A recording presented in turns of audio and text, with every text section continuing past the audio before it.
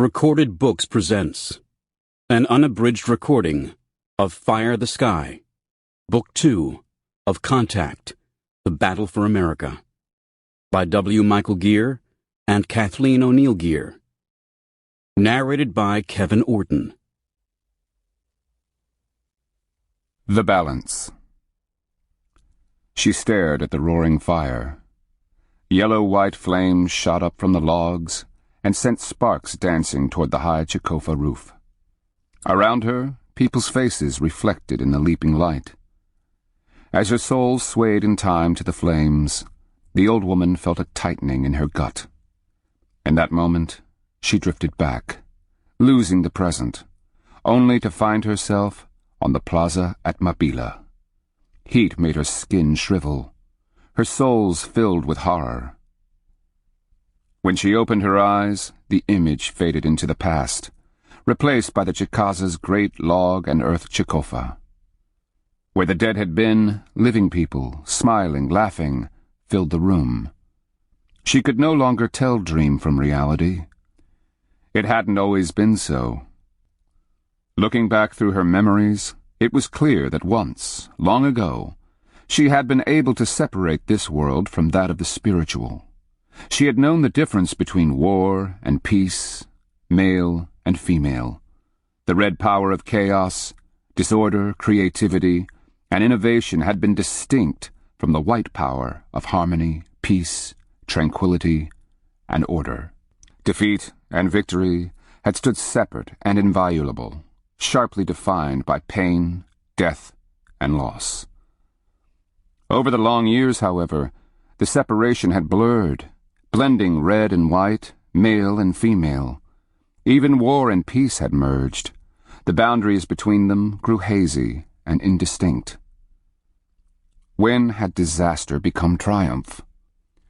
As they so often did, images of the past rose to dominate her souls, entwining themselves into her recognition of now until she lost the place and time in which she was actually living.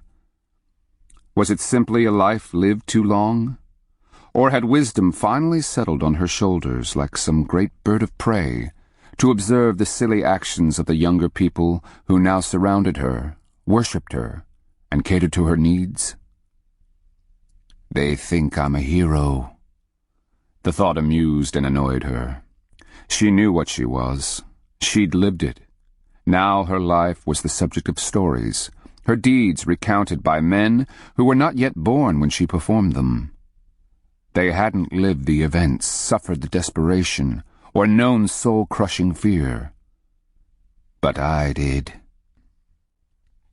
The Chicasa chiefs, priests, nobles, and warriors around her feasted on deer, quail, catfish, and corn boiled in sassafras root.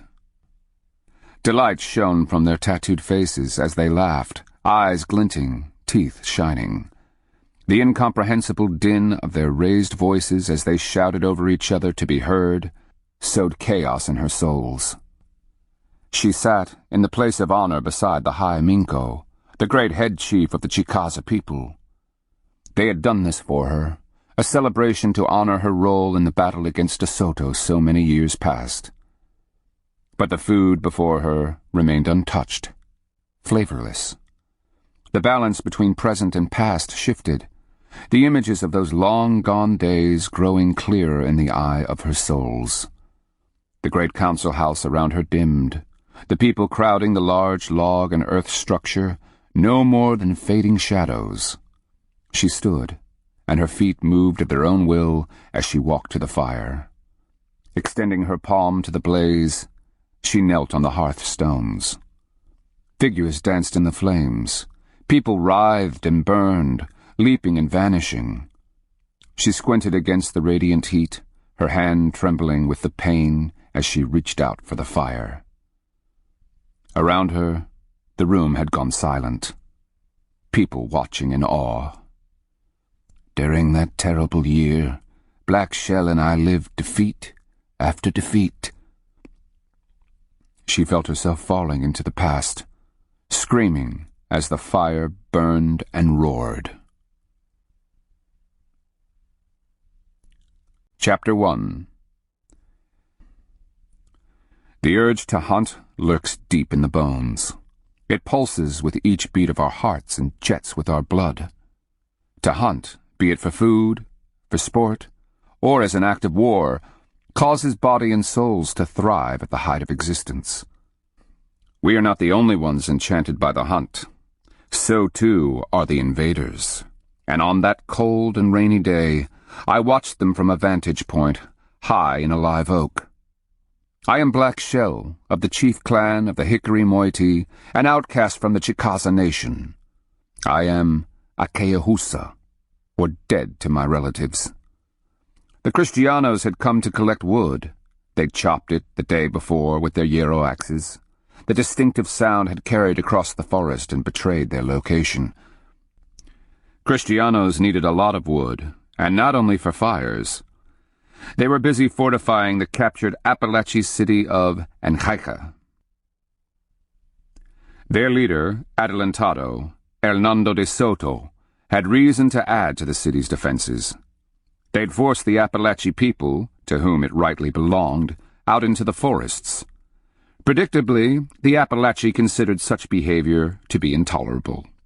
The monster and his invading army had been under constant harassing attack since, and the Appalachian had fought Kristianos before, having defeated another invader called Navajes, but 11 summers past. Where Kristianos went, they went in force, knowing that every thicket, swamp, and patch of timber harbored Appalachian warriors, all of whom were thinking up creative ways to kill them. The woodcutting party I watched had come in strength and armed for combat. Having run out of daylight the day before, they were back, seeking to collect the remainder of what they'd cut and drag it back to Incaica. 30 of them, accompanied by 20 slaves and 10 caballos, entered the clearing just north of my high perch. Caballo is their name for the great animals they ride. Larger than an elk, the caballo has rounded hooves, a hornless head, and a long-haired tail. We try to kill them at every opportunity. The slaves were a mixed lot of Timacuans, some from the south, others having been but recently captured in the Usachili lands. The Usachili captives looked the healthiest, having only starved and camped in the open for 3 moons.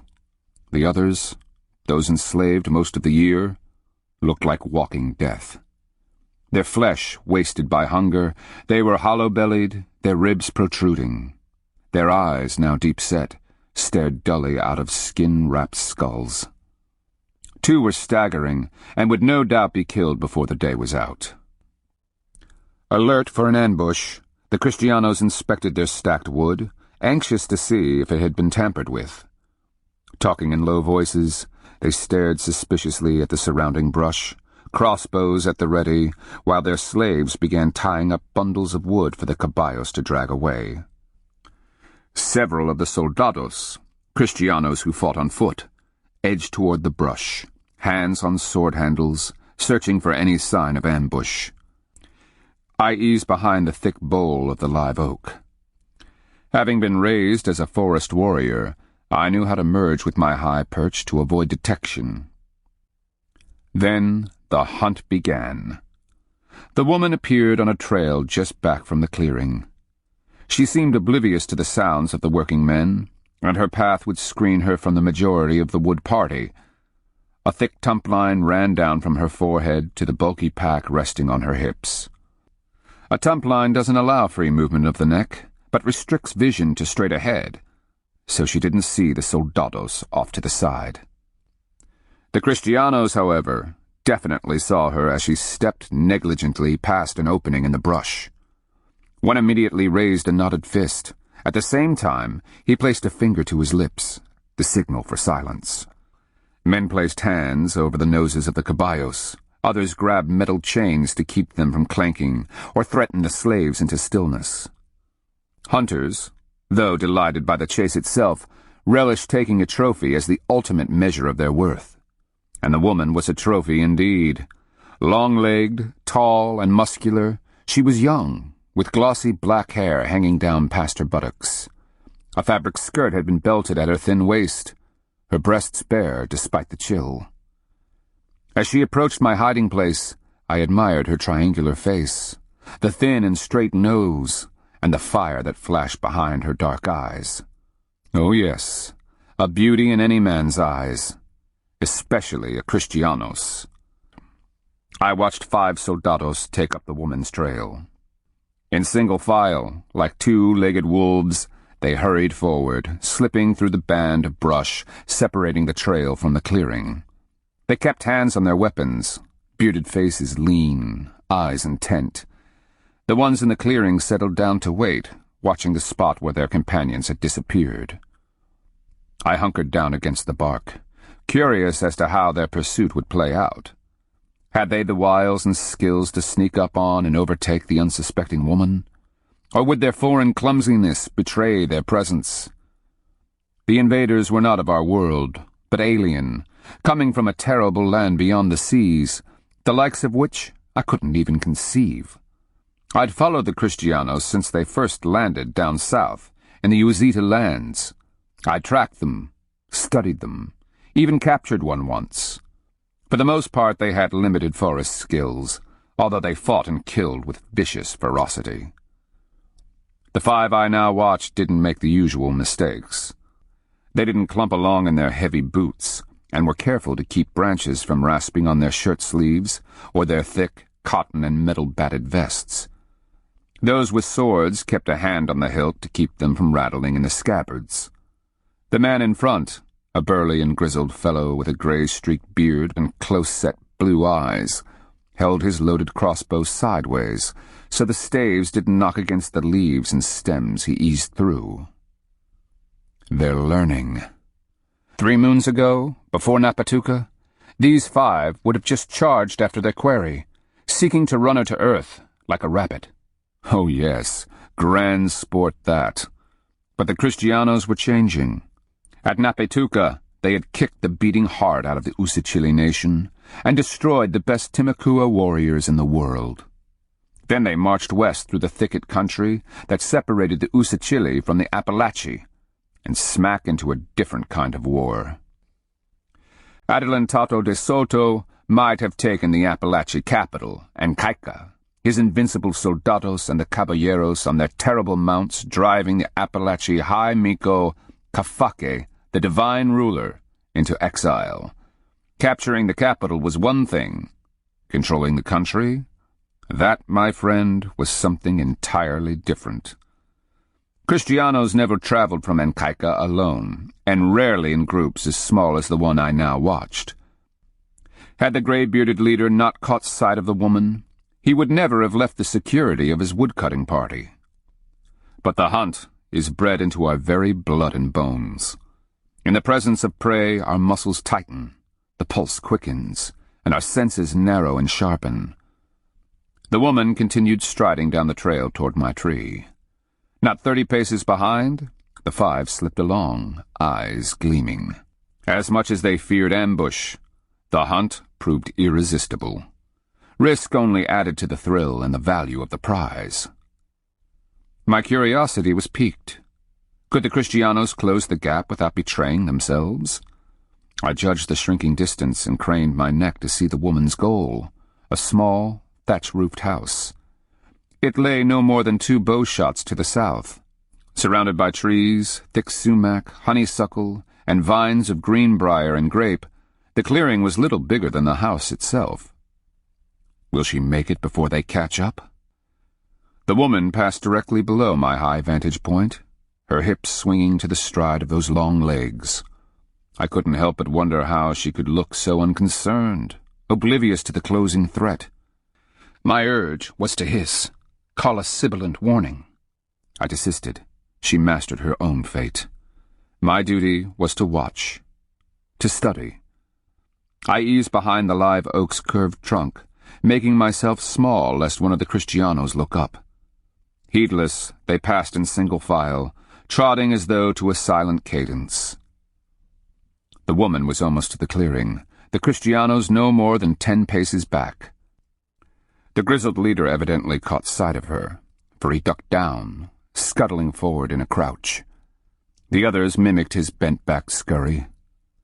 With firm strides, the woman walked into the clearing, Stopping before the doorway, she swung the big pack from her hips, rolling her neck at relief from the strain. She turned her head as a mockingbird landed on one of the grape stems off to the right, and immediately launched itself skyward with a panicked chirp. "I'm home," she called in Muskogee, no hint of alarm in her voice. The Kristianos had frozen, still screened by the brush at the end of the trail. The grizzled leader hunched like a porcupine and peered through a screen of yapon leaves, the crossbow held low before him. When no one answered the woman's call, she shrugged and ducked through the low doorway. The Kristiano gestured for his men to fan out, surrounding the house. He darted forward, still in a crouch, to take a position beside the door. His ear was pressed to the wall, listening. He raised an index finger, perhaps indicating a single occupant. The surrounding men looked at each other, grinning. Ah, the hunt. The graybeard laid his crossbow carefully on the ground. Working his fingers, he spread his arms for the capture. He took a small step, and charged headfirst through the door. I tensed, heart hammering. This, after all, was the essence of the hunt. That moment when the prey has nowhere to go, that split instant of realization, the widening eyes, the sensation of disbelief and panic. The woman's scream, muffled by the house, mingled with a blunt male bellow. I shot a glance back at the distant wood party. Evidently they heard nothing. The rest of the soldados were alternately watching the brush, alert for the return of their companions, or keeping an eye on the working slaves. In the house clearing, the 4 Kristianos were grinning, eyes flashing with delight. In his imagination, each was sliding his shaft into her, pumping his loins empty. I saw an arrow flash from the honeysuckle and grape where the mockingbird had fled. One of the Kristianos whirled, his arm pierced by walking thunder's arrow. Terrified, the man yanked it free, blood spurting. A Kristiano in a faded red shirt staggered sideways, head cocked, an arrow striking at an angle below his jaw. He grasped the shaft with both hands, a stunned expression on his face. He had to be corn-thrower's victim, given where the latter had secreted himself beneath the sumac.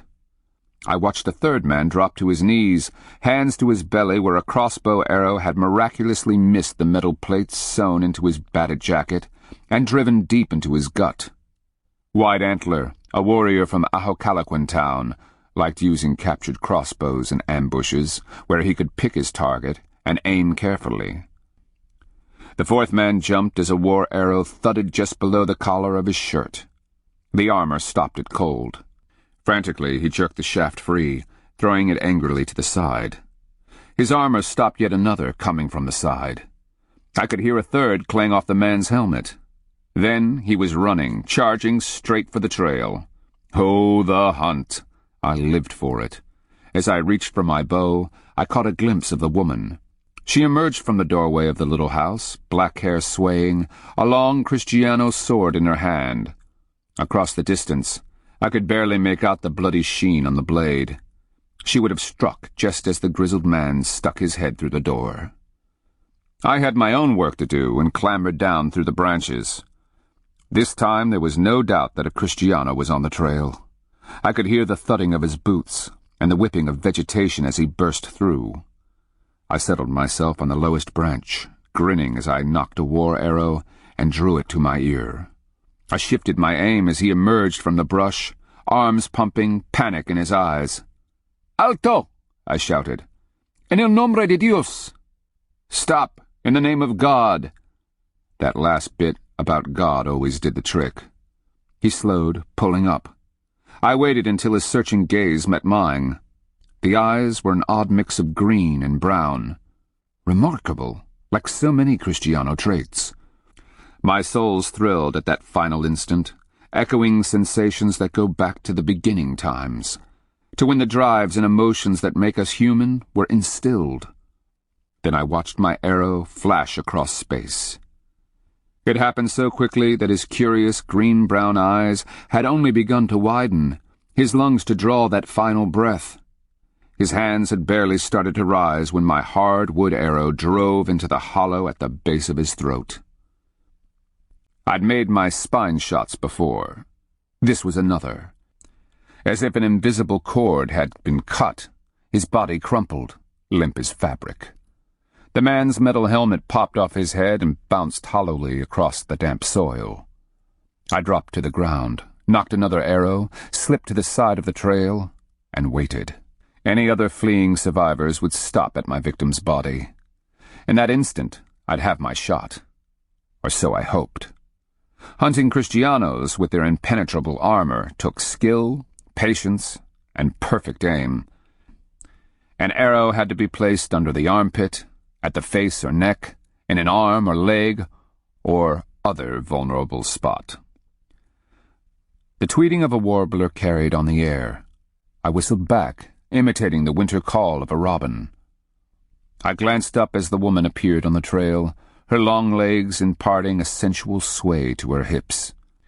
I grinned as her flashing eyes met mine, then followed her gaze to the dying Kristiano, face down on the trail.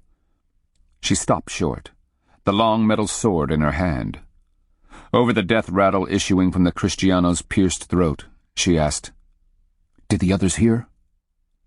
I glanced in the direction of the distant wood party. "No, but they'll be on the way as soon as they decide these fools are overdue." Pearl Hand gave me a grin, flipping back a wealth of gleaming hair before she bent down and ripped the sword from my victim's sheath. He didn't even draw his weapon. He was preoccupied. Running for your life will do that. I rolled him over, wondering if we could salvage his padded armor shirt, but gave it up. My arrow had sliced clear through him and stuck in the armor behind. Stripping it would take too long, given that the rest of the Kristianos were just a couple of bow shots away. I watched Pearl Hand's quick fingers as she searched the man's body, finding a sack of the little round metal pieces they all seemed to carry. It jingled as she tossed it to me. From the dead man's belt she drew a long dagger made of the metal Kristianos call hierro. Her delicate hand clenched a fistful of his hair, and she tugged skillfully, running a knife along his scalp, separating the connective tissues, and with a jerk, popped it free. My wife's dark eyes flashed as they met mine, and a crafty smile curved her full red lips. She whirled the scalp, which we call iholaka, to sling the blood off. "You planned it perfectly." "It wouldn't have worked without you. Nothing even hinted that you knew they were following." I paused. "Have any trouble with the graybeard?" She grinned saucily and tossed me the Kristiano's sword. Then she inspected the scalp dangling from her delicate fingers. "The graybeard?" I screamed as soon as his head poked in. He froze like a gopher, the back of his neck exposed. He never knew what hit him. "Let's get out of here." I trotted past her, heading down the trail. I doubt the Kristianos will pursue once they figure out what happened. Losing 5 all at once, they'll be spooked, convinced it was a large party of Appalachia. Pearl Hand gave me a thoughtful glance as we walked into the house clearing. True to form, my orphans had stripped the dead and taken their iholaka. Since the beginning times, iholaka had been taken from the vanquished. Beliefs differed among peoples, but most thought that different parts of a person's spirit, or souls, occupied different parts of the body. The head, being the highest and filled with the most senses, was believed to hold the life and dream souls. The top of the head was closest to the sky world. Higher was better, and even our chiefs built their palaces on raised ground. By taking a vanquished enemy iholaka, a warrior took part of the dead man's soul, a piece of him that he could possess and control, or offer to the spirit world, sacred ancestors, the sun, red power, or even white power.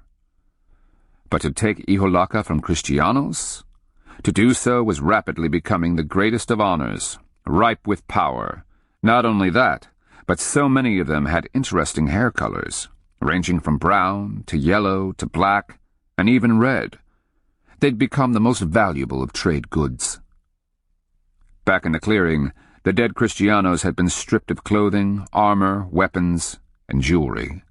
This the orphans had bagged in fabric sacks, and would be given, along with the iholaka, to the Appalachia High Miko Kafake, or whoever succeeded him since he'd been captured by the Kristianos.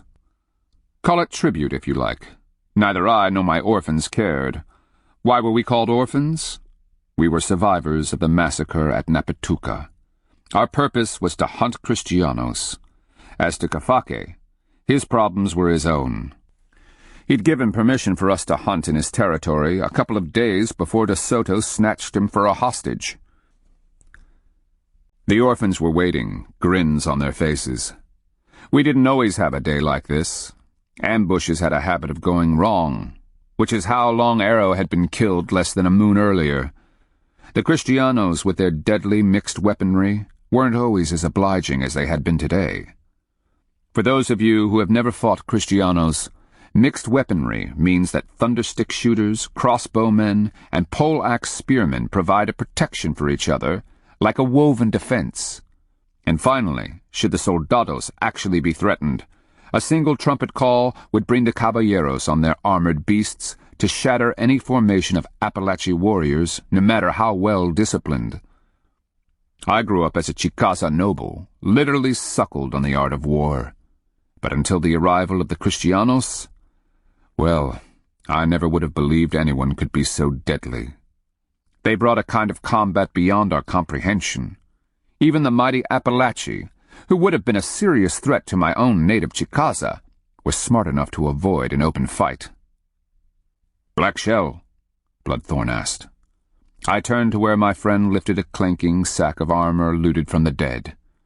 Among his Timucua people, he had been an Aniha, or rank noble, if you will.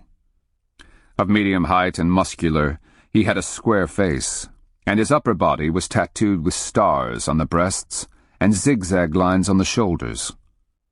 White scars ringed his neck, complements of a Kristianos slave collar. At Napatuca, the Kristianos had murdered his betrothed, his family, his friends, and his community, and most of his reasons for living.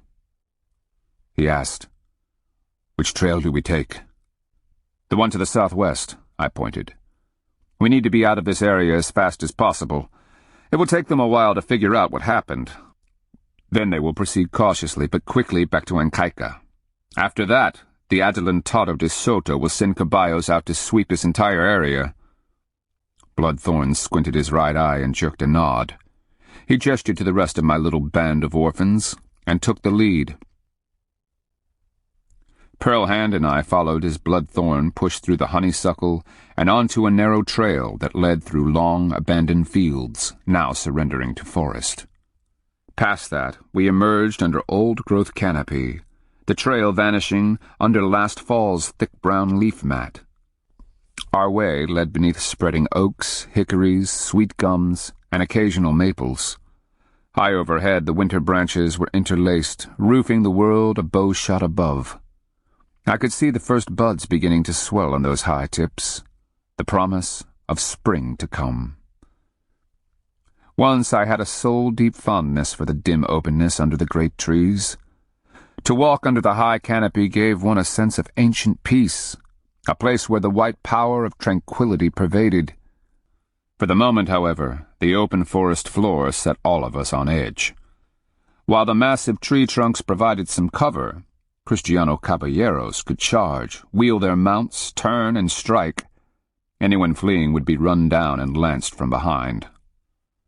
Bloodthorn broke into a distance-eating trot, his feet thrashing through the leaf mat. I followed behind, watching the fabric sack full of booty bounce on Bloodthorn's wide back. His thick-muscled legs weren't those of a runner, but Bloodthorn was a driven man. So were we all. Chapter 2. Through the long day we ran, the packs hammering our backs as we took the roundabout path back to our camp above the river. We ran through mottled shadows, keeping to the thickest of brush and trees, avoiding the trails. "Peligua," Bloodthorn hissed, pointing ahead through the maze of trees and vines. "Someone is at our camp." We stopped, easing behind cover. I craned my head to see past the thick, bold trees. Our camp lay atop a high bluff overlooking the White Heron River. The location was remote, away from routes that would be traveled by either the Kristianos or the local Apalachee, Being away for 2 days, we'd left our belongings under the guard of my dogs, 4 of them, each a large beast, trained to the protection of our packs. Through the gaps in the trees, I could see the visitors were Appalachee warriors, at least 4 of them. They stood, as if waiting, in a clear space overlooking the river and perhaps a bow shot north of our camp. For the most part, we avoided the Appalachee. My orphans were Timucua, ancient enemies of the Appalachee. Granted, we faced a common threat from the Kristianos, but why irritate wounds that had been festering for generations? While we had Kafake's permission to be there, it didn't mean that a small group of Appalachee wouldn't take the opportunity to pay back old grievances. And in the confusion of the Kristiano invasion, who'd be the wiser? As we eased closer, weapons were checked. Quivers shifted into position. Individually, we slipped from tree to tree, keeping a wary eye on our surroundings. The forest seemed unusually foreboding. Overhead, I could hear the wind blowing up from the gulf. It hissed through the winter bare branches. Wind is a manifestation of power, sent across the world by the 4 giant ivory-billed woodpeckers that live at the edges of the earth. It can blow fair or foul. Bloodthorn rearranged his heavy sack of Kristiano armor, patting his war club with his right hand, as if to ensure it was ready. I hurried on ahead of the rest, hearing Pearl-Hand's feet patting in the leaf mat behind mine. She had unslung her crossbow and had it cocked and nocked. 4 Appalachee warriors stood under the trees. They dressed in leather breechcloths, feather capes over their shoulders. Unstrung bows were in hand, full quivers resting across their backs. Tattoos were barely visible on their lightly greased skin. Their faces had been touched with dabs of white paint, a sign of peaceful intentions. "Stay alert," I called, "at least until we know what they want. And remember, no matter what, we're here to make trouble for Kristianos, not Appalachee." "And if they make it first?" Bloodthorn asked. "You let Black Shell handle it," Pearl-Hand told him bluntly. "Haimiko Kafake gave us permission to be here. No matter what, be polite. All of you." The Appalachee watched us approach with stoic expressions, their black eyes hard and unforgiving. Each had shaved the sides of his head, leaving long roaches in the center, and the forelocks dangling down their foreheads were decorated with shining white shell beads. With my left hand I gestured for the orphans to slow. I led the way, Pearl-Hand just to my right and slightly behind. Bloodthorn had taken a position to my left.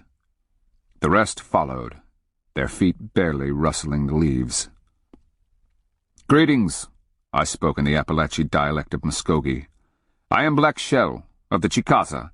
I am here under the power of trade and with the blessing of Haimiko Kafake." A muscular man stepped out from the rest. At first guess, I'd have said he'd barely passed 20 summers. But the eyes in that youthful face would have been at home in a much older man. "Greetings, Black Shell." He shot a glance over his shoulder toward our camp. "Your dogs are superbly trained. They won't let us into your camp. Your packs, it seems, are well guarded." "That is their duty. To whom am I speaking?" "My name is Aatekose, nephew of the Haimiko Kafake, of the chief clan, of the White Moiety. I serve as Usinulu to the Haimiko, and come to you under his authority." I bowed and offered my hands, palms up, in a token of respect. Aatekose, in the Muskogean tongue, translates as little pot. Like so many Muskogean peoples, the Appalachee divided themselves into 2 moieties, or groups, the red and the white, representing the 2 forces of creation. Color itself has spirit power, and red is emblematic of chaos, creation, art, innovation, reproduction, and struggle. White signifies peace, tranquility, wisdom, patience, acceptance, inner harmony, and virtue. Within each moiety were several clans. In the Appalachee White Moiety, the chief clan held the greatest prestige, having been established in distant antiquity. The great Mikos were descended from it, mothers passing the sacred leadership down to their sons and maternal brothers, sometimes to a nephew, or perhaps even a daughter in dire circumstances. Such leadership, most Muskogee believed, had been instituted in the beginning times by Breathgiver himself, and reflected the divine ordering of the universe and all of creation. The honorific of Usinulu indicated that Ahetikosi was the chief's maternal nephew, and hence most likely to succeed Kafake as High Miko. As first heir, the Usinulu's responsibilities included calling and orchestrating council sessions, advising the High Miko on policy, implementing edicts, taking responsibility for the green corn ceremony, supervising the ritual ball games, mediating disputes, and acting as liaison between the clans and the red moiety. I began to understand the stress lines around the young man's eyes. Like a certain Akeusa trader, Aetikosi had spent his entire life being trained, tested, and prepared for his eventual ascent to the High Miko's panther-hide chair. Then, just as the pieces were falling into place, the Kristianos appeared, captured the capital, and precipitated the most terrible warfare in Appalachie history. I could sympathize. "What service might we do the High Miko or his Usinulu?" I asked, straightening. "We heard that Kafake was captured by the Kristianos and taken to Akika. If this is so, our hearts are both saddened and worried." "He was," Ahetikosi replied, watching my face for any telltale expression. "Power, however, has helped him to escape. He is once again reunited with his people. For that we are thankful and deeply grateful. May Breathgiver bless him," I replied, forming my tongue around the awkward Appalachie dialect. "The accursed Kristianos don't usually turn loose any of their captives, let alone great rulers." This would be a story to hear. "What service might we perform for you, Usinulu?" "By the order of the High Miko, I am sent to escort you to Cane Place Town. Our great and most holy Hili Shaya, the priest called Back from the Dead, wishes to speak with you, Black Shell." Ahetikosi gave me a serious inspection, then glanced past me at my companions. His gaze sharpened at the sight of Pearl Hand, a normal reaction for any male, assuming his heart was still beating. When she smiled at him, a faint flush rose along his white dabbed cheeks. It went away as he catalogued my Usachili companions, taking in their Timakuan dress, the way they wore their hair tied up in a warrior's palm that jutted up from the top of the head, and the bristling weapons, many of them Kristiano, in their hands. For those of you who might have missed the last 300 years before the coming of the Kristianos, the Usachili and Appalachie had been in a constant and brutal state of war. "These are the orphans, Honorable Usinulu." "Orphans," he mused, struggling to keep his expression blank. That he did so was a mark of his self-control. When Pearl Hand and I had originally broached the subject of Usachili warriors, the Appalachie response had been volcanic. Kafake, however, had seen the logic of accepting any allies he could find, and that was before he'd been captured. Behind Ahetikosi, his 3 warriors shifted uneasily, gripping their bows and resettling their arrow-packed quivers on tense shoulders. They kept glancing out at the forest. I followed their gaze, seeing nothing. Why? What's out there? And the renowned spiritual leader back from the dead wanted to see me? A sudden premonition ran down my spine on icy feet. I took a moment to study Ahetikosi's companions. Young, muscular, and lean, they reminded me of stickball players, the kind that are fast on their feet and not easily winded. The wolfish look in their eyes belied the white daubs of paint on their cheeks. "I would not have believed it," Ahetikosi said softly. "When the High Miko said he had given you permission to fight the Kristianos as you would, we had our doubts. Meanwhile, we've kept an eye on you, Black Shell. No food has ended up missing. None of our women have been molested." He grinned. "And you've killed a great many Kristianos." "Not as many as we'd have liked," Pearl Hand muttered ironically. "Agreed," I added, casting sidelong glances at the forest. What was out there that interested Ahetakosi's warriors so? Just this morning we managed to kill some more. And to Makua I said, Bloodthorn, please step forward and deposit the results of our morning's work at the Usinulo's feet. Bloodthorn never lowered his eyes from Ahetakosi's as he advanced and dropped his heavy sack onto the ground. The metal inside clanked. One by one, the others did the same. I raised an arm. A gift from the Orphans to the High Miko and the people of Appalachia. May it please the great Kafake and his council. One of Ahetakosi's warriors stepped forward, opening the drawstring on one of the sacks, so Ahetakosi could see the contents. The Usinulo lifted an eyebrow. Then he shot a curious look my way. The other bags are the same? Weapons, metal, cloth, some jewelry, and Kristiano leather from 5 soldados. Oh, and we'd better not forget the Iholaka. One serpent blessed us with a good day. To emphasize the point, I touched the pouch at my breast, a gesture not lost on the Usinulo. His gaze sharpened. He'd obviously heard rumors of my talisman, a sapaya, a piece of horned serpent's antler. These spoils would be worth a fortune in trade up north, Ahetakosi said reasonably. We are here under the power of trade, Pearlhand replied. High Miko Kafake allowed us to hunt Kristianos unmolested in return for what we captured from them. We honor our word and power.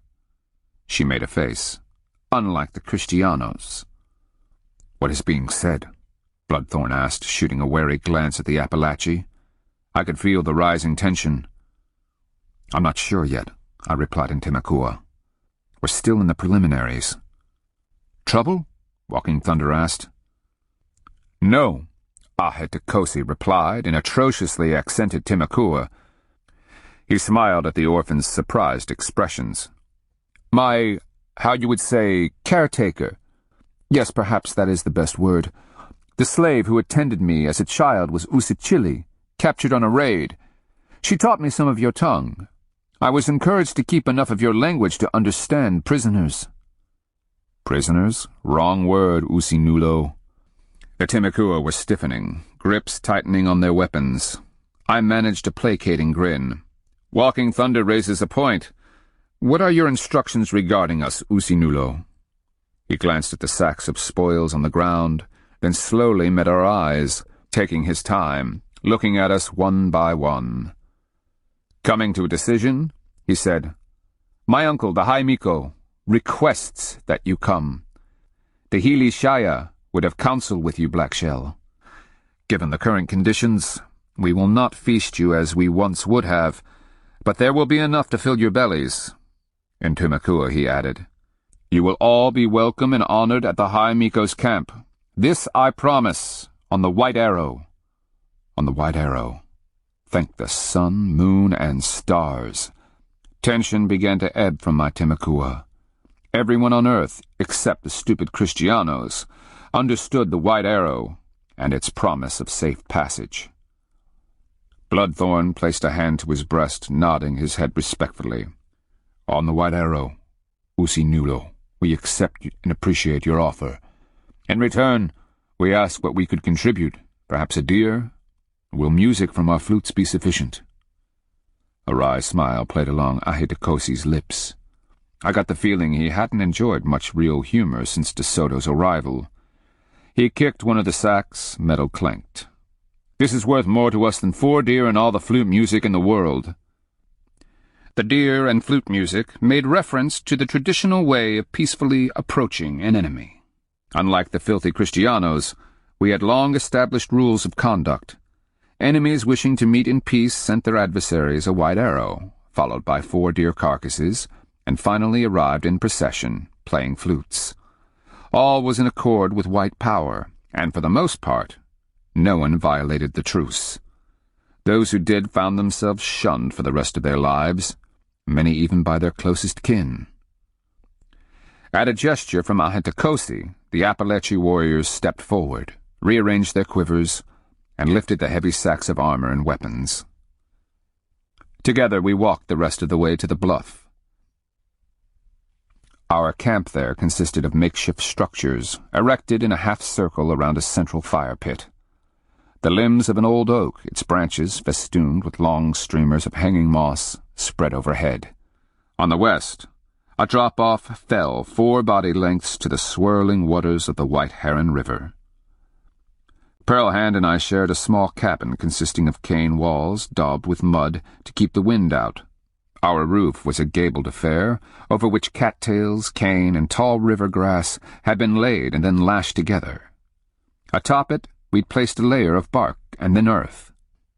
While not as snug as a regular trench-wall house with a thatch roof, it was better than the lean-tos the orphans had thrown up. The central fire pit, now filled with cold white ash, had been dug into the ground. Logs had been dragged in for seating, and a wooden rack could be placed over the fire for roasting meat, hanging cookware, or drying food. My dogs were waiting anxiously, tails wagging, eyes bright. Bark, of course, couldn't stand it, and began telling us how happy he was to see us return. Squirm, his paws pattering, ignored my signal to stay and came at a charge. When one goes, so do the rest. Gnaw let out a low howl and came slinking along in the rear, tail flaying the air, his head down, snout curled in that tooth-bearing grin some dogs adopt. Pearlhand dropped down to wrap her arms around Bark. As the big black dog wriggled like a fish, she ruffled up his neck and ears, all the time seeking to avoid his sloppy tongue. Bark isn't the brightest of my dogs, but he and Pearlhand had forged a special bond. Maybe because they both savored a good fight. Skipper managed to knock Squirm out of the way with a body block, which earned him first ear-rubbing rights. I told him what a good dog he'd been. Joy filled his odd eyes, the right brown, the left a sky blue. Then I shoved him away and made sure that Gnaw and Squirm got equal time. Gnaw was the biggest. He's gray with a white-tipped tail. I swear he had the endurance of a beaver and would go from dawn to midnight. Squirm, well, he was a problem. He'd never met a trade pack yet that he liked, let alone one he couldn't wiggle out from under, given enough time. Since he was a dark brown in color, his white bib and the blaze marking his face were quite distinctive. Dogs are central to a trader's life, and I'd had mine for quite some time. They were big animals, sturdily built and muscular from years of bearing heavy packs. A trader can go through a lot of dogs looking for the right one. Such an animal must not only be strong and loyal, but smart enough to learn the rules. And oh, there are rules. First is never to bother the trade packs or chew on the leather, a failing Gnaw managed to outgrow just as I was about to turn him into stew. A trader's pack dogs must not pick fights with town dogs when we're guests, though if attacked first, all bets are off. Immediate and complete obedience is essential, not only for their survival, but also for a trader's. Finally, they must stay and guard a camp to the point of starvation or death from thirst. In return, they eat well, even if it means sharing my last morsel. At times I've gone hungry to keep a bit of something in their bellies. Because they are family, I'll kill to protect them. People among all the nations understand the value a trader puts on his dogs. And for the most part, they are universally well treated, and often allowed into the palaces of the high minkos, tishu minkos, or second chiefs, hopayes or priests, and other elite rulers. Bloodthorn had dropped to his knees and was telling Gnaw what a good dog he'd been and how perhaps later there would be a special treat for him. He and Gnaw seemed to have come to a sort of understanding. I'd always appreciated that about Bloodthorn. He liked dogs. He'd had one back home in Uratina. After the Kristianos occupied it, the animal was never seen again. Not only that, we all owed our lives to my dogs.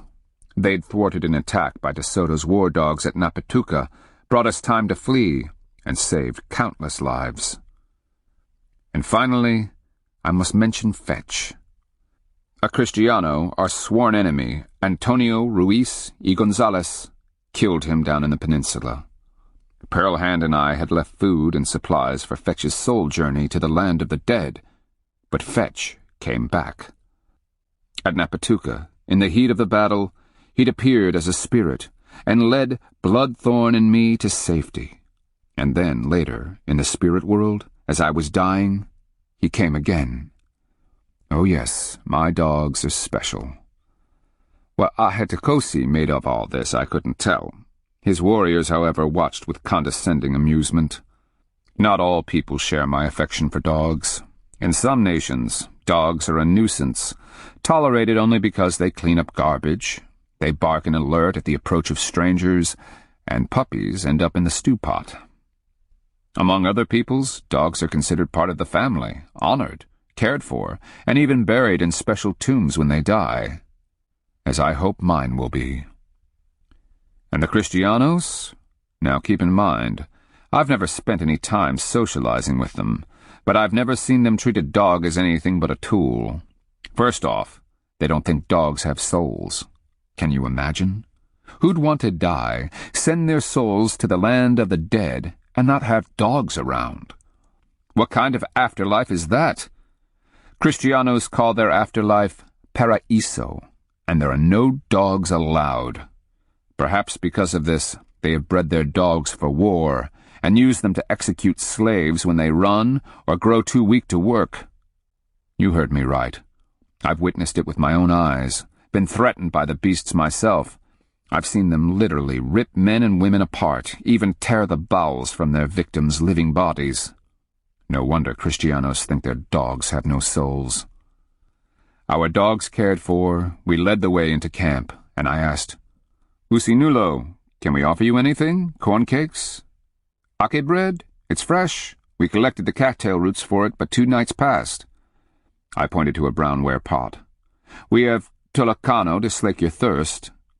Tolocano is made from ground nuts, dried persimmons, and blueberries, then boiled and allowed to steep. "The drink would be fine." He looked around at our snug little camp. "You're far from the trails." "The better to avoid any Kristianos," Pearl Hand told him as she picked the tolocano pot from its place and handed it to Ahetokosi. The Usinulo lifted it to his lips and drank, then offered it to one of his men. The others swung their loaded sacks to the ground and took their turns emptying our tolocano pot. As much as I hated to see it go, it was for a good cause. "Bloodthorn, could you, Bearpaw, and the others collect the rest of our spoils for the Usinulo?" "More?" Ahetokosi asked. I shot him a grim smile, fully aware the dogs were now shooting glances out at the trees, too. What was out there? Not every fight has been as productive as this morning's, but we've chipped away at them. "Why are you so successful?" Ahetokosi murmured. "Killing Kristianos is not a game for the faint-hearted. Each attack must be carefully planned, patiently executed." I shrugged, watching as my orphans returned with the rest of our loot. Another 6 sacks. "They are like a great tree, and we carve off but a splinter here or there." He nodded. "We know. It's the why of it that bothers so many of us." "The why?" Pearl Hand asked. "Why Breathgiver ever allowed them to exist in the first place, and why he would allow them to come here. That question preoccupies our greatest holy men." He stared right at me, eyes darkening. "And perhaps as a means of answering that, the Healy Shaya requires your presence." I shot Pearl Hand a quizzical look. "Let us put together our packs, feed the dogs, and collect our things. Is it far, this Cane Place town?" 2 days' walk. "Then we'll pack our bedding. Give us a finger of time, and you can lead us where you will." I paused. "Under the white arrow, of course." Ahetokosi just gave me a smile, but it didn't reach his eyes. Chapter 3. Our way led through occasional stands of old-growth forest, but mostly wound through second growth that had sprung up in old burns or patches where Gulf storms had laid down swaths of timber. There the trail turned difficult, snaking through deadfall thick with saplings, brush, and thorny vines. Why the difficult route? The reason, of course, was that Kristiano patrols avoided them. They had learned that dense foliage provided perfect cover for an ambush. Tens of arrows could be shot before the invader could recover. By the time they did, the archers would have slipped away in the tangle. Kristianos preferred open territory where they could better use their caballos, dogs, and weaponry. Ahatakosi slowed his pace to match mine.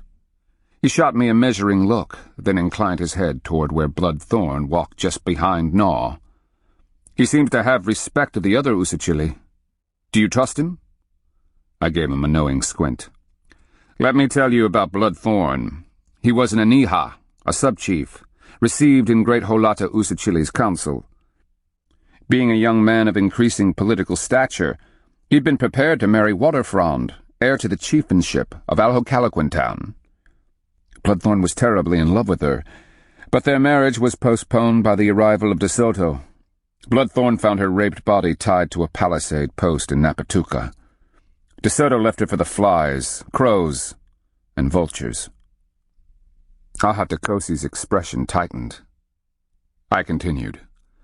Bloodthorn went a little mad after that, but his one-man war against the Kristianos didn't end so well. They captured him, used him as a beast, carrying heavy boxes, food, hierro, and other supplies. He got to see firsthand how Kristianos use war dogs to enforce order and obedience among the slaves. He was beaten, whipped, and half-starved. I couldn't help but finger the scars on my own neck. I'd been there once, back in Usita town. I glanced at Pearl Hand where she walked ahead of us, forever thankful that my wife had dared to free me. I owed her my life, as well as my happiness. But he got away? Ahatakosi mused. I nodded. He used a piece of sandstone, ground away at his chain, and managed to escape during the confusion when the Kristianos overran your town of Aguila. Fleeing south, he ran smack dab into me and my orphans, just in time for us to kill his pursuers. I didn't tell Ahatakosi the rest, that spirit power, that essence of the Creator that flows through our world, led us to rescue Bloodthorn. Power echoes from the beginning times, lurks in rocks, springs, rivers, and the winds. It rises with the sap in trees, and hums in the blood coursing through our veins. Power resides in colors, shafts of sunlight through the clouds, and the souls of the dead.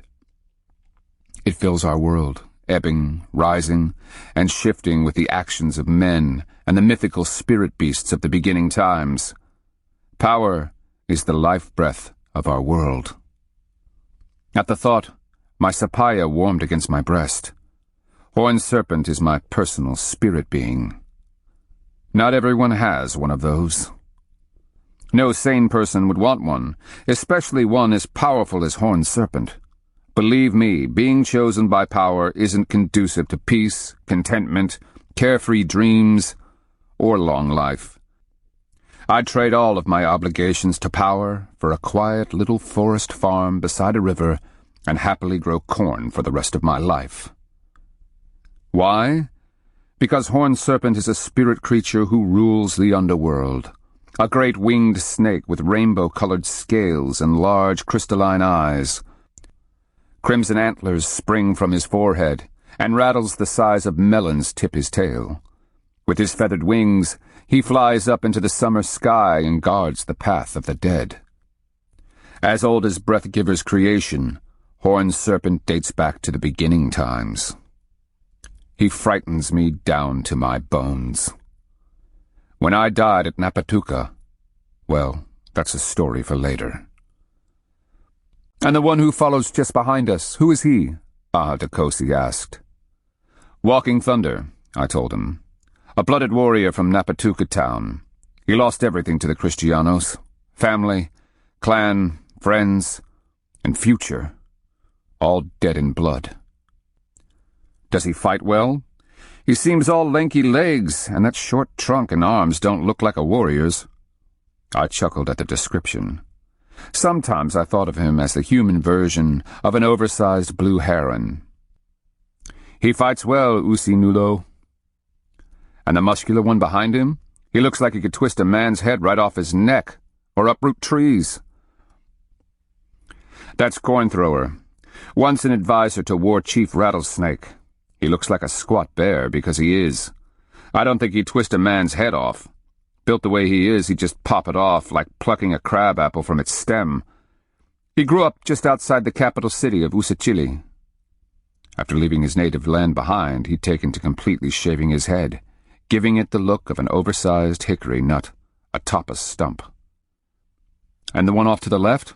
Ahatakosi asked, indicating Bear Paw. The warrior's keen eyes continually studied the shadowy forest depths around us. His tattooed skin appeared mottled in the dappled forest shadow. He was long-limbed and lean, with a somber expression behind his eyes. Bear Paw is the quiet one, forever watchful, confident, and absorbed by his own nightmares. We all had them. After Napatuka, who didn't? Bear Paw's best friend was a fellow named Long Arrow. A Kristiano killed him last moon. Since then, Bear Paw's been even more withdrawn. But get him in a fight, and he's smart. To a Kristiano, he's as dangerous as a water moccasin. Ahatakosi's expression flickered. "A curious analogy. What about that one? The one who keeps looking at you with those gleaming eyes?" "White Antler?" The gleaming eyes said it all. Average of height and build, he was the believer. He'd caught a glimpse of my sapaya after I'd escaped the lake outside Napatuka. Seeing that, hearing the story of how Horned Serpent had carried me to the sky world and what had happened there, White Antler had bound himself to me and our cause. "If there's trouble amongst us, it's him," I told Ahatakosi. "After Napatuka, he exists only to serve power and kill Kristianos. He's the glowing stone in our fire pot, the one who has only a single fear, that if he cools off, loses his ability to sear meat, then his existence will become meaningless." "Like a blade that can only cut in one direction," Ahatakosi glanced up, as a flock of passenger pigeons exploded from an oak off to our left. "Then we'd better keep him focused on Kristianos, don't you think?" "Oh, yes." He smiled wryly. "Black Shell of the Chicasa and his orphans. So fitting. We've forsaken family, any that haven't been murdered. Home and nation. Me, I started out Akiusa. In the Muskogee tongue it means dead to one's kin. A better term might be outcast. "And Pearl Hand?" Ahatakosi arched an eyebrow. "Chikora, from up north. She was sired of a Kristiano father and birthed by a Chikora mother. Being born to a matrilineal people, she's fully Chikora, but that didn't stop them from selling her as a bound woman to the highest bidder. She's had an interesting but tough life, living among the privileged, until I managed to win her from a disgusting Timakua chief down south." "Yet you married her." I grinned at him. "How many men do you know who have gambled for their wives and won, versus those who gambled on them and lost?" He chuckled. "I thought so." Pearl Hand was one of the most physically beautiful women I'd ever seen. The first sight of her on a southern trail had piqued my very male interest. Her wit and poise had sharpened it even further. That she turned out to be clever, smart, talented, and unbelievably brave? A miracle. To her previous owners, she'd been a prized sexual possession, passed from chief to chief as their fortunes waxed and waned. She'd been traded across half the country. A woman in such circumstances, who kept her ears open and used her wits, could learn a great deal about governments, trade relations, warfare, religion, and the wielding of authority and military might. That she could love me with all of her heart? There, my friends, lay the greatest miracle of all. I stepped over a fallen log, helping Ahatakosi with the treacherous footing. Last spring, Usinulo, in spite of all Pearl Hand's vociferous warnings, the Kristianos captured me down at Usita. They'd just come ashore from their floating palaces, and I'd been determined to see one in the flesh. I'd have been better off had Pearl Hand just broken a war club over my thick head to dissuade me. "The scars on your neck?" he asked. After they ran me down with a caballo, they clamped a collar around my neck and began the task of working me to death. I hauled boxes, containers, packs of every sort, furniture, huge metal pieces, you name it. This was done in a state of constant terror. Any who hesitated were whipped. Those who stumbled were bitten by the war dogs. And when one's body finally failed, I glanced at him. They turned the dogs loose, allowing them to tear the poor wretch to pieces. Once dead, the slave's head was lopped off to free the collar. Then work resumed, the bloody empty collar jangling on the chain, to remind the rest of us in line what our fate would be. He said nothing, no doubt thinking about his own people who had been taken captive. For a time, we walked together. Then he said, "I think I understand, Black Shell. At least as much as anyone could who has not lived what you have." At that he trotted ahead, taking advantage of a section of open trail to catch up to the lead warrior. I could see them talking in low voices, each staring out at the trees. Talking about us, no doubt, and what we'd been through. Kristianos are always sobering.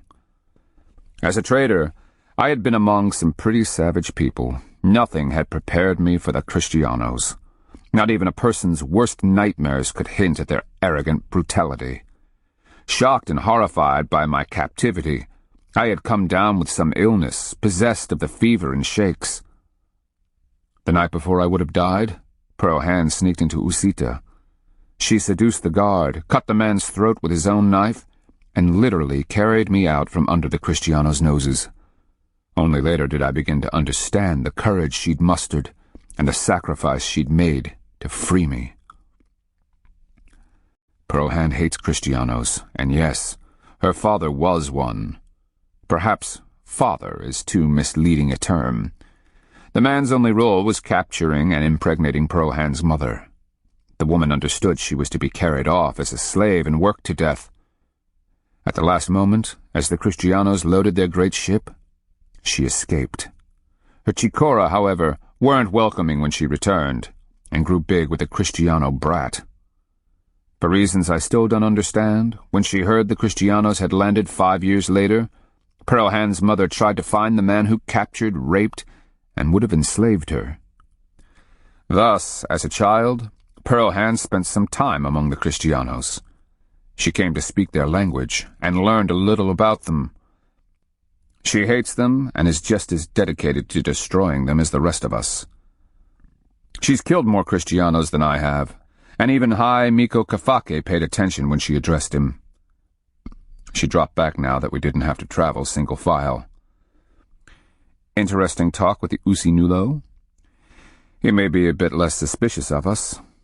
Still, I couldn't help but notice that Ahatakosi's warriors, as well as the dogs, kept glancing off to the sides, and more than once I thought I detected movement paralleling ours. "Someone's out there," Pearl Hand said, aware of my sidelong glances. "They move too well to be Kristianos." "Who?" she wondered. "Appalachia, I suppose," I answered. "We're being watched, judged." "Still?" She arched an eyebrow. "It's all a test. We outnumber Ahatakosi's party. If we were intent on mischief, what better time than now?" "Is Kafake always this suspicious?" "He just escaped the Kristianos. Wouldn't you be?" I glanced at Ahatakosi's broad back, thinking about what he'd said. "The renowned Healy Shaya, back from the dead, wants to talk to me." "I've heard of him, and none of it good. What does he want with you?" "The Kristianos are changing the power, ruining the balance. If you were a priest, what would you think?" "That something was amiss." She paused, then asked, "What if Back from the Dead doesn't like what you have to tell him?" I fingered the bit of horned serpent's antler that lay in my medicine pouch. "Our likes and dislikes aren't the issue. The Kristianos are here, and nothing will be the same again." "And you think, dear husband, that the Appalachia will be looking forward to hearing that from a stranger like you?" My stomach tightened, and I shot another uneasy glance at where the mysterious strangers paralleled our course. Maybe we had more enemies than just the Kristianos.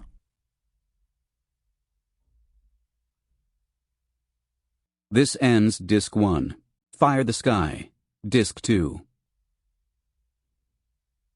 We camped that night in a stand of pitch pine, listening to the breeze whisper through the long green needles above.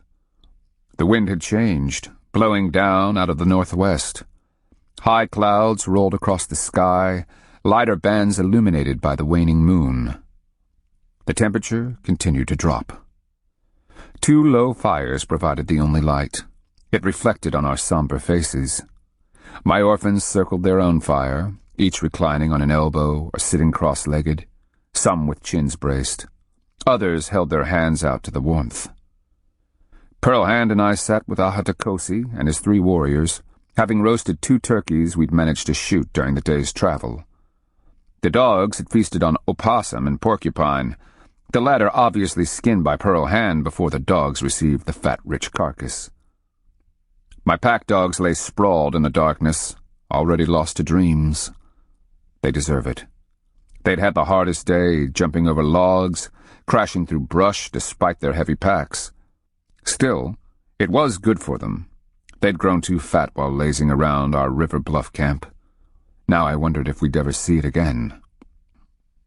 "I suppose you were curious about why the great Healy Shia wishes to speak to you?" Ahatakosi asked from where he crouched, a feather cape drawn tightly about his shoulders. "A little," I replied with disarming mildness. "There is talk about you," Ahatakosi said. "Some of the stories, well, they defy easy credibility, at least when applied to a traitor such as yourself." I smiled as he gave my hunch confirmation. "Journeys to the spirit world will do that." "Then you don't deny them?" From his expression, I could see that Ahatakosi was fishing. "I'd have to hear what story is being told to know whether to deny it or not." "It is said that 4 times you went to the spirit world." "That part is true," I replied. I held my peace as the silence stretched. Ahatakosi hoped, no doubt, I would fill it with something. His 3 companions had straightened, watching me with anticipation. Pearl Hand used a stick to stir the fire, rolling what was left of our turkey carcasses, most of the bones now burned to a reddish white. We had all offered pieces to the fire with a prayer of thanks to the souls of the birds. A knowing smile bent Pearl Hand's perfect lips, and she shot me a reassuring glance. "That is all you will say?" Ahatakosi finally asked. I made the "pay attention to this hand" sign. "Usinulo, the things I experienced were the result of power. One does not speak lightly about them. What happened to me during my spirit journeys is not for the entertainment of others. I make no secret that my souls travel to the spirit world. The details, however, I have shared only with a select few." I smiled at Pearl Hand. "After the stories have passed from mouth to mouth, I cannot imagine the direction they have taken." I cocked my head. "What have you heard, Usinulo?" Ahatakosi smoothed his cape. "That you have been given special power. That you know how to crush the Kristianos." "Sorry, I cannot gather the lightning and hurl it at the invaders. I cannot call the winds to blow them away, or entice the great serpents to pool the waters to drown them." I let him stew on that, then said, "But I do know how to destroy them." At that, the Appalachee warriors straightened again, eyes glistening with anticipation. "Just as we are doing," I answered flatly, "grinding away at them, killing a few here, a few there, never letting them rest. Any attempt to crush them with one blow will end in death, defeat, and sorrow." "You're not very encouraging," Ahatakosi muttered. "Good. Heed my words. You cannot defeat the Adelantado in an open fight." Pearl Hand tucked her long hair behind her shell-like ears. "Usinulo, if you learn nothing else from us, please learn this. In massed battle, the Kristianos are invincible." "We know," he sighed. "Navajas taught us that when he passed through years ago. We were just hoping that something had changed, that you'd learned a weakness." "Napatuka proved just the opposite," Pearl Hand whispered, and I nodded. "What happened there?" Ahatakosi asked. I spoke softly. "The chiefs went to De Soto seeking to gain the release of hostage chiefs and captives taken for slaves. De Soto refused. I gestured a pearl hand. She speaks the Kristiano language, overheard them planning to take the great Holata Usachili hostage. Pearl Hand told the Usachili chiefs exactly how the Kristianos planned to betray them in the end. Pearl Hand shot him a sober look. Once the Usachili learned the extent of the Kristianos' treachery, they laid a trap of their own. War Chief Rattlesnake offered to trade other chiefs for the ones De Soto had already taken captive. The Adelantado agreed to the exchange, willing to meet them with a small party upon his arrival at Napatuca. Rattlesnake laid out an elaborate ambush. Hundreds of his warriors, their weapons hidden, would attack De Soto's small party, killing him no matter the cost. "What went wrong?" Ahadekosi asked. Pearl Hand's eyes narrowed. Some of De Soto's slaves, southern Timucua, accepted the Kristianos' god, probably thinking to better their position. They told the Kristianos of the ambush. I nodded, making the hand sign for futility. Betrayal upon betrayal. Kristianos played it perfectly. They hid their caballos, kept their soldados under cover. De Soto came out with a small band, as he was supposed to. I added, he brought war dogs with him, knowing their demoralizing effect. And he brought 4 caballos. One he mounted at the last minute, turning the war dogs loose and using a horn to blow the attack signal. "Our dogs saved us," Pearl Hand said, waving toward where my pack lay sleeping. "They met the war dogs head-on. War dogs are trained to hunt and kill people. A trader's dogs, on the other hand, grow up fighting other dogs."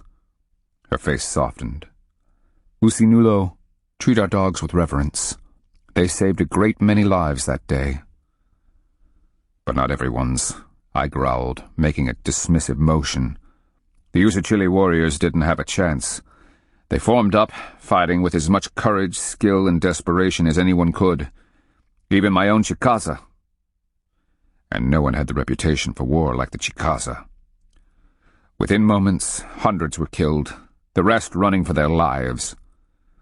"You ended up in one of the lakes?" Ahadekosi asked. I could see Bloodthorn listening, picking up some of the words. I pointed. "The Aniha and I were led to the larger by Fetch, my spirit dog. Had we escaped to the smaller?" I smiled wistfully. "Just accept the fact that we wouldn't be here now. Those were the ones the Kristianos were able to drag out after a day or two." "We heard they were herded into Napatuca," Ahadekosi said softly. "Made slaves." "Essentially, yes," I nodded. Apparently, War Chief Rattlesnake and the captive chiefs couldn't stomach the notion. Pearl Hand narrowed her eyes. "The day after Horned Serpent returned Black Shell to us, the captive Usachili rose in revolt. They grabbed up anything they could and attacked the Kristianos.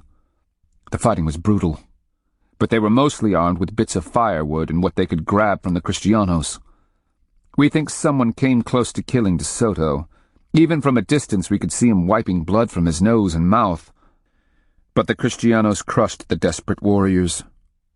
She paused, and her face reflected the memory, firelight playing in the hollows of her cheeks. "De Soto was so angry he ordered all the survivors, men, women, and children, tied to the palisade posts. Then, perhaps to bind his converted slaves, he ordered them to kill every last prisoner." She looked up. The dead in Napatuca were piled in the plaza. Those killed in the main battle were left where they lay. So too were the murdered ones, their corpses tied to the posts where they died. "They're still there," one of Ahadekosi's warriors whispered. "Or so we've been told. The Usachili think the dead at Napatuca are somehow polluted, yet nothing else could explain a disaster of such magnitude." "They're wrong," I replied, seeing Napatuca in my head. The countless bodies were staring at me through death-clouded eyes. The smell of them hovered behind my nose, cloying as they swelled in the hot sun, flies buzzing in columns. I could hear the gurgle and hiss as gases escaped the bloating bodies. "Wrong how?" Ahadekosi asked. "The pollution doesn't lie with the dead at Napatuca. It hovers on the shoulders of De Soto. It marches with his soldados, scurries around the puercos, his workers' herd, and perches on the shoulders of his caballos. The Kristianos are the pollution, and they will remain so until we destroy the last one. "Akasam," they said in unison. "May it be so." "Akasam," I added, as if the dead haunting my memories could hear and be cheered. Their faces, twisted with death, lingered behind my eyes, staring, longing, and wondering why. Left thus, their bodies unattended, they would never make the journey to the afterlife. Instead, they would remain forever in the vicinity of Napatuka until their screams and terror vanished into eternity. That night, despite sleeping with my body curled against Pearl hands, the dead pursued my souls as I ran, naked, cold, and weeping, through the fetid stench of Napatuka. I kept crying, "I have no answer." They didn't seem to hear, but continued to wail after me in horror. Chapter 4. The sun was setting on the second day, winding along high ground where tall oaks, maples, and hickories crowded the sky. We descended to a swampy bottom filled with palmettos, water oaks, gums, and bald cypresses. Here we began to encounter people, local Appalachi going about their business. The mystery of our curious followers was dispelled as well. Warriors appeared as the land narrowed, a line of 10 of them paralleling our path. I trotted up to where Ahatakosi led the way. "Friends of yours?" I gestured to the closing warriors. "They have been paralleling our course all the way from our camp on the river, haven't they?" "Consider them an escort, protection, if you will. It would not have been pleasant to encounter, shall we say, surprises." I gave him a flat stare of reproach. "We take the power of trade seriously." "I am aware of that," he paused. "But the Healy Shaya warned us to be careful." "Why?" Suspicion laced my voice. "Consider the stories told about you, Blackshell. An exiled homeless trader, granted horned serpent's spirit power? Really? Or perhaps you had bargained off your souls to some other power, one not conducive to the continued spiritual health of my people." Sorcery. Even the thought of it sent a shiver down my back. "And now?" I asked. "Do you believe me to be a witch?" A witch wouldn't willingly come to face the greatest Healy Shaya in living memory. Even the slightest suspicion of witchcraft could get a person killed. To learn that back from the dead, whose very name inspired awe among the Appalachi, suspected me of something as heinous? I fought my shiver, about to protest. Ahatakosi, however, waved me back and continued down the winding trail to a canoe landing, such as it was. A track-pocked, muddy bank lined with 16 dugout canoes in various states of repair. These looked more like local fishing craft, impressed to the high Miko Kafake's service. I glanced around, taking in the depths of the surrounding swamp. Kafake had learned his lesson. No force of Kristianos would surprise him here. It would take De Soto's entire army to force its way across the water to Kafake's remote island. And I was about to set foot and back from the dead's lair? A single thought echoed between my souls. Run. But where? And how? I glanced at the orphans, who all looked equally nervous. Come on, Blackshell. You've stood face to face with the west wind, been threatened by Piazza, the water panther, and sat at old woman who never dies fire. You've shared corn woman's embrace, and been carried to the sky world by horned serpent. What's an Appalachi priest after that? When necessary, I can even lie to myself with convincing authority. We were all transferred to the dugouts, each to be paddled by one of Ahatakosi's warriors. I placed one of the dogs in each boat, cautioning them to be still. Behind us, the 20 warriors remained in a semicircle, as if to cut off any attempt at escape. What do you think, Peligua? Bloodthorn was watching the warriors through slitted eyes. Are we truly guests? Or was the talk of the White Arrow only so much empty breath? Already unnerved, I considered that, as our packs were being loaded into canoes. Several of the accompanying warriors stepped forward to paddle them into the swamp. Do you see Nulo himself gave his word? I glanced at the somber faces around us. Pearl Hand had that curious half-smirk on her face. She, too, was uneasy. But there was more to this than just a friendly visit. Be smart, Bloodthorn. All of you, make no trouble, understand? My orphans nodded, then cast suspicious glances at our supposed hosts. Pearl Hand and I rode with Squirm and Ahatakosi himself. I glanced around at the tupelos and bald cypresses. The great trees rose like giants from the calm water. Occasional cypress knees stuck up like fingers, and true to form, anhingas rested upon them, watching us pass with keen brown eyes. "Go tell the underworld we continue to fight," I called to one bird who let us pass perilously close. "And tell the piazza I haven't forgotten our trade." The bird dove neatly from the moss-covered knee, entering the water with barely a splash. Only widening rings remained in his wake. I turned my head, giving Ahatakosi a humorless smile. "Never speak rashly around an anhinga. You never know what story they'll tell, or in which world they'll tell it." The question hovered unspoken behind his lips, wariness in his eyes. Finally he said, "Anhingas are special among the power birds. Is one your spirit helper?" "Among others," I whispered, turning my attention back to the swamp. Ahatakosi didn't need to know that Anhinga was even now swimming down to the underworld to tell the piazza what I'd said. "The piazza, you ask? That's Water Panther, another of the spirit beings from the beginning times. Imagine a great panther with giant falcon wings rising from the middle of his back.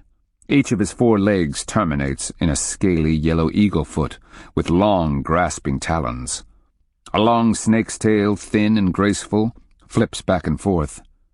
The face is pure cougar, but the 3-forked eye pattern of the underworld surrounds his fierce yellow eyes. Water Panther and I have the problem of an unfulfilled trade lying between us. He wants my life, and would have taken it after he dragged me under the lake at Napatuka. Unfortunately, it was pointed out to him that trade goes 2 ways. I needed something in return, and until I received it, he couldn't go about slowly ripping my body into chunks of Water Panther meal. Meanwhile, the promise that someday he and I were going to have to conclude our deal hung heavily upon my conscience. And I was worried about a skinny Appalachie priest. Ahatakosi led our small flotilla toward a rise of high ground deep in the swamp. The shore was lined with lotus pads, and the cane stands for which the town was undoubtedly named.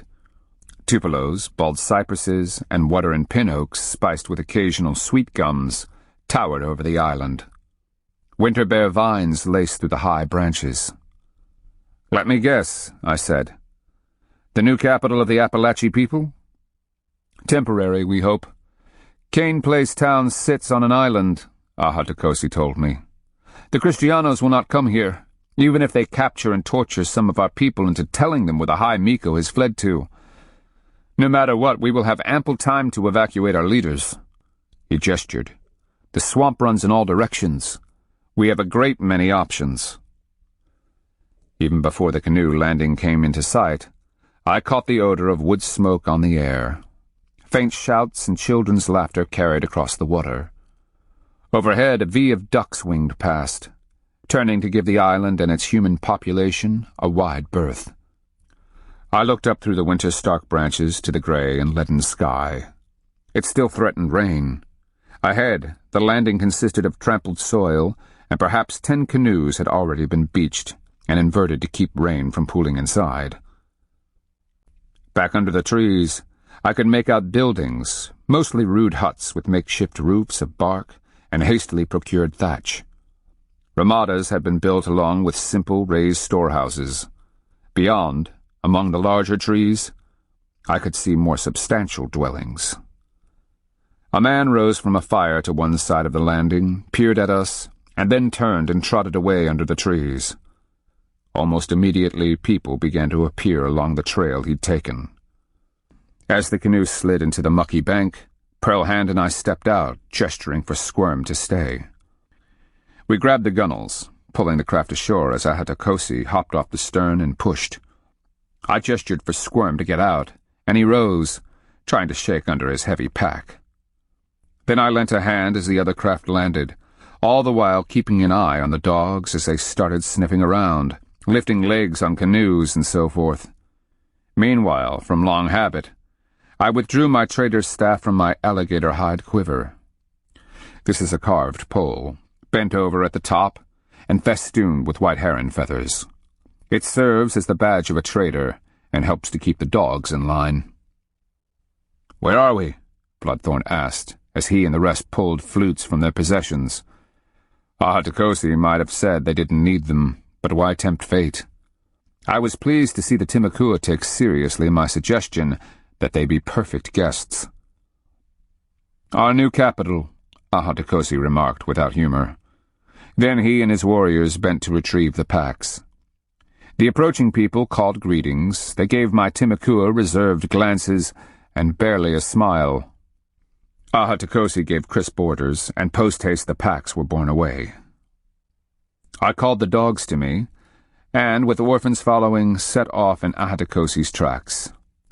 Numerous Appalachi paralleled our route. Excitement filled their eyes as they spoke among themselves in low voices. The lilting sound of flute music rose as the Timakua followed. "Have the Kristianos even tried to find this place?" Pearlhand asked from behind. Ahatakosi said, "Despite the High Miko's escape and our knowledge of De Soto's treachery, the Adelantado continues to send out requests for a meeting with our Mikos, priests, and clan leaders." "Which the High Miko is smart enough to ignore," I added hopefully. "Kafake is no one's fool. He barely got away last time." Ahatakosi led us through a maze of hastily constructed houses. Pestles and mortars for milling corn had been brought in along with baskets, ceramic ware, and wooden boxes of personal goods. Also, we learned from those of our people who have been lucky enough to escape captivity, Kristianos have no honor. "No, they don't," Pearlhand stated sourly, then snapped her fingers when Bark began growling at a local dog. He backed down, trotting closer to her heel, a chastised look on his fight-scarred face. The people stood either before their houses or along our route, smiling and pointing, or waving, awed by the orphans with their Timakua hairstyles, dress, and lilting flute music. Many were signing, their hands making the inquiry, "Trade?" I kept calling back in Muskogee, "If the High Miko agrees, we will be more than happy to trade." We crested a low rise, and I almost stopped in amazement. The center of the island had been cleared. New buildings rose around a freshly packed rectangular plaza. What obviously served as the High Miko's palace dominated the north side, while temples and clan houses had been raised around the east, south, and west to create a serviceable square. In its center stood the council house. In Appalachia, it was called the Kukofa. I knew it as the Chikofa in the Chickasaw tongue. A curious warmth rose within me when I realized, after all I'd been through, how comforting it was to step into a Muskegean town. The sensation was as if I were coming home again. People followed along behind us, calling and laughing. Others rose from beside their fires or emerged from the buildings. Children ran up, many chased by dogs. I gave my pack the desist signal. That told them we were entering a town and they were to behave. They, of course, had pricked their ears, eyes focused on the approaching dogs. I brandished my staff, a reminder to the dogs and the approaching people that we didn't want trouble. Several of the adults detailed children to keep the local dogs back. The sound of Timakuan flutes rose in a trilling melody that reminded me of chickadees in spring. All in all, we put on a pretty good show. Ahatakosi led us ritually marching 3 times from west to south to east to north around the plaza.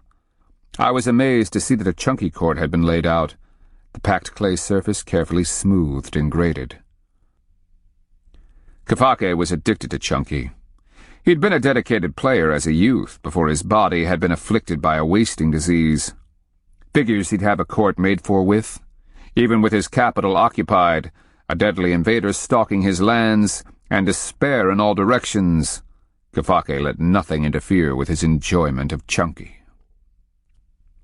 After the third round, Ahatakose stopped before the palace, and I gave the structure a quick inspection. Obviously constructed post-haste, it stood only a story and a half, with a high gabled roof. Instead of thatch, the roof had been covered with bark over matting. None of the traditional carved totems rose from the ridgepole. The walls were cane, interlaced with vines. Normally, they would have been sealed with white clay. Instead, only tightly woven matting had been hung to defeat wind and rain. I glanced back at the plaza. Kafake hauled in clay for a chunky court, but his palace walls were sealed only with mats? Ah, the curious priorities of leadership. Ahatakose walked boldly to the palace doorway and turned, raising his hands. People around us went still, and I signaled for Bloodthorn and the rest to cease playing. Ahatakose's voice rang out. "By order of Kafake, son of Matron Palco, of the chief clan, of the White Moiety, and High Miko of the Appalachian Nation, these guests come among us under the White Arrow of Peace." The speech went on for considerably longer, and I've admitted all the ancestors' honors and platitudes referred to by Ahatakose in his role as Usinulo. Suffice it to say that it was long, flowery, and but for the ritual significance, boring. My take on this has always been that such long-windedness is antithetical to keeping the peace. Rather than listen to all the endless speeches which, believe it or not, can go on for days, it's easier to say, "Forget the endless droning nonsense, let's go to war." It's easier on the ears. Besides, whoever fell asleep in the middle of a battle? Actually, I should not be so snide about the droning ritual. It actually served a purpose in allowing the other participants time to get properly dressed, clean up messes, arrange for food to be delivered, and attend to any last-minute details. I glanced at Pearl Hand as she wrapped her fingers around mine.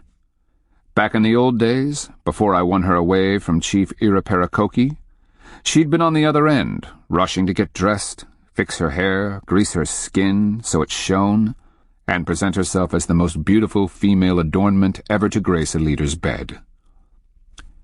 Head high, I stepped forward, Pearl Hand beside me. Back arched, I took a position by Ahatakose's side and faced the crowd-filled plaza. "I am Black Shell, of the Hickory Moiety of the chief clan of the Chickasaw Nation. Beside me is my wife, Pearl Hand, of the Chicora.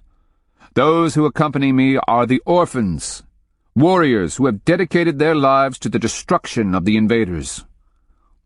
I watched as individuals in the audience stamped their feet and shouted, "Ya, ya," in approval. I continued. "Under the power of trade, the High Miko willing, we offer some goods that we have brought from the south. Under an agreement with High Miko Kafake, we offer our war trophies, Ihulaka, and Kristiano armor in return for the opportunity to kill Kristianos in Appalachian territory." I shot a glance at Ahatakose, then indicated the bags of plunder. He was a little slow, but got my meaning, upending one and spilling out the contents. People pushed forward, uttering sounds of awe. Ahatakose turned to us, stating, "The High Miko would see you now." Backed by the shouting crowd, we marched forward to the makeshift palace. I pointed to the side next to the wall and ordered the dogs to stay. The palace interior was nothing like the one Kafake had been forced to evacuate in Ankika. That one had been spacious, opulent, with wood carvings, artistic weavings, polished copper reliefs, furs, and war trophies. This was little more than a large house overstuffed with prize pieces salvaged during the pell-mell escape from the capital. 4 men, all resplendently dressed, with feather sprays at their shoulders, copper breastplates, leather forearm cuffs, thick layers of shell necklaces, and clean aprons, stood just behind the central fire. These were the sub-chiefs, the Tishu Mikos. One old woman, her face tattooed, her skin sagging, and wearing a white cotton dress, stood to the right of Kafake's bed. Several middle-aged females, Kafake's wives, waited along the sides of the room, all wearing different-colored dresses, indicative of their clans. 3 men stood just to Kafake's left, and wore beautiful feather capes that mimicked wings, and each had the forked eye tattoo, their faces painted in red and white. Their left hands held large wooden rattles. In their right, they clutched ritual maces in the shape of turkey tails. They were the Healy Shaya, the high priests of Appalachia. Back from the dead was easily distinguished.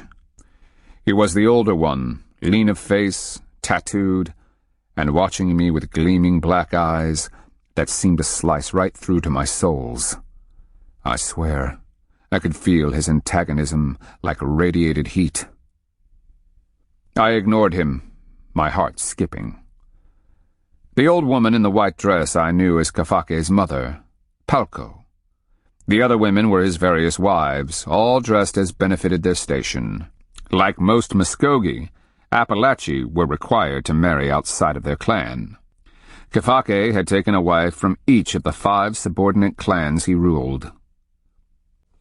Against the back wall and a raised bed lay High Miko Kafake, supreme ruler of the Appalachia.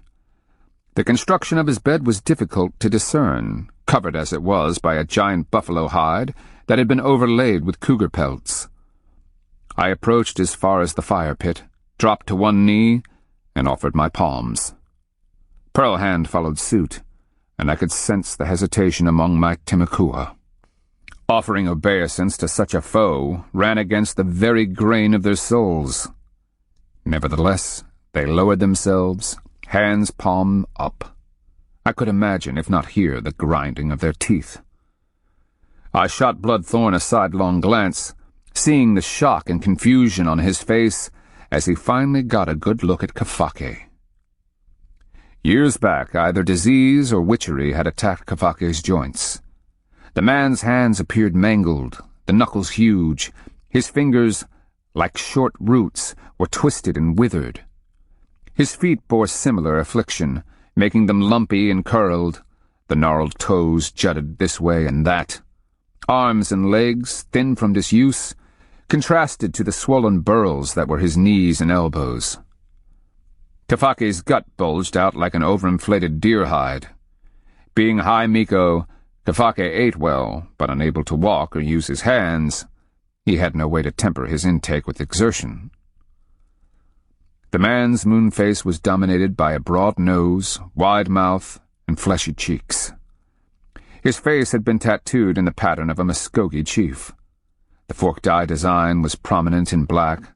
A bar ran across his nose from cheek to cheek. Depending on circumstances, this could be painted to indicate his predisposition. For the moment, it was white, indicating peace. For war, he would have painted it red. Black for mourning, yellow for healing, and so forth. A pattern of lines surrounded his mouth, adding emphasis to his smile or frown. His hair was pulled into a bun high atop his head and held in place by a series of white swan feathers poked through his thick black locks. Finally, large polished copper ear spools filled his elongated earlobes. "Rise, black shell of the Chikaza," Kafake said wearily. "Thank you, great High Miko." I stood. "We have offered prayers of thanks upon hearing of your escape from the Kristianos. I would offer a fine skein of buffalo wool just to hear the story." "I am here by chance only, good trader. Power was with me." He gestured at his misshapen body, a grin matching his suddenly sparkling eyes. "Kristianos, it seems, underestimated my ability to crawl, and they were foolish enough to carry me out from Nkaika in hopes I would order my people to stand down from their attacks. No sooner had a couple of their guards fallen asleep than I started my crawl. Just past their pickets, I found a party of my warriors sneaking up in anticipation of a dawn raid. He shot us a beaming smile. They carried me away. It is, however, my understanding that the Adelantado was displeased with those who were guarding me. May he remain so, I said, touching my chin respectfully. And these Usachili? He asked. My orphans, of whom you have already been apprised. I turned, gesturing at my Timakua. Impassable Timakua, Kafake added. Be welcome, warriors of Usachili. Your presence here honors the Appalachian people and makes your ancestors, the Creator, and the sacred sun in the heavens proud. Rise and be received as the heroes you are. Know that among the Appalachian nation, your names will be remembered, honored, and cherished. And after you have passed from this life and joined your ancestors, may our songs of thanks bring smiles to your lips for generations to come. With expressions of disbelief, my orphans stood, Bloodthorn keeping his hands in the supplicant's position as he said, We thank you, High Miko, and offer our heartfelt gratitude at your escape from the Kristianos. We regret that we could not have brought more warriors to help in your battle against these despicable people. Kifake pursed his lips, a sadness behind his gleaming eyes. Only now, to our peril, do we learn that there are more terrifying threats than those represented by our petty animosity toward each other. If there is a benefit to be reaped from our years of war, it may be that we are better prepared to face the threat. We have kept each other strong and fierce. Let us hope that serves both our peoples now. Bloodthorn smiled sadly. It did us little good at Napatuka, High Miko. The Kristianos butchered us by the hundreds. I have heard that my people are so horrified that the bodies have been left where they lay, deemed accursed. Kifake's voice softened. No matter what your people may think, the Appalachi honor those who fell at Napatuka. In Iha, we shall pray for their souls. Back from the dead, however, didn't seem to think much of the proclamation. His thin lips bent sourly, his eyes thinning. But they never strayed from me. Not even a glance. The other orphans gasped, staring, struggling to believe an Appalachian ruler would say such things. Kifake raised his misshapen right hand, saying, Usinulo, please escort our honored guests to the eternal fire and the kukofa, and provide them with what food we have. Assemble our people, and, if you would, find someone to translate, as each of these Niko Kwadka tells us his story. Niko Kwadka. The Appalachian term referred to only the greatest and most honored of warriors. The extent of the honorific didn't pass unnoticed, given the expressions of amazement around the room. You would do that? Kifake asked, eyes on Bloodthorn. Honor my people by telling the story of your battles with the Kristianos? Share what you have lost? Explain to them why you fight as you do? Bloodthorn dropped to his knees once again and offered his upturned palms. He lowered his head in humility. We are made humble by your request, great High Miko. I watched as Ahatakosi stepped forward and offered his hand. Bloodthorn took it and was pulled to his feet.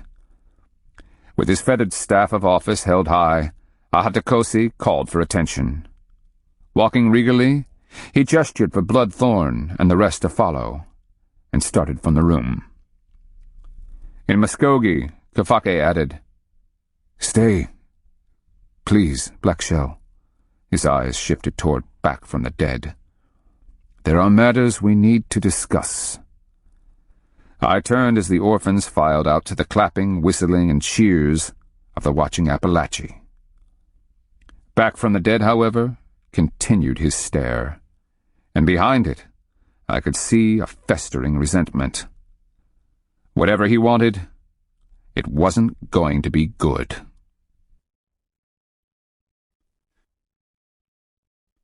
Chapter 5. "Pearl Hand stays with me," I said, grabbing her arm as she turned to follow the others. "We live as one, sharing thoughts and responsibilities." Kafake shot another look at the waiting Hilishaya. Then he gave the two of us a long and thoughtful appraisal. Finally he said, "When you first came here, I thought the woman little more than an affectation. Do you truly trust her that much, Chikaza?" "With my life, High Miko, and more. Power joined us for a reason." Pearl Hand cocked an eyebrow and added, "Do you always underestimate women, High Miko?" He chuckled, amused at the tone in her voice. "Only those who arrive in the company of scurrilous traitors like Black Shell. Have you ever considered giving him up to become a High Miko's woman?" In the driest voice she could manage, Pearl Hand replied, "I've been one. There's not much to be said for it." I shot a glance at Kafake's wives. Their reactions ranged from shock to amusement. Kafake just lifted a skeptical eyebrow as Pearl Hand gave him a wicked smile. She added, "With Black Shell, I'm more than an evening's diversion, as proven by the iholaka and those bags we brought." "You make your point with precision and skill, man-killer Pearl Hand. I stand corrected and humbled." At his words, the people in the room shifted uneasily. He waved them down, saying, "I followed your actions since you arrived here. Your successes surprised even the Tastanaki." Tastanaki? That was the supreme war chief and red moiety Tishu Miko, Fire Falcon. Hands on my hips, I called up every bit of courage I possessed, and said, "You didn't call us here to be congratulated by your war chiefs." I glanced at the priests. "The Usinulo said something about the great Hilishaya wishing to see us." Back from the dead's smile tightened, his eyes like polished obsidian. Kafake replied, "He shall have his chance. Meanwhile, I have news. You are aware that more Kristianos have come from the east, a party of perhaps 100 or more. They arrived here muddy, travel-worn, and exhausted, having moved faster than word of their approach could have been sent. Do you know who these men are, or where they came from?" Pearl Hand gave me a knowing glance. "Muddy and travel-worn, the ones De Soto left behind in Usita?" I considered it. If he's evacuated his base camp at Usita, the Adelantado is obviously not planning on returning south. "No, he's not." Pearl Hand shot a look at Kafake. "Generally, Kristianos raid for a season, then leave. That, or they try to build a permanent town. In the past, these have always been on the coast, where their ships can deliver supplies, or they can evacuate if fortune turns against them." Kafake made a futile gesture with his misshapen hand. "The other news I have is that the invaders' great boats have arrived off the coast to our south, and are sheltering in one of the bays.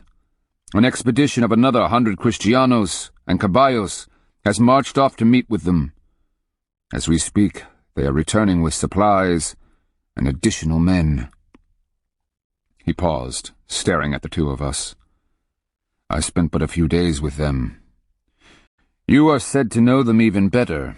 Are they planning on staying here, fighting a war of attrition to drive us out of our country? Or is this just reinforcement before they go somewhere else? How do I tell?" Pearl Hand asked, "What are the slaves doing?" "Dying." Kafake shifted his bulk. "The Kristianos are working them to death. From dawn to dusk they labor building fortifications around Ankaika. They receive little food and are made to sleep naked in the open. Rain, snow, wind, it makes no difference to the Kristianos. To keep the slaves from giving up, they turn dogs loose on them. Terrible dogs that literally tear a human being apart. Then these vile animals the Kristianos brought with them. Puercos, I muttered. Yes, Kafake said. Puercos. They eat the bodies of the dead slaves, and then the Kristianos eat the puercos. It is disgusting. Inconceivable. He gestured his futility. The Kristianos look like men, 2 arms, 2 legs, but they act as if they have no souls, no responsibility to the world around them. He shook his head, brow furrowed. As High Miko, I have passed judgment on the criminally insane. I have interrogated and executed evil sorcerers. Such individuals appear when power has been abused, or due to witchcraft, or the violation of taboos. But an entire army of them? I nodded. That's what the Kristianos are. A vile, invincible army of pollution rolling across our world. Pearl Hand crossed her arms. I've never heard it stated so succinctly. Kafake gave a weak smile, glancing at the waiting Healy Shire. I worry now that the monster plans to stay in Appalachia. In addition to the fact that he has no respect for power or the ways of decent men, working his slaves to death indicates that he isn't concerned about transporting all of his baggage anywhere else. Pearl Hand frowned. Are they building great palaces, large buildings? No, mostly digging fortification ditches, cutting and setting palisade posts. That and replacing the buildings we've managed to burn. Burn? I asked. On occasion, we've been able to sneak close and set fire to the buildings in Ankaika by throwing firebrands over the walls at night, and periodically an archer lands a pitch-fired arrow in something burnable. Last time, with the wind right, we managed to set fire to half the town. It keeps them busy, off balance, and, we hope, wishing they were someplace else. Hence the endless woodcutting parties? Pearl Hand looked thoughtful. But how many of your people have the Kristianos captured? Kafake gave her a flat look. Perhaps 100. Not as many as they would have liked. We've learned to keep out of their reach. Some Appalachi were captured, then managed to escape. The stories they tell have passed from lip to lip. Most of my people now believe an immediate death is better than a lingering one in a Kristiano collar. If they were planning on staying, Pearl Hand mused, they would be marking off land, adding to the palaces. At least that's how they acted among the Chikora. And after following De Soto all these months, we know he leaves as soon as the food is eaten. I added, I think he'll go where the weather warms. More than anything, Kristianos desire gold. It obsesses them. That doesn't mean, however, that he wouldn't leave some Kristianos here as he did at Usita, especially if the floating palaces are in the bays. I frowned. But it would mean splitting his forces. Gold? Kafake adopted an incredulous expression. Would someone explain its value? They asked me about it over and over, even showed me pieces just to make sure I knew what they were talking about. It's a worthless metal. Not to them, Pearl Hand said. Think of how we value copper, then increase its worth by a factor of 10, and you might begin to understand how the Kristianos lust for it. Kafake's puzzled look deepened. But there's no gold. I told De Soto that to his face. Every now and then someone wears a nugget for decoration. Otherwise it's just a rock. Mica has more reflection, and copper has spirit power. It can be worked and polished. What possesses these idiot Kristianos anyway? A red rage of chaos, I muttered, noticing Aatakosi as he entered discreetly. He gave Kafake a nod that all had been taken care of. Even red power abhors abomination, Back from the Dead announced, eyes unblinking. The effect reminded me of an owl's fascination with a caged rabbit. Pearl Hand added, Hi, Miko. When the Kristianos begin to clear and plant fields, it will be a sign they're staying.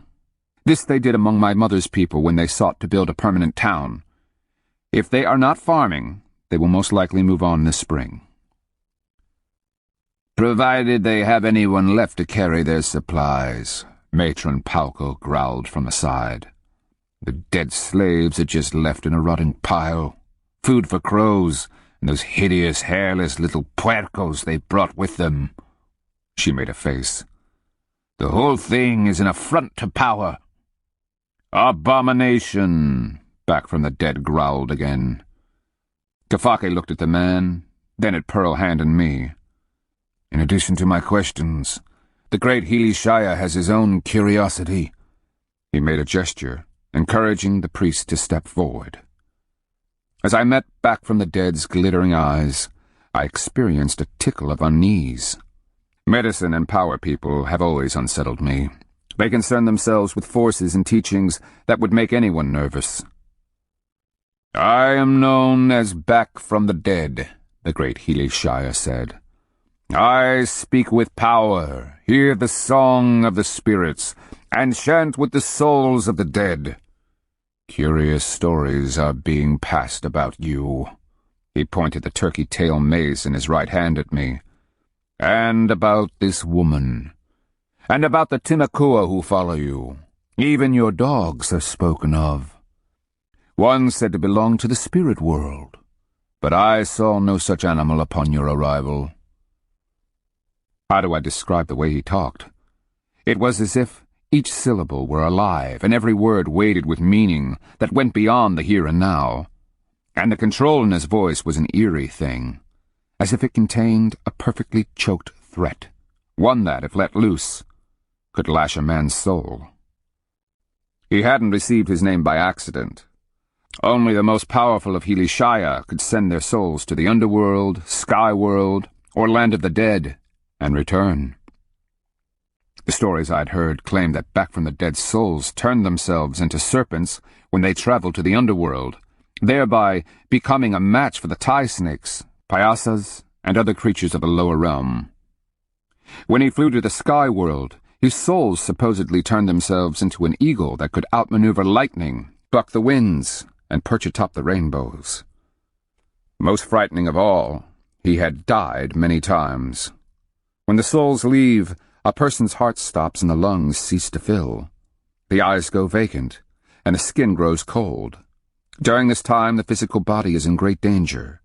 If left too long, the corpse begins to decompose, and the souls will be unable to reanimate the flesh when they finally return. Or the flesh might be witched, infected, or otherwise occupied by other spirits. Sometimes, by mistake, the corpse is burned, buried, stripped of flesh, or otherwise processed for a funeral, leaving the desperate souls nothing to return to. As to the traveling souls themselves, a host of things could go wrong. They could become confused, disoriented, and might lose their way back from the spirit world. Even worse, they could be captured or devoured by spirit beasts. They might become enamored, tricked, or otherwise seduced to stay in the spirit world. But whatever happens, if they don't return in time, death is final. Even the most powerful priests, shamans, and sorcerers approach such journeys with trepidation. Believe me, I knew. Back from the Dead apparently had few such fears. According to the stories, his souls had spent as long as a quarter moon roaming the spirit world, while his abandoned body lay clay-cold and limp. It was said his own assistants shivered when in his presence, and feared his power, authority, and temper. I began to understand why. In his eyes was a hollow emptiness, a dislocation from the world around him that seemed to suck at a man's souls. I am Black Shell of the Chicasa, great Healy Shire. I cannot be responsible for the stories told about me. You are, however, responsible for the ones you tell about yourself. His voice, ever so precise, seemed to create a shimmering in the air. This could go very wrong. Stories? Those I tell during trade serve as entertainment in exchange for hospitality. Stories are accepted as what they are, beings with lives and an existence of their own. They have their own power, the whole being more than just the combined parts. Some exist to create laughter, others sorrow.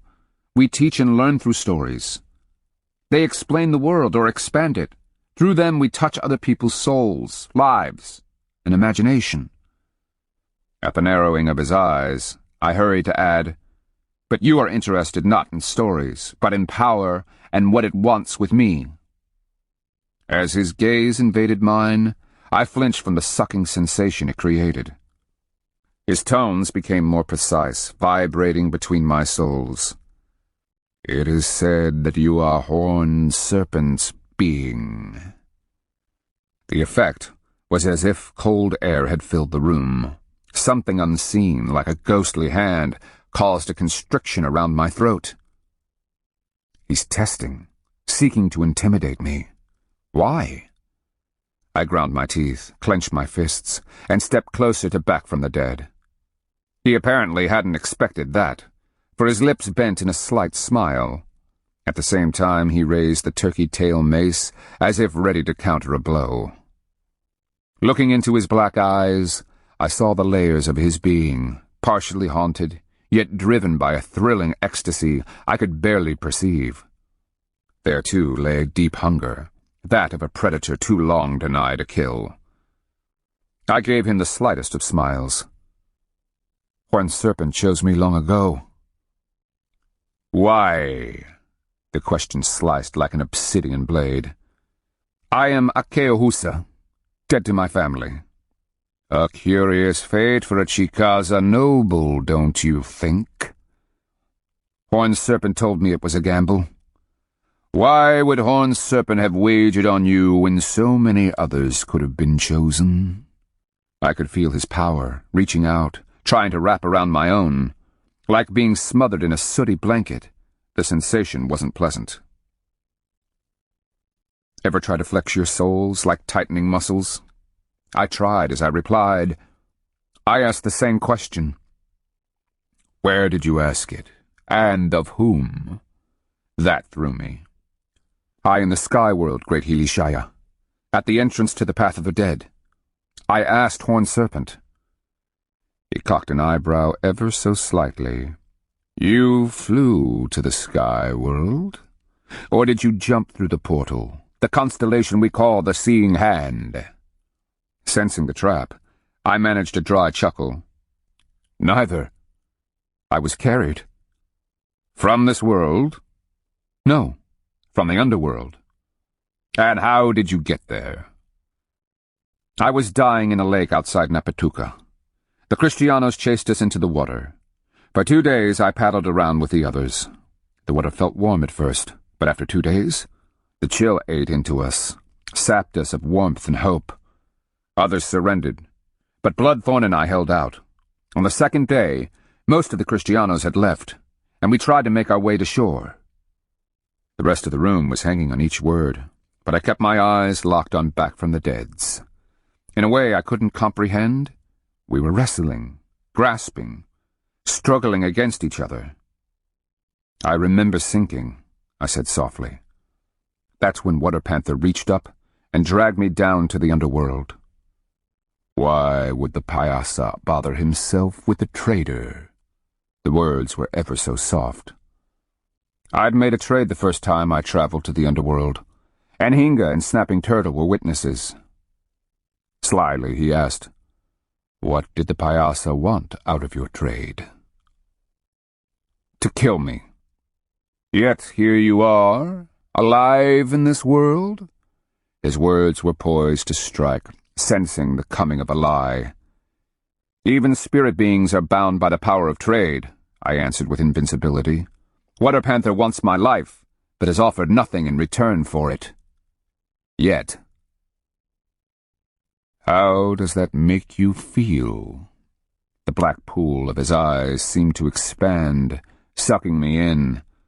The faintest smile lay on his thin lips. No one makes a bargain with a spirit being and isn't scared soul sick. Not if he has any sense, anyway. I paused. The Payasa wasn't exactly happy the last time I saw him. That doesn't explain how you got to the sky world. Back from the Dead had retreated, seeking another path of attack. Carried, you said? After the Payasa left, I was talking to Snapping Turtle, and Nhinga. Horned Serpent grabbed me from behind. I shrugged. He carried me through the tunnels, past the roots, then out, across the gap between the edge of the earth and the sky world. He leaped through the seeing hand. The rest was a frightening blur. "He carried you in his hands?" Back from the dead asked with a softness that belied any threat. "Or did you ride on his back?" "Horned serpent has no hands. He pins you in his jaws with long and deadly fangs." "And that is when you asked why he chose you?" At my nod, Back from the dead's voice dropped to a whisper, as if in that misleading faint that comes before a surprise attack. "What was his answer?" "A priest," Horned Serpent told me, "would have been blinded by the spirit world, preoccupied with the ways of power, unmoved by the realities of war with the Kristianos." I took another step, my face but a hand's breadth from his. I met his haunting, soul-sucking look, battling it, imagining I was seeing it through Horned Serpent's great crystalline eyes. "By priests, he spoke of spirit dreamers like you, Hilishaya. You're absorbed by the spirit world. Even as we speak, it fills your souls and stares out of your eyes, sharing your vision. But against the Kristianos and their weapons, war beasts, and heartless God, you are impotent." For long moments we stood, toe to toe, locked in a silent struggle. His power coiled and rolled, trying to slip between my souls, to find a hold that would give him domination. Against it, I had only the hard shell of certainty, tempered by my own ordeals in the spirit world. "How did you return from the sky world?" The words coiled around me. "I don't know." Victory clung to the corners of his mouth where little lines deepened. "You don't know?" "Just tell him the truth, Black Shell." The last thing I can recall, the callous act failed me, and I couldn't stop the soul-deep shiver, was terror. Numbing, consuming terror. Back from the dead's eyes enlarged, as if they'd fill his face. I knotted my fists, took a deep breath. He bit me, crushed me. The sensation of my bones snapping, my body compressed and breaking. Dying. Eaten alive. "Eaten alive," he said mockingly. "Did he spit you out? Perhaps finding lowly traders distasteful?" The warmth came from my medicine bag, as if that fragment of Horned Serpent's brow tine had taken on the heat of a hearthstone. I let the Sapaya's power roll through my chest, swelling my soles as my gaze bored into his. Distasteful? I wouldn't know. My last memory is of my neck popping like an old root. I remember the sensation of my head being pressed through my chest, the snapping of my ribs, the bursting of my heart, and after that, only blackness until I came to, lying in cattails and covered with mud. I pressed closer. "You doubt me? Look into my eyes. Read my soul's Hilishaya. Truth is there." Uncertainty weakened his voice for the first time, and he backed away. "Why were you devoured?" I straightened, willing strength back into my sagging soles. I was given a choice. I could walk away, follow the path of the dead to my ancestors. I was already there, having only to pass Eagle Man's challenge where the road forks. Or I could go back and undertake the seemingly hopeless battle against the Kristianos. "And you chose?" Pearl Hand remained behind. I love her, more than life itself, and the Kristianos must be fought, no matter the cost. I smiled, perhaps out of partial delirium. And even as I made my choice, I saw Fetch, the spirit dog of whom you've heard, telling me it was right. "You knew Horned Serpent would devour you?" Bitterness laced my laughter. Had I'd have chosen to stroll on down the path of the dead. Nothing, and I mean nothing, on earth or in the spirit world can prepare you for the terror, pain, and horror of being eaten alive. Want to try me out on that, you spooky Helishaya? The twirling worlds behind his glistening eyes must have read my souls, because his expression changed. His gaze lowered, fixing on my chest. Slipping the handle of his rattle into his waist sash, he reached out with his left hand, palm toward me, fingers straight. As it neared the sapaya hanging on my chest, I could feel the energy. It seemed to burn, like a white-hot cooking stone. Back from the Dead's hand hovered above the little leather bag. How long did we stand so? I couldn't guess. But finally he pulled back, working his fingers as if they were covered by something oily. "I will speak with you again," he whispered hoarsely. Then he turned and plucked the rattle from his sash, shaking it as he began to sing, voice booming in the too-quiet room. The words, the lilting melody, were unlike anything I'd ever heard. Invisible fingers stroked my skin.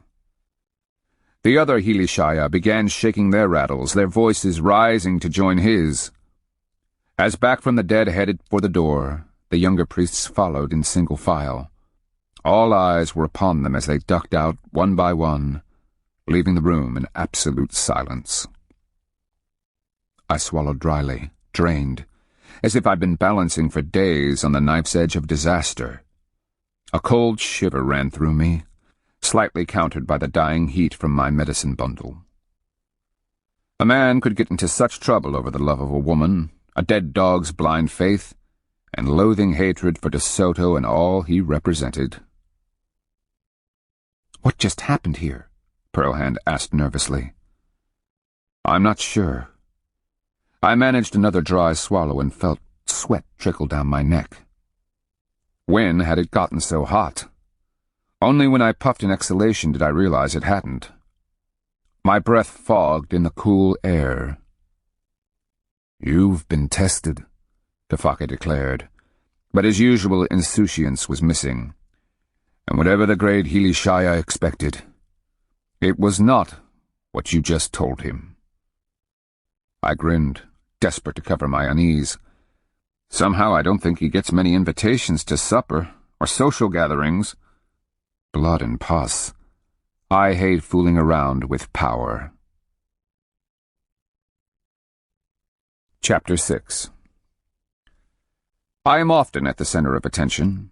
It's what traders do, create attention. But for once, I really wished I could have just faded into the wall matting and vanished. Every eye was upon me, expressions ranging from disbelief to amazement.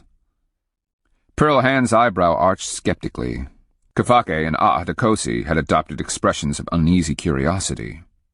Kafake's wives were looking at me as if I'd just peed in the fire. Then Kafake laughed, and laughed again, even harder.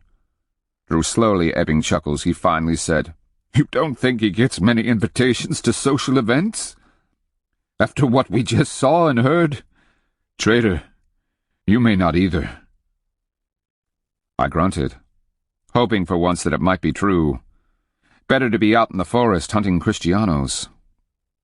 Kafake made a gesture with his shriveled hands, his dark eyes alight. "A man doesn't speak lightly about being eaten by a spirit being, let alone horned serpent." He paused, gaze going distant. In a lower voice he said, "Only the greatest survive such a thing." I adopted a pained expression and flipped my hand in a mild gesture, hoping to diffuse the tension. "We live in perilous times.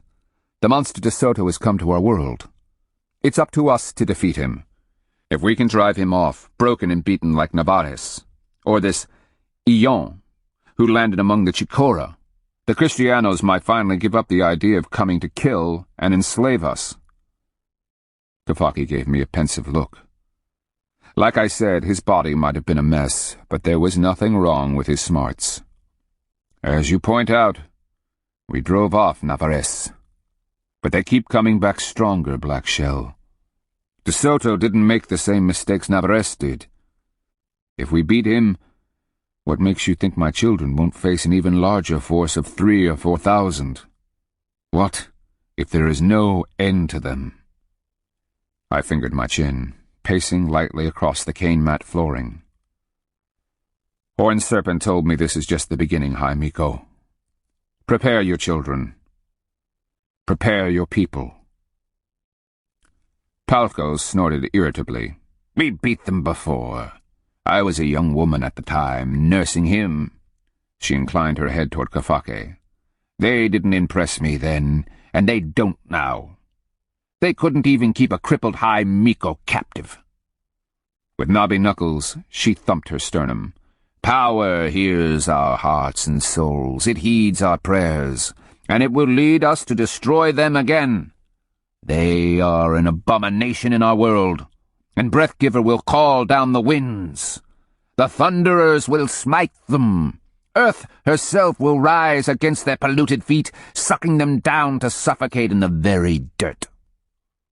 I met her angry gaze, reading defiance in her eyes. Of course she believed it. Way down in the bottom of my soul, I did too. We'd been raised that way. People were part of power, as much as the earth, wind, water, plants, animals, and rocks. Power flowed through everything, interacted with everything. It was revealed and acted through the forces around us, from sunlight and storm to the life of forests. It filled the air we breathed and surged when we fought, made love, ate dinner, danced, or sang. Were born and died. How, then, could Breathgiver tolerate a pollution like De Soto and his soldados and caballeros? That the monster existed at all was counter to the underlying assumptions we all made about the universe. As a violation of those basic laws, why didn't the universe rise up and destroy him? Nothing is as it was, I whispered softly. I'm sorry, matron, but power now looks to us. We must save our world. And if we can't? Kafake asked. It was Pearl Hand who said, Then there is only death, great lord. An abomination inherits the world.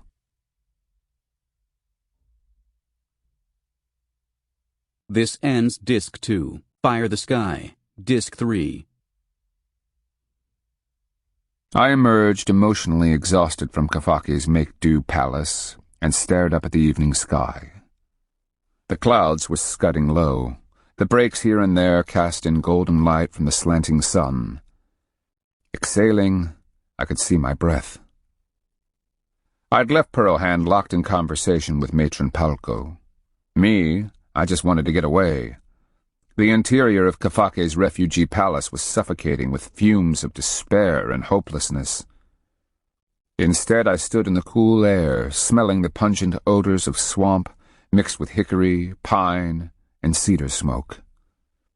Someone was cooking hominy, and somewhere fish roasted over a bed of coals. The muffled sound of voices, the thunk-thunk of a woman pounding corn in a wooden mortar, and the distant chopping of wood with a stone axe were reassuring after Kafake's palace. I needed only to look to the north. There, hidden by trees, swamp, hills, and distance, waited the monster and his army. I could feel them, like a malignant darkness eating at the soul of the land. And one day, Black Shell, you will look De Soto in the eyes again, and when you do, life will stop for either you or him. The dogs slept beneath one of the ramadas. The packs had been piled beside them, safely under their guard. I took a moment to study them. Naw's ribs swelled, then shuddered as he vented a sigh. Bark stretched out on his side, grunting as he tensed, then went limp. As I approached, Squirm opened an eye, thumped his tail a couple of times, smacked his jaws, then went back to sleep. They weren't concerned with power, potential death, or impending doom. Ah, dogs. Turning to my familiar, use-scarred packs, I pondered our situation. Kafake wasn't ready to let us go. He was waiting on back from the dead. That and Tastanaki, Fire Falcon, was due back the following day with report on the Kristianos. One I wanted to hear.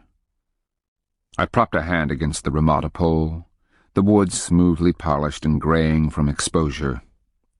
Old cut marks indicated that the pole had served different purposes over the years, and had been reused over and over. Now it had been carried here. End of the line. Was it the end for the Appalachee too?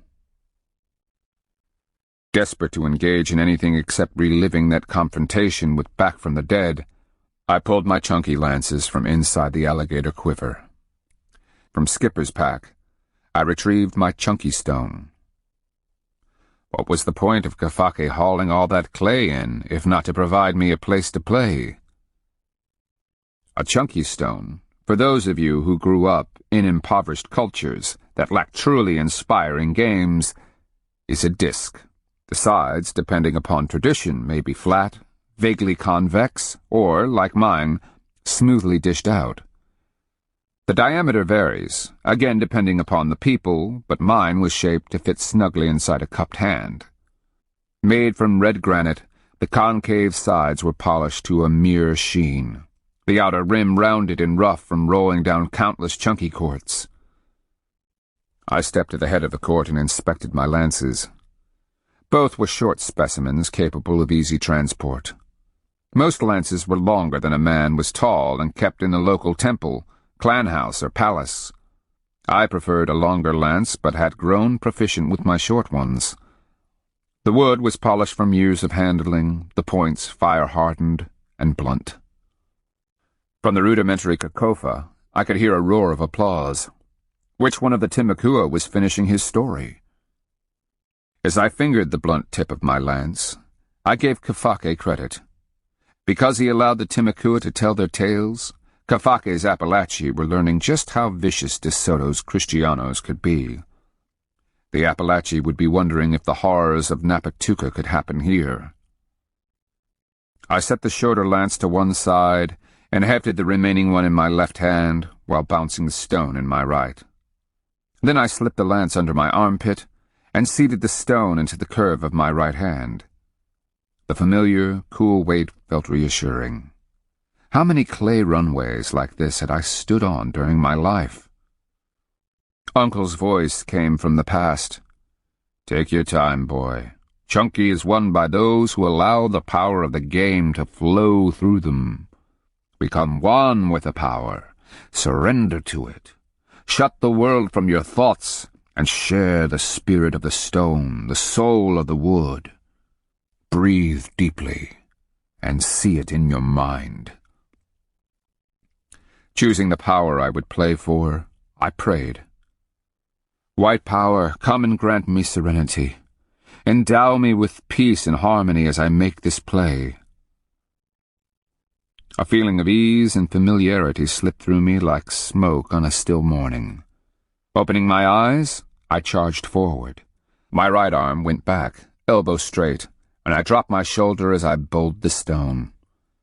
It left my hand, gently kissing the ground, rolling forward like a shot. Without missing a stride, I shifted the lance to my right hand, and 2 paces later, I whipped it forward, casting it after the rolling stone. I pulled up with a slight hop at the mark and watched the lance arc up, spinning as it arrowed toward the slowing stone. Chunky was about anticipation. A good player cast his lance, knowing full well where his stone was going to finally stop. Judgment and timing were everything. Along with the quality of the court, my stone bounced on the uneven clay. As it slowed, it hit a final irregularity, curved to the right, and flopped onto its side as my lance impacted a body length off to the left. Perhaps you should have called upon the red, the eerily familiar voice said behind me. I turned to see Back from the Dead. Not you again, I thought. His stony gaze was fixed on my lance where it had struck in the ground at an angle. He carried a lance in one hand, a beautifully polished stone in the other. I figured he'd be back in the temple, casting bones, butternut seeds, or some such, in an attempt to scry my true purpose here. The white suits me today, I replied warily. He waited while I trotted down to recover my lance and stone. I could see the little lump of clay clearly visible in the track my stone had made. With the ball of my foot, I mashed it flat, trying to smooth the track before walking back. "Might I join you?" His voice could have been a caress. "More testing, Hilishaya?" He gave me a humorless grin and surveyed the course. "When the older boys have time, the Usinulo tries to get them to rake the clay." His shoulder lifted. "Generally, there are more important things to do." With the Kristianos tearing up the country, I can imagine. I turned to watch him take his stance at the start of the course, his tattooed face lined with concentration as he hefted his stone. With a smooth stride, he started forward, ducking, bowling his stone, and 2 paces later, casting with good follow-through. I cocked my head as the stone shot down the alley, back from the dead's lance, seeking it like a thing alive. His stone jumped and hopped, deflected by the irregular clay. The lance impacted within an arm's length as the stone toppled. "Well done," I remarked, as he went to fetch his lance. "Wager," he called as he plucked up his pieces. "I'd offer a small wooden carving of Eagle Man, one I picked up down south. Timakua made. After De Soto's rampage, I'm not sure there are going to be any more. Not from the Okale lands. Those the Kristianos didn't enslave or kill, are scattered like rabbits." His eyes expressed anything but understanding. "I would offer a pressed copper piece, a relief of falcon no longer than my hand. It polishes nicely, and a person can sense the metal's power when he rubs his fingers over it." "Done. Best out of 20? 10 up, 10 down? Isn't that how you Appalachi play?" They scored Chunky by twisting a twig into the ground with each win up to 10. Then one was taken out with each point until none were left standing. The first person who ran out of sticks won. "After you," he gestured. "You have called white, I call red. May power bless the player with truth in his heart." "If it's truth over skill, you've just lost your copper." The look he gave me would have shriveled a water moccasin. I stepped forward, gripping my stone, feeling the cool surface. How many games had I rolled with this stone? And for what stakes? When played as Back from the Dead and I were now playing, Chunky became the living representation of the struggle between powers, or the hero twins in the beginning times, or the forces of life and death. It settled questions of justice, disputes, or anything else that required the invocation of spirit power. My hand hadn't seriously touched my stone for over a year. To say I was mediocre during those first few throws would have been a kindness. Back from the Dead easily took the first 5, but I was starting to regain my feel.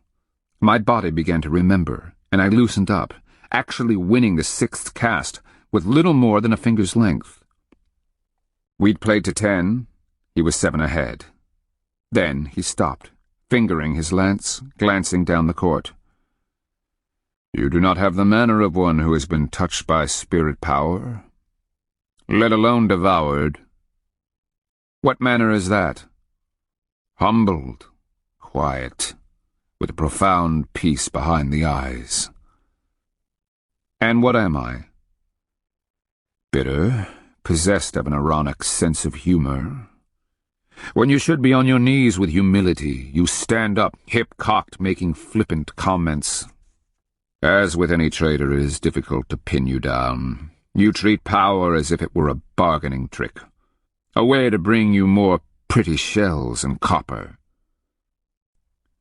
"Then maybe, Hilishaya, you read me wrong." I watched him cast his lance, landing close to the stone.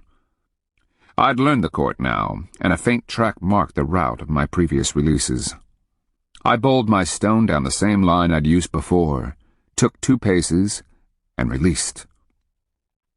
My lance spiraled and arced, landing a hand's width from my stone. My point. He said, "Your trip to the sky world has done little to dampen your arrogance." As we walked down, I replied, "You mean trips? 4 times I went to the spirit world. The first I ended up at the edge of the world along the trail of the dead, looking across the abyss at the seeing hand and wondering if I should jump.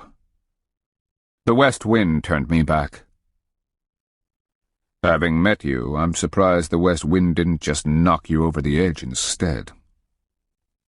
I ignored the sarcasm. The second time, I wandered up a ravine to a hidden spring guarded by a tie snake. That time, I ended up in the underworld.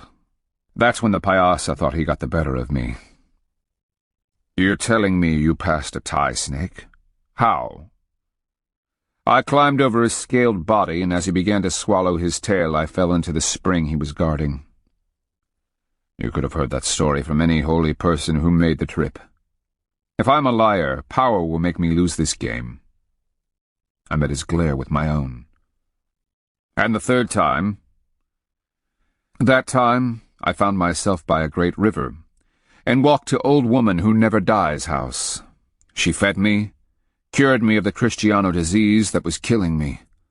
Old Woman Who Never Dies explained the threat we face, and how it has to be fought.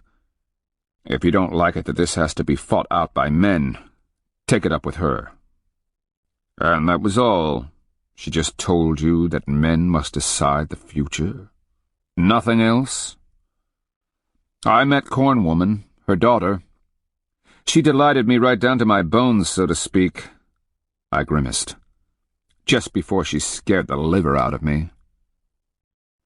"So, you were arrogant because you were scared?" I glanced at him as I plucked my lance from the ground. "If I'm arrogant, it's only when I'm in the company of men who do not understand the stakes." "And you think I don't?" I sighed. "Elishaya, in your place, not knowing what I know now, I'd be clinging to the old ways too." Back from the dead gestured that I should cast.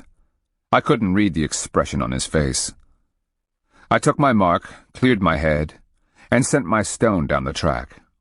I followed it with a good cast, the lance impacting no more than the length of my forearm beyond.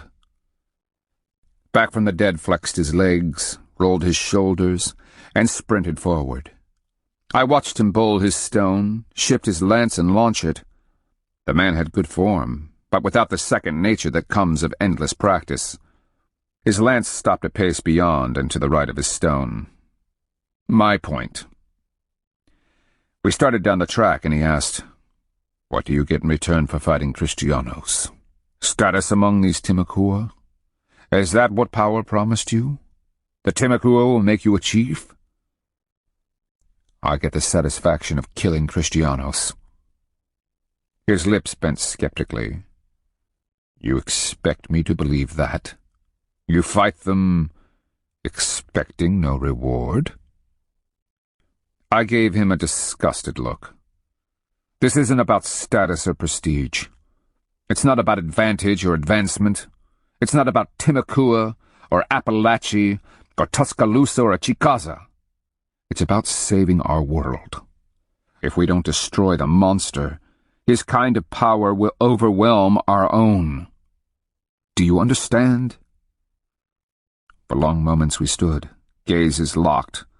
I to make him comprehend, he to divine my hidden purpose.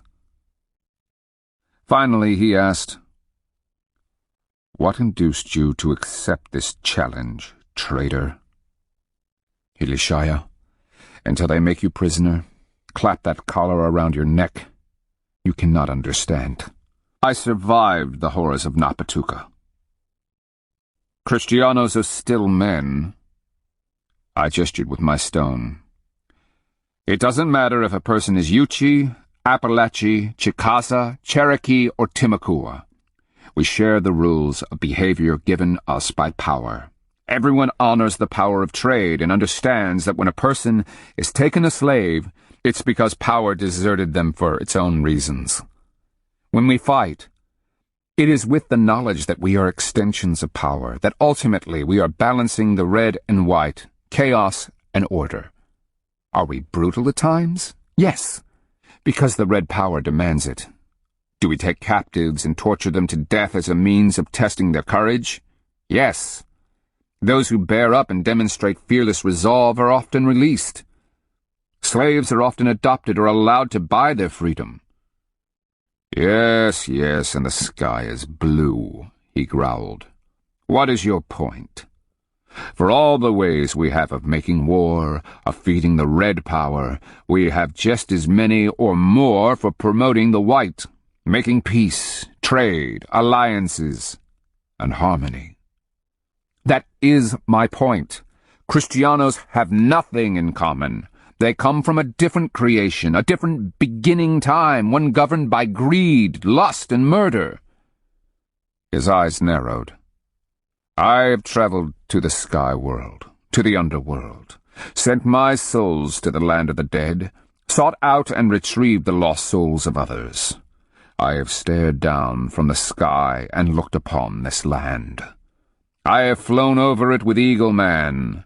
I would have seen these Kristianos. One of the winds, or the tie snakes, or the little people would have told me about them.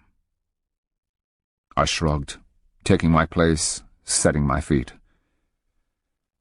Kristianos are from another world, a place beyond our ability to comprehend.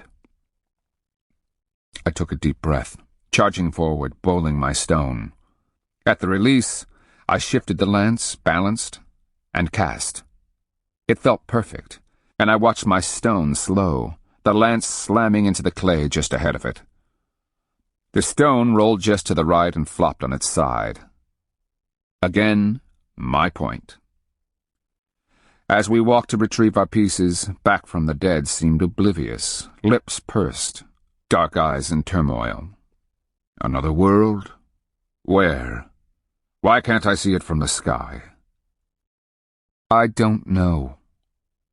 You expect me to believe that these Kristianos are not subject to the laws of power when such laws permeate all of creation? You tell me they come from another world, one that not even the spirit beings know? All this from you, an outcast trader, an Akeahusa? Fine, maybe I'm a fraud. I tapped my medicine pouch. Perhaps I stole the sapaya. Just understand the stakes for which we fight. Yes, yes, the end of our world. What gave you such an insight? I took my mark, gripped firm on the stone. I had my rhythm now. 2 steps, bowl, 2 steps, cast. I finished with a flourish just shy of the penalty mark. My lance, almost anticipating the stone, thudded to a stop a hand's distance to the left. They have a translator, Ortiz. You may have heard of him. He spoke Usita, but learned bits of a Timucua dialect. When they captured me, he chained me to a post. I kept telling him over and over that I came under the power of trade. Can you get any more basic than that? Back from the dead frowned. Everyone knows the power of trade. Ortiz looked at me with blank eyes. I might have told him that I came under the power of dust. That's nonsense. And the power of trade was nonsense to Ortiz. So were the offers of peace made under the White Arrow by the Usichili prior to Napatuca. At the Peace Council, Pearl Hand overheard the Kristiano chiefs talking about how best to use the power of peace to capture Holata Usichili. To us, treachery under the White Arrow is an affront to power. Kristianos spit on the notion. Back from the dead cast, his lance landing a full pace beyond his stone. My point. We were tied. You make dangerous accusations, traitor. Power brought the Kristianos here for a purpose. Perhaps we have offended power through even the simplest of things, like eating the wrong food, or touching a woman's menstrual possessions, or mixing fire and water. The Timucua are a lesser people. Perhaps power sent the Kristianos to destroy them. I gave him a disbelieving stare as we retrieved our pieces. Haven't you heard a word I've said? Stop looking at this through the eyes of an Appalachian. Stop telling yourself, of course the Timucua were crushed. They didn't have the right power, but the Appalachians do, and will win in the end. I gestured futility. The problem is, priest, that we're playing chunky as refugees within one of the most powerful of nations. The monster de Soto is sleeping in Kafake's palace, and his soldados travel where they wish. Why? Because this has nothing to do with the inherent superiority of any people, or their humble piety. It's about military might and nothing else. Power will favor those who surrender to it. Then, I poked a finger at his breastbone, as the matron asked inside, why hasn't power already struck them dead? He was fuming as I took my mark, feeling the power run through me. I charged forward, bowled my stone, cast, and pulled up, watching my lance spear the earth a hand's width from the stone. Beat that. He cast, his lance going wide. Maybe power was trying to tell him something. So I am to believe that you, trader, know something that all the generations of Hilishaya do not? Horn Serpent gave you this great revelation just before he ate you? I pulled my lance from beside my stone. Kristianos have their own form of power. It's something alien, given to them by a god that they call Dios. I shook my head, fingering my stone. Kristianos believe that the soul, they have only one, goes to a place called Paraiso. There are no dogs, deer, birds, or other creatures, no plants, just Kristianos serving other Kristianos. Oh, and they sing. Animals and plants? The look back from the dead gave me might have been reserved for the insane. We are all one, all part of Breathgiver's creation. Everything, even the rocks and air, shares spirit power. I shrugged, taking my mark. One more time, Hilishaya. Kristianos come from a different creation. Their power is in that long-tailed cross they leave everywhere. My cast was good, but not great. He cast, pulling his release, his stone hitting another of the lumps of clay and veering right. That put me 2 ahead. Who told you these things? We took a Kristiano, Antonio, captive. The way Antonio explained it, Paraiso is about as featureless as the inside of a brownware bowl. They don't even get to take all the gold they are so desperate to find here. Then what is the purpose of living? Back from the dead sounded confused instead of hostile. I glanced over at where my dogs were sleeping. Who'd want to spend an eternity without animals? What do they eat in this Paraiso? Antonio told us there is no food in Paraiso. Maybe they don't have bodies. No bodies, no need to hunt in the afterlife. He gave me a pensive look. No feasting with ancestors and friends. No hunting. No animals. Just a soul in a brownware bowl. For eternity? And endless Kristianos, I said, reminding him. None of whom have the faintest idea of how to behave politely, respectfully, or peacefully.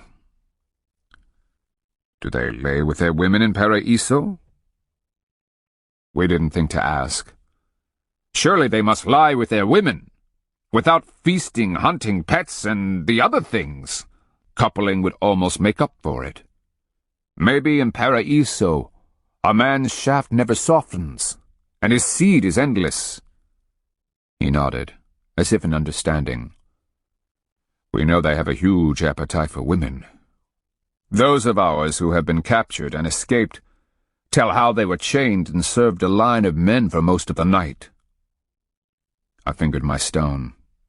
Endless coupling. That could make up for so many other deprivations.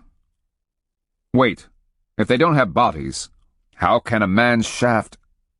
Oh, come on, trader. Surely a man like you has sent his souls dreaming beyond the body, and somewhere in your dreams you slipped your shaft into a voluptuous and willing woman. I cast. My stone bobbled at the last moment as it veered slightly wide of its track and hit a lump. I looked at the priest. I may have only dreamed it, but the evidence was plain in the morning. Back from the dead took his mark. He was preoccupied with the conversation. I beat him by half of a hand's distance. Retrieving our pieces, I said, Antonia was fixed on Pearl Hand when we had him captive. He kept staring at her breasts, as if he'd never seen a woman before. At the time I thought it was odd, but now, well, you might have finally discovered why Kristianos followed Dios. Perhaps, once dead, he supplies unlimited women. I plucked up my stone, adding, when you think about it, that giant wooden cross they set up is sexual.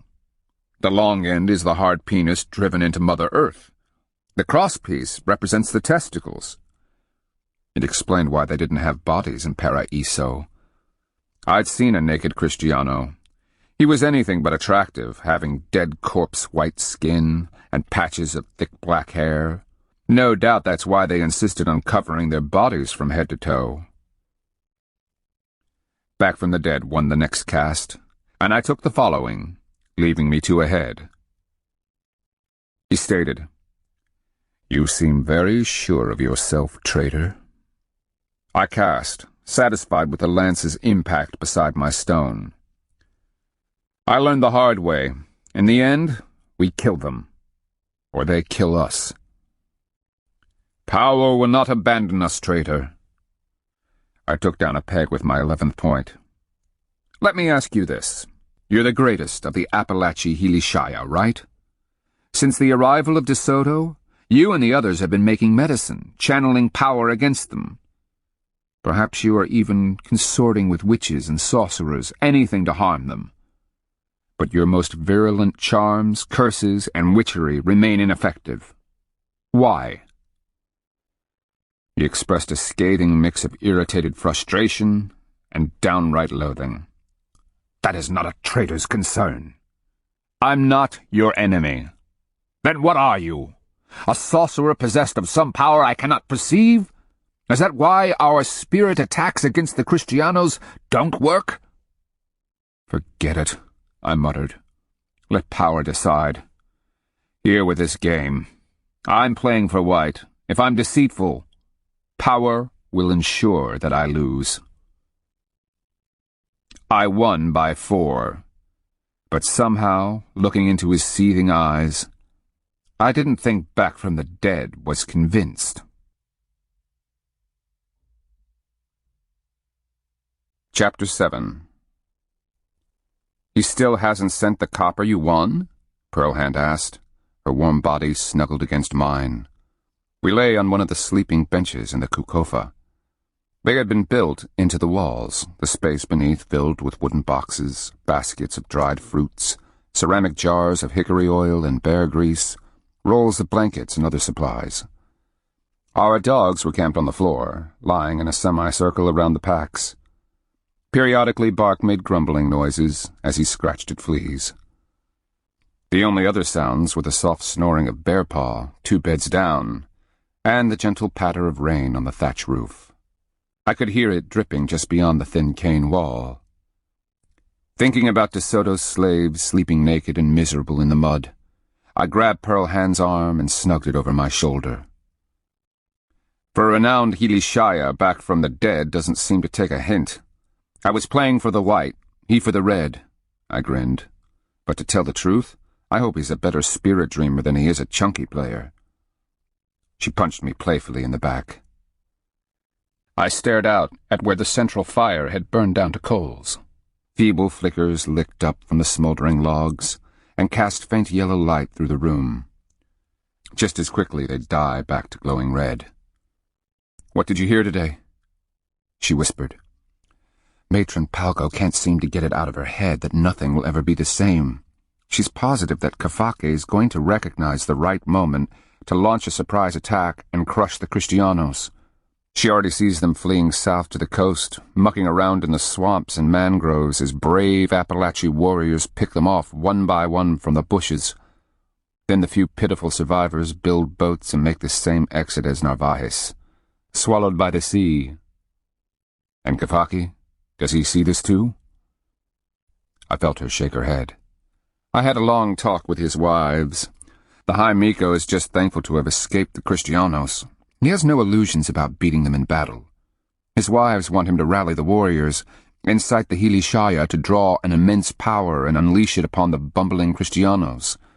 After the stories of atrocities told by the escaped captives, and the fact that Kristianos have committed blasphemies in the temples, not to mention profane shrines, people really can't see how power would hold back. I felt impotent. Sure, power will always balance in the end. It's what we believe, even me. And I've been told different by no less than Old Woman Who Never Dies. Some part of me desperately hopes that a great whirlwind is going to drop from the sky and suck them up, or lightning is going to blast them. Tie snakes are going to pull down one of their bridges as they march across and drown them by the hundreds. She ran fingers over the back of my neck, tangling them in the fine hairs. Their god and cross may be like a poisoned thorn, paralyzing the spirit world, but it hasn't made them invincible, husband. As you told Bloodthorn so long ago, they are just men once you get them peeled out of their armor. You always bring me back, wife. Good. She pulled free of my grip, her hand sliding down my arm, over my waist. Her fingers slithered snake-like under my breechcloth. Now that I've brought you back, let's see if I can coax you up. I turned so I could run my hands over her smooth skin. She sighed as I cupped her full breasts, massaging them as I knew she liked. I tensed as her grip tightened and stroked. I've never gotten over the perfect way her body conforms to mine as I settle onto her. Then the magic begins. She is the master, leading the way, tensing, tightening, only to slow, as if she can sense my anticipation. When it fades, she begins to move again, hips rotating, her sheath gripping and teasing. Finally, her muscles flex and her back arches. She locks tightly around me, and loins pulsing, we shudder in delight. As we gasp for air, the tingle drains from nerve, bone, and muscle. "I've missed you," she whispered. "It's been too long." I counted in my head. 5 days. Way too long. You'd think we'd grown tired of each other years ago. We had Kristianos to kill, and then we had to travel here. And that's an excuse? Well, no. You haven't started staring at other women, have you? I chuckled. Maybe every once in a while. That youngest wife of Kafake's. You'd lose interest the first time she opened her mouth. Nothing worthwhile comes out of it. Not all men are interested in what a woman has to say. I've often heard it said that men think with more than their heads. Pearl Hand wiggled suggestively and tightened her arms around me.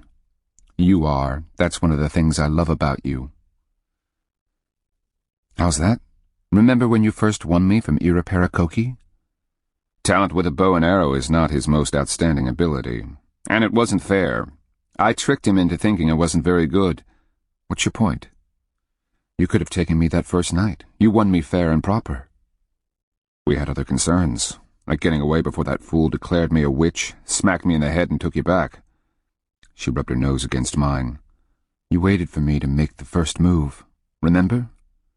Remember? Oh, yes. Every blissful moment, from the patterns of rain trickling down her perfect body to the way she'd reached out, grabbed me by the shaft, and dragged me helplessly to the bedding.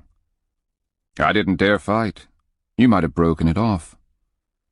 In the darkness of the Kukofa, we stared into each other's eyes, and I ran my fingers along the sides of her head, smoothing her silky black hair. I knew then that you were different, she said. I can't believe that you're not some dream. A real dream man would be taking you off someplace far from war, slavery, and Kristianos. Even in darkness, I caught the white flash of her teeth as she laughed. We were born to this black shell. If we ran, tried to forget, it would eat us alive. One day, maybe tomorrow, or a moon from now, or next year, one of us won't duck or run fast enough, or we'll make a mistake. That's why every heartbeat we have together makes the blood run warm in my veins, husband. We can't waste a moment. Each one has to be savored, lived at a full run, because there may not be many left. She pulled my head down, kissing me passionately. Her hips began twisting slowly against mine, her sheath working rhythmically, bringing me to complete awareness. Savored and lived. The next morning, Pearl Hand and I were eating breakfast under one of the ramadas. Our repast consisted of fish that we'd laid out on a willow rack to roast above a bed of coals. These were gifts given to the orphans by grateful Appalachie. Odd, isn't it, how the world changes? I thought of that as I plucked flakes of steaming fish from the bones. Prior to the arrival of De Soto, any Appalachie worth his spit would have considered entertaining an Usachili warrior to be torturing him to death. Now, after the massacre at Napatuca and the destruction of the Usachili nation, they were honored warriors worthy of receiving gifts. That they were killing Kristianos made them that much more wonderful. But what really struck me that morning was the arrival of a party of Kafake's warriors. We were throwing the last of the fish to the dogs, and respectfully tossing offerings to the fire, the latter an act of thanks offered to the spirits of the fish. Calls brought us to our feet, and we walked down with the rest to see the warriors. The canoes landed, bearing 12 Appalachie warriors, 3 badly wounded. 2 of the unfortunates, their arms bound in cloth, were helped out, obviously in pain. The third man lay on his back in the canoe. I couldn't see the extent of his injuries. How radically had the world changed? We were once a people constrained by ritual. Before De Soto, any war party would have stopped at least a hand's travel away. There they would have dressed in finery, painted their faces, and stuck swan feathers into their hair. Only when perfectly prepared would they have come, dancing and singing, the center of great panoply and ceremony. The men I watched pull their weapons and packs from the canoes looked weary, hard-faced, a grim resolve in the sets of their mouths. When they smiled at friends and family who greeted them, it was with thankful reserve. Warriors were always supposed to strut, a reflection of their personal power. Instead, seriousness cloaked them, accented by the spare and precise movements they made. An image of tired cougars came to mind, as if they had been chased by dogs and barely escaped. Predators turned suddenly wary and unsure. "What's happening?" Bloodthorn asked, appearing at my elbow. "War party," Pearl Hand replied, "but they're not acting right." "They've got wounded," Bloodthorn noted softly. "The power was wrong for the raid." I considered that. Perhaps, but they're not exactly sulking either, nor are they singing the death songs they would if they had lost a man. "No Iholaka," Pearl Hand muttered. I noticed other things. None of them wore traditional badges of honor, swan feather plumes or miniature white arrows in their hair. The only distinguishing features were their tattoos, now mud-smeared and dappled with forest grime. With a start, I realized that the muscular and grizzled man in the middle was Fire Falcon, Tastanaki, or war chief, of the Appalachie Nation. He also served as the Tishu Miku, or second chief, leader of the Red Moiety, placing him second in authority to Kafake. His city, Ivitachuco, was the seat of the Red Moiety clans. We heard that Fire Falcon had abandoned the town and burnt it to the ground before the monster could capture it. I watched the Tastanaki slip his war club into the sash at his waist, sling a turkey feather cloak over his shoulders, and slip an arm through the strap on his quiver. 6 fletched arrows and a stave of his bow protruded. I'd met him years before on my first trading venture to the Appalachie. Then, he'd been dressed in finery, washed, with a shining copper falcon pinned to his hair bun. A magnificent feather cape had draped his shoulders. He'd looked out with the studied arrogance of a man born to privilege and authority. A retinue of 50 nobles had surrounded him, attending to his every need. The man before me now might have stepped out of another world, hardened, shaken, and half desperate. It lay in his eyes, and the way he looked at his fellow warriors, and the tension in his jaw. I couldn't help but think of a trapped badger, dangerous, fierce, with no way out. Takosi appeared, trotting toward the canoe, landing with his staff of office in hand. Obviously, he'd just heard of Fire Falcon's arrival. Otherwise, he would have been dressed for the occasion, his face painted, feathers and apron immaculate. Instead, the Usinulo looked slightly disheveled. Pearl Hand and I were close enough to hear Takosi's greeting, filled with flowery language and all the ritual welcomes for the leader of the red moiety. "Spare us, Usinulo," Fire Falcon said as he raised a weary hand. "We appreciate your concern and respect, but I have men in need of healers. Their wounds must be tended first. After that, hot food would be appreciated for the rest. And me, I must see the High Miko immediately. Can these things be done?" People were watching wide-eyed, awed and unsettled by the frank reply. "Immediately, Miko." Takosi didn't even blink at the callous breach of protocol. He pointed at the crowd with his staff. "You people, help those wounded warriors to the temple. Someone find back from the dead. Make sure he has the healers ready.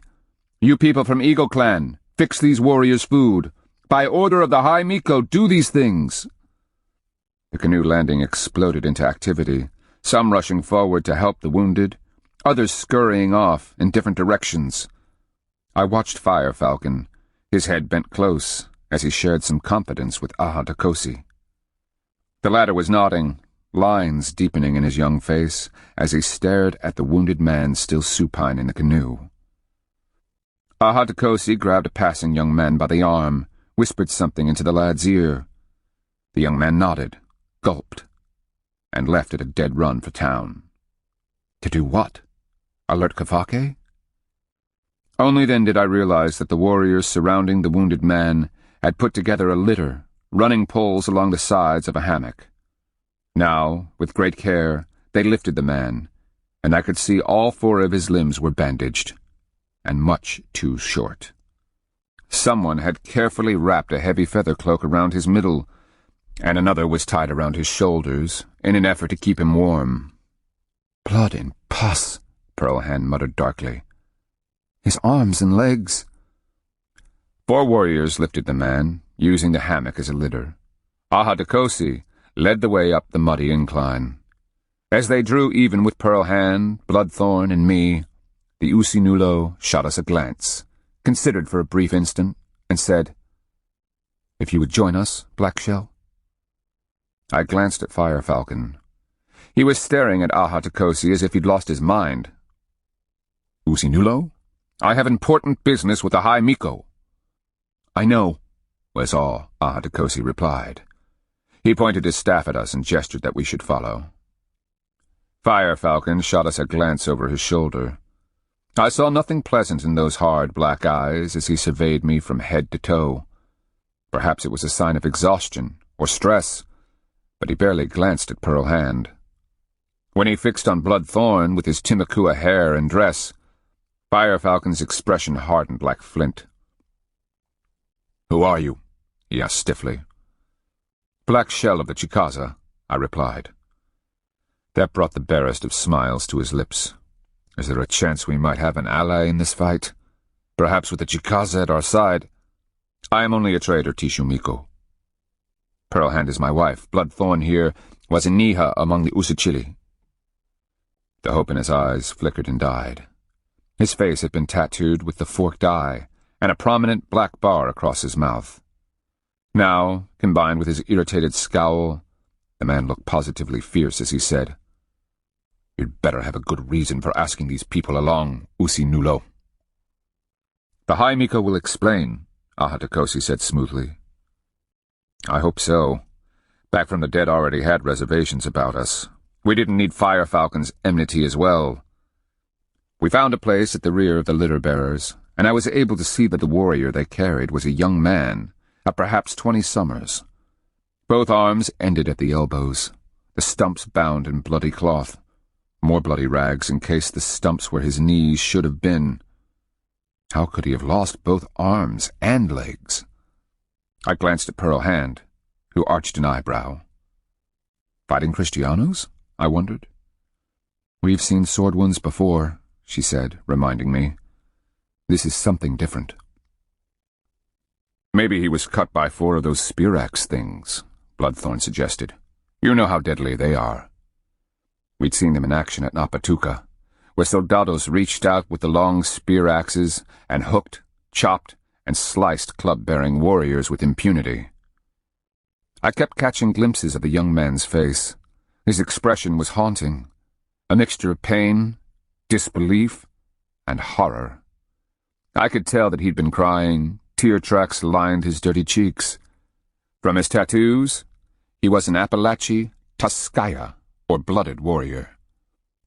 They weren't the sort who cried over wounds received in battle, not even when they were as hideous as this. Then I realized that what I thought was dirt were bruises, crisscrossed with welts and fresh scabs. The closer I looked, the worse off he was. Aatakose was ordering people out of the way as word spread and people arrived to see what the commotion was. Fire Falcon stalked along, his shoulders hunched, hands working as if in rage. Periodically, he'd reach to his belt, resting a palm on his war club, as if desperate for a reason to use it. "Tough man," Pearlhand whispered. "He's been orchestrating the fight against De Soto," I murmured back. "And from what we can tell, doing a pretty good job of it." "Oh? There have been no Napatucas. Yet. That's my wife, always thinking on the bright side." We were approaching Kafake's make-do palace. Whatever the import of Fire Falcon's visit, Aatakose didn't stop to make the customary declarations before the High Miko's door. Instead, he just pushed the flap aside, helping Fire Falcon hold it as the litter-bearers maneuvered their way in. We followed, taking a place in the rear. The wounded man was lowered gently to the matting before the central fire. Only after Fire Falcon checked the man did the Tastanaki rise, take 2 steps toward Kafake's bed, and drop to a knee, his palms offered. "Rise, my friend," Kafake said, struggling up in his bed to stare first at Fire Falcon and then the wounded man. "The Usi Nulo's messenger said that your arrival was urgent." "Hi, Miko." Fire Falcon straightened, the muscles in his thighs rippling. "I have come straight from the forest around Ankaika." He pointed at the maimed man. "This Tuskaya is Singing Tail, of the Bear Clan, of the White Moiety. 2 days ago, during an ambush, he was captured by the Kristianos." Fire Falcon looked down, features softening. "Can you tell the rest, Tuskaya?" Singing Tail's mouth worked, and in a fragile voice, as if hoarse from screaming, he added, "They ran me down with caballos, High Miko. I was too stunned to run or fight. Otherwise I would have chosen to die right there, doing my best to kill them in the process." "You lost your souls for the moment?" Kafake asked. Singing Tail tried to nod, barely managing. "When I came to, I was chained, a metal band around my neck. I was the only captive. The others were dead or escaped back to the forest." For a moment he struggled for composure. "That night I was chained to the others inside Ankaika. They brought another captive who spoke Appalachian and a Timakua. Then one of the Kristianos asked a question of the Timakua, who asked the Appalachian, who asked me, 'Why do you fight? The Adelantado wants peace.'" "And what did you tell him?" Fire Falcon asked. Singing Tail squirmed as if to sit up and winced, gasping. Through gritted teeth he managed to say, "I told them I was Appalachian, a Tuskaya. I said that I would fight them until the last one ran screaming from our land. That they would end just like Narvaez. That Tuskaya like me would see to it." He swallowed hard, jaw trembling. "They asked many things, High Miko. Where you were hiding? Were the people scattered or in hidden towns? How many warriors were there? They wanted to know if Fire Falcon was still Tostanaki of all Appalachia, or if they'd managed to kill him. They wanted to know if any of his relatives or friends were captive. "Why?" Kafake asked.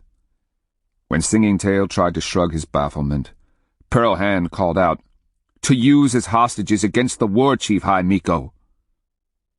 Fire Falcon turned on his heel, angry eyes on Pearl Hand. "Go on, Taskaya," Kafake prompted, rolling onto his side so he could look down at the wounded man. "What did you tell them?" Sweat was beading on Singing Tail's cheeks, and he looked feverish. "I told them nothing, High Miko. I am Bear Clan, and my uncle was Niko Quadka, a high warrior. He trained me, hardened my souls to torture. He showed me the path to power and how to call upon it. I am Appalachia, my lord."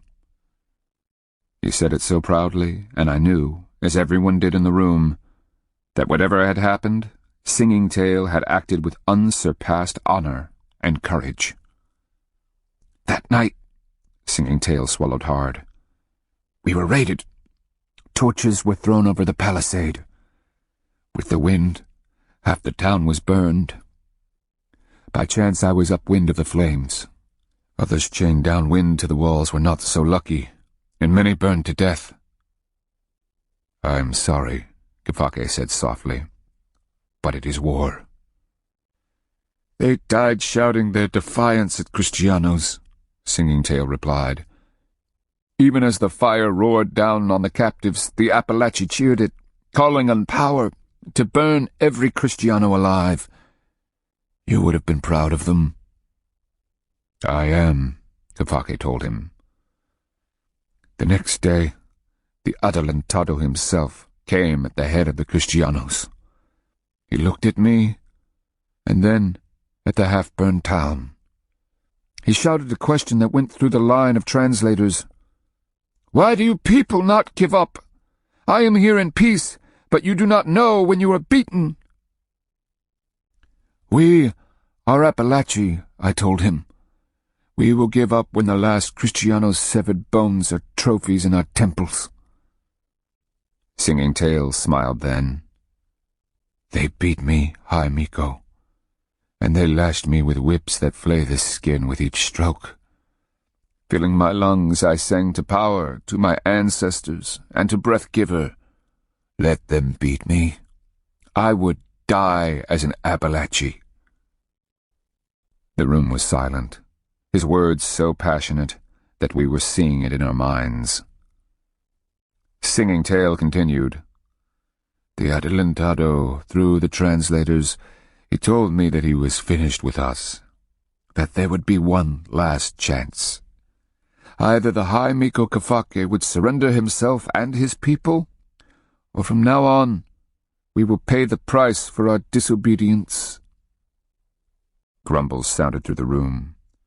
I was fascinated by the expression on Fire Falcon's face, as if he were struggling to keep from bellowing in rage.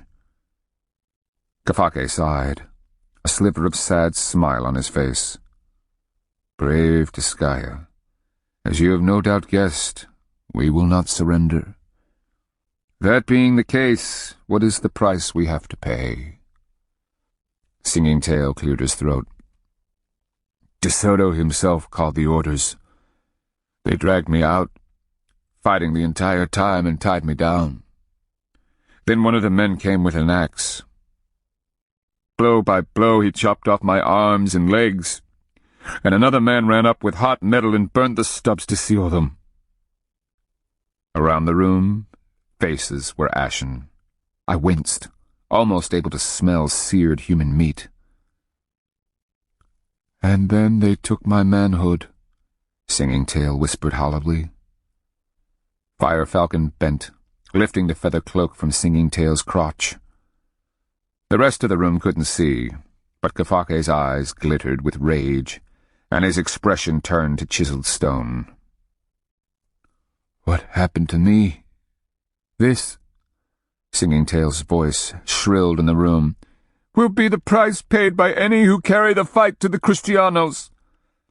Further, if the attacks do not stop immediately, another demonstration of the Adelantato's wrath will occur the morning after the new moon, and they will continue until the High Miko surrenders himself and the Appalachee pledge peace. That is what I was told to tell you." Silence lay like thick smoke. Pearl Hand had crossed her arms as she translated for Bloodthorn. Firefalcon knotted his fist around the handle of his war club, half drawing the copper-headed weapon from his sash. Singing Tail took a breath. "I was carried out and left where Appalachee warriors could find me, High Miko. And now I have been carried to you. I have given you the Adelantato's message." Kafake's jaws ground in anger, his eyes darkening. Around the room, people clenched fists, shifting as if to mollify their rage. Swallowing hard, Singing Tail met Kafake's gaze. "Now, if a single Teskaya may, I will give you my own message. We are Appalachee, High Miko. Before you so much as surrender a single stick in the trail," his voice broke, "kill them, High Miko! Kill them all!" The only sound was the popping of the fire. Then Kafake slowly sat up, propping his withered arms on his round belly. "I am honored to hear your message, Teskaya. Why? Because you are the best of us. The monster's threats shall become lost upon the winds." Singing Tail gasped a pain-filled sigh. His eyes sought out Firefalcon as he whispered, "I ask you for your promise, great Tastanaki. I have kept mine." Firefalcon smiled grimly. "In a bit. I must attend a final task before I fulfill my promise." Firefalcon straightened, his war club now clenched in his right fist. He shot a look at Kafake. "High Miko, as Tastanaki of the Appalachee people, I look upon this Teskaya, but do not see him."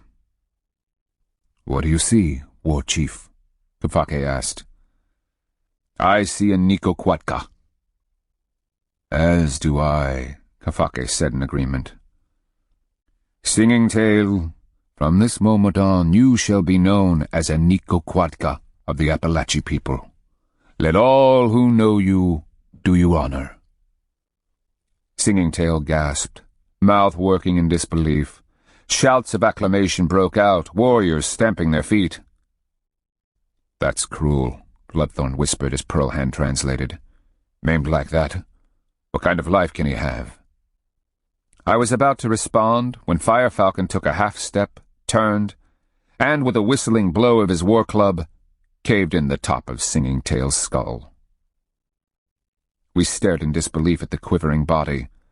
Firefalcon dropped to his knees, carefully dislodging the pointed head of his club from the young man's skull. Firefalcon's soft voice carried in the sudden silence. "Nikoquatka, Singing Tail, as much as it wounds my souls, I have kept the promise you made me swear to." With that, the war chief rose to his feet and started for the door. As he passed, I could see the muscles bulging from his locked jaws, the seething anger in his eyes.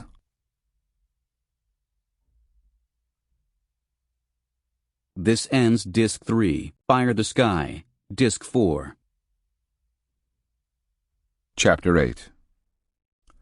Firelight flickered on the Kukofa roof and walls. At Kafake's order, a good load of dry wood had been carried in. While it would have been nice to think he'd done it on our behalf, it was actually for Firefalcon and his warriors. Pearl Hand and I sat on one of the sleeping benches, the rest of the orphans lined up to either side while the dogs lay happily on the matting at our feet. Our packs were stowed safely under the pole beds. We'd been fed a stew of duck, catfish, and hominy, backed by freshly baked yellow lotus bread. A bowl of tolocano had been sent by Kafake, and this we passed back and forth, sharing. Across from us, the Appalachee warriors had set up their own quarters. Normally they would have made themselves at home in the men's house. Unfortunately, Kafake's refuge in the swamp was too new for such a structure, let alone the complicated ritual that went into selecting its location, blessing the ground, ritually hunting the trees used in its construction, and all the necessary rites that attended the roofing, dedications, and final occupancy. The Appalachian warriors across from us appeared uneasy with the arrangement. Normally, upon returning to the city, they'd be sequestered by the Hili Shaya, forced to fast, take sweats, drink button snake root and black drink, purge, and undergo ceremonial cleansing to rid themselves of the red chaos of war. Power needed to be balanced, but here, in the turmoil of De Soto's invasion, they were still literally on the battle walk, following the rules of a war party. For that reason, they didn't socialize, ate only the food Fire Falcon's second provided, and didn't sit upon the earth out of respect. Nor would they lean against a post or tree. They sought to do their best to ignore the fire, since it hadn't been kindled by the second, or fanned with their eagle wing. I'm sure that deep down, they knew that no matter how hard they were trying, they couldn't help but break the taboos of the war trail. Such things weren't meant for city life. I think we should leave Cane Place town. White Antler interrupted my thoughts, his eyes fixed on the central fire. Our job is to hunt Kristianos. Food's better here, Corn Thrower retorted, rubbing the thick bicep on his left arm. And there's a pretty young Appalachian girl who's been making eyes at me. That's just my point, White Antler growled. We're getting soft, losing our edge.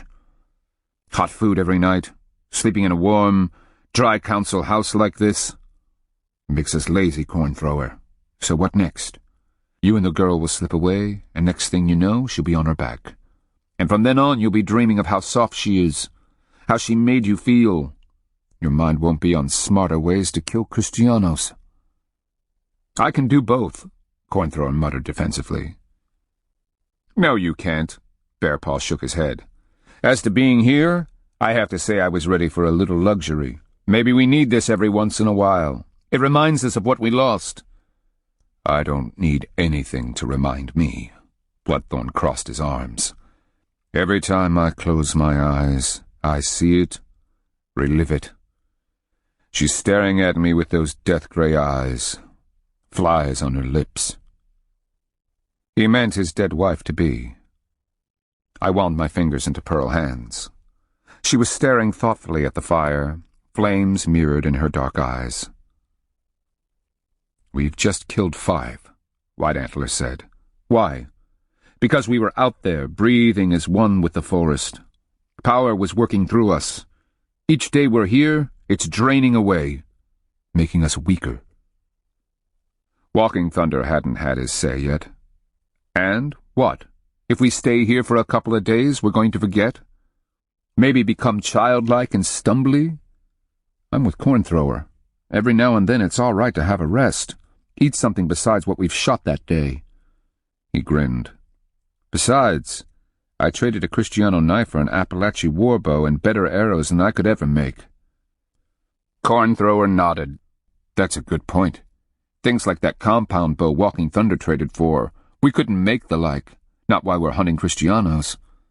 The same with the hardwood war arrows. Then let's do our trading and leave, White Antler said insistently. I can feel my power fading by the moment. You've got to stay pure, focused, and dedicated to the task.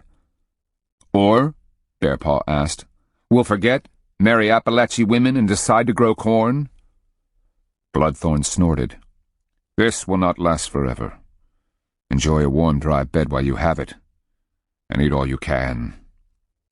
Sometime soon you're going to be looking back on this Kukofa of theirs with real longing. The sooner the better, White Antler said stubbornly. I figured it was getting too thorny. Quiet, all of you. We'll take the time we can get here. Bloodthorn and White Antler are both correct. Yes, town life makes people soft. But to keep the edge, we've got to have both rest and a chance for our souls to replenish. We do have to refit our weaponry, trade for clothing and food. We need to be reminded of what we still stand to lose.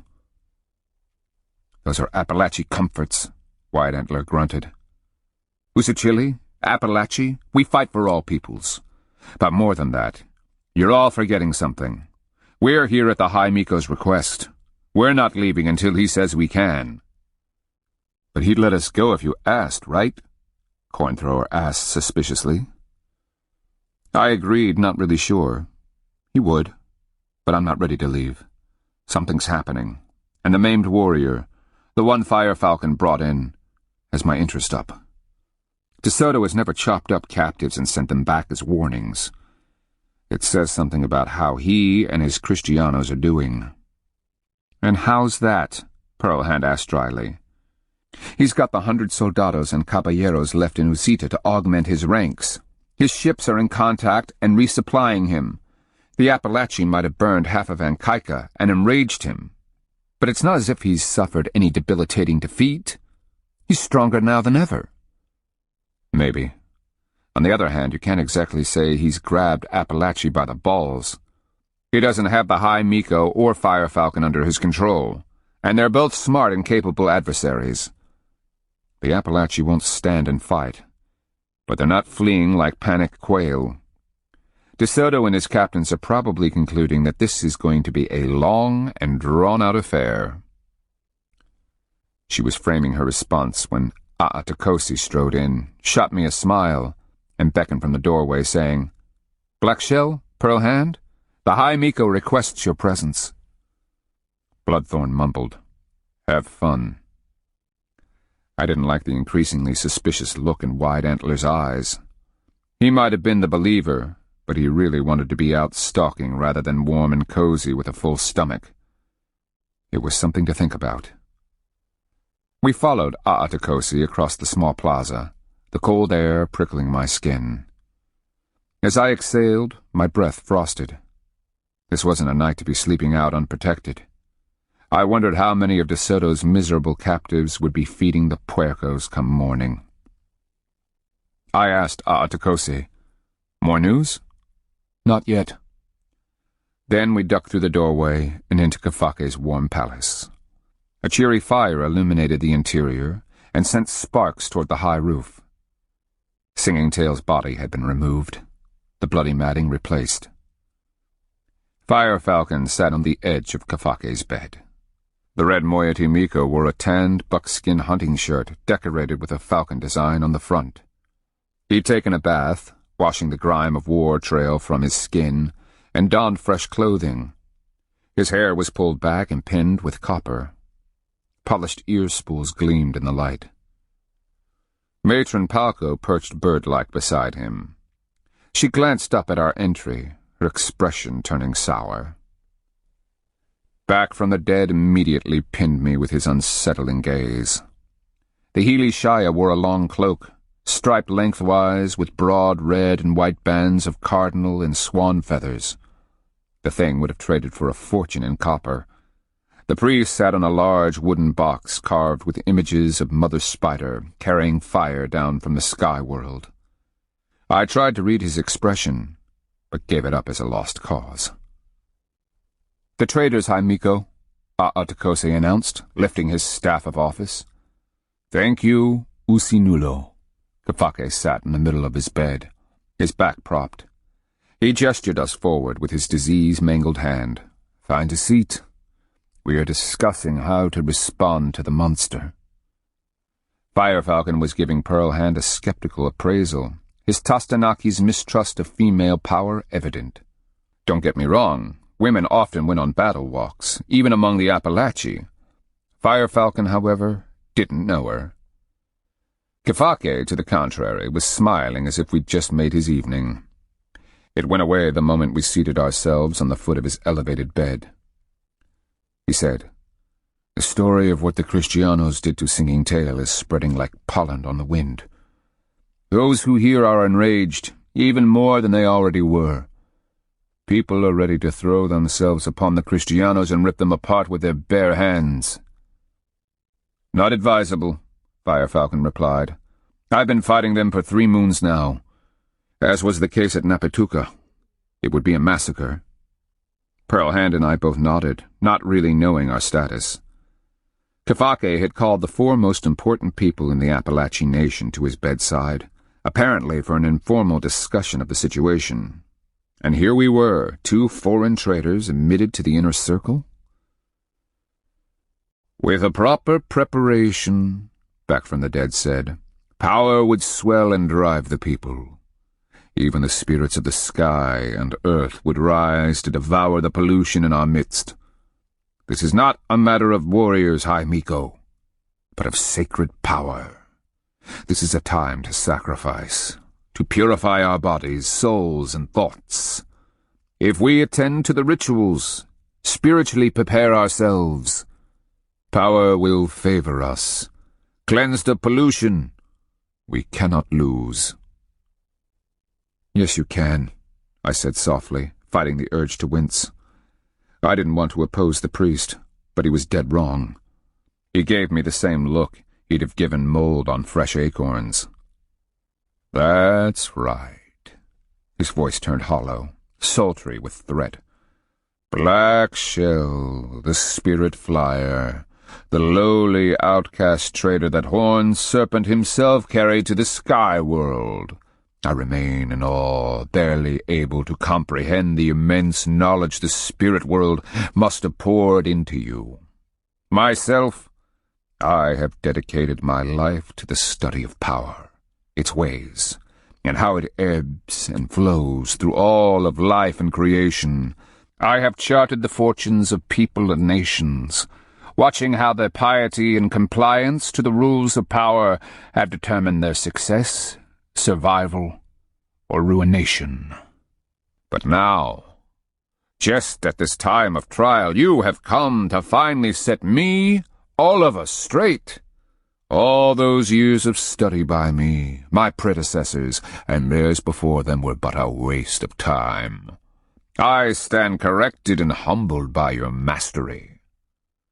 Pearl Hand was biting her lip, fists knotted, eyes lowered. Good girl. You can rip his balls off later, when doing so won't get our heads bashed in. In as even a voice as I could muster, I replied, Great Helishaya, I am not here to humble you, nor would I presume upon your vast knowledge. What I've been told by the spirits is that we're engaged in a battle between men, that power is helpless. Why? I cannot say. That is a question for skilled Helishaya such as yourself to investigate and answer. I met his hard glare with my own. Kafake and Fire Falcon were staring back and forth between us. Fire Falcon with a wary curiosity, Kafake with a pensive pout on his lips. Aatakosi broke the impasse. Power aside, let's get back to the Kristianos. Should we back off on the attacks? Disengage our warriors?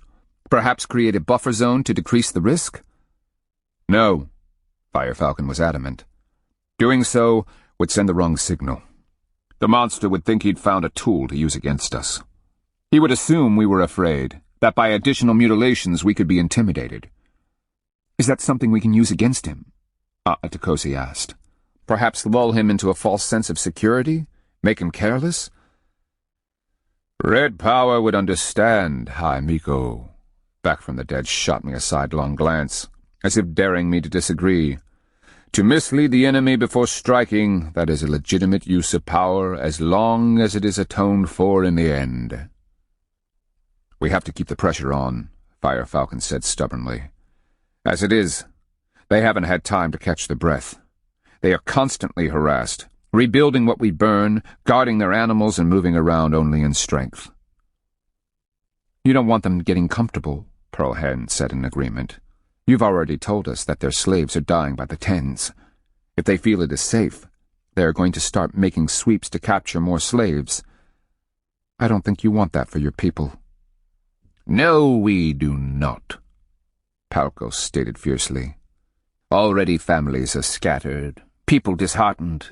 They look to us for a solution. That we cannot drive the invader out is bad enough.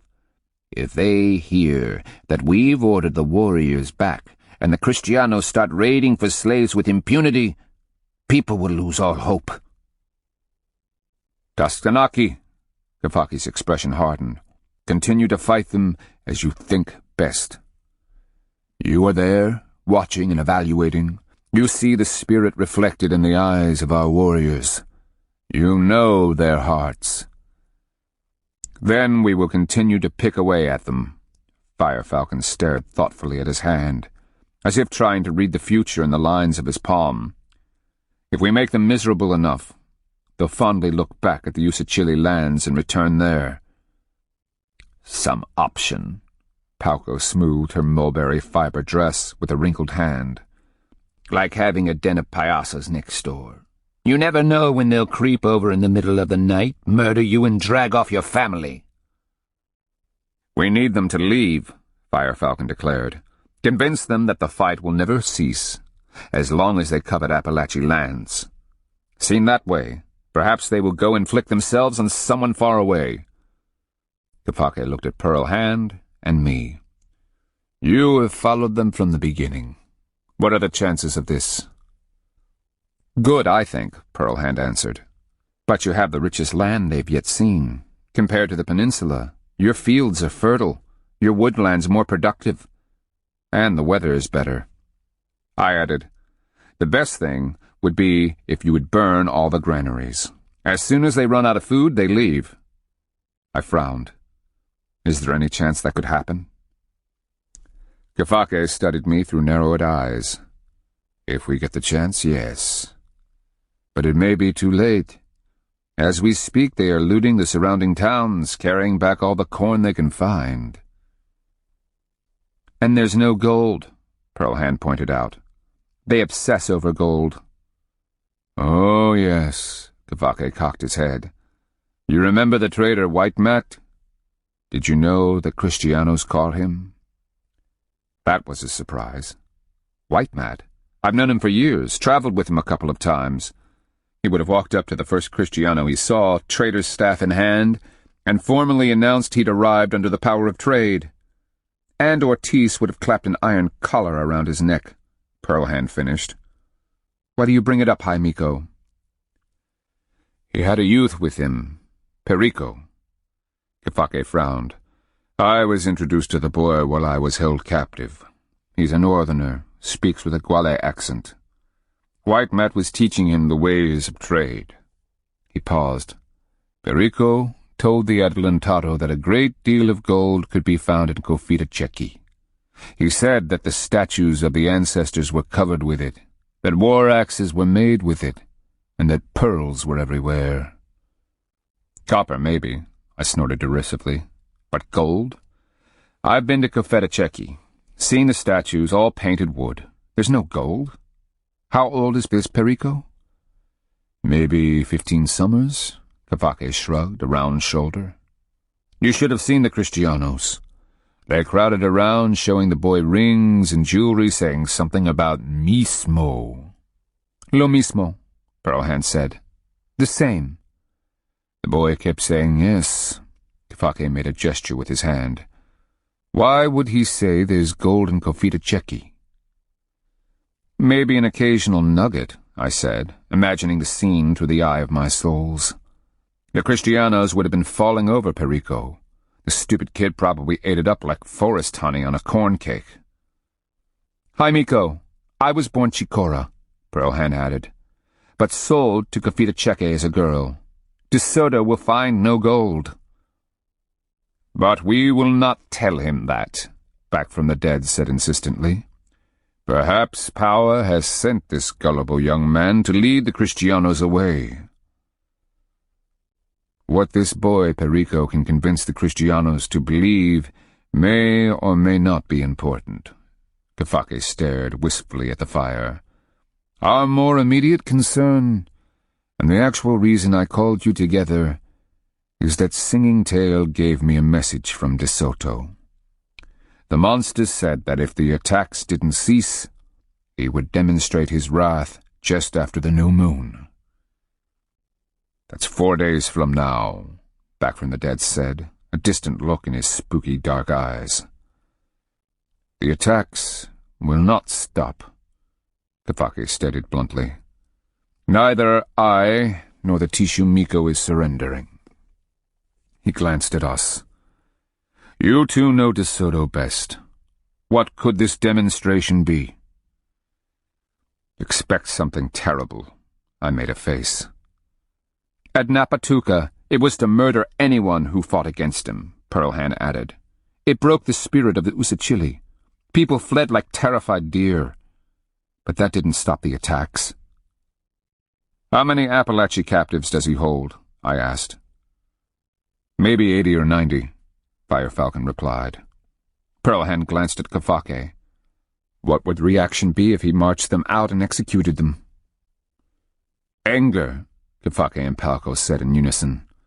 Firefalcon nodded his agreement. Back from the dead's scowl darkened, his forehead lining, as if he could see it in his mind. When De Soto was at Napatuka, I mused, he had some of the southern Timakua on his side. It gave him an advantage in understanding the Usachili. I remembered Ears, the guy who wanted Pearl Hand so badly. Ears had converted to the Kristiano god, taken to wearing a little wooden cross hung on a thong about his neck. Firefalcon's gaze narrowed. We are not Usachili. That's my point, I answered. He doesn't have any fawning Appalachee to advise him. He can't know your hearts. But his slaves are dying off? 300 to 400 over the last moon alone, Firefalcon said after reflection. That's half, I marveled. But he's taken maybe 90 Appalachee as replacements, Pearlhand said. The look Firefalcon gave me was cold enough to have frozen water. In the coming days, another 200 captives will be dead of starvation, exposure, or disease. By the end of the moon, double that. Palco fingered the wattle of skin under her chin. If the beast doesn't care about the lives of his slaves, if they are worthless to him, perhaps it's because he's not planning on leaving. She glanced at Kafake. Why else would he just let them die? He's here, has found our land. Maybe the need for porters is over. Back from the dead mused.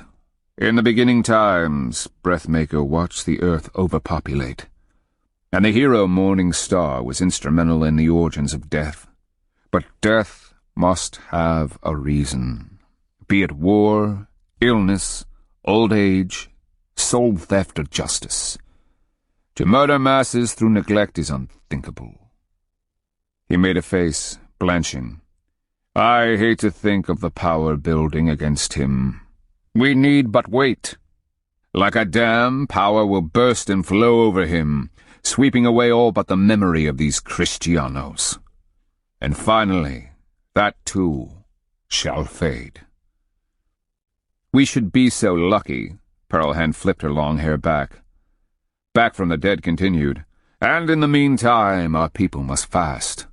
The strictest observances on the separation of powers must be maintained. Men and women must not lie together. The dietary laws must be scrupulously obeyed. Fish must not be cooked in the same pot that once held a bird's flesh. Roots like cattail and yellow lotus cannot be mixed with arboreal fruits like mulberries or nuts. No one must so much as allow water to drip into fire.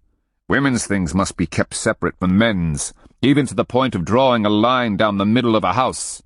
Men's things on one side, women's on the other. I watched their expressions, each of the Appalachee nodding, eyes sober. Kafake said, Usinulo, issued the Hilishaya's order.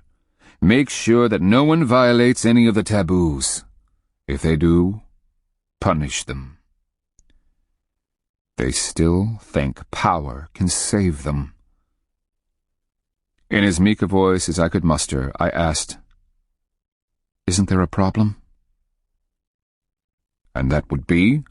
Kafaka asked. De Soto landed almost a year ago. Power has had ample time to be insulted, polluted, and profaned by his actions. Yet he remains unpunished. Meanwhile, the Appalachee, one of the most devout peoples I know, are hiding in the forests. Their temples have been desecrated, the remains of the ancestors ignored, and the most sacred of ground is abused. For 3 moons now, the Hilishaya, even the sorcerers, conjurers, and witches, have been casting their power against the invader. And your point, back from the dead grated out, loathing in his eyes. According to our beliefs, power should already have swatted the Kristianos down like the vermin they are. It will, back from the dead snapped back. When? I asked reasonably. When it is ready. Kafake's jaw was clenching. Palka's expression had gone stiff. Fire Falcon had crossed his arms defensively. Pearl Hand reached out, laying a hand on my arm, silently requesting that I desist. I needed say no more. The Tostanaki will be headed back to his camp in the morning. You and the orphans may accompany him. Kafake shot me a look from the corner of his eye, no doubt grateful to get me away from back from the dead. He lifted his right hand, the disease-knotted fingers barely moving as he waved down Fire Falcon's protest. No, good Tishumiku. I trust Black Shell. Perhaps he and Pearl Hand will see something we do not.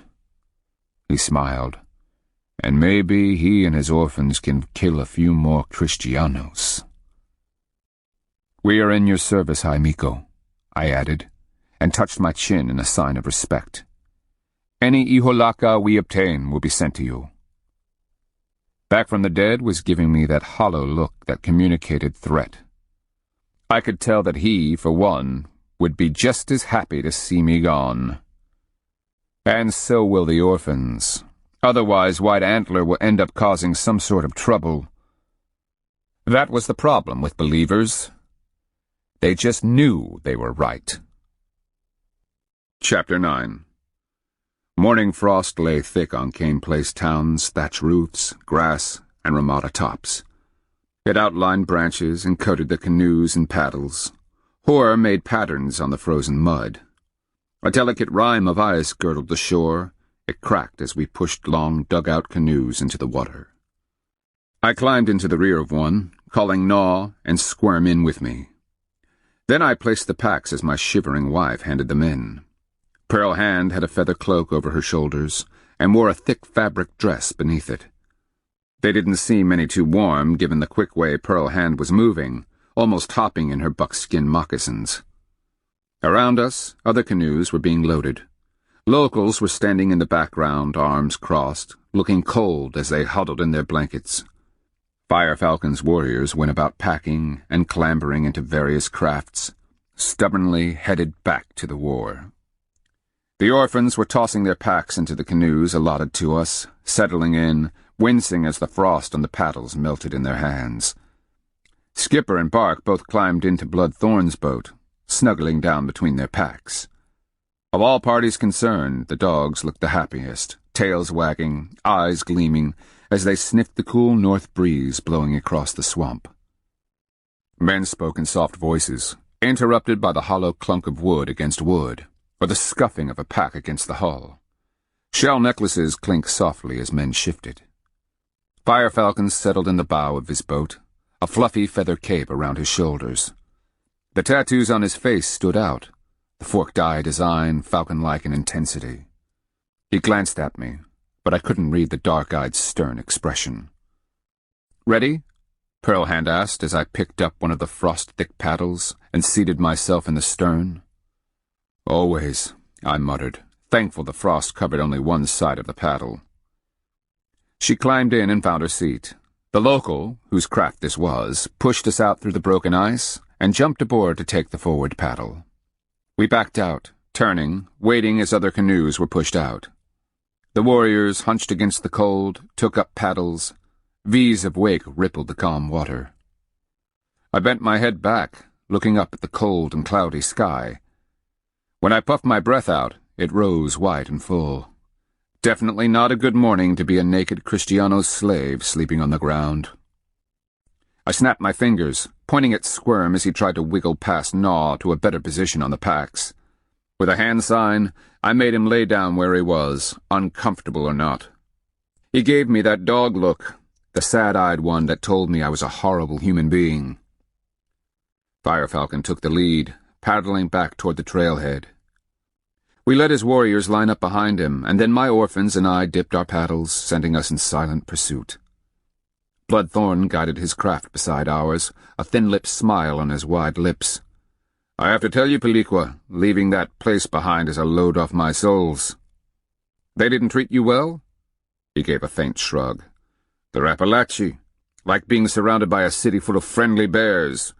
No matter what they profess, a person never knows when they might drop pretenses and become bears again. Well, you better get used to them because we're traveling with this party of warriors for the next couple of days. Bloodthorn's smile bent slightly. But that's on the war trail. I guess it's more like a fair fight. I glanced at White Antler where he sat behind the local fisherman. You feeling better now that you're on the war trail again? Yes, Peliqua. White Antler grinned. His hands rested on the gunnels, as if he expected rough water. We're back in the hunt again and without having our powers seriously compromised.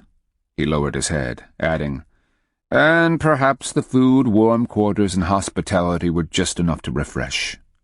Uh-huh, I muttered. I thought you'd figure that out when I rolled you out of that warm cacofa.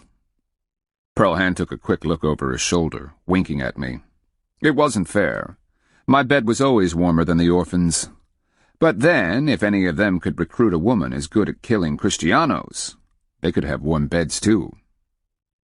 Where are we off to? Bloodthorn asked. And Kaika truly? Truly, I said. De Soto is going to be demonstrating his anger to the Appalachee on the new moon. We're there to watch and see who gets madder afterward. Us or the Appalachee? Bloodthorn asked. I was thinking about De Soto or Kafake, but I'll bet you're righter than I am. And then? Then we go back to killing Kristianos. About time, White Antler said under his breath. Still, as we landed, I kept glancing off to the northeast. There, a couple of days' run from where we stood, lay Enkaika. Pearlhand noticed and nodded as she pulled the last pack from the canoe and began lacing it onto Squirm. Whatever he's planning, it won't be pleasant, she said warily. Got a sense of foreboding like I have?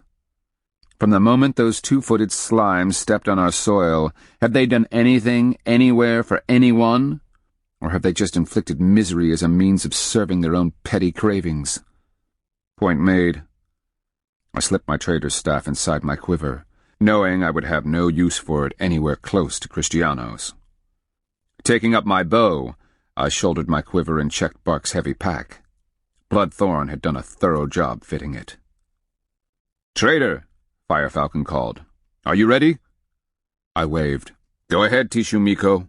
With the dogs, we cannot travel as fast. We'll be behind, coming as quickly as we can. Will you get lost? I laughed.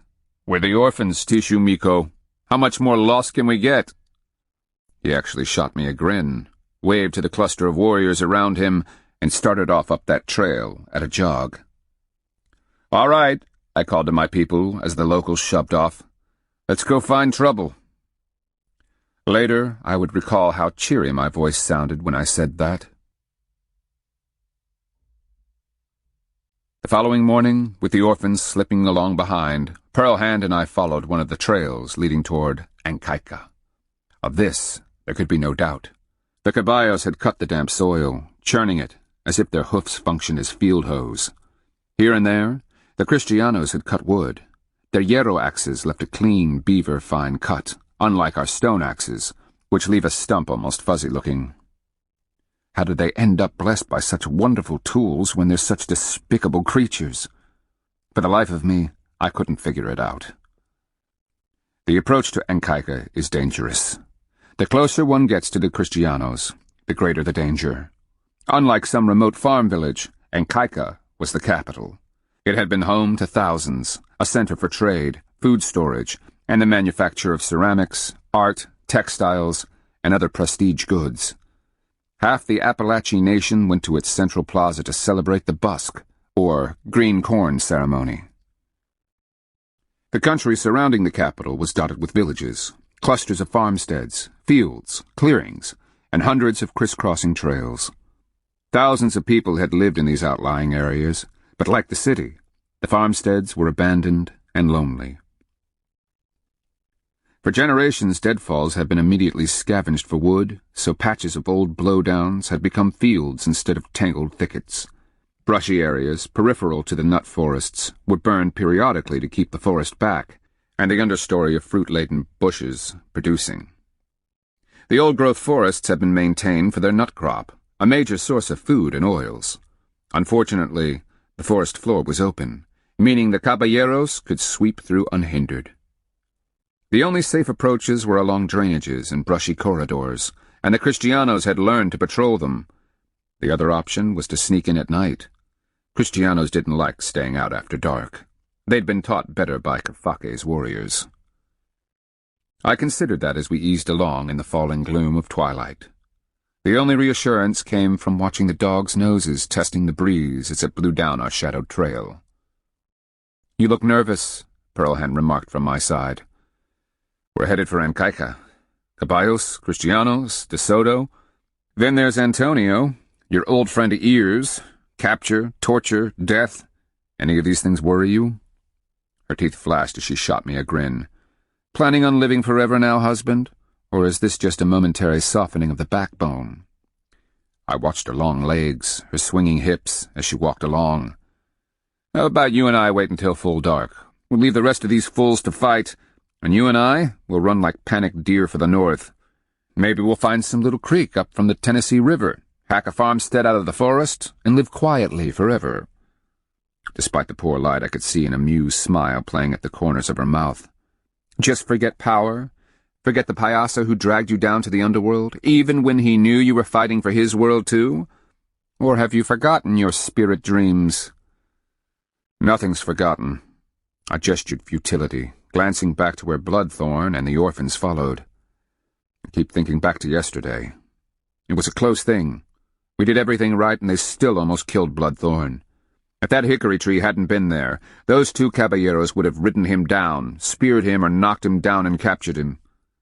But they didn't, and after killing two caballos, we had squash for dinner. A pause. "You've been around most of the country now. How many people have you met from the beginning times?" "Well, there was Old Woman Who Never Dies, her daughter Corn Woman. What I meant was, how many people are alive from your grandmother's grandmother's day?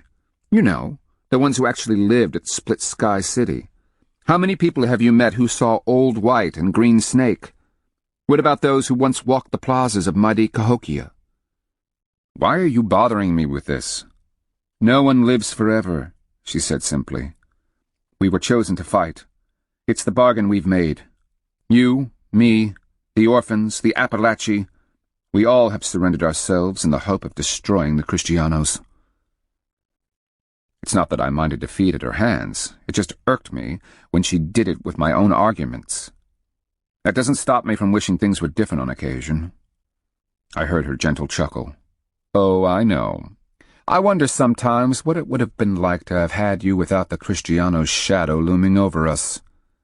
But Black Shell, remember why you headed south in the first place? Or are you purposefully forgetting why you arrived at Iraparacoquis that day?" "I wanted to see the bearded men from the sea." "And you would have traveled all that way down the peninsula had there been no rumors of the Kristianos to lure you?" "No, wife. I'd have stayed in the north, carrying trade from the Cado to the Cofita Chequi and all points in between. And I would have been passed to ears when Iraparacoquis grew tired of me. And, assuming I wasn't hunted down and killed after murdering him, from ears to some other man." She tilted her head back, spilling long dark hair. As she stared at the lacing of branches overhead, she added, "Since the day you won me from Iraparacoquis, I've been free, Black Shell. Would I ever have known freedom had you not come south? Perhaps. And even if I had, what are the chances it would have been with someone I trust?" "As rare as flying turtles," I replied. She reached for my hand. I warmed at her tight grip, as if she were binding herself to my flesh. "So we'll fight until we die, husband. And if I go first, I'll be waiting for you at the entrance to the Path of the Dead. I actually look forward to meeting Horned Serpent. He and I will have many things to discuss." That brought a flicker of enjoyment to my soles. He's not exactly warm, sympathetic, or compassionate, let alone a sparkling conversationalist. My last memory of him is one of abject terror. You know, the sort inspired by one's bones being crushed. And after that, you still fear dying at the hands of Kristianos? Perspective again, correct? She squeezed my hand. Only on occasion, my love. Her voice dropped. At other times, watching you, I see something else. And that is? She gave a toss of her head. I'm not sure, but it's not of this time and place, as though the spirit world is seeing through your eyes. In those moments you are someone different, a stranger, unfathomable and unapproachable. When am I like that? She shot me a shadowed glance. The last time? In Kafake's palace when you met back from the dead. He started out as one of the most powerful priests alive, obviously scornful of anything you had to say. Then all of a sudden, you changed, seemed to swell, your voice growing deeper, echoing as if out of a tunnel. He saw you as you are, Black Shell, and it frightened him. It changed everyone in the room. He never sent me my winnings from the chunky game. He didn't have to. You'd already taken everything from him that you needed. I stared with resignation at the dark trees around us. The evening gloom was deepening. I could hear the soft murmur of Timakua as the orphans talked softly among themselves. Naw's tail was flipping back and forth, the white tip painting the dusk. Back from the dead's going to be trouble. Pearl Hand rubbed her thumb on the back of my hand. I know. He's got half the Appalachee fasting, turning their lives upside down to purify themselves, all in the belief that spirit power is going to make them invincible against Kristiano armor. They know no other way. I raised her hand as I gestured my frustration. But I explained it, over and over. Why did they ask for our advice, if not to hear what we've learned about the invader? You can't change a lifetime with a single lecture. What if they can't figure it out, Pearl Hand? Then the Adelantado will destroy them. A new voice from the side said, That remains to be seen, woman. We looked over, startled. The dogs, too, were caught entirely by surprise, given the direction of the breeze. They immediately began to bark. Back from the dead seemed to float above the screen of holly, dogwood, and sumac off to our left. Then the first of his warrior escorts stepped out of the brush, followed by 3 of his assistants. Back from the dead rode on a litter chair, its poles resting on the shoulders of 8 burly young men. The Healy Shia fixed me with his otherworldly eyes, his expression reminiscent of someone who had just discovered something smelly and rude sticking to the bottom of his foot. Back from the dead's voice slipped through the heavy air like a snake. Traitor, I can dismiss your scorn of me and my abilities. Your doubts about power, however, are offensive. Fortunately, the combined faith of the Appalachee people is mightier than your doubts, or the polluted arrogance of the invaders. I, back from the dead, have sent my souls across the worlds to battle spirit beasts. Now I will face the invader and destroy him. A sick premonition rose in my stomach. Chapter 10. I was in a sour mood as we followed back from the dead and his retinue. The well-trodden trail we traveled wound along one of the streams.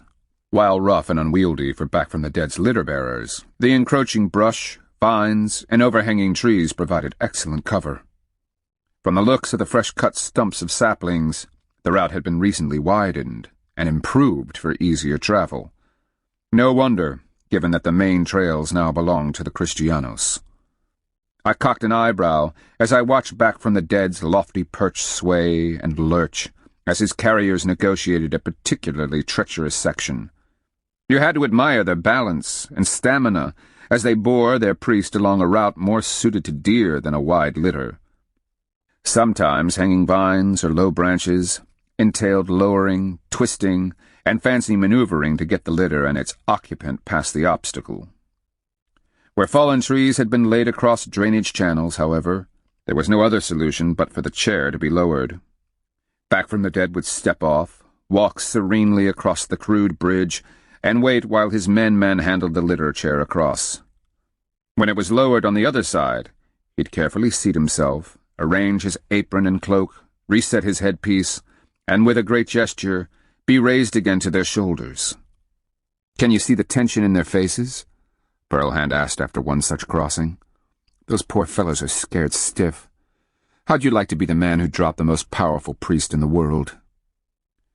"He's not the most powerful priest in the world, just the most powerful Appalachie priest.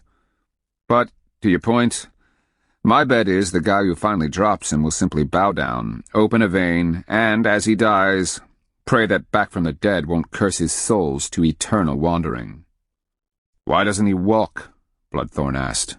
"Being carried thus along a trail like this, it smacks more of arrogant stupidity." "You got the arrogant part right," I murmured. "Part of maintaining authority is projecting an image," Pearlhand replied. "He wants his people to believe he's going to beat De Soto with his spirit power. Maybe he needs to believe it himself." I chewed my lip and said, "I'd gratefully gift him with everything we own if I thought he could do it." "Appalachie have strong power," White Antler said. "We have often suspected they were sorcerers given the successes they had against us." I met his solemn gaze. "No matter what his reputation, our spooky friend is headed for a grave and life-changing disappointment." "But Peliqua?" "I've looked Horned Serpent in the eyes, my friend. I've eaten from Old Woman Who Never Dies pot, shared her fire, and—" "Drove your peg into her daughter?" Pearlhand interjected wryly. "Heard her say this was a battle between men, not spirit powers." I was trying to make a point, but Pearlhand's remark hit the Orphans with the impact of a thrown rock. "Corn Woman?" White Antler asked. "You did what with Corn Woman?" I winced, shooting an irritated glance at my wife. "I thought you weren't jealous of spirit beings." She gave me a cool gaze. "I was, after a fashion, part of it, remember?" Embarrassed, I struggled with that hot feeling at the base of my neck. Giving a slash of my hand, I growled, "This conversation is over. Come on.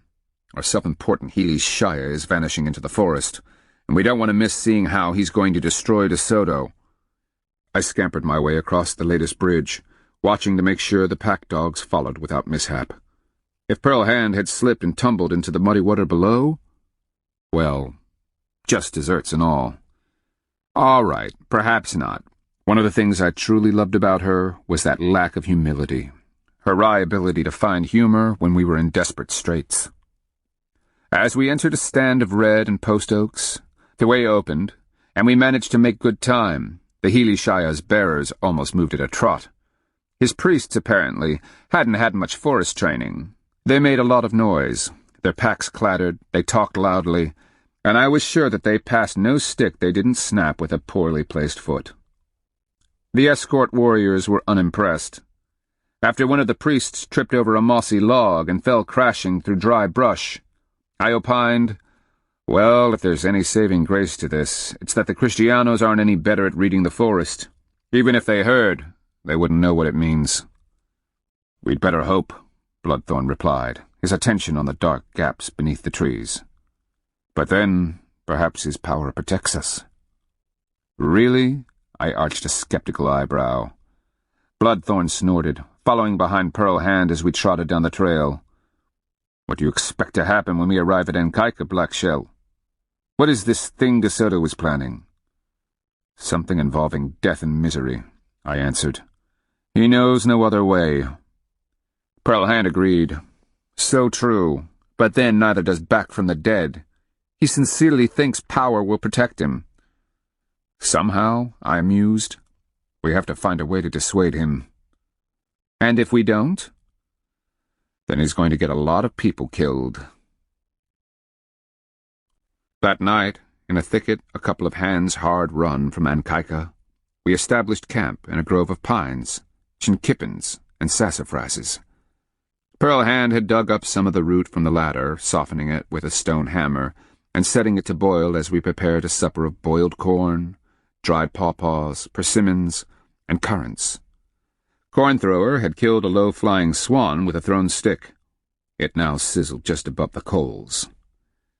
Our camp was no more than 50 paces back from the deads. We could hear them talking, occasionally laughing, and the gentle singing as the Healy Shia blessed their food. The escort warriors, of necessity, had their own fire a stone's throw beyond the priests. Bound by ritual, both were following their prescribed behaviors when on the trail. I kept glancing their way as I poked at the fire with a broken branch, stirring the coals, keeping the dripping swan's grease from catching fire and charring the bird. What was the purpose of ritual in a world turned insane by De Soto's abominations? Pearl Hand hunched beside me, hair pulled back, her attention on the stew pot with its bubbling contents. The glow from the fire pit turned her smooth skin into glowing copper, accenting the hollows of her cheeks, gleaming from the angle of her jaw. I enjoyed the faint shadows it cast along the sides of her straight nose, and how the light emphasized the sleek lines of her forehead. Pearl Hand just grew ever more beautiful. Were we to last 1,000 years, I would never grow bored with her looks. As if she felt my gaze, she tilted her head. An electric tingle ran through me as her dark eyes met mine and began to sparkle. Her lips curled into a smile, teeth shining. "Want us to leave?" Bloodthorn interrupted my thoughts from across the fire. "What's that?" I looked up. He and the rest of the orphans ringed our fire, each grinning at Pearl Hand and me. "We were feeling intrusive," Walking Thunder said dryly, "like a grandmother staying too long in a newlywed's house on the wedding night." I narrowed an eye, ready to say something unkind, but Pearl Hand beat me to it. "When Black Shell and I reach the point where we're about to explode, we'll be the ones to leave. It's a cold night. You all will need the warmth." She gestured at the flames and gave them a panther-like grin. "We'll have our own source of fire." The orphans laughed at that, nudging each other with elbows. Skipper lifted his head, his oddly colored eyes curious. After we'd eaten and made our food offerings to the fire, Pearl Hand and the Timakua wended their way down to the dark creek to wash the cooking bowl and clean their greasy fingers. I sipped at the sassafras tea remaining in my cup, and studied Bloodthorn, who had remained behind nursing his own tea. His attention was fixed on the fire, the expression on his face wistful, distant, and pained. "Does it ever bother you, Pearl Hand and me?" A sad smile turned his lips. "No, my friend, just the opposite. Seeing the two of you is a reminder that even now, with the monster loose among us and terrible suffering everywhere, love can flourish. But I wonder how you dare to love with such passion." He paused. "You know that none of us will live through this Black Shell. Death motivates with remarkable ferocity." Bloodthorn nodded, brooding at the fire. He looked up. "So does hatred. What they did in Napatuka, and to the woman I loved, the way I was treated, and all those others they've brutally murdered." He gestured futility. "Then we come here and find nothing but misery among the Appalachia. There are little things, too. You and the woman you love can never have the life you deserve. I see such things, and to my amazement, I can hate them even more. So I wonder, just where is the final limit of hate? Or does it go on, endless, like a great swelling flood? Even a flood must eventually dissipate. There's only so much water on the earth, only so much air." He grunted absently, then said, "Hatred I can understand. I cannot, however, figure out the Kristianos." "Figure them out how? How can they be human?" He looked up. "Kristianos look for gold, true, but they remain oblivious to the misery and suffering they cause. This lack of comprehension defies reason. Even the most revenge-filled war party understands the pain and misery it inflicts upon captives. It is to repay them for their own suffering. But the Kristianos, they seem unconcerned." He frowned at his hand, watching as he curled and extended his fingers, as if fascinated by their movement. "You took one captive once, this Antonio. What did he say? How did he explain what they are doing? I shrugged. To them, we are soulless, worthless things, like wiping rags they can use until worn out, then dispose of. Perhaps. But until I can understand, my hatred will continue to grow. And eventually, it will burst my skin like an overinflated bladder. I nodded, wondering if my own would do the same. "Traitor," one of the priests called from the darkness. "The Healy Shaya requests you to come." "Excuse me," I told Bloodthorn, getting to my feet. "I'm being summoned. That little camp dog that I am." Bloodthorn fingered his chin. "I wonder if he has the foggiest notion of how dangerous you really are, Black Shell." "I hope not, and I would prefer to keep it that way." Only then did I realize that while I was making a joke, Bloodthorn certainly wasn't. I turned, blinking, trying to adjust my vision to the darkness after being fire-blinded. Fortunately, the path was flat. I heard the stealthy padding of paws and glanced back, making out Squirm's white blaze and bib as he followed along behind me. I'd acquired him in a Yuchi town, so I warned him in that language. "Careful, old friend. You better hope they're not hungry for dog." "Or for a traitor's soul," my internal voice cautioned.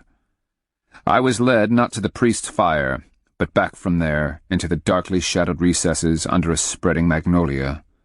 My guide stopped, touching his forehead, respectfully saying, "The traitor, as you requested." Then he turned and left. I lowered my head, squinting at the blackness beneath the tree. Squirm stopped by my side, and I could feel his tail whipping back and forth. Someone was certainly there. "Sit," Back from the Dead ordered in a wooden voice. I bent, felt around, and lowered myself to the leaf mat. Then I pulled Squirm down beside me, relieved to have him close. Hopefully his senses would give me an edge if anyone came sneaking up. "What can I do for you, Hilishaya?" Silence stretched. I was entertaining the notion of leaving when he said, "For generations my ancestors have lived with power. It runs through the living like braids, strands of human and spirit power interlaced so thoroughly that they become one, and incredibly strong. My grandmother, herself a sorcerer and conjurer, caught me as I was born. A newborn's vision is foggy, unfocused, but I recall her expression as my slick body was expelled into her calloused hands. After she used a cloth to wipe my face, I looked into her knowing black eyes. She smiled, exposing that gap between her teeth, and said, "You are a fine one, filled with power, boy. It runs through you like a thick rope." My vision had adjusted. Back from the Dead sat on his traveling chair, a darkness within the darkness. He remembers being born? Myself, I couldn't remember anything further back than the beating Uncle gave me for walking into the woman's house and dragging out Mother's menstrual cloths. I was only 4 at the time, but so strict is the male-female taboo among my chikaza that only after I'd been washed, ritually smoked, scrubbed with button snake root, and painted white did Uncle dare to take a willow switch to my young hide. Believe me, it worked. I've never set foot in the woman's house again, and never, but never, touched a menstrual rag. As I petted Squirm's long head, Back from the Dead continued. In the memory of the people, no one advanced through the training as fast as I did. Grandfather and father agreed that I was ready for initiation at the age of 6. At 6, you hear? Why? Because I knew the sacred healing roots, could tell them apart by sight, smell, and taste. When the holy words were spoken, they became part of my souls, locked away as if kept in a pot. When I needed them, I had only to reach into that soul pot and pull them out again. I waited as the breeze rattled the waxy leaves over my head. I was 7 when I cured a woman who was dying. From the smell of her urine, I recognized the type of witchery used to make her sick. With a sucking tube, I removed a bit of vulture bone that had been shot into her. It caused her to bleed from the sheath. She was lucky to have such a skilled healer, I said diplomatically, and wondered why he'd called me here. Perhaps to settle his debt from the chunky game? Okay, maybe not. He said, "The first time I sent my souls to the underworld, I was 8. My training allowed me to avoid the traps. Once, while diving, I saw the payasa, watched him swim obliviously past, his wings beating. Wait till he grabs you by the neck. At the memory, I rub my throat. He always seems to be waiting when I show up." He ignored me. "I have flown to the sky world, taken the form of an eagle. I have ridden the winds to look down upon the land." "Hilishaya, I've been to these places. Old woman who never dies made me supper and healed the disease I'd caught from the Kristianos. Her daughter, corn woman, took me to her bed and, well, you wouldn't believe how that turned out. In the sky world I was eaten by a horned serpent and apparently shit out at the edge of a muddy lake outside Napatuka. In short, you aren't impressing me." He was silent, and I could imagine the expression on his tattooed face. Finally, he said, "On the day the Kristianos try to teach us our lesson, I am going to walk into Ankaika and defeat them. Not drive them out, not sicken them, but kill them. Do you understand?" I pursed my lips, trying to stare through the darkness. "All right, but if I were you, I'd try to witch them from a long way away. I have walked unseen among our enemies, among all the Appalachi. No one can recall a Hilishaya as powerful as me."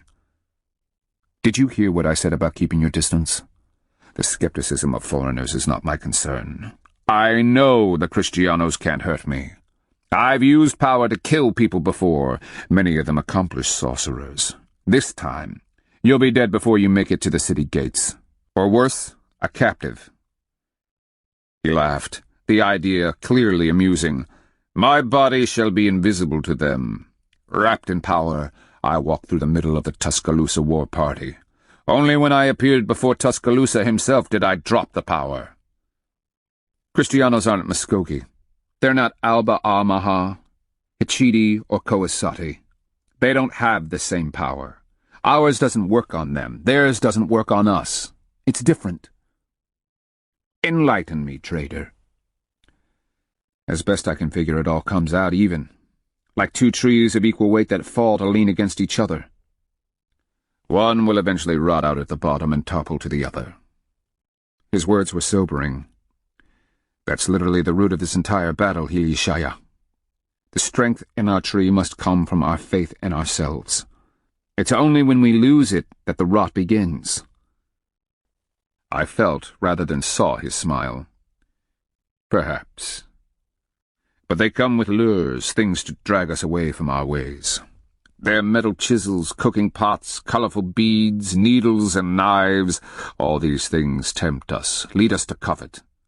You need not explain that to a trader." I rested my chin on my fist. "But if you try to fight them directly with spirit power, you will lose." "Your lack of faith disturbs me. Faith has nothing to do with it. I've been told, face to face, that this is a war between men, not powers. I can't be more blunt."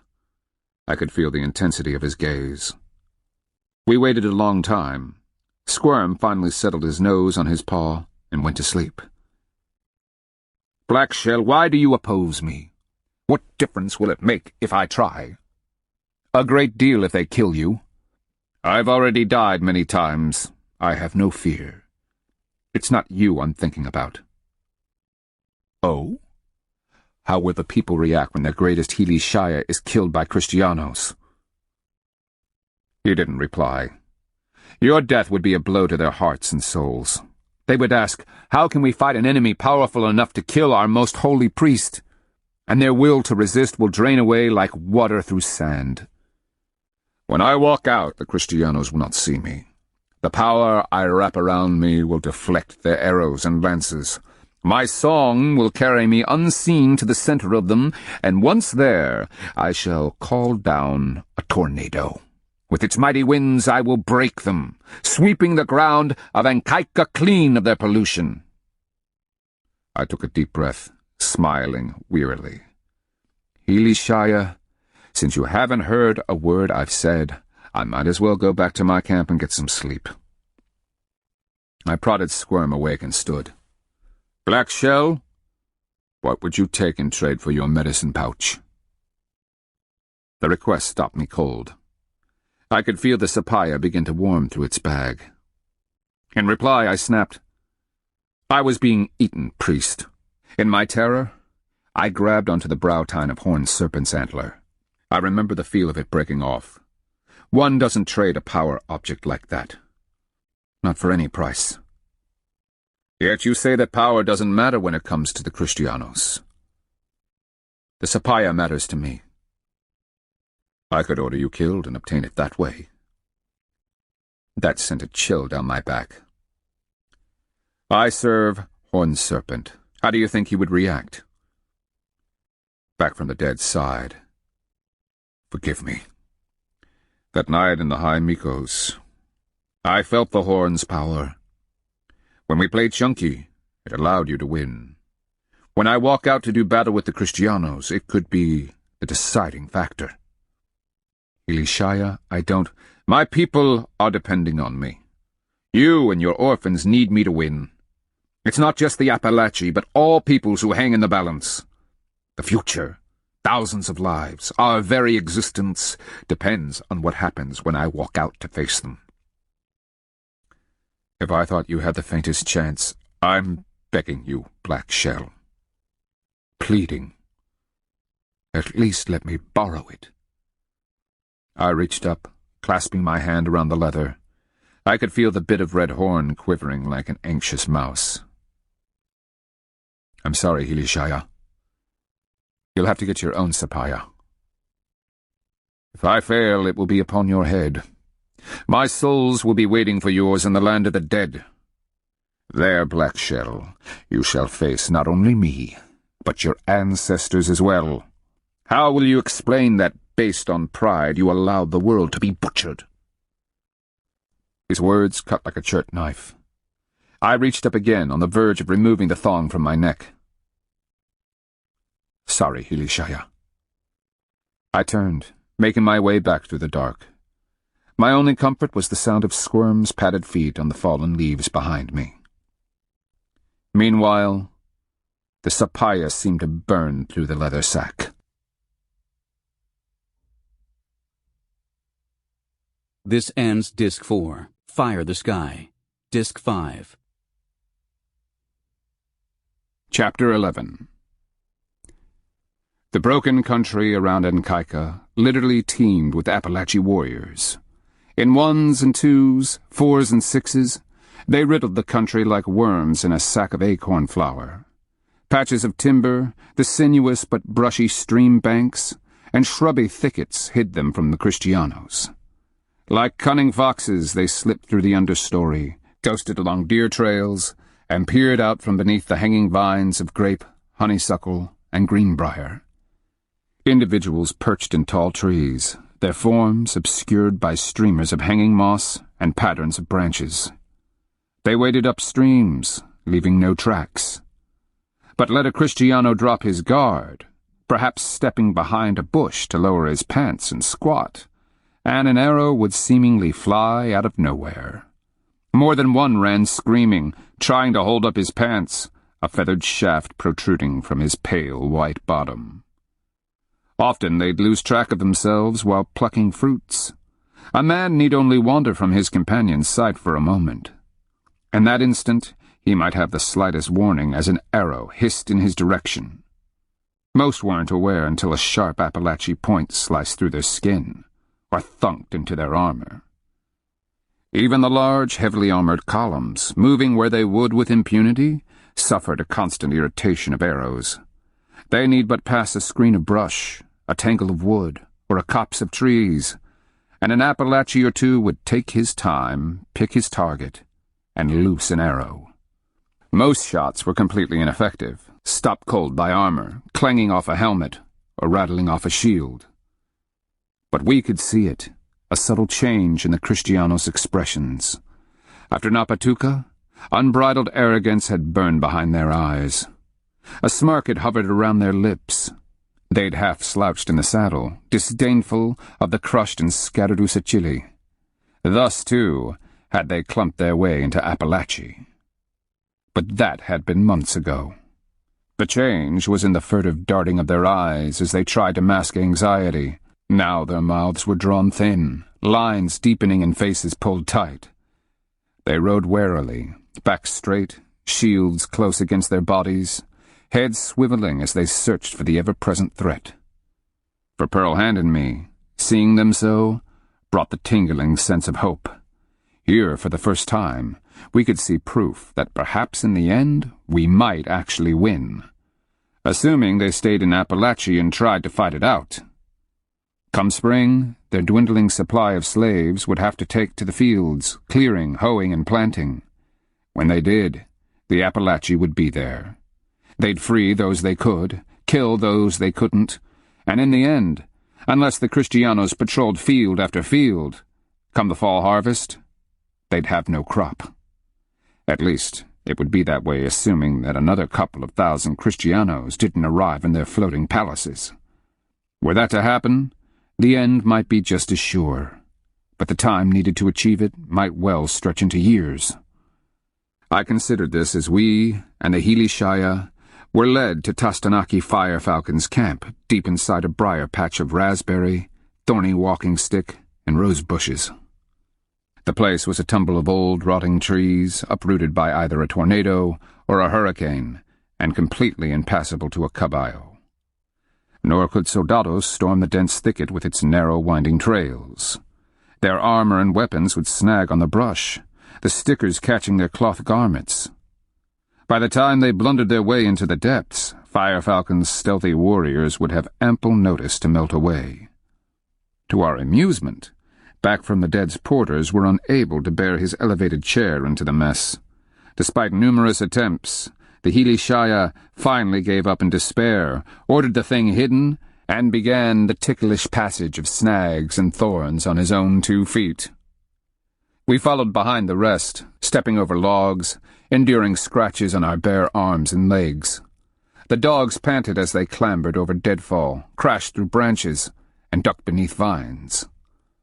In a central area, no more than a bow shot across, Fire Falcon's warriors had erected lean-tos and ramadas. Fire pits were dug deeply into the ground to mask their glow. A single trail led down to the creek 3 bow shots distant, where water could be procured. And in the rear, a towering beech tree provided scouts with an unimpeded view of the approaches, and best of all, an kaika in the distance. As we emerged, warriors rose, touching their foreheads respectfully, and dropping to their knees, palms out. Back from the Dead strode forward, head up, as though he were the High Miko himself. Fire Falcon waited under one of the ramadas. As the Tishu Miko, he made no obeisance, but met Back from the Dead as an equal. And while it was crisscrossed with logs, cramped camping space was available. We watched as Back from the Dead was received, given a seat in the warm winter sun, and offered food and drink.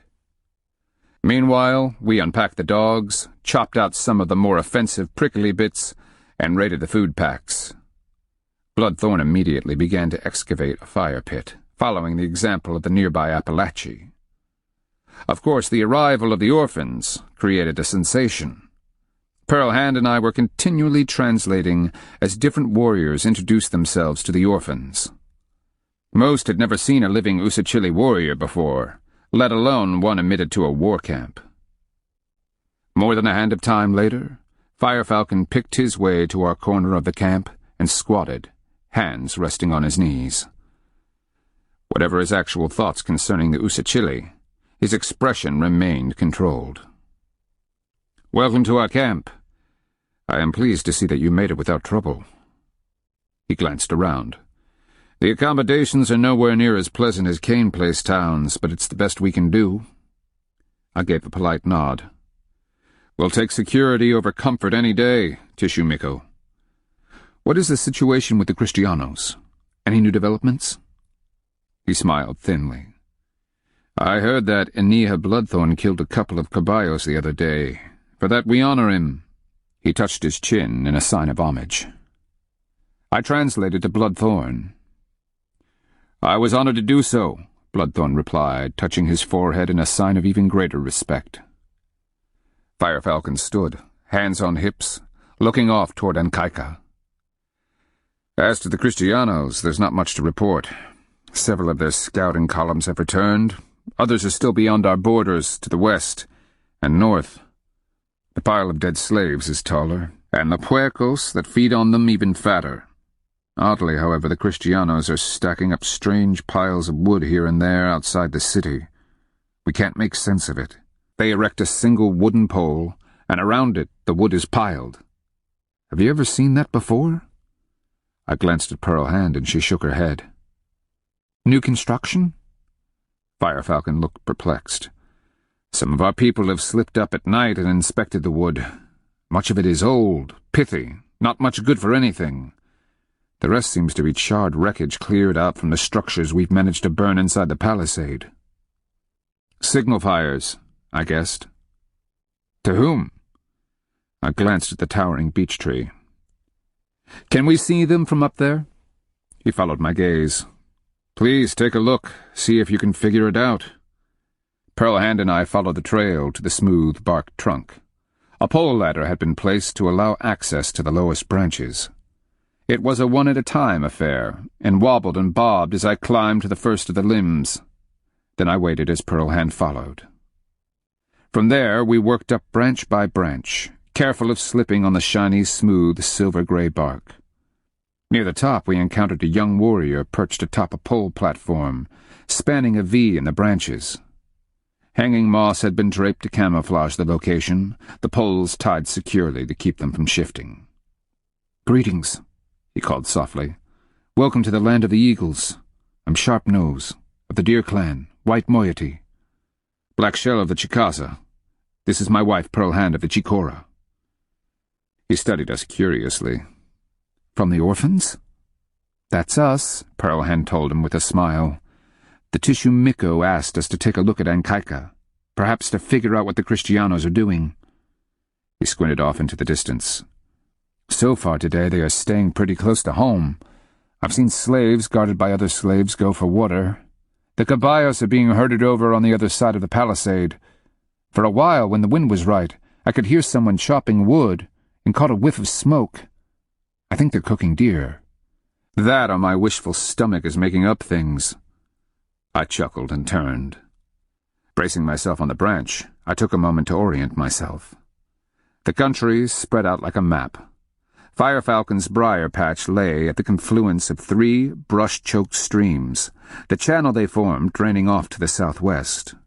Most of the uplands consisted of cleared farmland, with patches of brush and nut-bearing trees around scattered farmsteads. These were obviously abandoned and looked forlorn. Many had been pulled down, possibly for building materials to use in the city. And there, a couple of hands run from the northwest, lay Ankaika. The surrounding fields had been burned off, leaving the approaches cleared of cover. Behind the char, Ankaika's bastion palisade appeared like a rickety stick fence. Over the distance I could make out the tiny shapes of guards atop the bastions.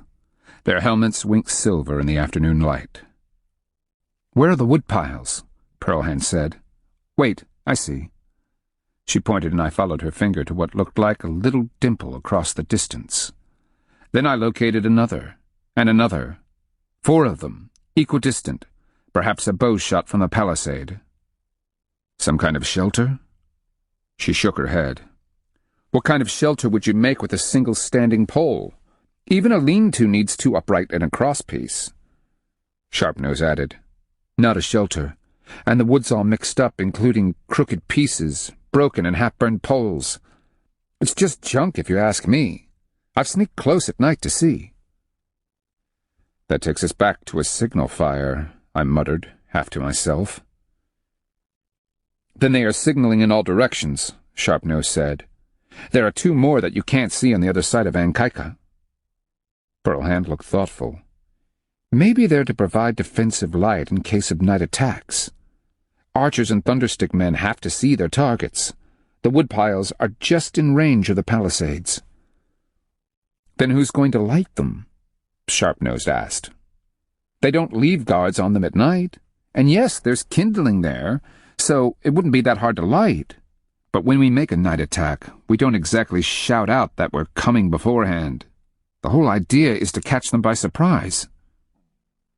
Pearlhand frowned. So they'd have to be manned from sunset to sunrise every night.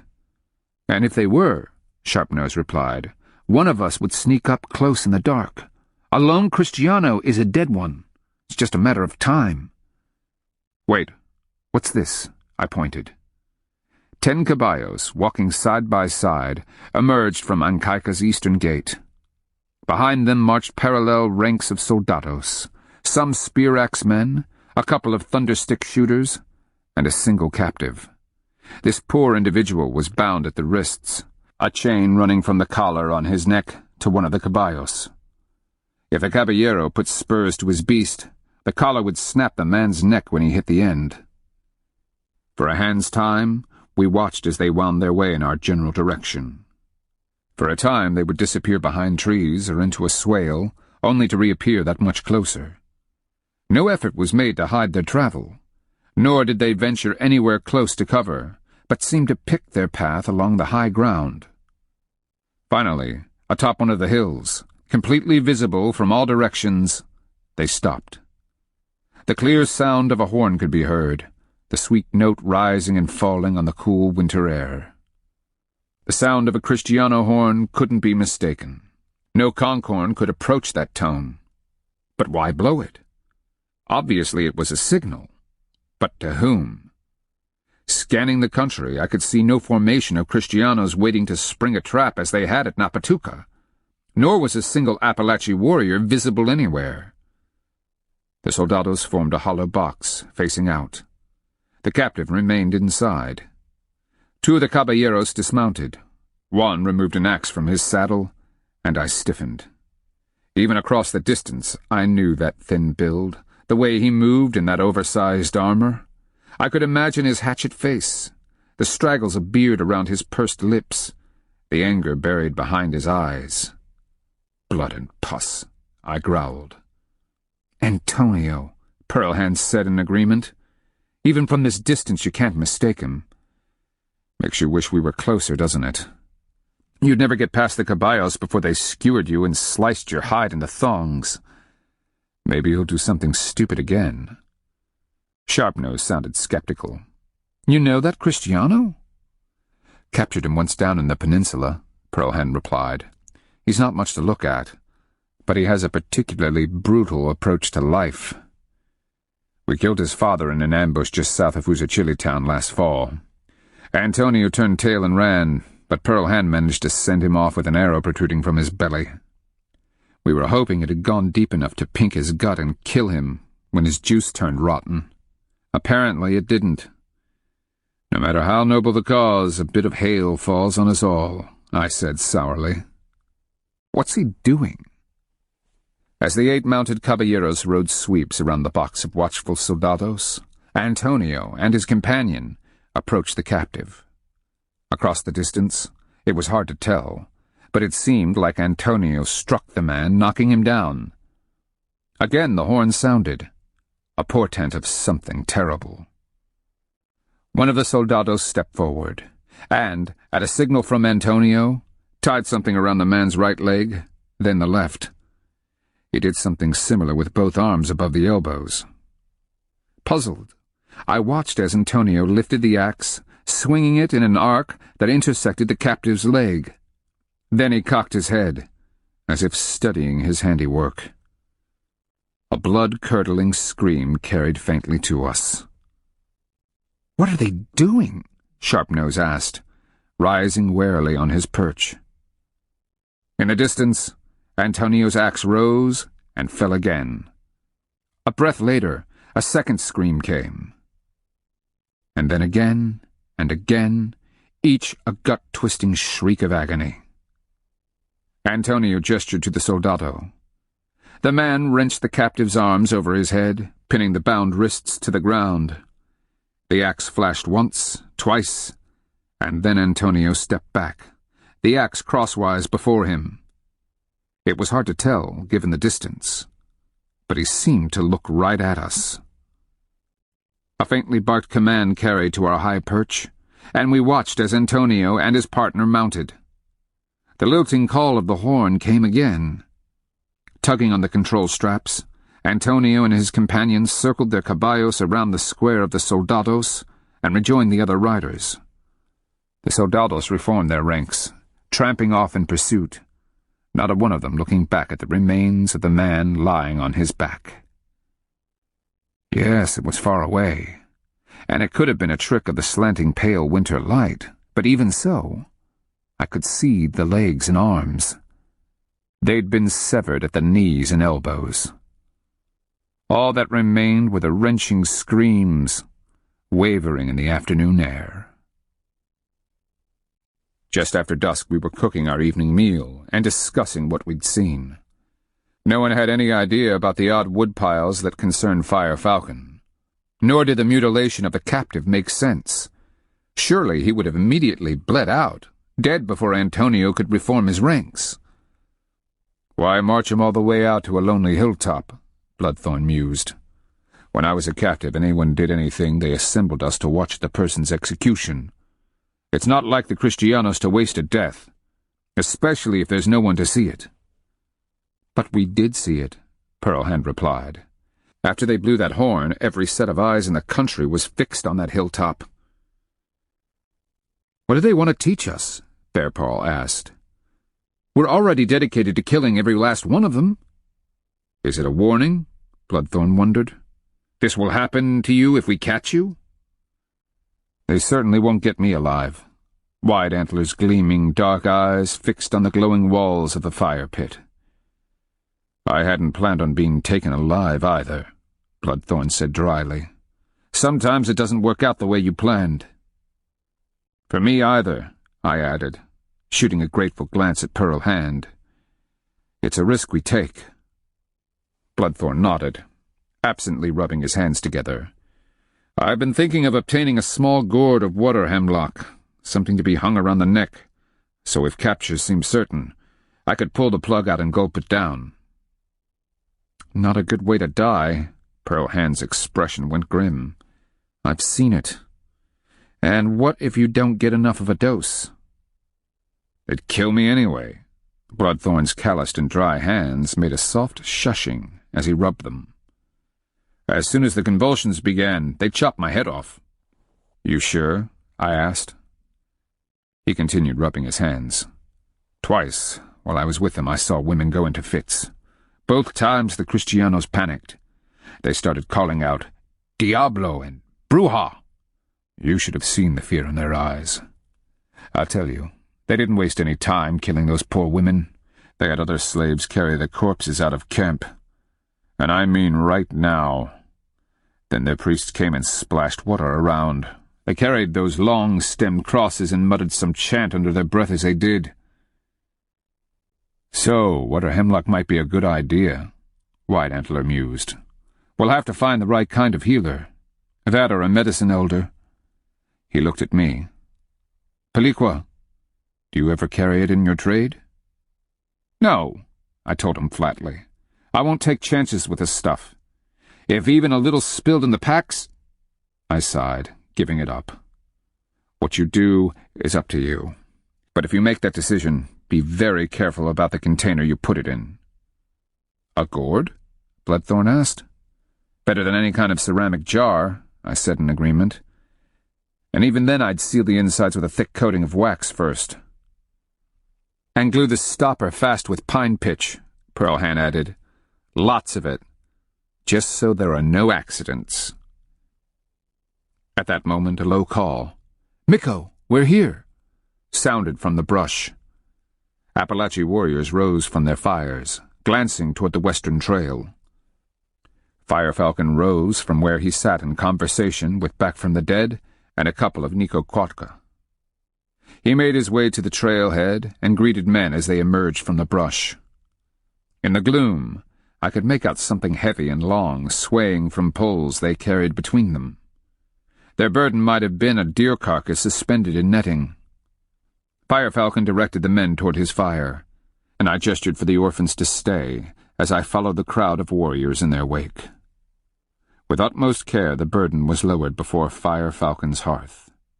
As it touched the ground, a pain-filled whimpering could be heard. As the netting parted, my stomach cramped, a sick sensation at the back of my throat. To ward it off, I gritted my teeth in frustration. In the faint light, I could see the thick ropes, sunk deep in the flesh, that had been tied above the elbows and bit deeply into the thighs just above the knees. The limbs ended in bloody stumps. So, you didn't die. They'd tied off his arms and legs so tightly he couldn't bleed out. The image of Antonio and the swinging axe replayed in the eye of my souls. If only it were possible to go back in time. I'd had Antonio but a pace away as I stared down my drawn arrow. My beloved dog Fetch lay dying beside me, and I'd allowed Pearl Hand to stay my release. If I'd known then, Antonio, you'd be long gone to your accursed Paraiso, and so many others would have avoided the misery you inflicted upon them. Tostanaki, the maimed man rasped. I'm here. Fire Falcon knelt on the spread netting. Do not strain yourself. The great Healy Shire himself is here and will heal you. No, Tostanaki. With respect, I ask that you simply carry me out and leave me somewhere, perhaps for a bear to find, or float me into an alligator's pool. Make no such choices when newly wounded. I will not live like this. I am Fine Shell of the Wind Clan, White Moiety, a Taskaya. My power is obviously broken. Otherwise they would not have captured me. They would not have placed a metal collar about my neck and worked me like a common slave. I would not have been chosen to be ruined and bear you this one last message. What message is that, Taskaya? Fine Shell swallowed hard. I was told to tell you. Stop the attacks. You have been warned before. The attacks did not stop. Now the Adelantado says you have forced him to do something. He says it is your fault. The fault of all those who continue to resist. What is? At high sun tomorrow, Fine Shell took a deep breath. He will do something terrible. What? I couldn't understand what those filthy beasts were saying. A man can make more sense out of the cooing of pigeons. But they are laughing about it. I know they are hoping that you will be so outraged that you will attack. Did they tell you that? That they wanted us to attack? No. They talked through a line of translators. One of the Kristianos speaks to one called Ortiz, who speaks to a Timucua, who speaks to an Usachili, who speaks to me in the Appalachian tongue. The Timucua, a man from far down south. He told the Usachili to tell me. He had a wooden cross upon his chest? I asked from the side. A tall man, with starburst tattoos on his chest? Yes. All eyes turned my direction. But Ortiz didn't tell him to say we should attack. No. Fine Shell's eyes flickered, as if his focus was growing fuzzy. It's as though the Timucua wanted me to get mad. He told the Usachili to tell me that all Appalachia are weak as children, and that tomorrow we would watch, and then we would run cowering. To tell my chief that. But Ortiz didn't, I mused. What does that mean? Fire Falcon asked. You know this Ortiz? He's De Soto's translator. The southern Timucua we know as Ears, because he used to have a trophy necklace made of them. When he was given to De Soto by his chief, he adopted the Cristiano religion and became their servant. Then why is he trying to goad us into an attack? Fire Falcon asked. Because he's a fool, Pearl Hand said from behind me. Understand this. Whatever De Soto is planning for tomorrow, he's hoping that you will attack and that he can unleash his forces to achieve a decisive victory and replenish his slaves. "How do you know this?" Firefalcon demanded. I replied, "Because Ears is so desperate to make it happen that he dared to bait Fine Shell in defiance of Ortiz. Ears thinks that by insulting the Appalachee, you will lose all sense and do something stupid." He is mistaken. Firefalcon sank back on his haunches. "Fine Shell? What is going to happen tomorrow?" The ruined warrior swallowed hard, the stubs of his severed limbs twitching. "I don't know, Tastanaki. Something bad. Before I was chosen to give you the message, they were separating the slaves, taking the sickest and the troublemakers and chaining them together. I was to tell you that if you do not leave in peace, what you see tomorrow will be repeated over and over." His expression twisted in pain. "And as they did to me, they shall continue to do to any warrior they capture. They say it is your decision." Firefalcon pursed his lips, thinking. I could see back from the dead standing just under the ramada, listening carefully. Now he stepped out, saying, "You need not worry, Tishu Miko. After tomorrow, the Kristianos will no longer be a threat." I was taking a breath to object, when my wife laid a hand on my shoulder, whispering, "Forget it, husband. You will be wasting air in a useless dispute. Come, let's go eat and consider." I let her lead me away, my thoughts on Singing Tail, Fine Shell, and all the others who would follow. Hernando de Soto had no concept of how Appalachee thought, how their sense of honor worked. He assumed that by maiming captives, he would frighten anyone from making an attack. Instead, all he did was encourage warriors to test their power, to see if they were the blessed ones who could carry the battle to the enemy. Like back from the dead, who sincerely believed that he was going to marshal power into his hands and use it to blast the very soul right out of each Kristiano's breast. "And what are you going to do about it, Black Shell? Just let the arrogant fool march out and be killed? And if you let the Hilishaya die, the Appalachee will erode away like sand in a hard rain." Chapter 12. "Black Shell?" The soft voice barely penetrated. "Black Shell, wake up." I blinked, aware of darkness, the chirping of crickets, and the distant hoot of an owl. "Try not to wake Pearl Hand. Nothing's wrong. I just need to see you." Somehow my sleep-fogged mind managed to place Tishu Miko Firefalcon's voice. I carefully slithered away from Pearl Hand's warm body and crawled out from the blanket. Chill caressed my skin, and I reached around to locate my hunting shirt and cloak. "Tishu Miko, what do you want?" "Come with me." I stared where his dark shape hunched against the faint glow of false dawn. "Come where?" "That's an order, traitor." He stood, pointing off to the south. "Take your weapons with you.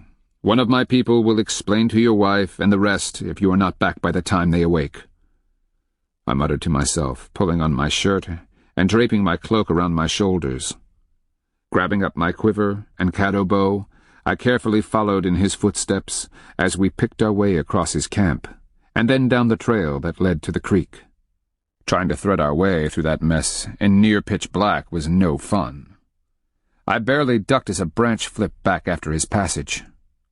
"What are we doing, Tishu Miko?" "Perhaps saving the world." "Of course." "Careful of this fallen log, it's slick with dew." "Why are we out here?"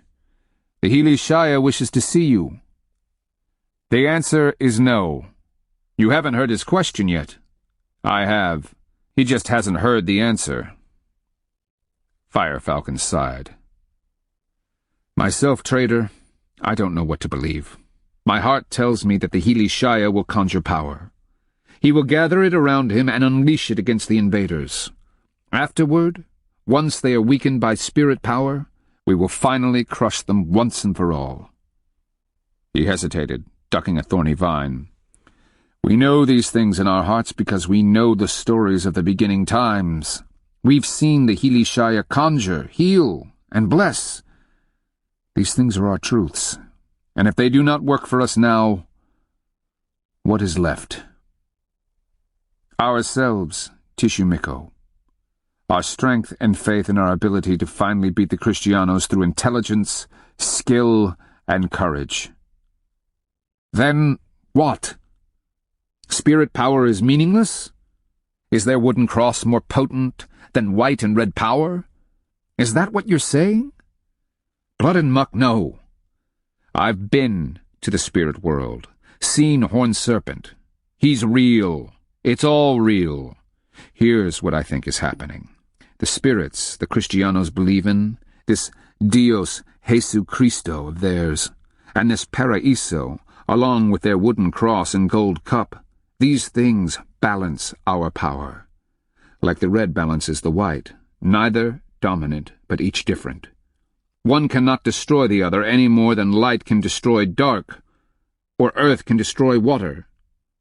Then you think the Kristianos' spirits are part of the spirit world? Part of a different spirit world, I replied. One that exists in another place, separate from ours.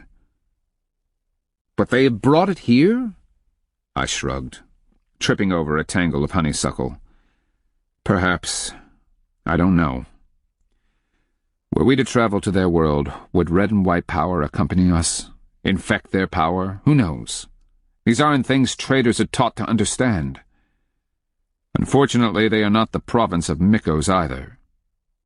He stepped out onto a sloping bank beneath the overarching trees. I could make out the black lace of branches against the brightening sky. The stars were fading. A fire burned just to the left, wood popping and sending up sparks. Firefalcon stopped just shy of an upright stick. Twisted into the soil, it stood. A falcon feather hung by a thong from its top. I could see the shaft had been painted, but the light was too poor to tell the color. Down by the water, I could just make out another and realized what I was seeing. Sacred ground had been marked off. These were boundary sticks, marking the eastern extent of the holy enclosure.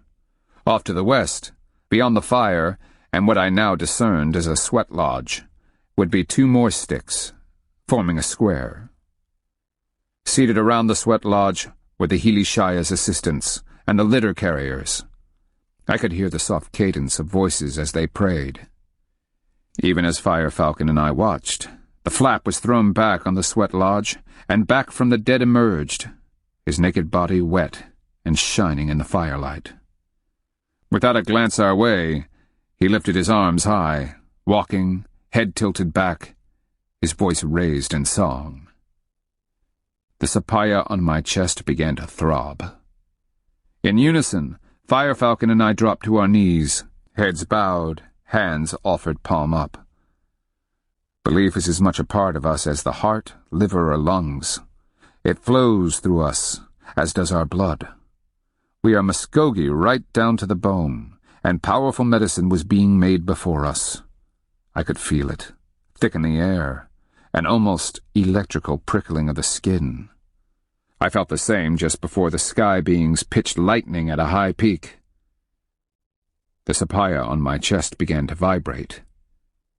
Water splashed as back from the dead bathed in the stream. Hilishayas never let sweat dry on their skin. Rather, they let water wash it away, leaving them even more pure.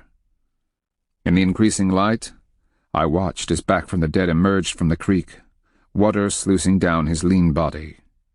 Just within the boundary of the sacred ground, a large shell bowl had been set on a square of fabric.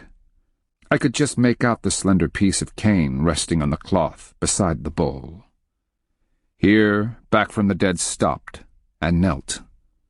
He began to sing, lifting the painted cane tube. Then, placing it to his lips, he inserted one end into the liquid-filled bowl and began to blow. Shaya used his specially blessed medicine stick thus to insert power words into medicine brews. I cleared my thoughts, seeking peace and purity out of respect for the solemnity of what Back from the Dead was doing. The sapaya's heat began to warm my breast. Finished, Back from the Dead began cupping up water and rubbing it over his face, head, neck, and chest. He proceeded to slick down his arms, then his belly. The bowl was lifted and poured over his back. Setting it down, he scrubbed his genitals, and then worked down the legs, ending at the feet. "Red root," I murmured. The spirit root was carefully collected, prayed to, then chewed to loosen the fibers. Finally, it was boiled according to ritual, in water from a special spring. Back from the Dead retrieved his medicine stick and walked up to the fire, where his carriers and assistants sat in 2 rows. As he passed between them, each man raised his arms, calling out a power blessing. At the edge of the fire, I could make out a large whelk shell cup. The smooth white exterior had been engraved, but I was too far away to determine the design. Back from the Dead lifted the cup high, firelight bronzing his muscular body, illuminating the tattoos that wound up and down his limbs and across his belly. "Giver of breath and life," he called to the heavens, "hear my plea. In the name of the 3 worlds I call on you. In the name of light and darkness, in the name of the sky world and underworld, I call on you. In the name of the plants and animals, I call on you. In the name of the ancestors and those unborn, I call on you. In the name of the white and red powers, and all things, I call on you." He placed the shell cup's rim to his mouth, drinking, his eyes still on the graying heavens. Only when the cup of black drink was emptied did he lower it, crying, "Give me power! Help me to destroy the abomination!" Then he turned, bent, and began to vomit. After the last of the black drink had spewed onto the ground between the lines of his assistants, he turned. I saw him toss a bundle of something into the fire. As a great billowing puff of red smoke arose, he stepped straight into the center of the flames. And vanished. For long moments we waited, all eyes locked on the fire as the smoke began to dissipate. Even as I watched, it was apparent that no man stood among the burning embers, not that anyone could have withstood that kind of heat. The rows of assistants remained where they were, singing prayers, their hands extended toward the sky. I shot a look at Fire Falcon, seeing the awe and confusion in his face. The sapaya jerked back and forth on its thong. "Why did you bring me here, Tishu, Miko?" Fire Falcon blinked, confused, and swallowed hard. Because I asked him to," Back from the Dead said behind me. I whirled, struggling to my feet. Where he had been naked, now a brilliant red breechcloth sporting a spotless white apron graced his hips. A cloak of cardinal feathers hung from his shoulders past his knees. His face was painted red and black, while a tall copper headpiece in the shape of a falcon pinned his tight hair bun. White swan's feathers, like a sunburst, protruded from behind the headpiece. Then my eyes fixed on the long copper mace clutched in his hands. The design was what we call a turkey tail, and the thing was polished to a shine. The length of my arm, it was obviously heavy. He smiled, tiredly, noting my fascination with the mace. "It is old black shell, dating to the foundation of the Appalachian Nation. Some say it was carried by our ancestors from Cahokia itself, a gift from the God Emperor to the first of our Shaya." "Why am I here?" I felt confused, my soul's loose and adrift. "I need your sapaya. I cannot win today unless I bear its power. Do you understand?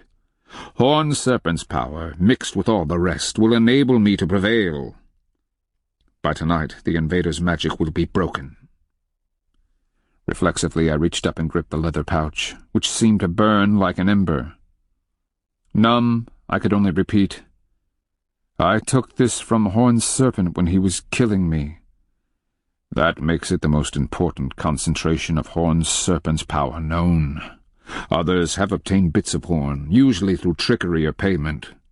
Your courage, what Horned Serpent did to you, that he passed you and the Sapphire back into this world, makes that piece incredibly potent. I might have been stone, unable to move as his glowing black eyes seemed to search my souls. I could feel the power radiating from his body, as if fit to explode it. My hand seemed to move of its own volition, rising to lift the thong from my neck. I couldn't breathe, my heart still in my chest, my flesh nothing more than inert clay. The Sapphire's power pulsed between my fingers. I was in the process of extending the thong, pouch swaying below, when a scream tore through my soles. "No!" I gasped. "Wait!" The swirling depths behind his black eyes seemed to enlarge. I swallowed hard. "I'll go with you. Bear it if you will. Like your carriers move your sacred articles from place to place. And if I must have it, then I'll give it to you. You're unprepared. Uncleansed and polluted. I can smell a woman's odor all over you. Your souls are a mixture of red passion smudged with the black of death. I am exactly who I need to be to fight this war. I don't know why I said it. I am part of the Sapphire's power. We work together, like the balance between the red and the white. Without me, the power is dissipated." His eyes seemed to enlarge, swelling in his head. The effect was downright eerie. Then he said, "I understand. Come." I gave Firefalcon a pleading look. "Tell the orphans where I've gone, what I've done." Still on his knees, his hands in supplicant's position, he nodded, speechless. The Sapphire drawing me forward, I followed back from the dead, the carriers and assistants lining up behind us. They lifted flutes, playing a sacred melody as we started along the creekside trail, leading toward Ankaika. I walked in a daze through most of the morning, the Sapphire's power radiating in waves. The events just before sunrise kept replaying in the eye of my souls. Had I actually seen what I thought I had? Back from the dead, stepping naked into a pillar of smoke, only to reappear behind me, painted, dressed, and bearing an ancient copper mace? Was I dreaming? No. That cold hike from Firefalcon's camp to the river had been too arduous, and I had the scrapes from thorns, as painful now as when I'd received them.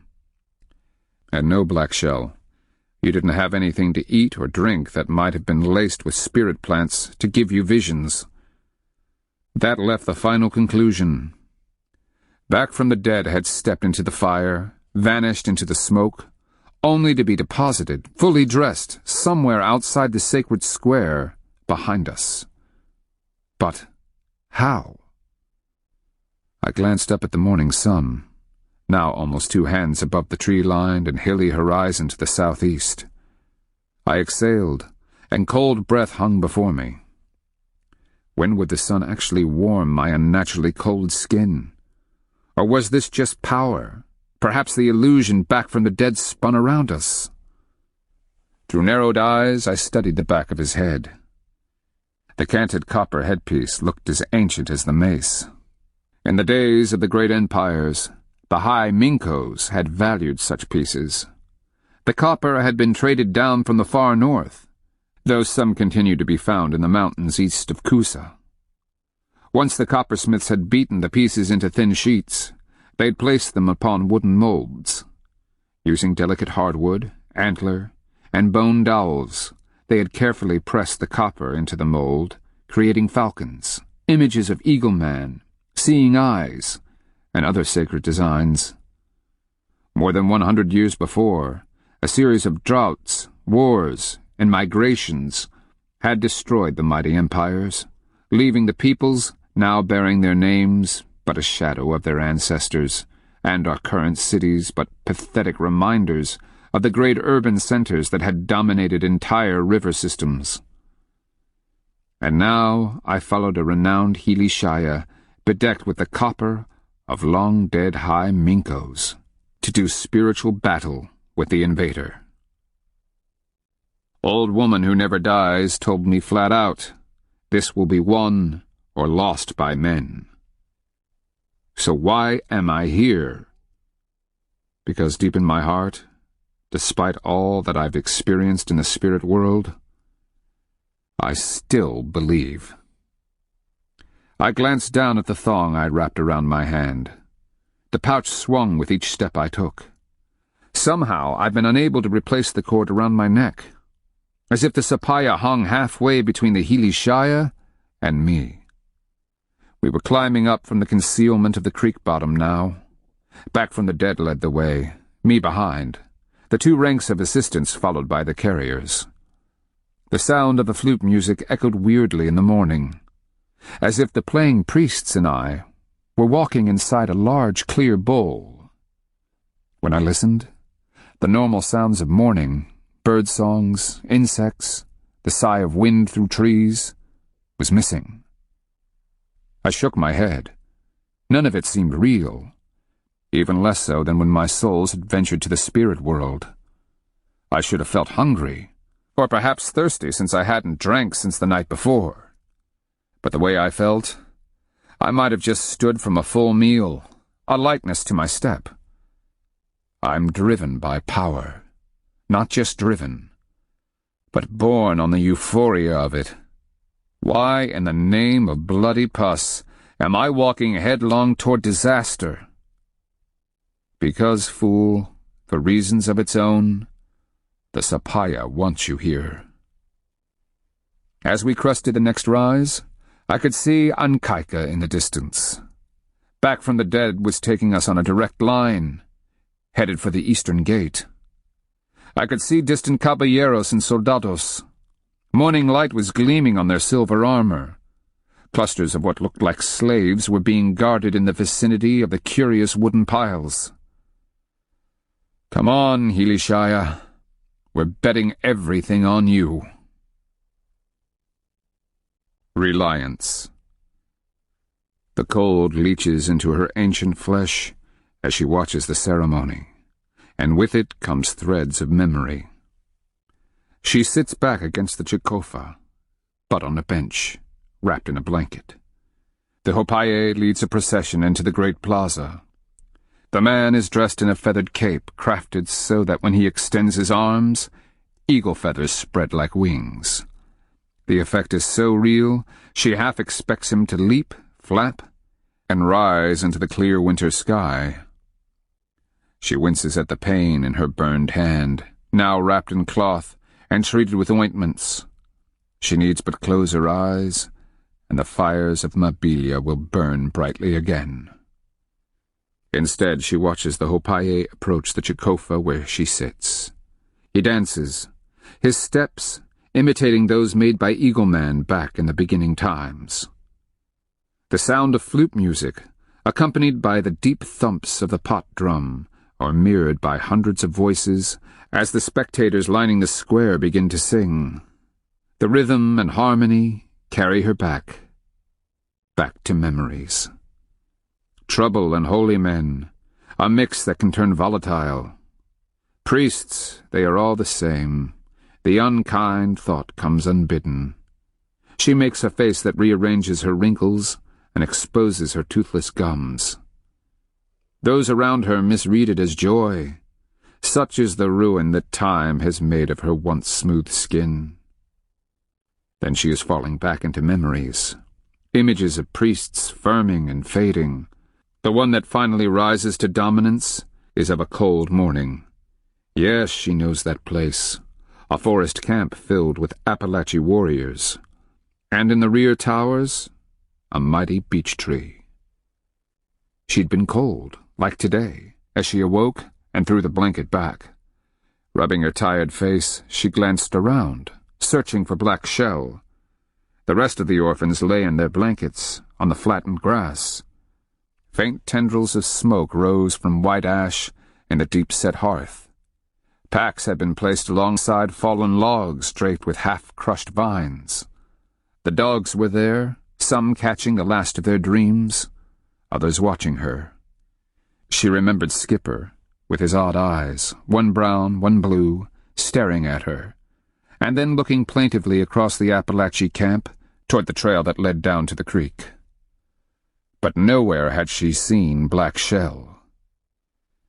Driven by a prickle of unease, she'd stood, straightened her sleep-wrinkled dress, and drawn her cloak over her shoulders. Picking her way among the sleeping orphans, she stepped over the log and made her way to where Fire Falcon's camp lay. She looked up from his empty blankets just as the Tastanaki appeared from the creek trail, his face troubled, eyes haggard from no sleep. "Greetings, Tastanaki. Have you seen my husband?" He'd met her worried stare with one of his own. "I just left him. He's accompanying the Hilishaya. They have gone to destroy the Kristianos with spirit power." She stared, dumbfounded. "Let me get this straight. Black Shell has gone to help the Hilishaya destroy the Kristianos?" Fire Falcon had nodded, his face blanching. "I saw it myself. The Hilishaya draped in power, shimmering like a morning sun. He wanted the sapaya Black Shell carries. Would have had it. But at the last moment, Black Shell agreed to accompany him, to augment the power."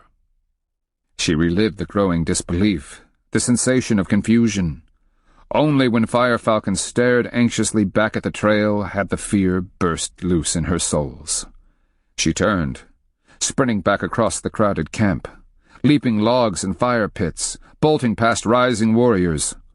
"Get up!" she shouted at the orphans. "Grab your weapons!" "What's wrong?" Bloodthorn demanded as he clawed the sleep from his eyes. The others were scrambling out of their blankets, reaching instinctively for weapons. "I'm not sure yet," she'd answered in a fear-cold voice. "But whatever Black Shell's doing, he's not in his right mind." She was already plucking her crossbow from the ground, strapping the quiver of short metal-tipped arrows around her shoulders. "And bring the dogs! We may need them!" The fear was pounding through her now, and she turned. "Elder?" a voice asks, and she flinches, staring around her. Eyes blinking, she realizes that the High Minko, the Tissue Minko, and the clan elders are all watching her. She knows that worshipful look in their eyes. Fire Falcon's camp is gone, and she stares out at a Hopaya, dressed as Eagle Man, as he pirouettes in the city plaza, scores of people watching, clapping and singing. "Dreaming," she whispers self-consciously. "I was back. So long ago." "Yes, Elder," the High Minko says solicitously. "It is a day of power." They are so accommodating about her visions, her slips into the past. "Yes." She brushes the images of that long-gone day from her souls, as though they were cobwebs. This is a day of life, of celebration. But that was a day of death. "Black Shell," she whispers inaudibly. "What made you do it?" For a moment, she relives the fear she felt as she and the orphans went tearing down the trail, seeking the tracks of Black Shell and the crazy Hilishaya. Chapter 13. Following back from the dead, his assistants and carriers still stumbling along behind, I tried to make sense of why I was doing this. We'd walked down into a swale, paralleling a thick patch of berry bushes, plum trees, and rose bushes in the creek bed to our left, From its midst rose chinquapins and persimmons. Since all the plants were fruit-producing, it was no doubt one of Kafake's groves. As we climbed up out of the swale, I realized that we'd strayed, our path taking us toward the southeastern corner of the palisade. And directly before us, illuminated in the midday sun, stood a party of Kristianos. Through the knot of them I could make out one of the ragged piles of wood with its upright post. In that instant, the post's purpose became horrifyingly clear. 2 soldados were tying 3 women to the post, their feet perched awkwardly on the pile of wood. I caught a glimpse of a long-haired woman who faced our direction. She might have passed 20 summers, her hair filthy and matted, her bare breasts full. Once she might have been attractive, but a dark bruise mottled her left cheek, a badly cut lip was swollen. Her haunted eyes echoed with hopeless defeat. And as quickly a Kristianos stepped in the way, blocking my view. Unconsciously, I began to count, coming up with nearly 30 Kristianos. An assortment of soldados, most with spear axes, crowded in a ring around the woodpile with its bound women. Other slaves sat on the ground to the side, their necks chained, heads bowed in either exhaustion or defeat. Perhaps 5 shooters had their thundersticks grounded by the butt. And there, in the middle, stood one of their priests, wearing long robes, belted at the hip. He supported a slim pole that ended in a Kristiano cross that he raised high, his voice carrying as he addressed the women. Over the distance, the words, Jesu Christu, Dios, and Paraiso could be heard. At this, the soldados dropped to their knees, touching their foreheads and stomachs, and crisscrossing their breasts. As they did, I watched a man advance and thrust a burning branch into the kindling at the base of the woodpile. They remained so engrossed with the process they never looked our way. I could hear the women weeping, one of them making a piteous mewing sound. At that moment, the sapaya began to bounce on its thong. I snapped to my senses. Elishaya, whatever you're going to do it now. The one in the middle wearing the robes is one of their priests. He's calling on their god right now. Back from the dead stopped, raising his hands, head tilted back. From where I stood, I could see his face, blissful, almost shining in the midday sun. He immediately raised his voice, singing in beautiful tones. I felt the power rising around me, and, despite the circumstance, looked up at the cloud-speckled winter sky. What did I expect to see? Eagle-man? Horned serpent? Perhaps one of the thunderers? I didn't know. But the sun's warmth bathed my face. Something made me look back. The Kristianos had turned, staring in surprise. As one, they began scrambling to their feet, accompanied by the clatter of armor and shouted amazement. Is it working? I watched, desperate for back from the dead's dreaded power to be unleashed. The sapaya had grown still in its leather pouch. Alto! The Kristiano priest's voice thundered. I watched him step forward through the ranks, his golden cross held high. Perhaps 2 bow shots of distance separated us. In that instant, the air went still, an unearthly quiet surrounding us. Back from the dead's melodic voice continued to call to the heavens. Then the invader priest's voice rose in competition, chanting vigorously in his sonorous language. Time seemed to cease, though I felt the anxious beat of my heart. I could see sweat beading on the faces of back from the dead's bearers, their feet shifting nervously. Among the Kristianos, the soldados were doing the same, glancing at their priest as they fingered their weapons. One of the thunderstick men opened up a little metal pot hanging from his belt. I could see him insert the ropey cord that fixed to his thunderstick. He blew and withdrew the smoldering cord. I watched as he raised the long tube, could see his anxious eyes as he leveled the thing, aiming it back from the dead. In my hand, the thong began to vibrate, and I could feel the heat as the sapaya shivered in its pouch. Back from the dead, and the Kristiano priest continued to throw their power at each other. I swear, the air began to shimmer. We waited, each side expecting lightning, thunder. something. The tension, the power, had my skin prickling. Even the listless slaves had looked up, hope shining in their eyes as they discovered us. Behind the Kristianos, flames were climbing through the wood. The stalemate continued to hold. Then one of the bound women screamed in abject terror. The priest shot a look over his shoulder. Back from the dead hesitated in his song, startled. The shooter touched his burning cord to the thunderstick. "Duck!" The weapon's boom rang out, gray smoke belching. Though the shooter aimed at Back from the Dead, it was his assistant, standing just to my left, who spasmed in time to a loud popping sound. His knees gave, and he flopped backward onto the grass, eyes wide, mouth in a disbelieving O. The women's screams grew louder. "Run!" I bellowed, reaching around for my bow, pulling an arrow from the quiver in one smooth motion. Even as I drew, the other thunderstick men were scrambling for the pots at their belts. Orders were being shouted, the soldados readying their spear-axes. I set my feet, drew, and, taking aim at the robed priest, released. Given the distance, they had plenty of time.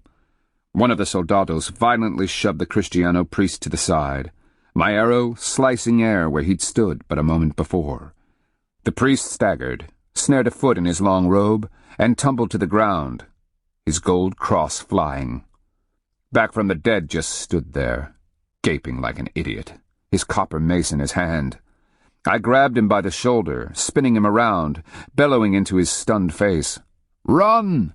The caballos will be here any moment!" Then I gave him a mighty shove. Another of the thundersticks popped. I knew that meaty snap, and the head of one of Back from the Dead's assistants exploded with a pop, bits of skull, brain, and blood pattering us. I yanked another arrow, turning and drawing. I watched it arc through the sky, Kristianos leaping from its path. Others, entranced, were watching as yellow flames rose around the screaming women's legs. "Run!" I yelled like a wild man. "Blood and guts, man, don't you understand? They're going to kill us!" I gave the uncomprehending Back from the Dead another angry shove, literally propelling him back toward the hollow. Finally, he and the others seemed to catch on. They started slowly, like men in a dream, only to pick up their feet as another thunderstick boomed and something cut the air beside us with an angry hiss. Then we were running full out, tearing back the way we'd come. "Stay next to the brush," I ordered. "If they follow, it's the only way to escape." "Can't we outrun them?" one of the carriers asked. "The soldados, yes, but not if they come on caballos." I shot a last look over my shoulder, and the image was seared into my soles. Half the soldados were charging after us. The others had bent, attending to the priest. But behind them, the women were jerking like fish on a stringer, writhing in the heat. The screams had stopped, the expression on one woman's face terrifying as she burned alive. The last I saw, her disheveled hair was bursting into flames. Then I was over the crest of the rise, my heels hammering the grass. The sound of a horn could be heard behind us. Summoning caballeros, I was sure of it. I thundered, "Elishaya, whatever happens to us, don't you dare stop. If they capture you, it will destroy the Appalachie. Do you understand?" Back from the Dead shot me a quick glimpse, his eyes like those of a scared rabbit's. "What?" "When we get there, you dive into that brush along the creek. Wiggle through it like a fish if you have to, but keep going. No matter what you hear, you go. Understand?" "Why?" he almost cried. "Why are you doing this?" "To save your sacred hide," I puffed. "The rest of you, if we're caught, you stay with me." Terror filled their eyes. Would they give themselves up to save Back from the Dead? I'd have better odds betting the sun would rise black in the west. On we ran, my orders keeping them on a line to the thicket, when they would have cut straight across the open fields in a more direct route. The assistants were lagging, falling behind one by one, and I could see that Back from the Dead was fading, his lungs sucking, sweat gleaming on his skin. Ahead of us, just past a looted farmstead, lay the brushy creek bottom. If we could only make that, the cover might allow us to catch our breath, then sneak along the creek bed, slowly, but invisible. Invisible. That's what Back from the Dead's power was supposed to keep us. I made a face. Actually, could I say that it hadn't? Until he began to sing, no Kristianos spotted us. Had it kept us safe? How long had we stood facing each other as the two holy men called upon their power? Only when the woman screamed, and Back from the Dead hesitated in his song, did a Kristiano dare take a shot. We were pelting past the jumble of the destroyed farmstead, the fastest of us already hammering his way beyond into the dimpled corn and bean field. Here footing became tenuous, due not only to the irregular surface, but the occasional squash vines that ensnared our feet. I kept my pace even with Back from the Dead's, reading the Hilishaya's growing exhaustion. He was stumbling now, his mouth open, arms flying. Somewhere he'd lost both the ancient copper mace and the headpiece.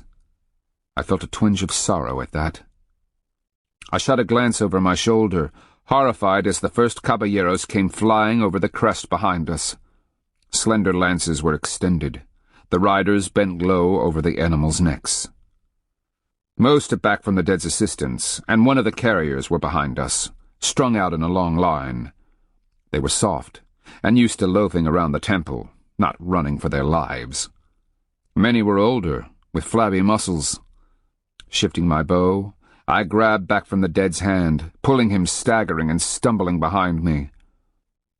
One by one, the more fit carriers threw themselves into the brushy bottom. I didn't dare spare even a moment to see how close the caballeros were, but a ragged cry told me they'd caught the last straggler. At the brush line, I literally drew Back from the Dead into the vegetation before whirling, clawing for an arrow. "Follow the stream bottom," I ordered, through ragged panting. "To the right! Downstream!" Then I turned, knocking my arrow. No more than 10 paces away, the closest assistant shot a look over his shoulder, just as a caballo ran him down. The great beast hit the man with an armored shoulder, knocking him head over heels. I drew as the caballero turned his attention to me. He was grinning down his long lance, turning his horse. Behind him, others circled the Appalachie they'd run down, shouting in glee. Careful, Black Shell. I held my draw, let the caballero get close. It had to be just right. Too soon and he'd recover and skewer me. Too late, and I'd have no time to dodge. Now! The order seemed to come of empty air. I released, my shaft a streak in the sunlight. At the last minute, he seemed to comprehend. His eyes had begun to widen, but the jerk of his head came too late. He screamed as my arrow impacted just right of his nose, the lance point slipping off to the side. I threw myself right, ducking. Even as I scuttled away, the caballo plunged straight into the brush, lost its footing where the bank dropped off, and somersaulted onto its back amid a crackle of stems and branches. I had time to shoot a quick look at the remaining caballeros. The smiles died on their bearded faces. And to my horror, I realized one was Antonio. No sooner did our eyes meet than I saw recognition. Then I was diving through the broken branches, literally scrambling over a sumac to avoid the upside-down caballo's lashing hooves. I landed hard on my shoulder, rolled, and came up in the creek bottom. The caballo had wedged on its back in splintered brush, legs pumping, the broken rider crushed beneath. Downstream! It took a moment to get my bearings. Then I started off, ducking willow and bending branches. Gaudy red feathers marked Back from the Dead's route where they had been torn from his cape. "Black Shell," Back from the Dead called from ahead. "Quiet, they'll hear," I hissed. Pushing past an overhanging plum, I found him crouching, still gasping for breath. I grabbed his hand, dragged him after me, down the ankle-deep stream. "What?" He seemed in a daze. "Shh!" Behind me I could hear the blowing of caballos, and voices called in Espanol. Brush snapped, and someone cursed. I heard the trapped caballo scream its fear and pain. An angry voice bellowed, "Mierda!"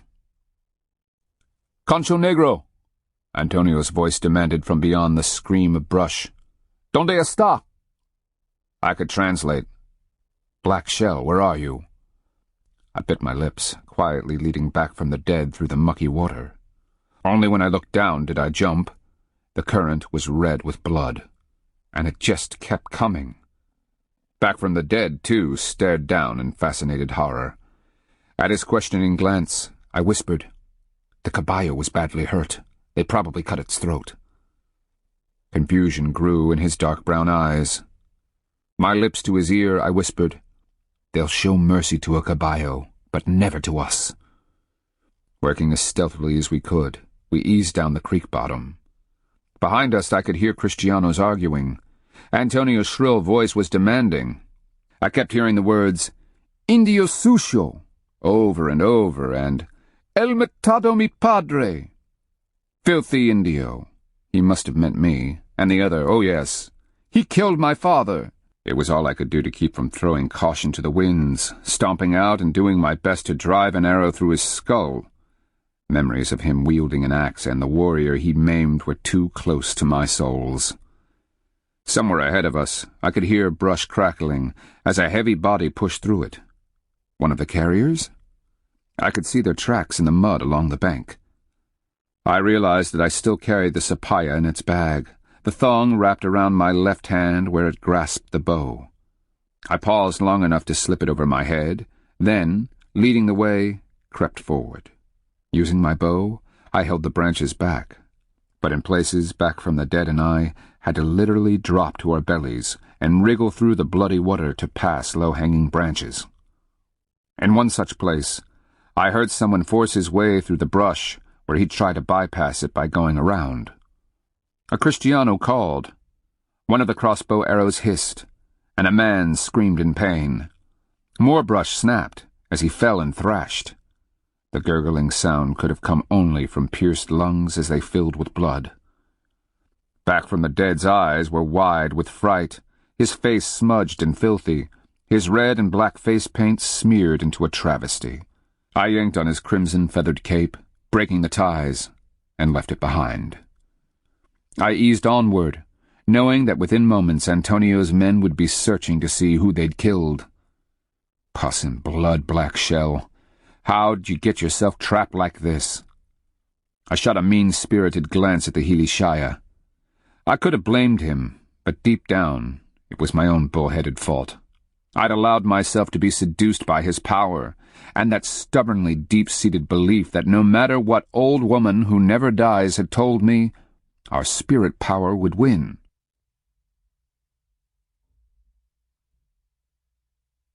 This ends Disc 5, Fire the Sky. Disc 6. We crabbed around on a gum tree bole and hurried as fast as we could without splashing too loudly. The thick brush was as threatening as it was reassuring. As well as it hid us, it could hide a Kristiano with a crossbow. If anything was working for us, it was that the caballeros hated to get off their beasts for any purpose. I prayed fervently that not even Antonio's desperation could induce them into the brush on foot. Time wore on, endless moments of terror spiked by occasional calls as our hunters rode along the brush, searching for us. Back from the dead was trembling, partially from fear, but mostly from exhaustion. He'd been up for more than a day, praying, fasting, sweating, and making himself ready for his great spirit battle. Now, looking at him, I could see that the toll was mounting.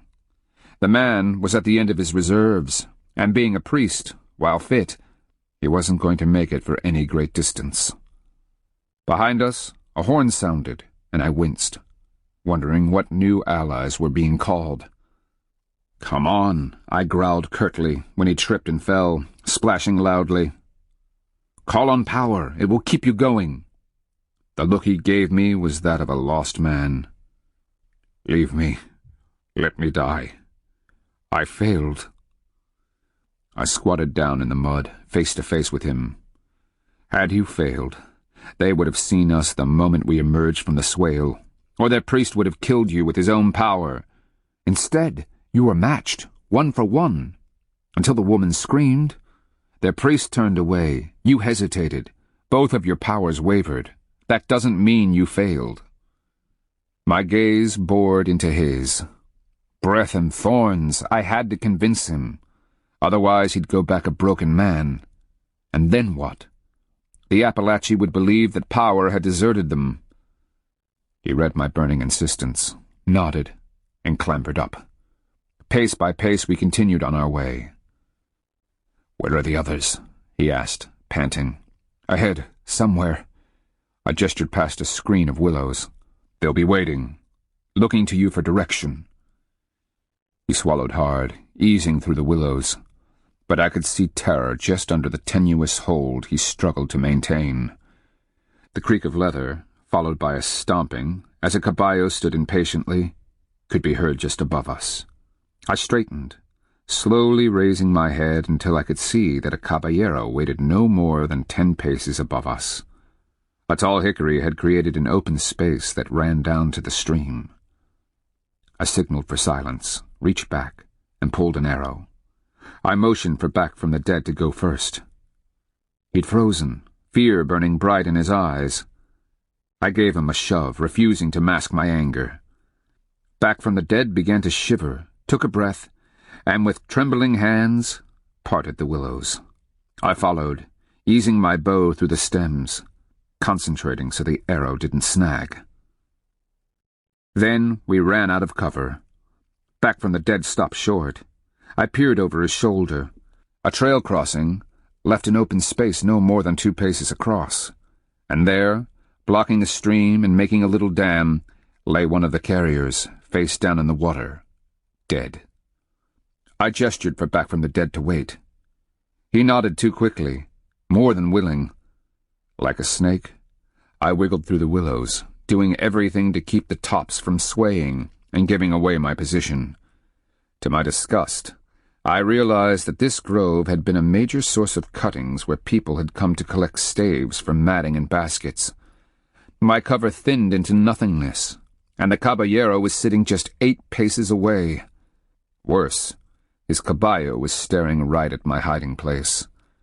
The Kristiano, no fool, was following the animal's alert gaze, a crossbow at his shoulder. "Wait, Black Shell. One wrong move, and you're a dead man." He'd drive an arrow through my guts before I could manage to even rise and knock my own. We waited. He, ready to shoot, was unsure of his target. I, knowing just where to shoot, couldn't get in position. I'm a trader, used to patience. Neither Back from the Dead nor the Kristiano shared that virtue. Terror proved too much for the Hilishaya. He broke, rising to his feet, charging across the open space. The Kristiano and his caballo, surprised, turned their attention to the crossing. I pulled up a knee, rising and knocking my bow. At my movement, the Kristiano hesitated. It was just enough time for me to draw. He was swinging his crossbow back my way as I released. Then I was on my feet, crashing through the willows. I leaped the dead carrier, pounded across the trail crossing, and crashed into the brush, hard on Back from the Dead's heels. Behind me I could hear angry cursing, but no Kristiano arrow had pierced my hide. Shouts drew pursuit our way. I could hear Back from the Dead bumbling through the brush ahead of me. Nor did it take long to catch him. When I clamped a hand on his shoulder, the man almost jumped out of his skin. I dragged him down, both of us squatting under a raspberry bush, heedless of the thorns. "You've got to be quiet." "I thought you left me back there." He was frantically searching my face. "Did you kill him?" "I'm not leaving you, and no, I'm sure his armor stopped the shot. I didn't have time for a good aim. If we gained anything, it was to keep them mindful that we're still dangerous." As if to prove my point, additional shouting could be heard behind us. Then we heard the thundering of caballo hooves, as several riders passed just beyond the brush, screening our little creek. The clank of armor, glimpses of caballos, and the creak of leather sent shivers through me. Come on. I took the lead, resuming the careful and slow progress through the nearly impenetrable brush. We're not going to get out of this, are we? I gave him a smile I didn't feel. All we have to do is avoid them until dark. Then we go home. He almost smiled in return. Is there anything I can do to repay you? You owe me a copper piece, I growled. Now be quiet. Brush began crashing ahead of us, and I knew someone was forcing a caballo through the thicket. Similar sounds came from behind. Shouts came from all sides. My heart began to pound. Chapter 14. We've got to find a place to hide. I studied the brush around us. What I could see, anyway, given the thicket of branches. There, up in that maze of plums. I led the way, showing back from the dead where to step so we didn't leave tracks. With my bow, I eased us past branches and dropped to my belly at the edge of the plums. Like snakes, we crawled into the gray stems. Try not to disturb the leaves more than you have to. My bow and quiver made the task maddeningly difficult. And convincing myself to move slowly took all of my will. Nevertheless, within a finger's time, we had found a spot in the plums where the wrist-thick trunks and higher branches created a haven of sorts. Motioning for back from the dead to stay flat, I rearranged myself and found that with contortions I could stand with my head screened by branches. You couldn't call my spot a vantage point by any means, but through the screening brush I watched something flip through the air and land in a nearby myrtle. Whips of smoke rose. They're trying to burn us out. Fingers of smoke lifted where the torch had disappeared in the brush. With my foot, I tested the leaf mat, feeling it spring under my weight. We'd had rain not so long ago, but was it enough? The Kristianos kept calling back and forth. I caught sight of another of the burning brands as it arced through the air, a bow shot to the south. More calling. Anxiously, I watched the smoke as it thinned and finally vanished. I sighed from relief. What's happening? Back from the dead whispered. Quiet, I hissed back. Movement. I picked out a helmeted head as it passed a gap in the brush. Figuring the distance, I placed the Kristiano at 20 paces to the south. Twigs were snapping, snags rasping on his clothing. The man looked like a soldado, and he was anything but happy to be there. I tried to swallow, realizing how thirsty I'd become. A branch snapped behind me. I slowly turned my head, unable to see through the gray thicket. A mockingbird exploded from the brush a stone's toss to the south. As the panic bird flapped away, I eased my head around. 2 soldados, each with a crossbow, stepped into view, then vanished. I heard the clink of metal, the distinct scratching of thorns on cloth. Wedged as I was in the plum branches, I could figure no way to use my bow, nor did I have an open shot in any direction. Short of a miracle, an arrow would be deflected by the maze of branches. My leg began to cramp. I carefully worked myself into as comfortable a position as I could. Back from the dead gave me a questioning look. I shook my head, signing, many, all around us, quiet. He signed back. What do we do? Wait. He nodded, looking very unhappy. Moments later, a Kristiano called out, Hay un indio aquí. Él es escondido en una zarza.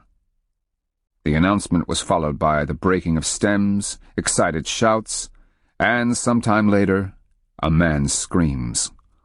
From where we hid, the sounds of his capture were agonizing. You'd have thought they tore up half the thicket dragging him out. We could hear the man shouting, No, no, please, as if it ever did any good with Kristianos. Donde está Concho Negro? Antonio's voice could be heard as they dragged the captive up the slope. He repeated it over and over, as if the poor carrier would know who Concho Negro was. Then quiet descended, broken only by the occasional shout of a Kristiano or the crackling of their passage through the brush. Back from the Dead quivered with each sound. Finally, he looked up at me, signing, "I have traveled the spirit worlds. Why, then, am I so scared?" I signed back, "Because you're smart." Blessed ghosts, I was plenty scared myself. Looking up, I could see from the shadows that we were well into the afternoon. How long until dark? And then what? Could Antonio, as a capitan, insist the soldados stay out after dark? Generally, that was a death sentence. Except that Antonio hates me with all his heart. So we waited, hearing a new sound.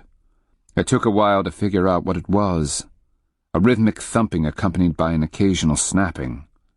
It started upstream and grew ever closer. So odd was it that I shifted, getting my feet under me. Then I rose ever so slowly, muscles trembling, as I worked up through the branches. Careful to keep my head screened, I chanced a glance, seeing soldados. Each had a long stick and was beating at the brush. When I lowered myself, I signed, "They are poking the brush with long sticks.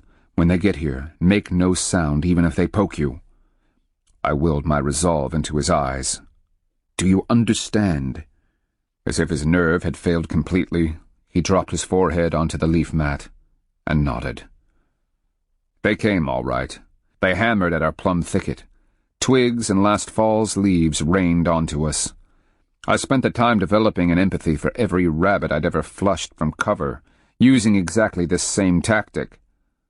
Then I stifled a grunt as one of the weasels jammed a stick across my back.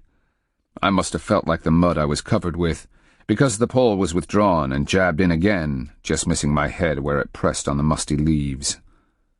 Thinking back, the ordeal couldn't have lasted that long. It just seemed half a lifetime. And then they were gone. I shuddered, exhaled in relief, and lifted my head. Back from the Dead gave me a hollow stare. He slowly shook his head in despair. We waited as they moved on. More Kristianos crisscrossed the brush-choked drainage, shouting as if to nerve themselves for the pursuit. Who was more afraid of whom? Shadows were lengthening, the light fading when I finally nudged back from the Dead with my foot and wiggled my way through the stems. How long had it been since we'd heard anyone? A hand of time? 2? I emerged from the plum thicket like some oversized water moccasin, lifted my bow and fit an arrow. Gesturing for Back from the Dead to follow, I worked down to the creek and began sneaking downstream. We moved with the stealth of hunters, taking a step at a time as we searched the shadows. When, I wondered, had I spent such an incredibly long day? Maybe in the water at Napatuca, but Bloodthorn had been there sharing the ordeal with witty comments and grim humor. I glanced at Back from the Dead. The man just reeked of desperation. We'd traveled little more than a bowshot's distance when the brush began to thin. I used a stand of tall grass as cover as I inspected the drainage ahead. Another of the trail crossings loomed in the dusk. This would have been Antonio's choke point. The place stank of caballo, and several piles of their droppings could be seen in the track's stippled dirt. I rose higher, looking around, seeing no one.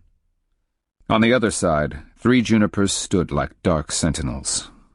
Did we wait, or make a run across the open space? Easing out, I craned my neck, searching where the trail climbed the slopes on either side.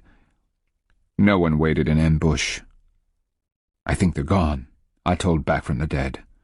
As much as they want us, they want even more to be back at Ancaika by dark. He gave me a puzzled look. Chikaza, why are you doing this? You don't even like me. Because your people need you. Come on, head straight for that brush beyond the junipers. If anything happens and we get separated, keep going. The important thing is that you get back and help Fire Falcon lead the fight. He reached out, taking my arm in a firm grip.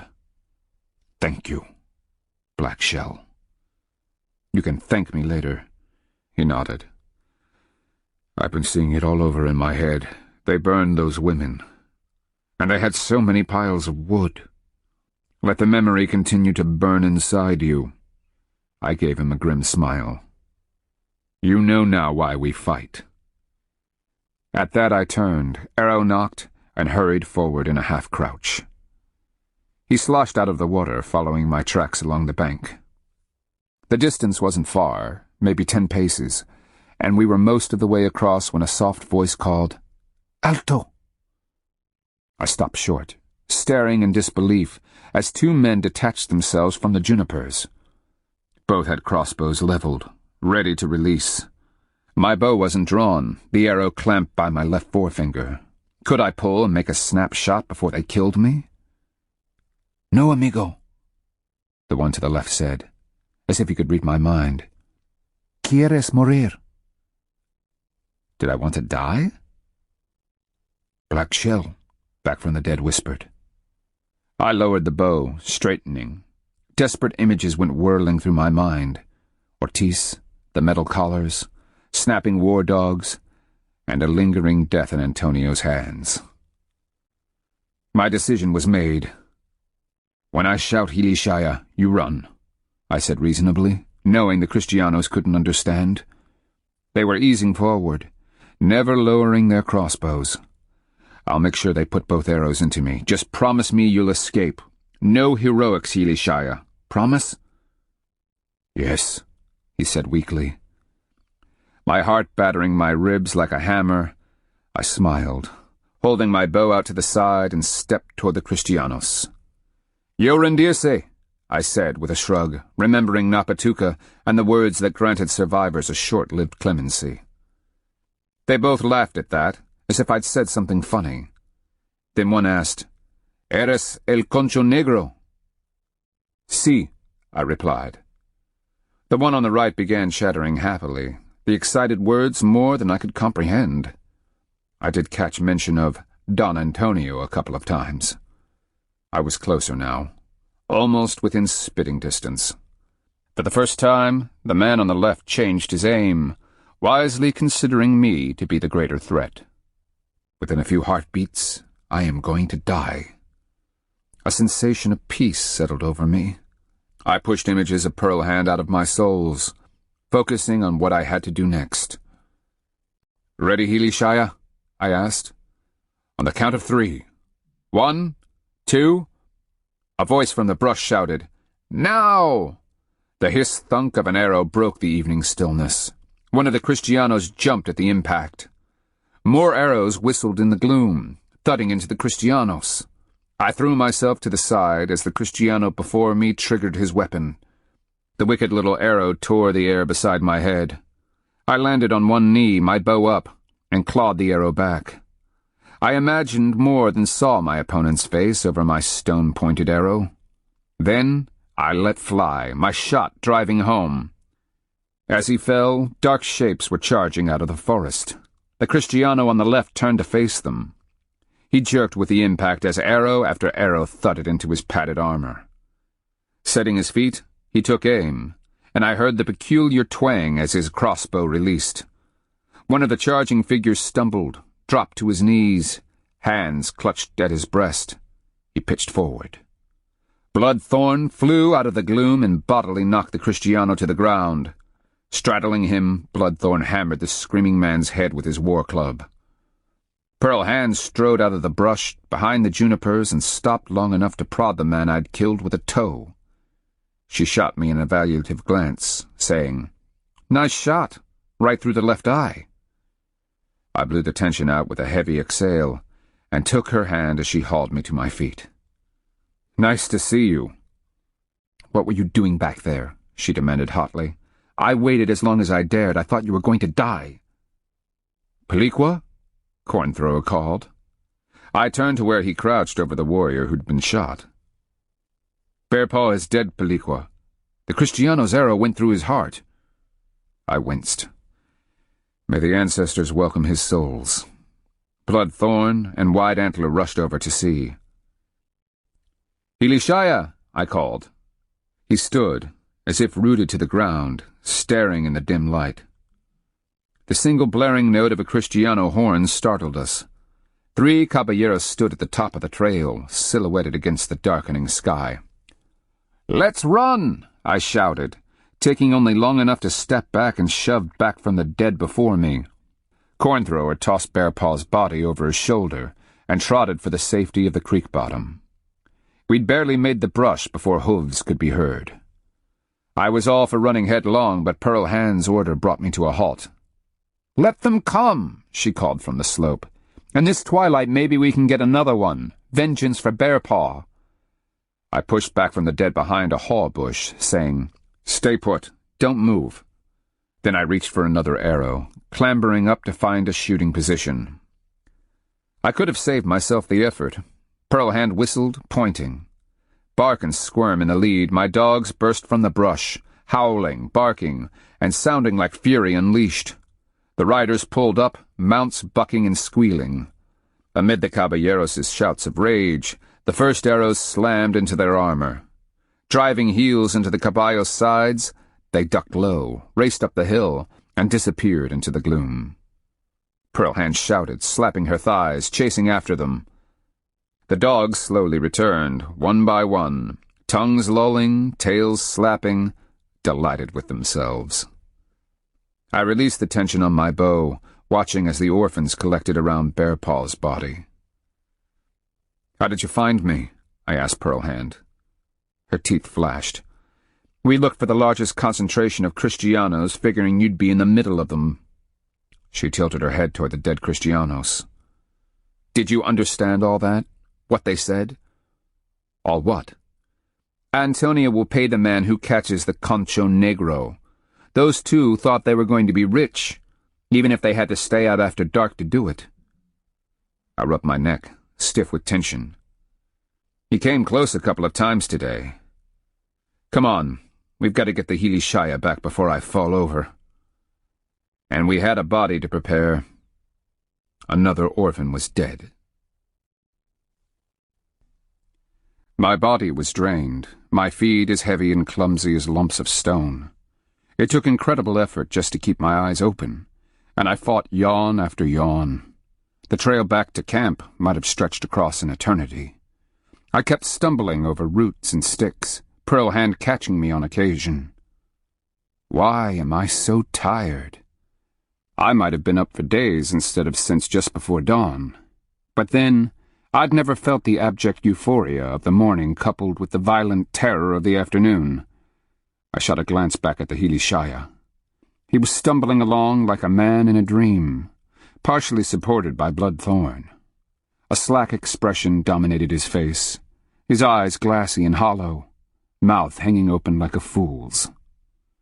I staggered along for an eternity, only to have Pearl Hand pull me aside as we approached Firefalcon's pickets. She muttered something I couldn't hear to Bloodthorn, and gestured for the rest to precede us. I blinked stupidly, my soles focused solely on the bedding that awaited my exhausted and depleted body. Sleeping, maybe for days, filled my desires. As the last of the orphans passed, followed by the dogs, I forced one of my stone feet forward, only to have a hard hand clap my shoulder and spin me around. I found myself eye to eye with Pearl Hand.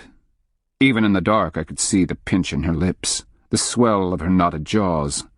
Her shoulders were hunched, fists clenched tightly. Oh, and I knew that hot look in her eyes. In acid tones she demanded, "By the Piazza's balls, Black Shell, what possessed you?"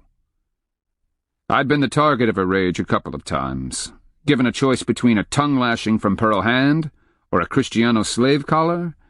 Well, you get the idea. "Possessed me?" I answered weakly. "Are you so tired of life?" She barely controlled her voice.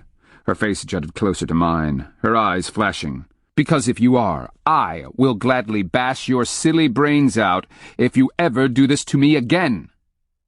"Do what?" "Blood and pus!" She was literally shaking, pointing back towards Ankaika. "What did he do to you? Cast some spell? Knock you in the head so hard that any good sense you had leaked out? What?" "Huh?" "Black Shell, I wake up alone, to hear that you've gone off with Back from the Dead to conjure power to destroy the Kristianos? With that priest? He hates you. Did you take leave of all your senses? Or did he drug your tea? I didn't drink anything. The power, it was everywhere. But for me, you'd be dead, she said, fuming. Or worse, captured. Then what? I'd just spend the rest of my life knowing that the man I love more than life is suffering his way to an early death? You didn't even tell me what you were doing. You left me there, asleep. I ground my jaws as her hot glare burned into mine. Her mouth worked, and she swallowed hard. In the moonlight, I could see the gleam as a tear leaked from the corner of her eye. How do you think that makes me feel, Black Shell? My gut sank, a sick feeling sucking at my soles. I'm sorry. Fire Falcon asked me to go see the Hidishaya. Fire Falcon! Oh, that makes me feel so much better. She slapped her thighs, turning away, head down. I'm sorry. For long moments she stared off into the night, refusing to meet my imploring gaze. What if I hadn't come? She whispered. I don't know. Yes, you do, she whispered, not even bothering to look at me as she pushed past. Don't you ever do this to me again. And she headed off down the trail, anger projected by the swing of her hips and her pounding steps. I sighed, staring at the dogs. They were glancing back and forth between me and Pearl Hand's retreating form, wondering who to follow. Should have just let those Kristianos shoot me, I muttered. For a solid week we endured a cold and soaking rain. Pearl Hand and I, along with the orphans, moved our camp back into the forest close to the creek, where we could build crude shelters. The conditions were miserable, the wood wet, and despite the good intentions of the Appalachee, the food was even worse. If anyone had any doubts about the Timakua, they'd been erased by the rescue of the Hidishaya and the sacrifice of Bear Paw's life. In a stunning gesture of respect, Fire Falcon delegated 8 warriors to escort Bear Paw's corpse back to Usachili, under the White Arrow, so that his body could be prepared by kin. Bear Paw, at least, was assured that his souls would make the journey to his ancestors. In the aftermath, by ones and twos, Tiskaya and Nico Quadka came by, offering gifts of war arrows, bows, captured Kristiano artifacts, and ornaments. The difference in the Appalachee was apparent. The monster had burned 30 captives that day. From all over the forest, warriors had watched in horror as their people were tied to the posts and the wood piles lit. One of the carriers who'd been captured was mutilated and left on the hilltop as Tiskaya Fineshell had been before him. He too was carried back to deliver his message. If the attacks didn't stop, more would be burned alive, and the mutilations would continue. In the beginning, De Soto might have been the invader. The Appalachee had considered him a challenge to be overcome, more of a nuisance or a pest to be rid of. After the burnings, the fighting took on a brutal and merciless quality. You could see it in the warriors' eyes, a hard, glittering hatred that burned within them like sacred fire. I thought about it, wondering. I'd seen men driven to that kind of encompassing madness. My orphans were that way. Life beyond the killing of De Soto had no meaning, had even become inconceivable. But to see an entire nation so gripped? I tried to make sense of it one day as I poked our smoking fire with a stick. Unlike so many, we had a Euro axe. The sharp edge allowed us to split wood down to the dry center. Pearl Hand and the others were out scouting, keeping an eye on the Kristianos. Me? I needed time to put things into perspective. I looked down at the pouch where the sapaya now rested in silence. It would have been nice if it had started to glow, jumped around, or done something to come to my rescue the night Pearl Hand had vented her anger on me. You wanted me to save the Hidishaya. Why? What role is he to play in the future? We had delivered back from the dead, exhausted to the point of staggering, to Fire Falcon. But the next morning he turned up missing. So did he run out on you? In the end, was he so broken by the experience that he's gone into hiding? The thought left me grinding my teeth. Now, more than ever, his people needed him. Each day his warriors were being killed in ones and twos, battling to their last breath to wear down the monster. Where was their Hilishaya? With a bitter anger, I jabbed the fire, seeking to vent my frustration on something. "Black shell?" a soft voice asked. I looked up from the shelter of our lean-to, and there he stood. Rain pattered off a bark hat and dripped from an elk-hide cloak around his shoulders. His tattooed face was drawn, a gleam in those once fearsome eyes. A long hunting shirt was belted at his waist, and beneath it an apron hung down past his knees. I noted the badger hide bundle he held before him, something long wrapped within. "So you're back?" He nodded, his expression curiously humble. "I've been away, out in the forest. I had to make sacred ground, pray, fast, and speak with the spirits. In the end, the little people came. I listened to their wisdom, and was given a task." I relented enough to gesture that he should come in out of the rain. The little people had been around since the creation. Mostly they avoided the world of men, hiding among the forest shadows, in hollows under fallen trees, and in the ferns that grew along the banks of streams. They appeared only to the greatest of Hopaya, healers, or sometimes to the dying. It was said that they were tremendously wise, thoughtful, and often malicious if given the chance.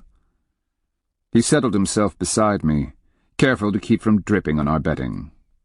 Not that it would have mattered, as everything was damp. For a long time he stared at the fire, watching it sizzle as stray raindrops penetrated past the overhang.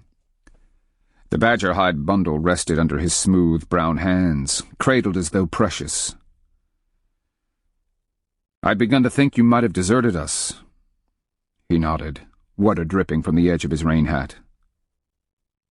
"How do you think Breathgiver views us? We are, after all, his creation, imbued with so many gifts. And at the same time we stumble over our own pride, our arrogance, and our stubbornness." "Nothing in creation is perfect," I shrugged. "Not even the spirit beasts. That's all a part of will, I guess. Our ability to think and act for ourselves. We learn, but at the cost of so much pain. I have prayed for Bear Paw, asked that his souls be blessed on their journey to the Usachili's afterlife." "Thank you." I gave him a hard stare. "Hilishaya, have you figured out what you're going to do?" An amused smile curled his lips. "I'm going to do what I should have done long ago. And that is? Anything I can to help destroy the monster." He smoothed the badger fur. "Our warriors need me. They need to see me praying, making medicine, brewing black drink, and blessing them as they sacrifice themselves to save the world." I closed my eyes, sighing in relief. "Black shell?" "Yes." "You saved my life when I should have paid the ultimate price for my pride. I watched you, a foreign Chickasaw trader, step forward and offer your life for mine.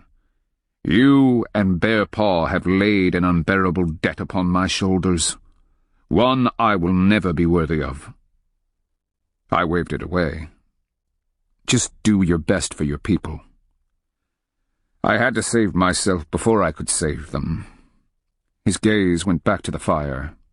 "And I owed you a piece of copper." He handed me the heavy badger hide bundle. Shooting him a skeptical glance, I unwrapped the soft fur, finding the ancient turkey-tail mace he'd carried to battle the Kristianos. As I touched it, I felt a tingle. The thing pulsed with power. He continued. "It took all of my courage to go back and find it. I hid during the day, searching the route we took as we fled. The second night, almost at dawn, it finally considered me worthy. I heard it call to me." He paused. "And I found myself." "This is worth much more than the piece we played for, and your people might need it." I tried to hand it back. He declined. "Not even that sacred mace is fair exchange for what you have done for me and my people. As I said earlier, no matter what I do for the rest of my life, no matter how hard I try, I shall never be completely worthy of the faith you place in me. Don't underestimate yourself. Follow your own advice for once, Black Shell. Out of all the nations, Horned Serpent chose the worthiest man he could find. I have been honored to know him." And with that, he stood. It shocked me to my toes when he touched his forehead in the ultimate sign of respect, and walked off into the rain.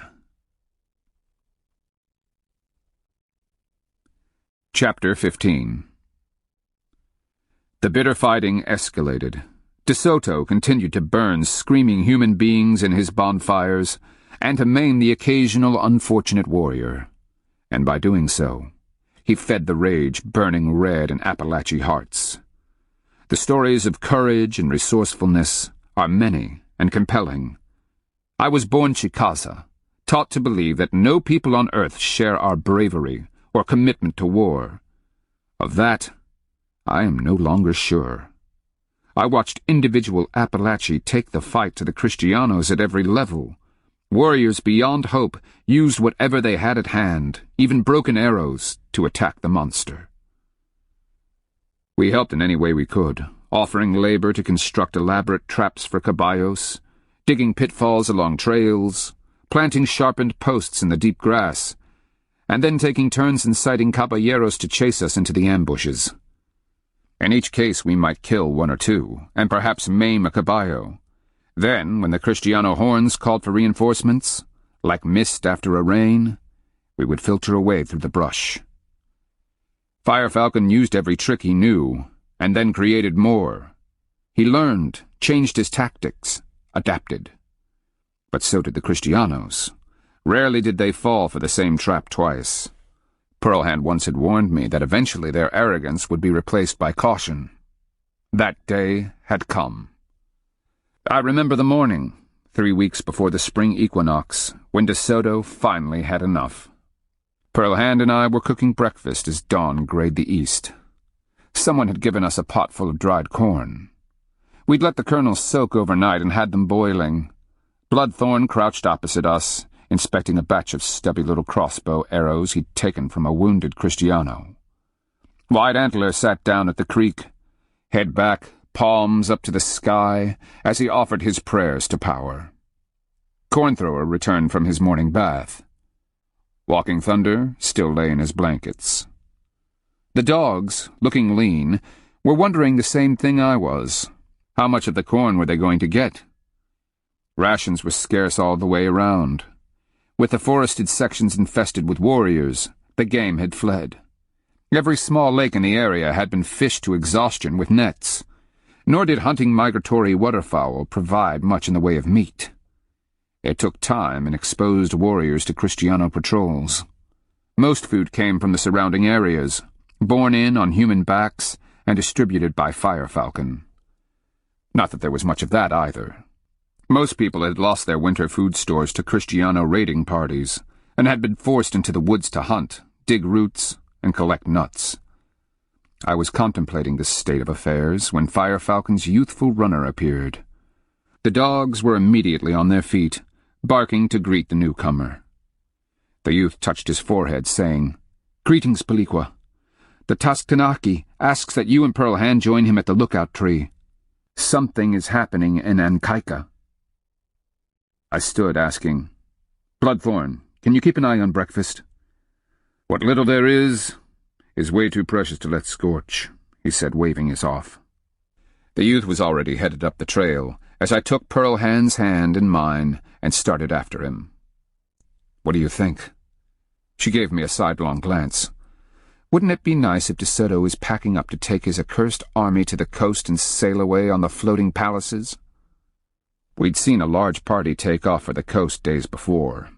Scouts reported that they were headed to the ships waiting there, and that cargo was being carried by boat and loaded.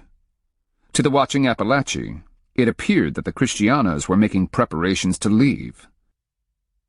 We knew they were up to something. The number of patrols had dropped.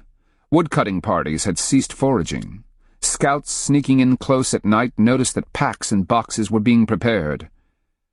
At the base of the beech tree, I climbed the ladder, a much more substantial thing than the wobbly pole that had preceded it. Throughout the winter, endless climbers had worn the bark off the old tree's branches, and every Y had a platform tied to it for observers to rest on. We made our way as close to the top as the number of people would allow. The great tree had to have half of the Tastanaki's warriors in it, as if they were a weird fruit. I helped Pearl Hand up next to me, feeling the branch sway with our weight. Then we turned our eyes towards Ankaika. The sight was reassuring. Instead of armored riders, the caballos were being loaded with packs. Even the caballeros were carrying burdens on their backs.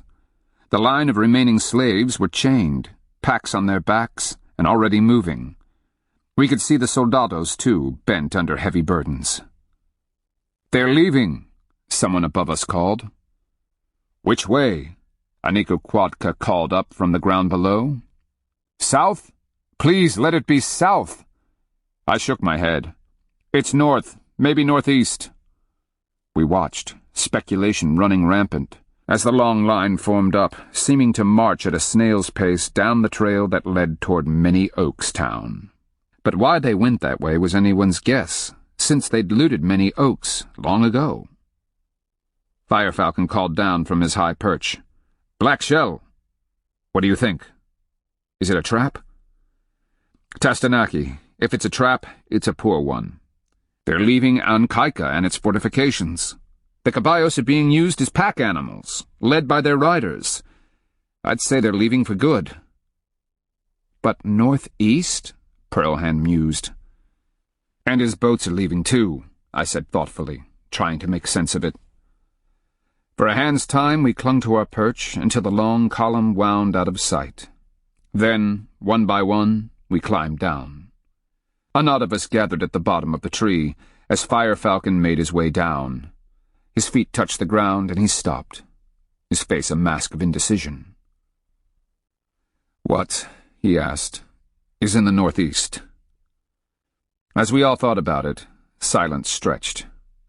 I felt Horned Serpent's brow tine warm, and then a thought came to me. Remember how the monster captured a trader, White Matt? With him was a boy, Perico, who told De Soto that gold could be found in Confidant. Firefalcon gave me an incredulous look. "And De Soto believed him?" I shrugged. "If you told a Kristiano that gold could be found on the moon, they'd start building a ladder to reach it." "What are your orders, Tastanaki?" one of the Nikokwadka asked. Firefalcon arched an eyebrow. "Detail scouts. The rest of us will follow. Shall we say, urging them along? What we don't want to do is scare them into returning to Ankaika.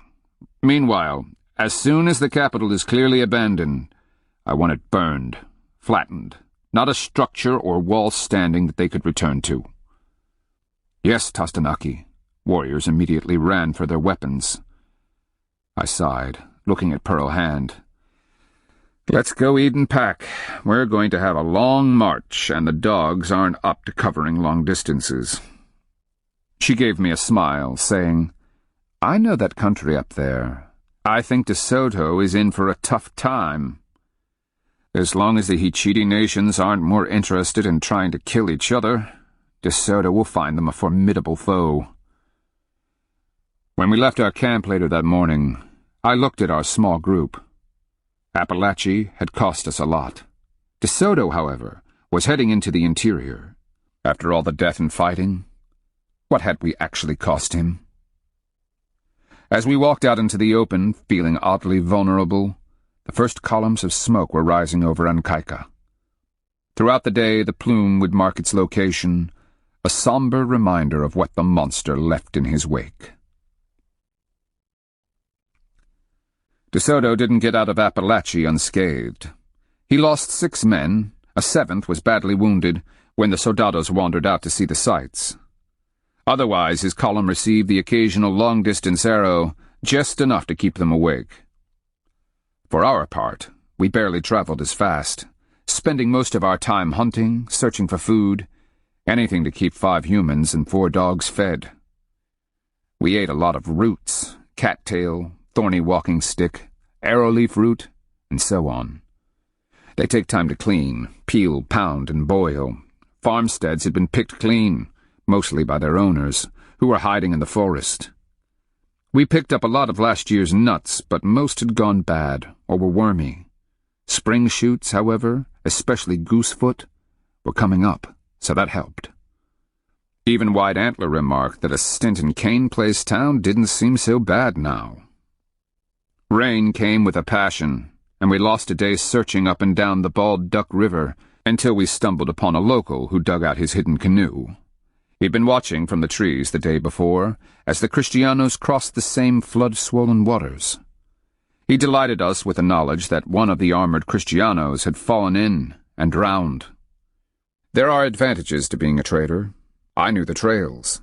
De Soto, following his guides, most of whom were captives, prodded on at the point of a sword, headed straight into the swamps. The people who lived there, called the Capachiki, were an offshoot of the Appalachee. Years past they had broken away after a nasty little civil war to find security in the mosquito-infested swamps. There they fished, hunted alligators, and grew a little corn. While the Capachiki occasionally traded with the Appalachee, they certainly weren't interested in establishing relations with anyone. Even the traders avoided them. And of course they'd undoubtedly heard the stories of what was happening around Ankaika, so I welcomed the thought of De Soto's men being used for Capachiki target practice. Rather than wade through the muck, I led the way around, sticking to the highland trails. As we proceeded, I kept noticing walking thunder. The man kept casting longing glances to the south, unease in his manner. Nor was he the only one.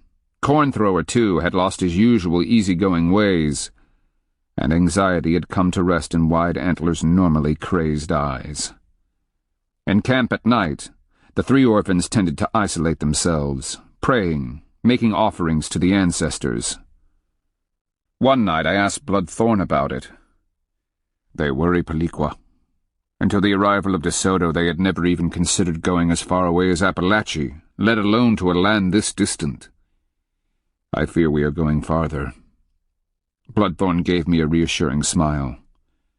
They will be fine. It's just an adjustment.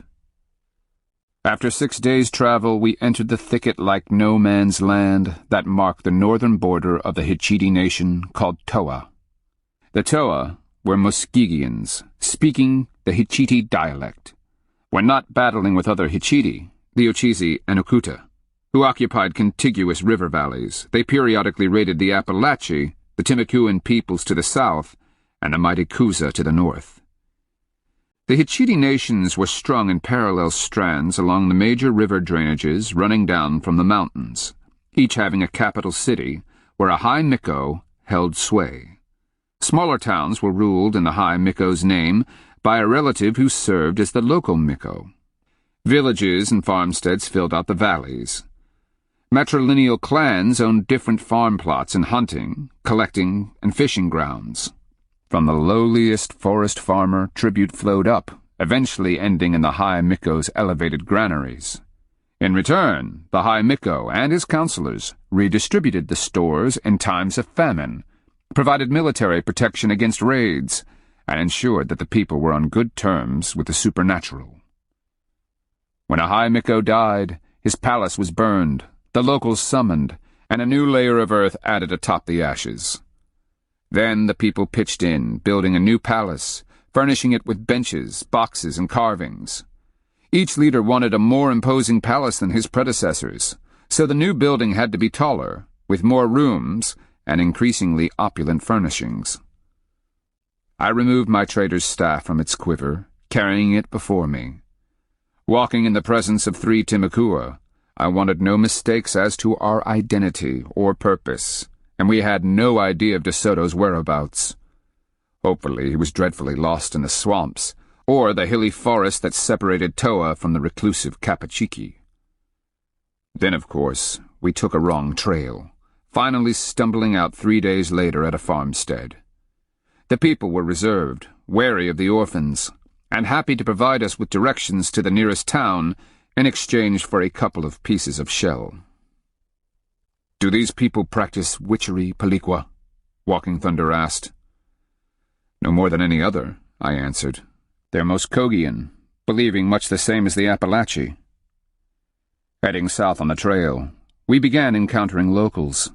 They in turn sent us to a Miko who held sway at Black Stone Town, the northern Toa outpost.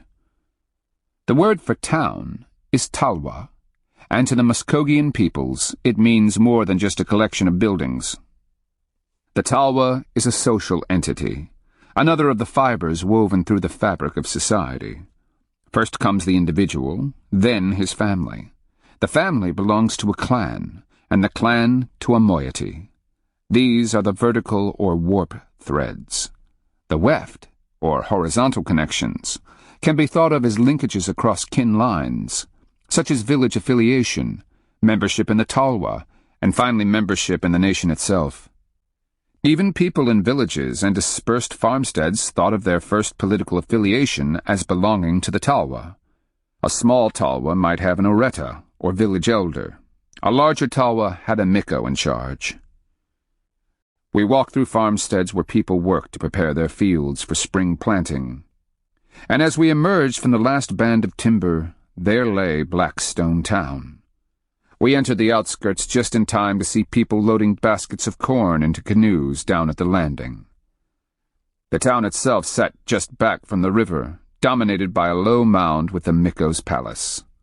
The building rose above a cluster of daub-walled houses roofed with split cane. Granaries poked up here and there on tall posts. The arrival of unexpected visitors slowed but didn't entirely stop the proceedings. As we made our way to the plaza, people flocked around.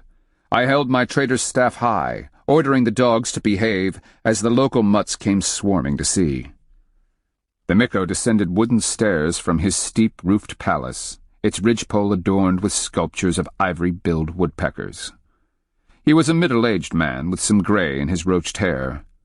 The falcon motif of the ruling moiety was tattooed on his face.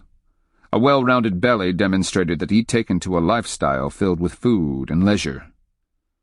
Wearing a black apron, his shoulders covered with a raven-feathered cloak, he walked stately forward, an old chipped stone mace in his hands. I could see the question in his eyes.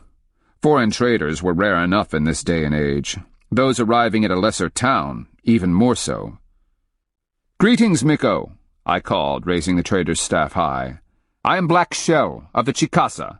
With me are my wife, Pearl Hand, Bloodthorn, and Niha of the Usachili, and Walking Thunder, Wide Antler, and Cornthrower, known as the Orphans. We come under the power of trade and bind ourselves by its laws." He looked us over one by one, nodding.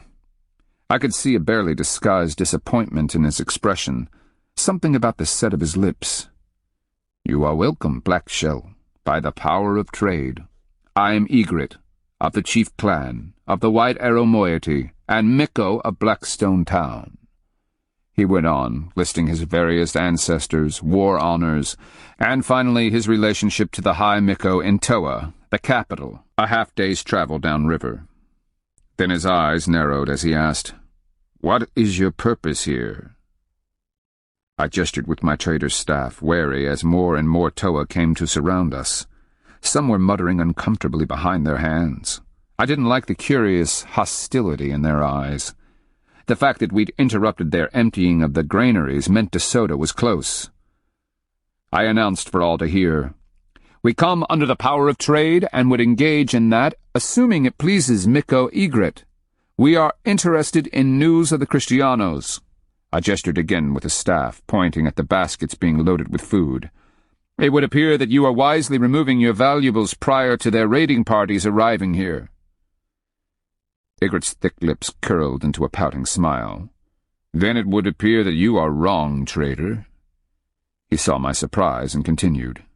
"The Kristianos arrived at Toa yesterday. While the elders had wisely evacuated the town, several remained and had conversations with the Kristianos. Are they already in chains? Pearl Hand asked. No, lady, they are not. The Kristiano Miko, this de Soto, has treated them equitably, offering metal goods and glass beads in exchange for food and labor to transport his baggage and equipment. High Miko Toa, after ensuring the Kristianos' peaceful intentions, is happy to accommodate them. My heart sank. I have followed the monster all the way from Usita, a country far down in the peninsula. His path has been marked by rotting corpses and ruination. Tell me that your High Miko doesn't trust him. Egret had that superior smirk on his lips. Things are different here, traitor. Unlike the Timakua, he glanced at the orphans, we are not savages. In contrast to the Appalachi, we are not wedded to the red power of war. When dealing with strangers, we cling to the white power and seek to understand those not familiar with our ways. I have yet to see the monster give a rotten acorn for anyone's ways. But that old trader's sense was tickling me, the warning to back off. But perhaps you're right. We come only under the power of trade. He fingered his chipped stone mace, suspicion in his eyes. He gave the Timakua another narrow-eyed stare, then sighed, as if in resignation. If that is truly the case, let me make you welcome. He stressed the following, under the power of trade. I inclined my head. We thank you. Pointing with a mace, he said, You may store your belongings there under the ramada. Please take your ease and feed your dogs. Then tonight you shall be my guest. I will hear your story and inspect your trade. He hesitated. I have questions. Thank you for your kindness. Your questions shall be answered. You are welcome, trader, under the power of trade. Now, if you will excuse me, I must see to the packing of our tribute. With that he stalked away, issuing orders that we were to be left alone. I glanced at Pearl Hand, who had been translating for the others. I'm sure they got most of it, even though the Hichiti dialect posed problems after living with Appalachi. What's happening here? Bloodthorn asked as we walked to the ramada and began unloading the dogs. I'm not sure. I unlaced Naw's pack and placed it beside Skipper's. The dogs were shaking, scratching and sniffing the town smells. They insisted on trying to stare down the local dogs who circled just out of range. Several children had been appointed to keep the local mutts off. Walking Thunder was visibly nervous, his eyes darting this way and that. He seated himself close to Wide Antler, whispering into the man's ear. I noticed that all the orphans kept their weapons close at hand. He kept emphasizing the power of trade, Cornthrower noted, as if it was somehow foremost. We're here to kill Kristianos, Wide Antler muttered, but he, too, looked ready to bolt. I gave him a warning stare. We're here under the power of trade. Even when we arrived in Appalachia, we received Kafake's permission before killing Kristianos. I don't understand, Paliqua. Wide Antler, be patient. We are guests in Toa territory. Wait. Mind your manners, and do nothing without my prior agreement. Do I have your word? He nodded, the crazy gleam in his eyes oddly unsettled. Yes, Paliqua.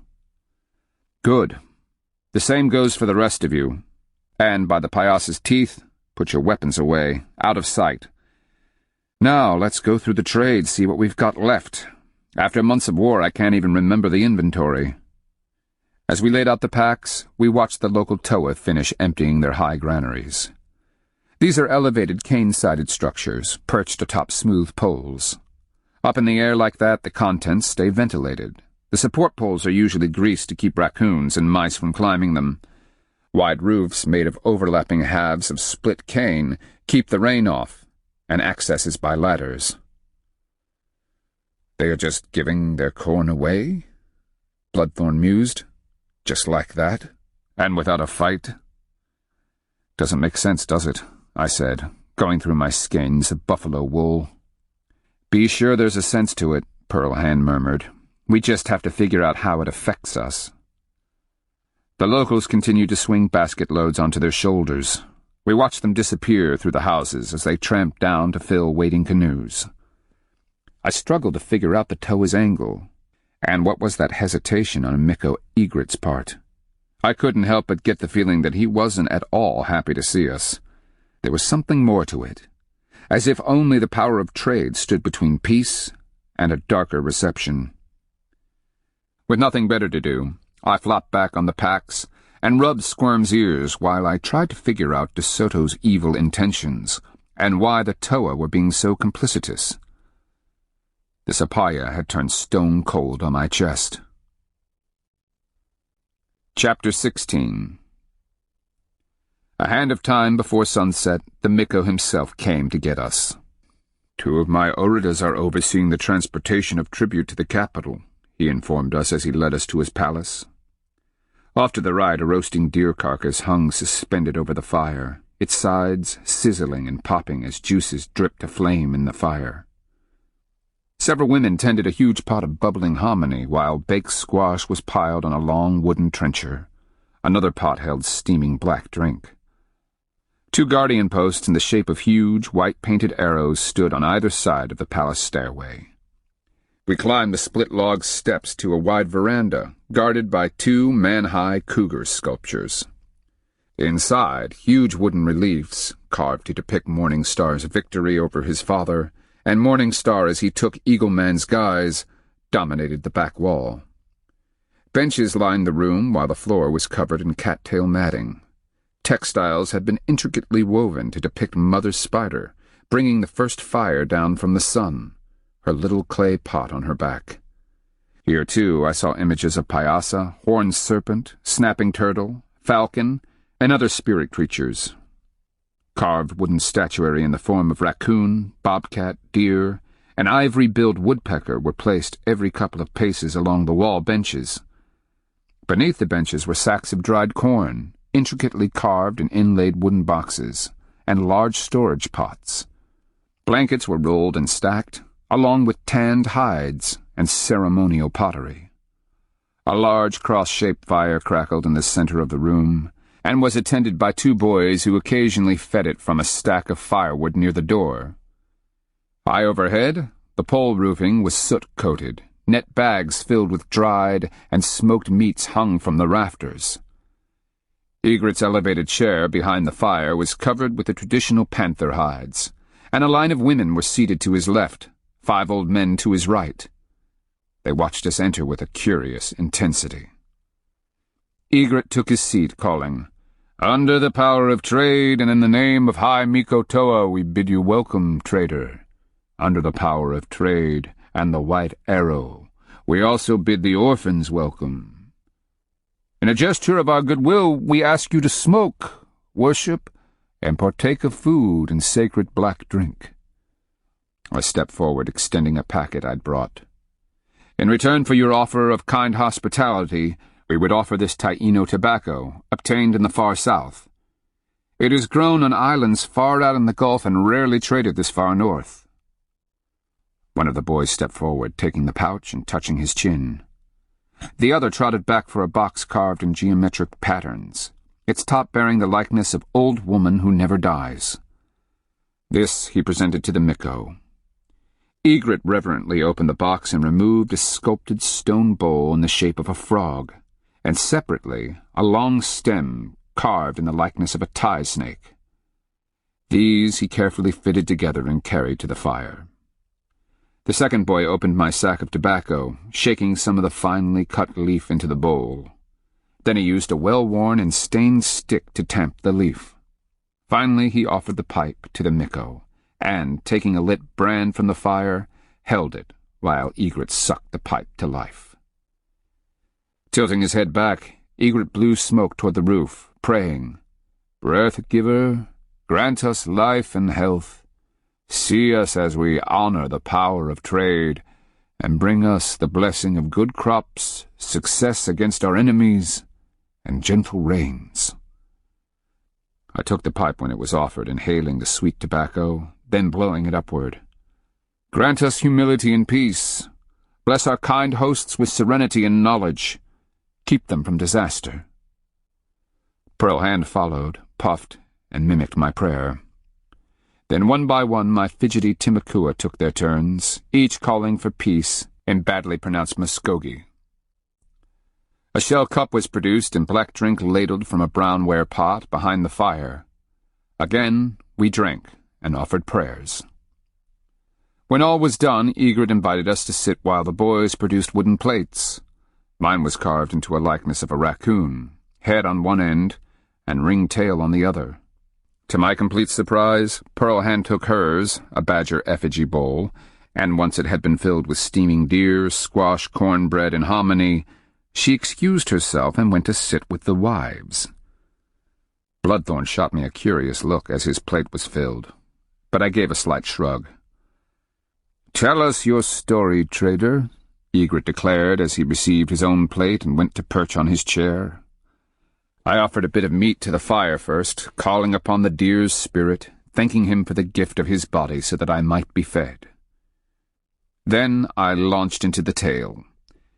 Egret and the rest listened, rapt, clearly annoyed when I stopped to enjoy a taste of the meal. I tried to be concise, anxious not to have the food turn cold. At the end, Egret was nodding. "It is much as we have heard. It is true about Napatuka." Bloodthorn, most of his meal destroyed, said, "Yes, Miko. I was in Iha, received at Usachili's council. I lost everything at Napatuka." The orphans were nodding, expressions grim. Egret could see the truth of it in their eyes. "And you wore a metal collar, trader." Egret turned his thoughtful gaze my direction. I lifted the shell necklaces I wore so he could see the scars. So did Bloodthorn. "Why didn't you tell them you came under the power of trade?" one of the elder Oretas asked, looking mystified. "I did," I replied through a mouthful of hominy. Ortiz gave me a blank stare. "A human life is of no more value than a strand of old rope, the power of trade but a madman's delusion." "Which brings us back to the power of trade," Egret said, his half-lidded stare fixed on us. "You are in Toa under the power of trade. You are bound by its laws." "We are." "You must understand that while you are here under that power, you are bound to commit no hostilities against the Kristianos." So that was it. I made a calming gesture before any of the orphans could protest, my warning glare fixed on Wide Antler. "We are bound, Miko. While we are in your country, none of us will do anything to incite trouble with the Kristianos. You have our word. Under the power." Bloodthorn's mouth had become a thinly pressed line, his eyes hard. "The orphans honor the power of trade." Then he asked, "What happens, Miko, if the Kristianos do not?" Egret dipped up hominy with his cornbread. "That will be a problem for the High Miko. My concern is here, in my town." "And we honor your hospitality," I replied. Egret seemed to be weighing something down deep in his soles. Then he smiled. "You have a reputation as a man of your word, Blackshell. I am pleased to discover you are." I glanced over at Pearl Hand. She was nodding, smiling, talking with the wives as if they were old friends. But why on earth was she missing the chance to be in the middle of things? Generally, she insisted on being part of the men's council. "Tell me," Egret interrupted my thoughts, "why do you think De Soto has come to our land?" "He's in search of gold." Egret gave me a blank look. "Does it serve a purpose among them? Perhaps it is part of their spirit power?" "Their priests do have a golden cup. Other than that, they wear it for decoration. I guess you would say it is their version of copper."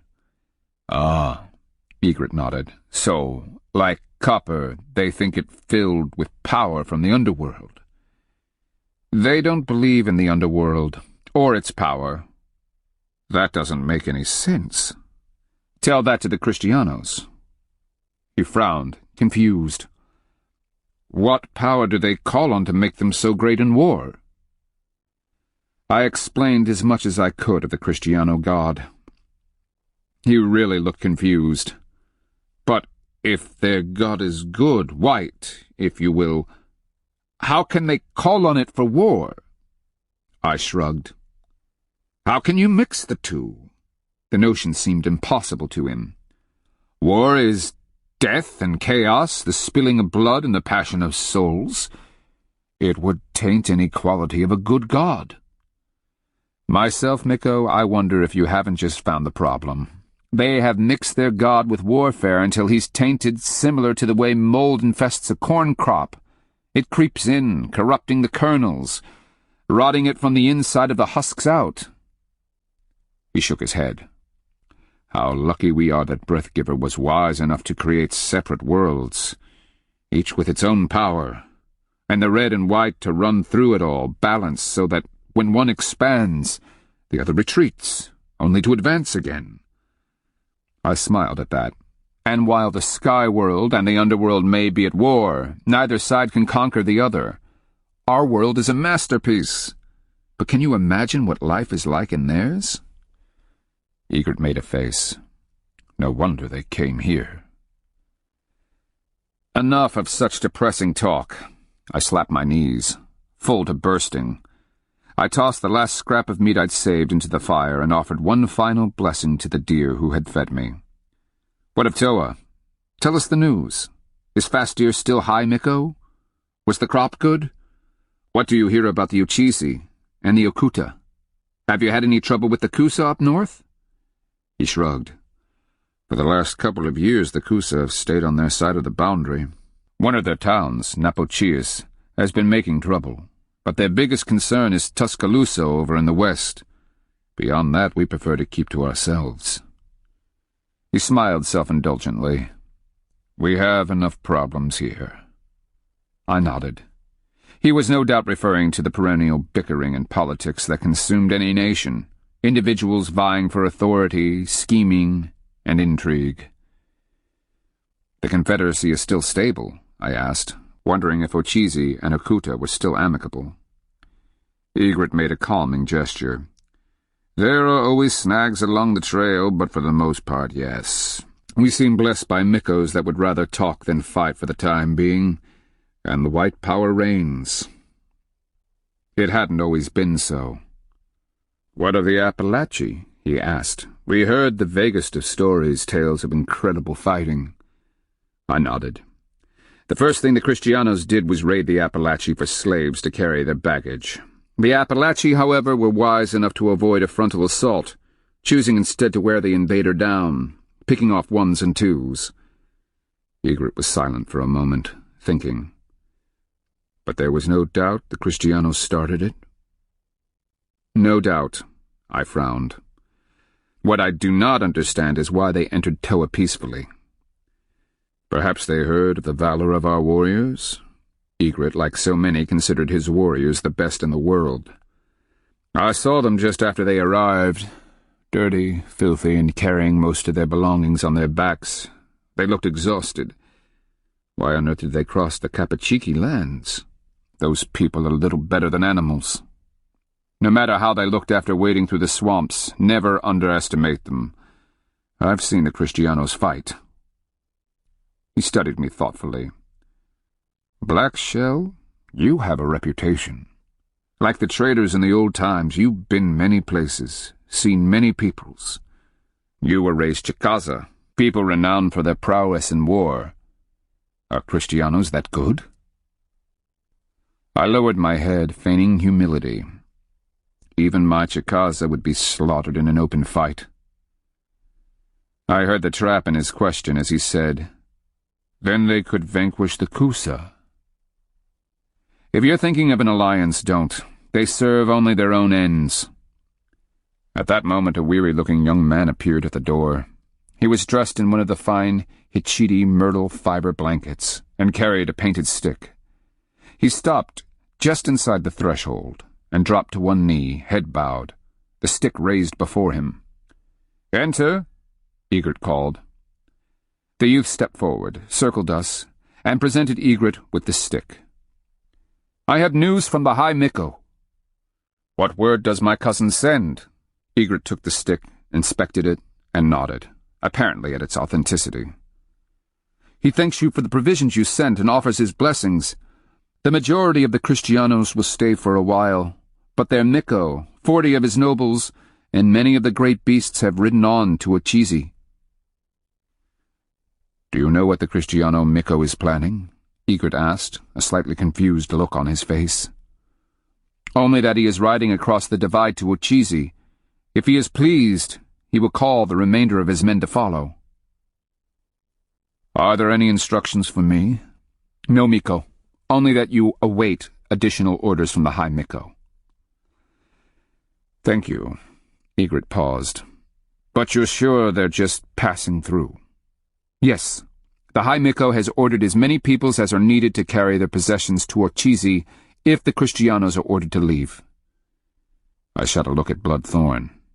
He nodded. If De Soto was leaving, so were we. Egret noticed. "Yes, Black Shell?" "He has heard that there is gold at Confidant. Now that he has determined there is none in Toa, he will go on." Egret's lips made a wry curl. "And is there gold in Confidant?" "No, Miko. De Soto hears what he wishes to hear." "And if he leaves, you will be after him." It was a statement rather than a question. "Well, if we are to trade, we'd better have the best of your goods before you are gone.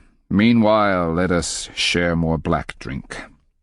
Then I shall call musicians, and we shall all dance."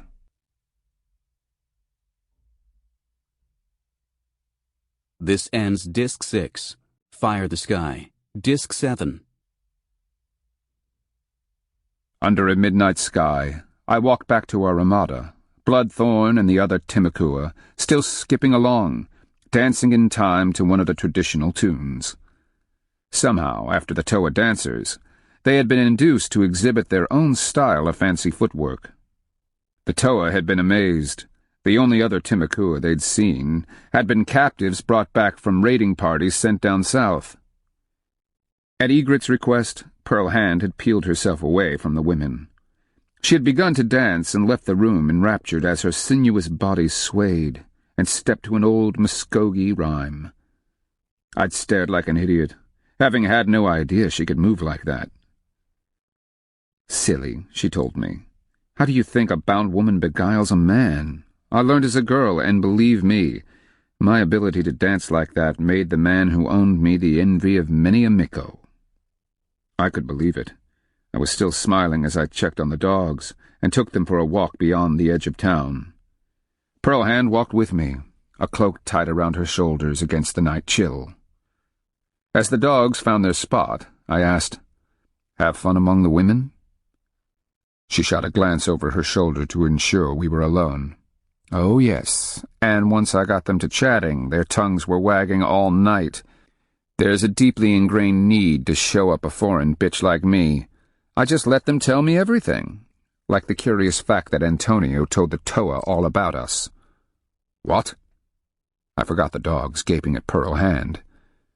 She looked so smug, standing there in the darkness, her cloak tied around her shoulders. He sought out the High Miko after De Soto was finished with him. Using ears to translate to an Appalachi, he informed them that he would exchange a wealth of metal, cloth, glass beads, and other things for you and me. A cold shiver, born more of the night, ran down my spine.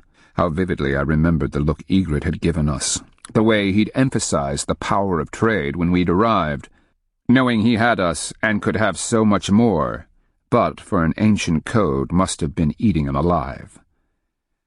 "That complicates matters for us," she responded. "There's more." I hated it when she used that tone of voice. Her eyebrow arched. De Soto has evidently changed his ways.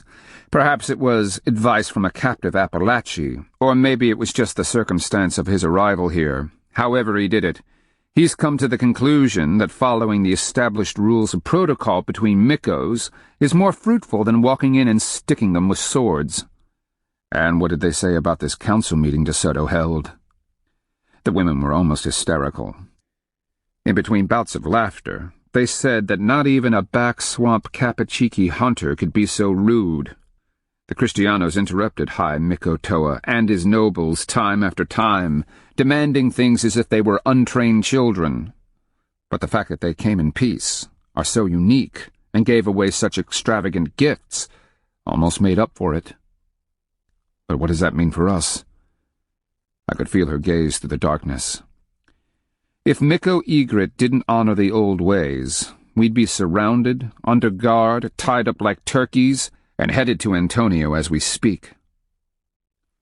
I called the dogs and started back to our little camp under the ramada.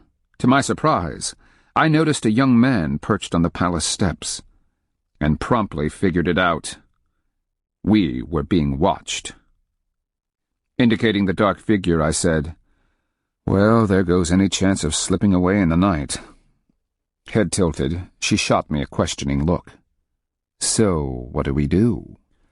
"Hope that Miko Egret isn't having second thoughts. Make sure he's pleased with the trade tomorrow.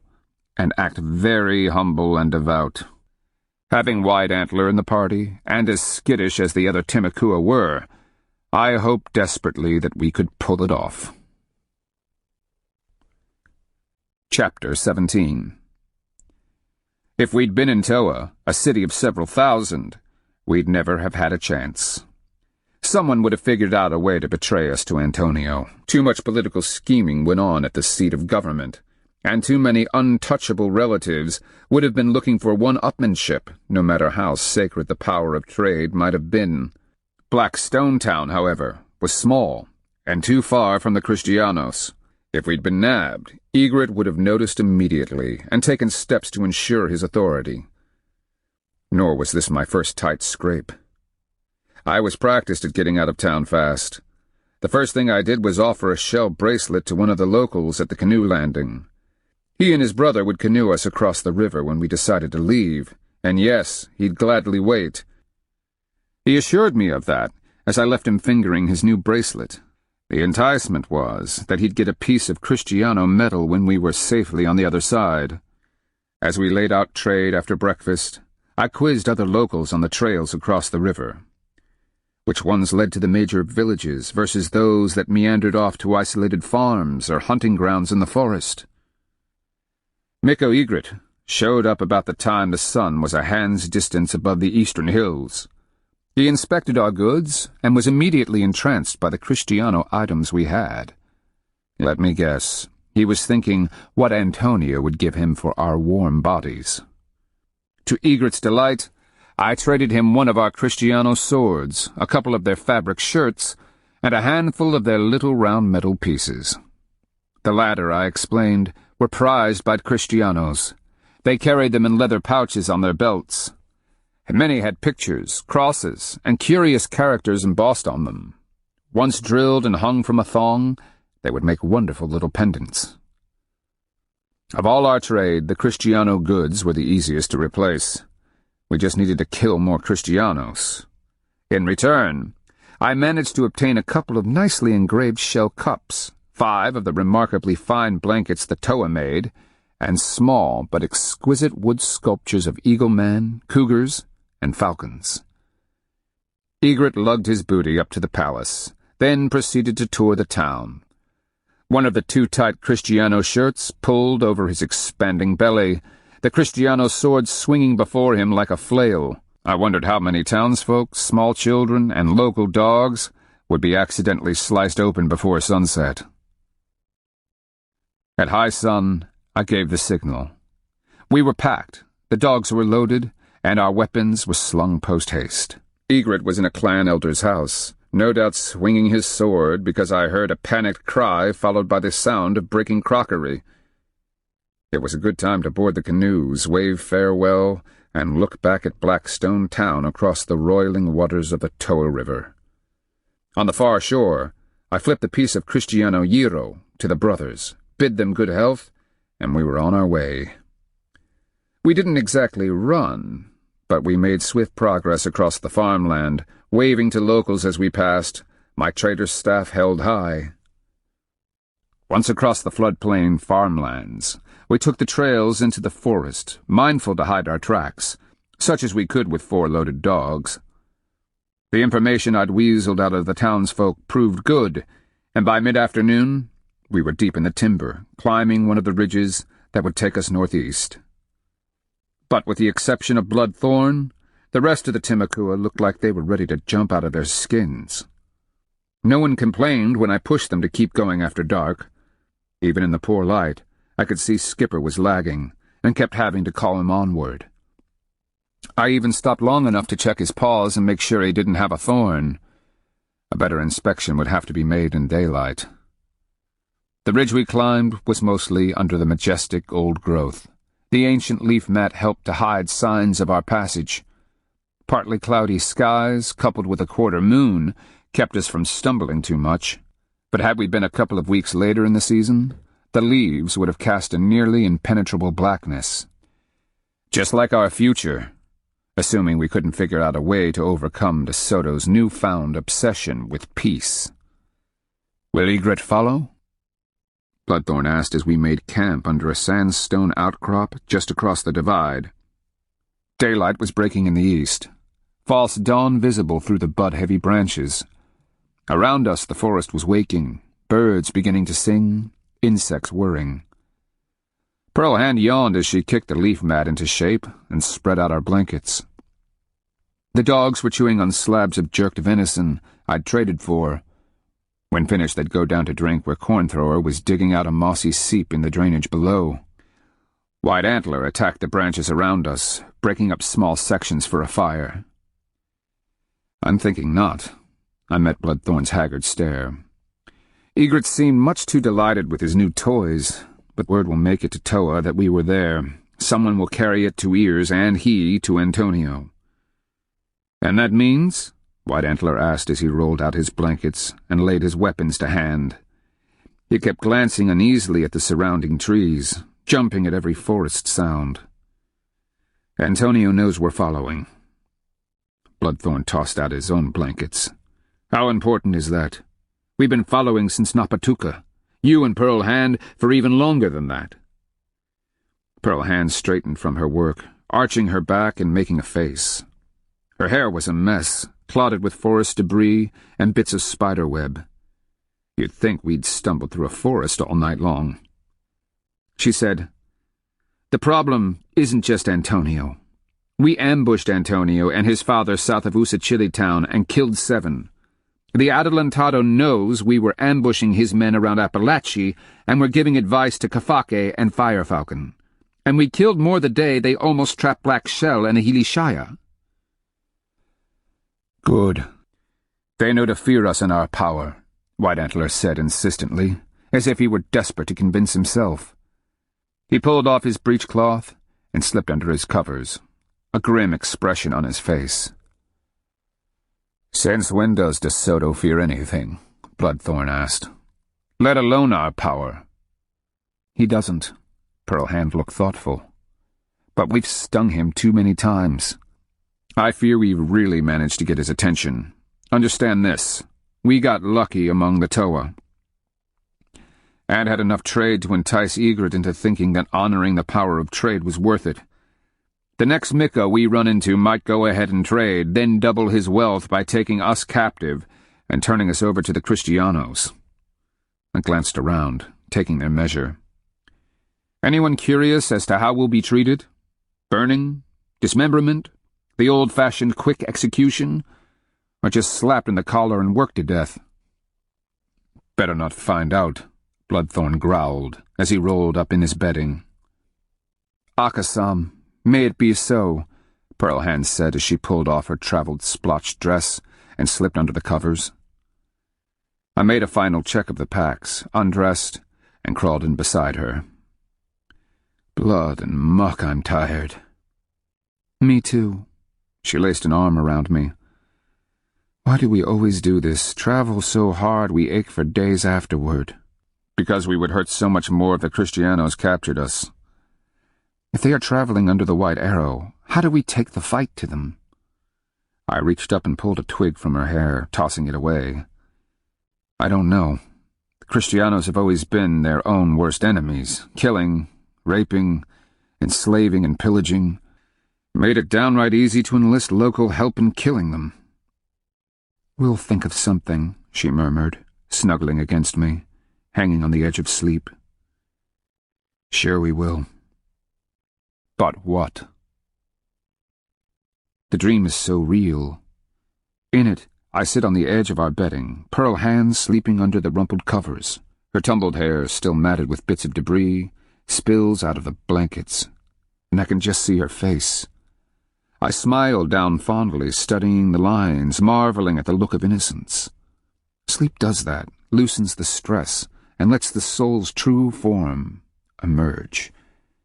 I never grow tired of admiring her delicate bone structure, those high cheeks and that straight nose. The light plays on her smooth brown skin and touches her lips.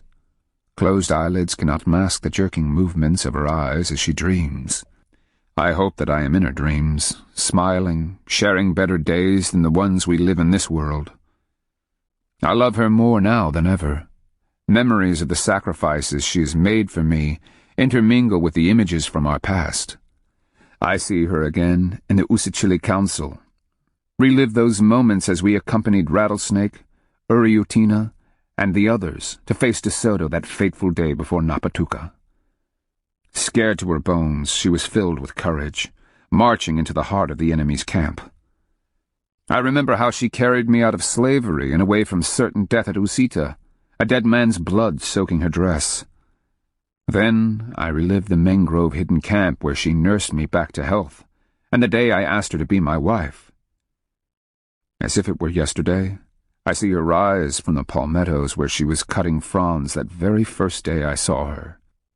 A jolt goes through me as our eyes meet, mine stunned at her physical beauty, hers curious and filled with challenge. Moments, like flashes, of intimate times together filter through me. My loins tingle as I recall the way we first made love, and how she still surprises me with her tricks and skill. Then there are the quiet moments, the shared looks, the touching of our souls in a bond beyond communication. When I am with Pearl Hand, we are like one, as if, out of the entire world, no two people could so easily become each other. With a physical pain, I am left to wonder how many days we have remaining. Somewhere, up the trail ahead, a soldado will take aim, or a caballero will charge down, and her beautiful body will be pierced, slashed, or shot. I drop my head into my hands, appalled even to imagine it. Yet it is inevitable. This is the path we have been chosen for. Horned Serpent led me to her, in his own intricate way, knowing I needed her skill, bravery, and talent with the Kristiano language. Her hatred for them runs as deeply as my own. In all the world, only the two of us understand the depth of the threat. Only the two of us. I endure a sensation of loss and deprivation, realizing the impossibility of success. A sneering voice intrudes. "What a pitiful wretch you are." I raise my head, staring around. The orphans sleep soundly in their blankets, undisturbed. The dogs are sprawled this way and that, exhausted from the long trek from Black Stone Town.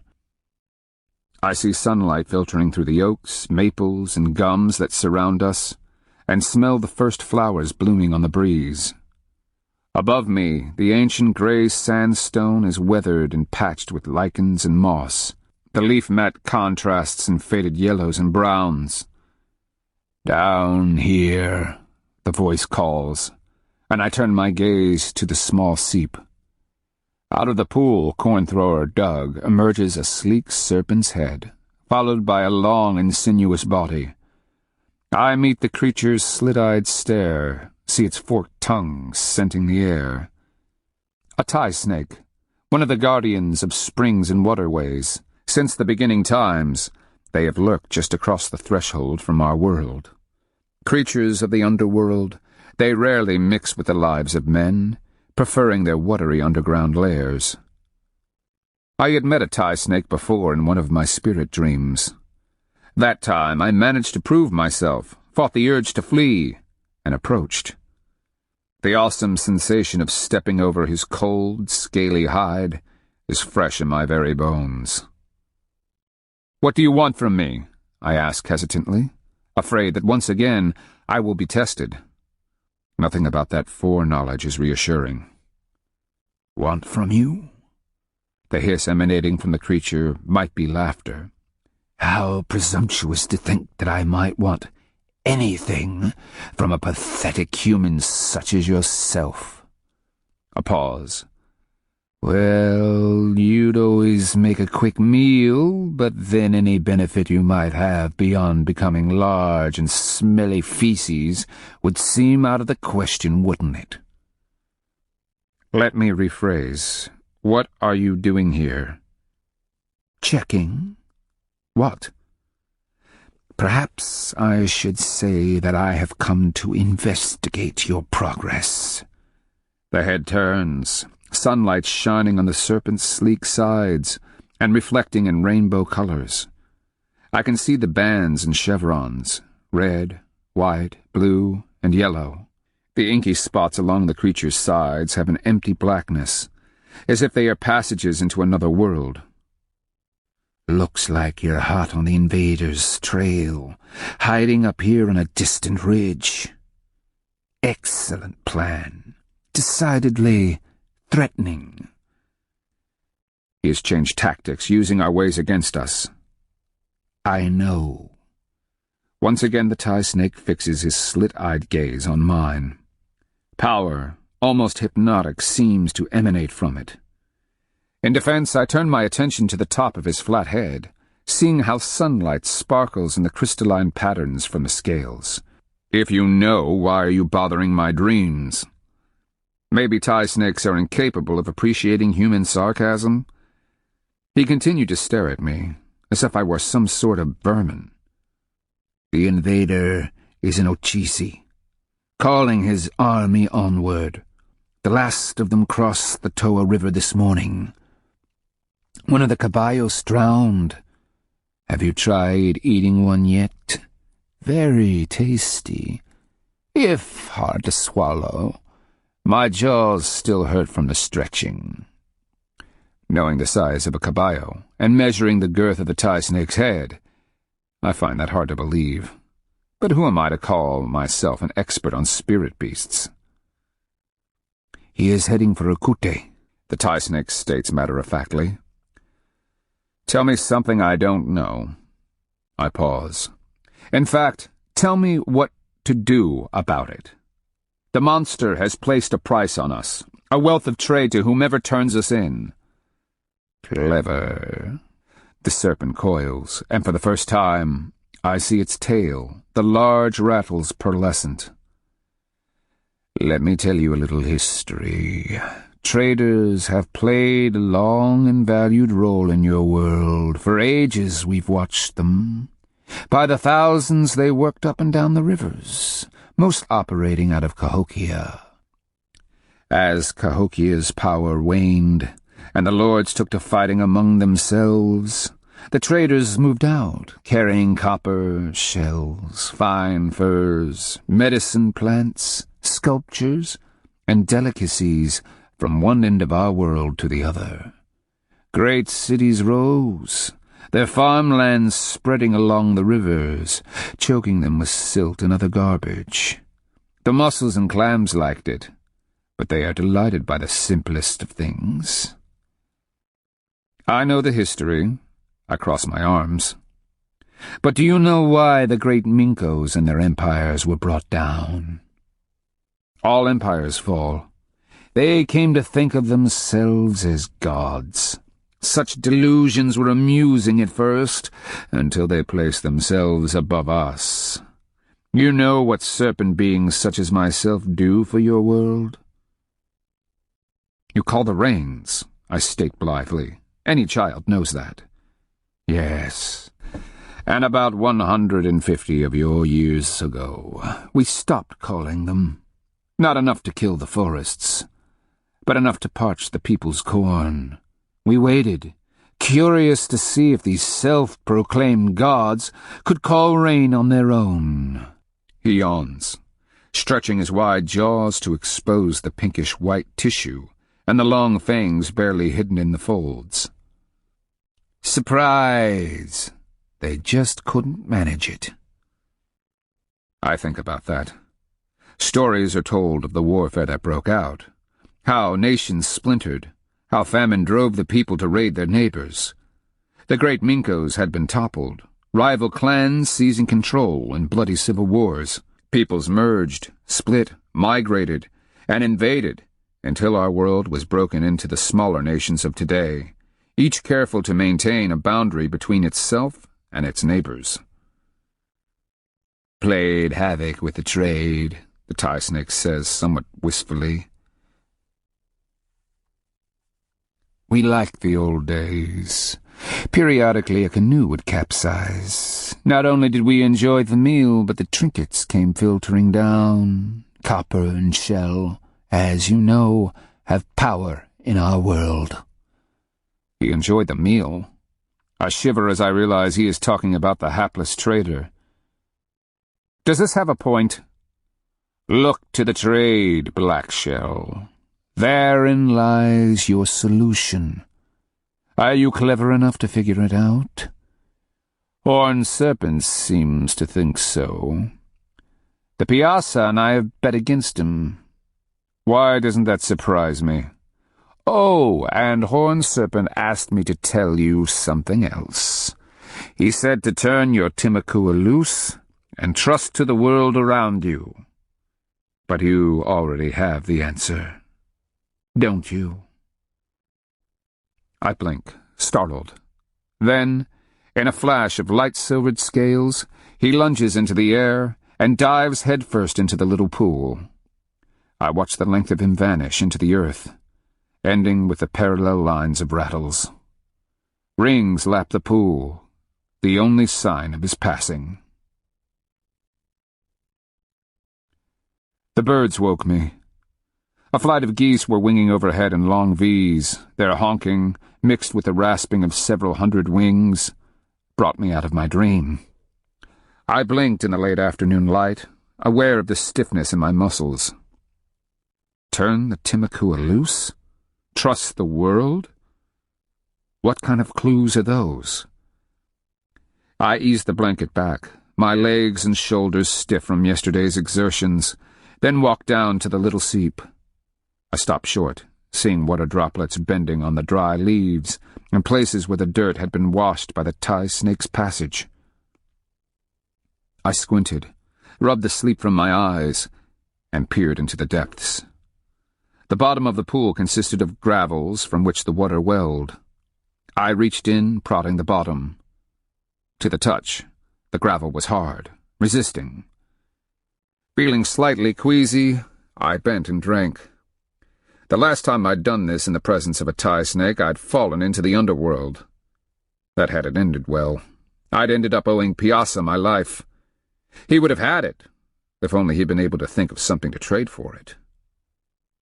This time, to my delight, I just ended up with a belly full of cool water. Another flock of geese went winging over, heading north. We were well into the migration. North? I frowned, head bent, looking up at the sky. Trust to the world. I nodded slowly, understanding. Okay, but why that history lesson about the traders? My kind was a vanishing breed. After the droughts and wars, the nations had literally shrunk into themselves, creating large boundary areas between them and their neighbors. These empty zones served several purposes. First, they provided a sanctuary for game and wild plants. During periods when the harvest was poor, hunters and collectors would find a supply of deer and game, nuts, fruits, and edible roots. Emergency forage during the lean times. The second purpose was to keep warring peoples from bumping into each other and getting killed. The notion was, this is ours, that is yours. You stay on your side, we'll stay on ours. And for the most part it worked. except during those times of famine. Hungry people tended to forage farther afield. Chance encounters with the enemy ended in blood, which, to balance the red power such violence unleashed, called for retaliation. Which called for more retaliation. Each raid escalated until entire nations were battling, killing each other, stealing each other's women and children, and burning what was left of the already dry cornfields. No wonder the spirit beasts think we're rather silly creatures. Though to be fair, the winds, thunderers, tie snakes, and piazzas engaged in their own warfare. They just never invaded each other's territory. That was the original purpose of the empty buffer zones between nations. I sighed, oddly wistful for the past. What would it have been like to have lived back then, when the power of trade was vibrant? A solid string of goods was carried from the far north to the Gulf and back again, all borne on the backs of honored and revered traders. And why did the tie snake make such a point of telling me that? Chapter 18. I let the orphans rest. Maybe that was the source of the odd discomfort and nervousness they'd been showing. They slept through most of the day anyway, and another night's sleep wouldn't hurt, given the plan that was forming in my head. Besides, I noticed that Skipper had spent most of the day licking his wrists, and he seemed stiff when he got up to drink or wander off to relieve himself. I told myself it was probably nothing, then went about redistributing the load in his pack, replacing heavy items with light ones. That night, as the fire crackled and sent its prayer of sparks toward the night sky, I outlined what I had in mind. Bloodthorn and the rest of the orphans sat in a ring around the fire, the light reflecting from their tattooed faces. They listened, intent. Pearlhand sat beside me, busying herself with sharpening her gyro knife. The blade made a ringing as she stroked it over flat sandstone. The way I see it, we have to get ahead of De Soto. I rubbed my hands thoughtfully. As long as we are following, we are at a disadvantage. Any nation De Soto enters, Antonio will eventually get around to asking about us. Then he's going to offer his reward for our heads. White Antler pulled at his big toe, avoiding my eyes. If we're going to keep out-trading him, we're going to have to kill a lot more Kristianos. I waved it away. We all know that's tough to do while he's moving. His men don't stray during a march, and if they do, and we happen to be in the right place to jump them, a single yell will bring the whole column down on us, especially the caballeros. And we don't know this country. Walking Thunder shot a glance at the dark trees around us.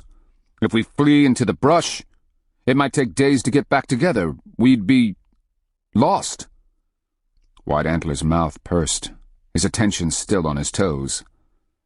Pearlhand's knife ground across the stone. So, husband, what do you have in mind? Getting ahead of them. I shifted to ease my cramping leg. Way ahead of them. Go fettuccichi, Bloodthorn said softly. Pearlhand stiffened, her expression suddenly pinched, mouth hardening into a line. That's right. I paused to prod the fire and glanced at Pearlhand. Her gaze was locked on some unpleasant memory deep in her soles. Meanwhile, De Soto is going through the Ochisi and Okuti nations.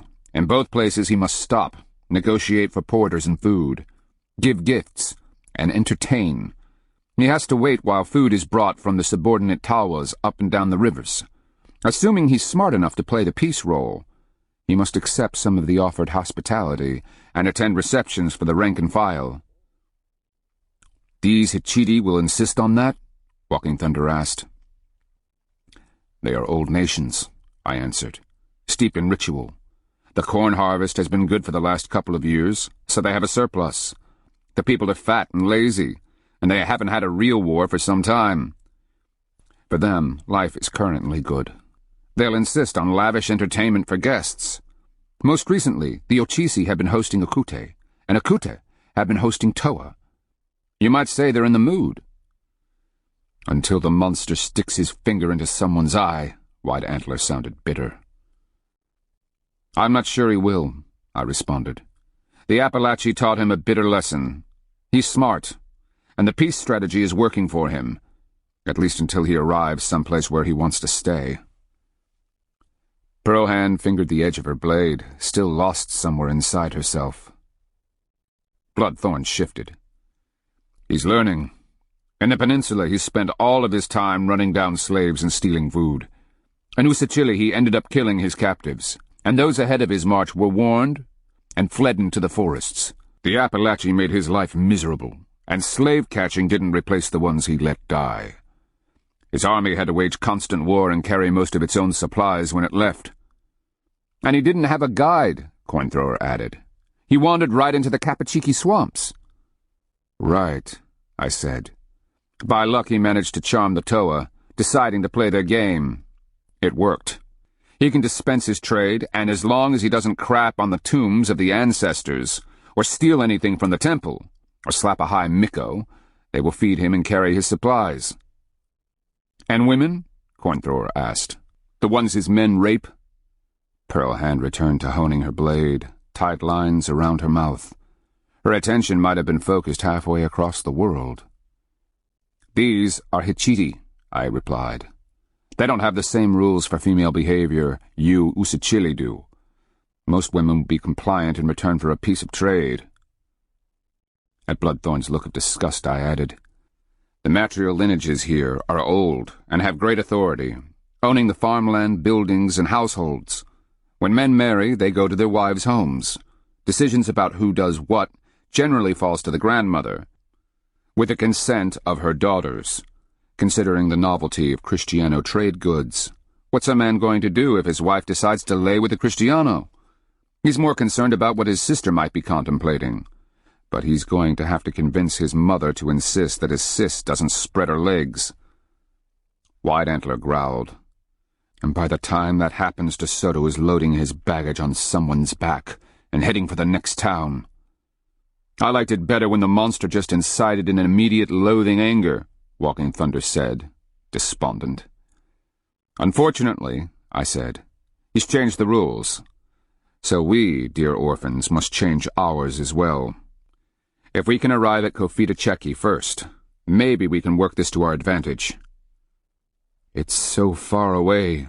White Antler's face was lined. Home is back to the south. Having second thoughts? Bloodthorn asked. White Antler shrugged. The Appalachee I knew about. I'd at least heard of the Hichiti. But this Confidant? His gaze turned distant. If I die up there, will my souls ever find the way home? Will we return to our ancestors? What kind of witches, monsters, and threats lie in these unfamiliar forests? The same as in any forest, Pearlhand replied too harshly, as she studied her knife in the firelight. Snakes, spiders, cougars, and poison ivy. That hasn't bothered you before. And the spirits, the ghosts, Cointhrower asked. Is your medicine failing? Bloodthorn asked, his voice like flint. To my surprise, none of the orphans said anything, and they looked positively unhappy. Turn your Timakua loose. I cleared my throat to get everyone's attention. I want you all to think about this. Just back across the divide is the Toa River. If you keep to the high divide until you are past Toa, then follow it south, it will take you to Usachili. You know it as the Redwater River, the boundary between your country and the Appalachee. Keep to the east bank, and you end up home. Walking Thunder shot a glance at the divide, a wistful expression on his face. The others followed suit. I pointed downhill. On this side of the divide lies the Ochisi River, which will take you southeast. Follow it, and you end up at the Great Eastern Ocean. Every river we cross from here on takes you east, each one farther and farther from home. Look at me. One by one I met their eyes. Starting tomorrow, we're headed straight for Confidant. It's a long, hard march, and once you get there, you will be in a mighty nation that dwarfs even the Appalachee. Their customs will seem strange to you and incomprehensible. To them you will be exotic barbarians, a curious and amusing novelty. With the possible exception of some of the rulers, they have never even heard of the Usachili. And if something happens, I let it sink in. I have no idea what happens to your souls. Bloodthorn chuckled bitterly. I'm with you. I gave my word. So did the rest of you. I fixed on Cornthrower, White Antler, and Walking Thunder in turn. But you are released. Go if you want. Each of you is a hero to me, to your people, and to the poor ghosts of Napatuka. If you go back, it will be to serve a greater purpose. Tell your people what you have done, how you have avenged the dead. The Usachili will need your leadership in the coming days. If you would do anything for me, do this. Make yourselves a good life. Help heal the pain left by the monster. From under lowered brows, Pearl Hand was cataloguing each worried expression, her knife singing as it slid angrily across the stone. I knew that look, and shot her a warning glance before saying, That is all that will be said about the matter. Breakfast the following morning was uncomfortably silent. The orphans moved as if their limbs were wooden, and I had to bark a sharp order when a heated argument broke out between Cornthrower and Walking Thunder. Bloodthorn had a wistful expression as he cast knowing glances at the orphans. And Pearl Hand? She remained locked in her head, jaws clamped, worry in her eyes. What are you thinking? I asked her, as I tied Skipper's pack to his back. Then I reached down, feeling the joints in his front legs. Even with his first steps, I could tell he was hurting. I'm thinking that as long as we were in the south, the orphans always had the knowledge that they could go home. I turned to slip Naw's pack on. She studied Walking Thunder where he was checking his quiver and bow. Dying didn't scare them. Not in the beginning. But traveling to a land they'd never even heard of has shaken them to the bones. She very carefully asked, You're dead set on Confidant? I am. Her dark eyes hardened. They're wondering what will happen to their souls if they're killed. Dying here, they know the way home. Even if they never make it to their ancestors, their ghosts can find their way back to friendly forests, familiar haunts. I sighed, pulling Naw's pack laces tight.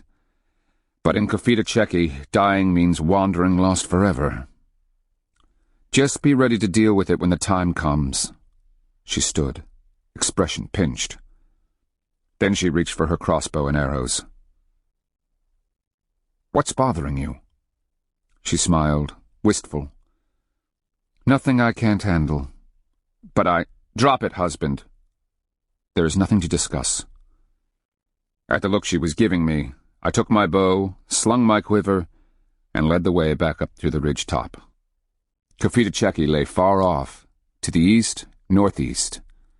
We had two possible routes, one through the hilly country skirting the northern boundaries of Uchisi and Okuta, and the other south, beyond the fall line, flatter, but filled with swamps and backwaters. Which way? Bloodthorn asked.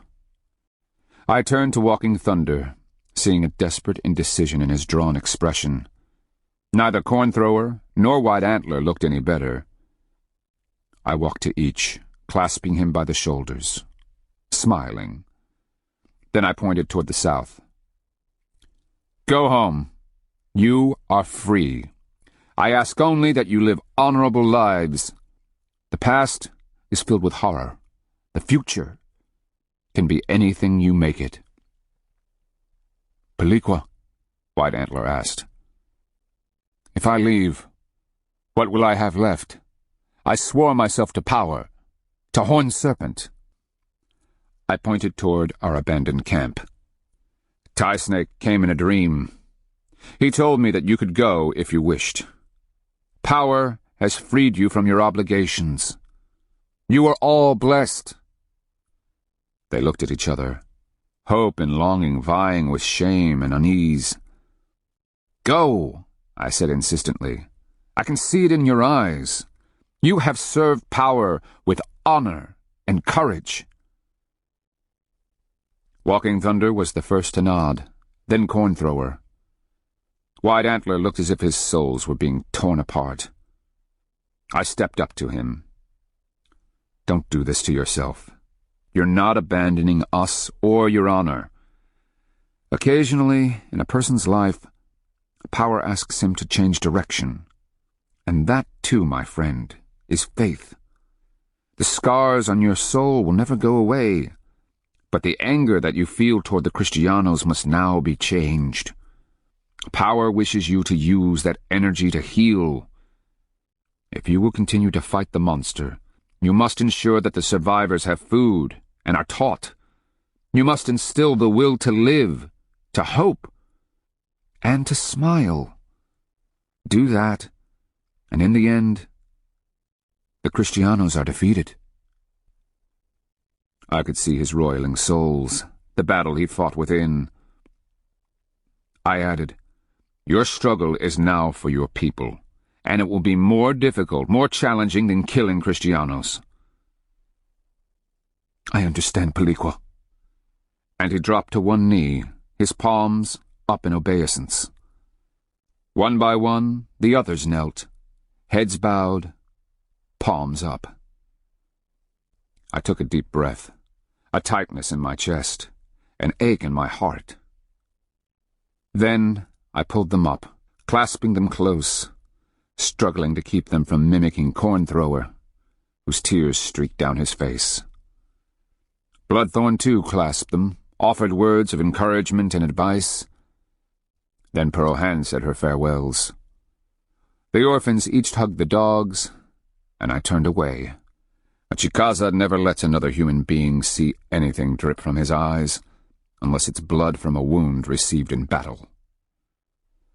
And then, to avoid any further shameful excesses of emotion, I called to the dogs and started forth, never looking back.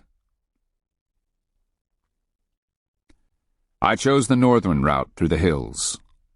The terrain was an endless up and down, forested with old growth, which meant easy traveling in the dappled shadows beneath ancient giants. Had we gone south, dropped below the fall line, the route would have been flat, with large rivers, endless swamps, and bugs. Either way, it was going to be a race. No one spoke as we marched along under the spreading oaks, hickories, gums, and maples. Why did they leave? I had a hollow feeling under my heart, a sense of loss mixed with guilt. What should I have said or done that would have alleviated their growing discomfort? "It was only a matter of time," Pearl Hand said, reading the subtle clues of my posture and expression. "When they first came to us, the passion and hate were consuming. Enough so that they willingly followed you into Appalachie territory. They were welcome there, and we had Kristianos aplenty to kill." "I know," Bloodthorn added. "The march around Capachiki was a trial for them. By the ancestors, I understand how they felt. We were stumbling into the unknown. The events at Toa affected them like knocking posts out from under a granary. The idea that the people we were there to help had granted sanctuary to the enemy. It's worrisome, Peliqua." "Yes, it is." I was keeping an eye on Skipper. Once he loosened up, he was back to his normal sideways gait. The light and pack seemed to help. I continued to lie to myself, thinking that he'd be all right.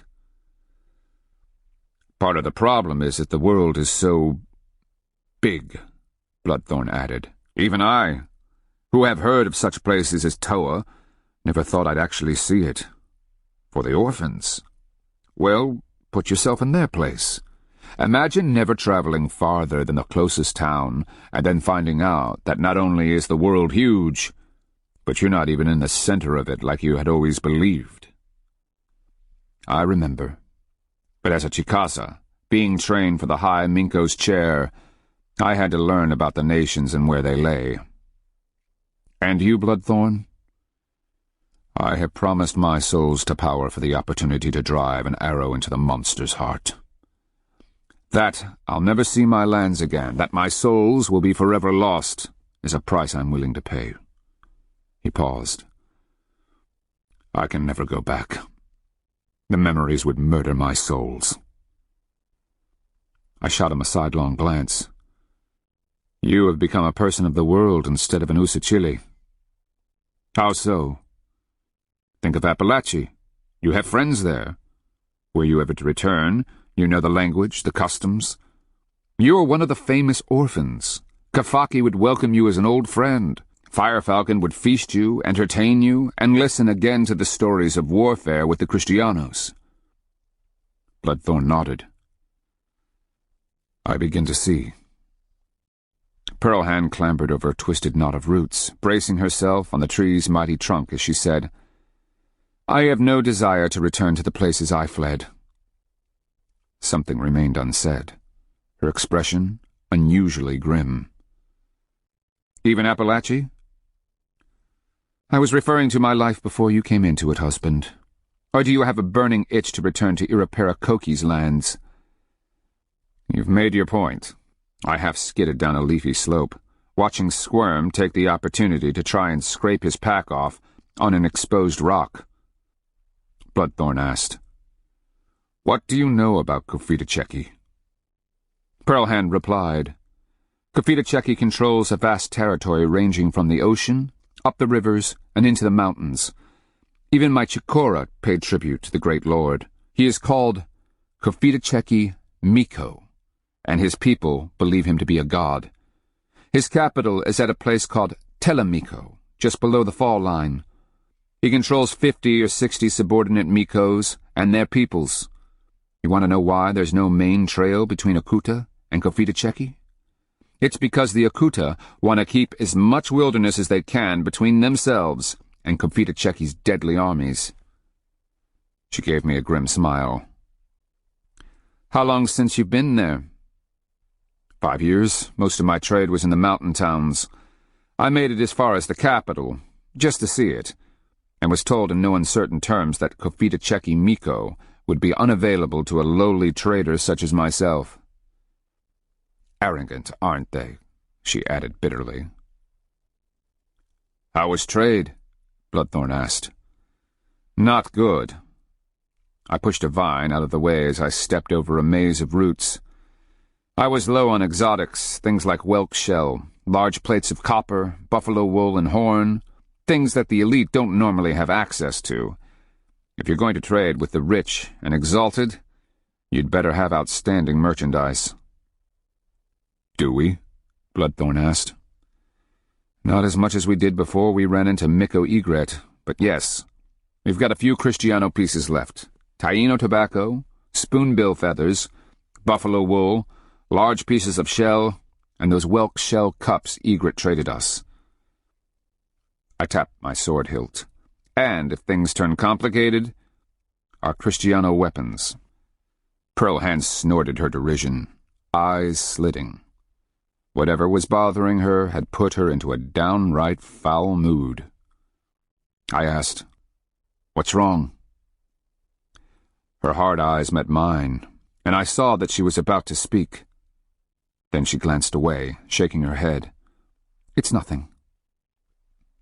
Bloodthorn, in an attempt at levity, cried, I'm surprised you didn't trade for all their gold. I thought I'd leave it for the Kristianos. How far is Confidant really? Bloodthorn stepped up beside us as we crossed an open section under a grove of magnificent black oaks. If we don't have trouble, we can make it in 20 days of hard travel. De Soto will be slowed by his soldados and those accursed puercos. But he's on far better trails. I looked up, judging the angle of the sun. At least until he reaches the other side of Okute. The buffer zone is a forested mess filled with swamps. The trail's running every which way, only to vanish into a maze of brush. Power willing, he'll get lost, and we won't. The Okute won't guide him? Bloodthorn asked. It depends on how De Soto treats them. Pearlhand said that the Confidant military is even better than the Appalachians.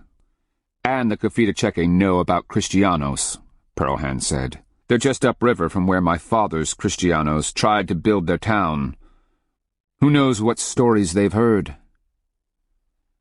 "Then perhaps they won't be fooled by De Soto's peaceful arrival," Bloodthorn suggested hopefully. "But what about us? We're 3 warriors short. Ambushes will be that much harder to pull off." I shot another glance at the slanting sun. "Somehow, Iniha, I think that if De Soto goes back to his old ways, we'll find recruits enough to fill our ranks." Under her breath, I heard Pearlhand ominously whisper, 20 days to Telemiko. Sacrifice. "Elder," the voice asks, intruding into her dreams. "Elder, is something wrong with your meal?" She starts, aware of the incomprehensible babble filling the Chikofa. In an instant, she is back in the present. The bones in her neck grind as she turns to the high Minko. Blinking, she takes in his copper headpiece, the eagle feathers spreading in a starburst behind it. The man's tattooed face is painted in white with red circles on his cheeks, a yellow line down his chin. He wears wrapped strands of shell necklace, a white apron, and a beautiful shell gorget on his chest. He looks at her with sympathetic eyes, the question lingering in the set of his lips. "I drifted," she whispers. "Where?" "Back," she hears herself answer, as if from a great distance. "Back to the fear." "Fear?" he asks, suddenly unsure. "Isn't that always the price?" "The price for what, venerable elder?" But the high Minko, the feast, the Chikofa, all have faded, blending with the images of the past. She sees the resolution in Black Shell's eyes, knows in her soul that he is right. The choice, of course, is hers. Even setting foot in Confidant will place her life, and possibly Black Shell's, in peril. Will anyone even remember me after all these years? Ha! As if they could ever forget her and what she cost them. She makes a face, squinting as if something bitter lay upon her tongue. What made me even think we'd get an audience with the Confidant Miko in the first place, let alone that I'd be recognized? But then, she, of all people, knew the way to manipulate the Oretas, Mikos, and Yatikas of Confidant. Yes, she could make it happen. The price power has placed on ultimate victory now comes terribly clear. Paying it will cost her everything she loves, her happiness, even her life. Where did I ever find the courage? Chapter 19. I had only traveled this way once. To the south of the foothills lies a huge forest of pines, the soil poor, but the country we were fighting our way through was rougher than I remembered.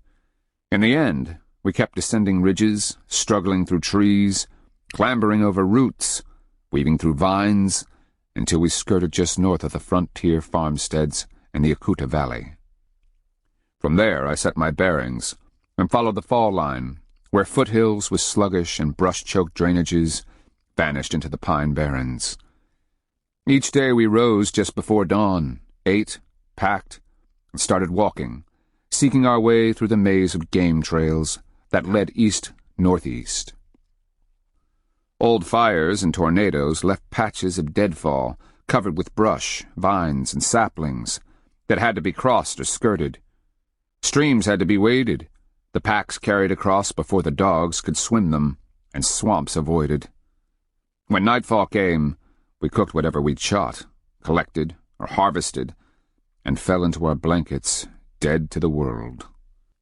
We said little, our efforts spent on ducking branches, wiggling around grape and greenbrier, or stepping over roots.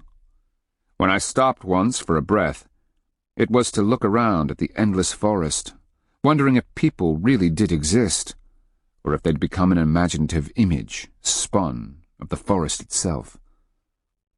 Flowers were everywhere, the trees budding with vibrant green life. The smells of nectar, new leaves, leaf mat, and damp soil filled the world.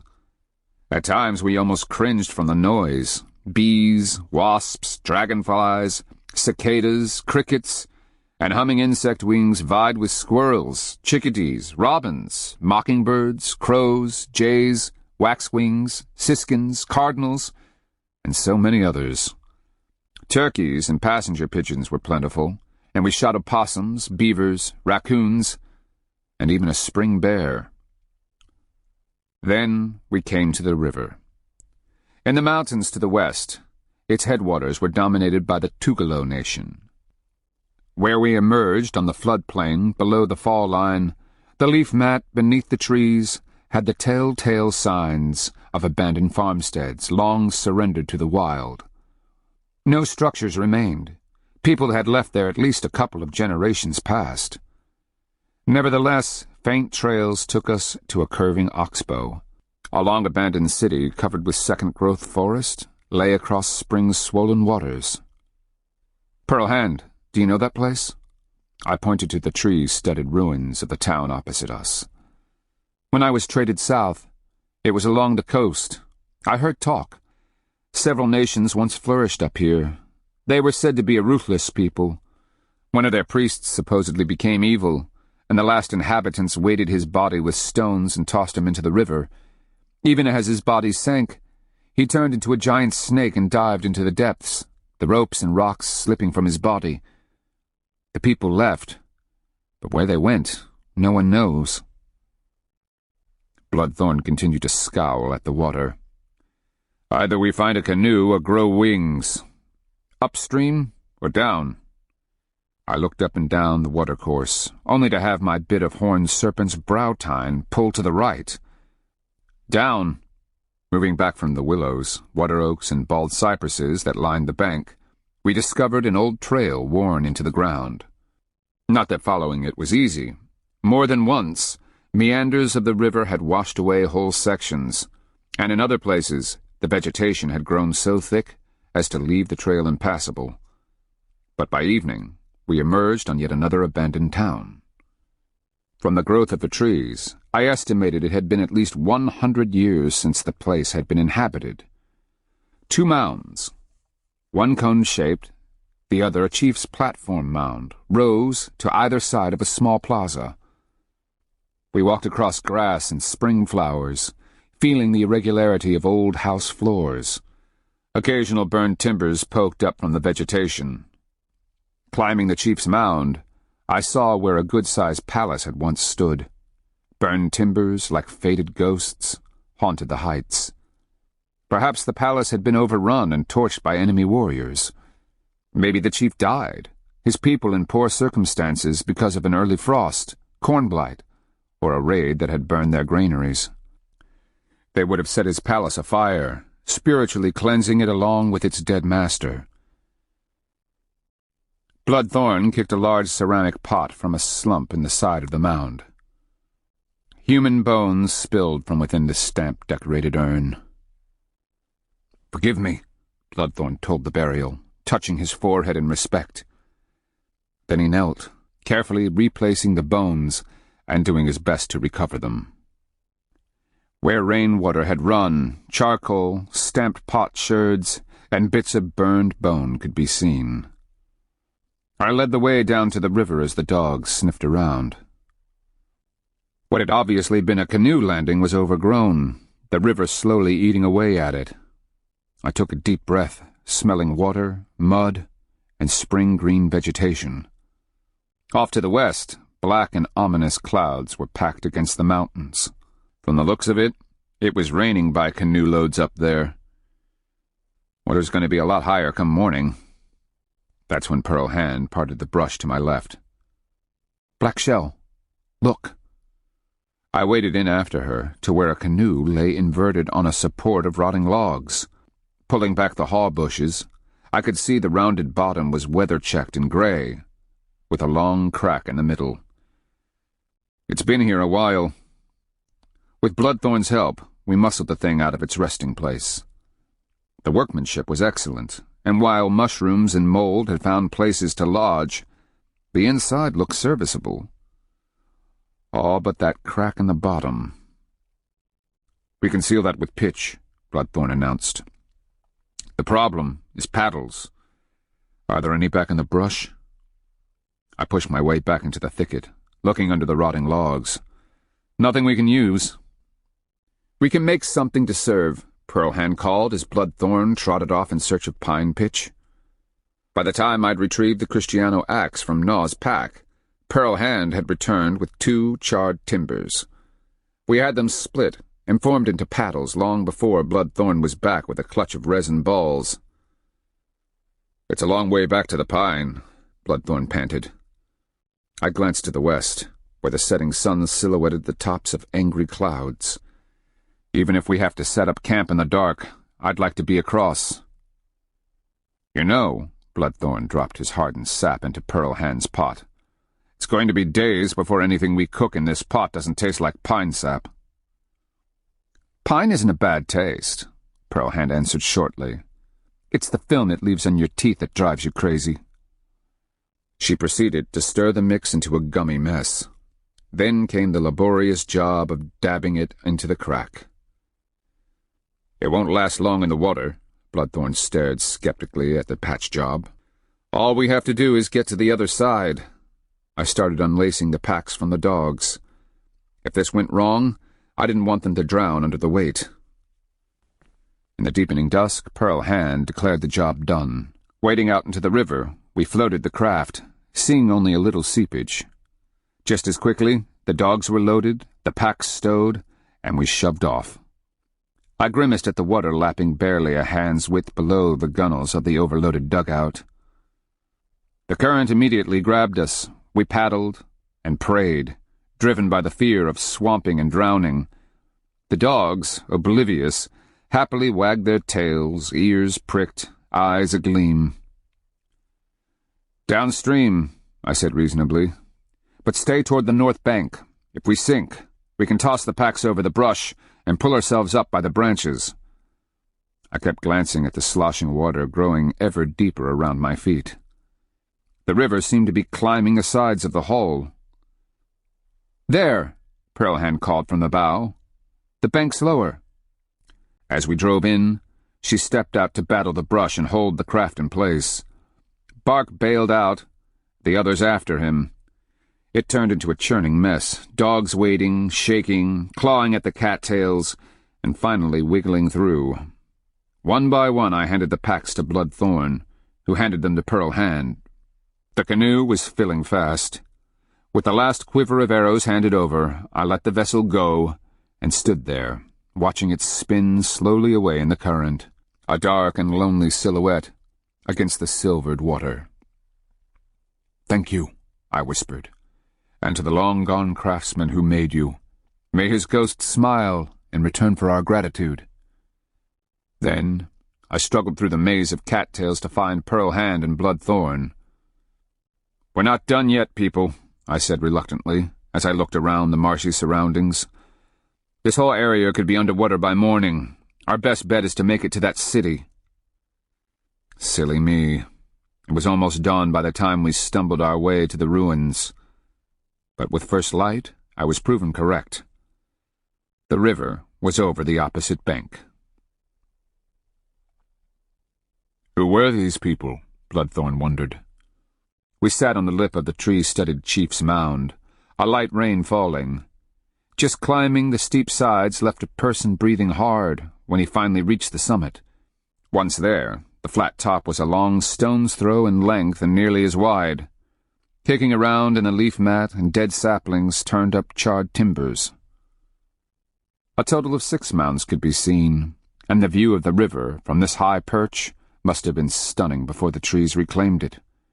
Anyone arriving by canoe would have been left in awe, not only of the high mound, but of the great palace that dominated it. A large defensive moat had been excavated below river level around the town, an impassable barrier before the few rotting bits of palisade. Back in the forest, hidden by trees, was the barrow pit, from which dirt to build the mounds had been removed. After all these years, The one-time excavation now formed a sizable lake. Given the number of mounds, the amount of land contained within the town, and the extent of the abandoned cornfields around it, many thousands of people must have lived in the vicinity, the total augmented by those in Canoe Town, as we called the ruins we'd found across the river. Behind us, beneath a ramada we'd thrown up, Pearl Hand busied herself over a fire. I could smell turkey cooking, and the dogs had feasted on a couple of raccoons I'd found back in the forest. Looking out at the flooded river below us, I said, "Nations rise and fall, like people. Each has a life of its own. Maybe this is the town Pearl Hand spoke of, the one where the priest turned evil. Or maybe the soils lost their fertility after years of cultivation." Turning my attention to the chunky court, it was barely visible in the grass. I imagined feathered and decorated players, rolling their stones, casting lances. All the while a crowd yelled with delight or dismay as a priest called out the score, and the game master twisted a stick into the earth. Were their bones resting in this very mound? Perhaps just below where I sat? From the way the river was eroding the bank, even the great mound upon which we sat would eventually be consumed. When the last bit of earth surrendered to the river, who then would recall the greatness of this place? Maybe the town just wore out, Bloodthorn mused. It's hard to imagine. I've never seen a city this large. He slapped a hand to the high earth where we perched. Nor can I imagine the amount of work it took to build this. I've seen bigger, I told him. And soon so will you, in Kristianos. But there have been even greater cities. The ruins of Cahokia are said to overwhelm anything now in our world. How did they do it? Bloodthorn gazed around at the surrounding mounds and the wide ditch just off to our east. Even in Usachili, with all of our people, it's all we can do to keep the palisades up, the buildings repaired. I'm not sure my people could build the likes of this. Bloodthorn, what men build, they inevitably destroy. Makes you sad, doesn't it, that we carry the plantings of greatness and ultimate rot down in our souls? Nothing is forever, I replied. Except the sun and the spirit beasts. He had such simple faith in his eyes. But I remembered Pyasa's fear when it came to De Soto and his god. Not even spirit beasts could count on forever. At the heart of things, they depended upon people. Living human beings just like the ones who had once raised, then abandoned this city to the wilderness.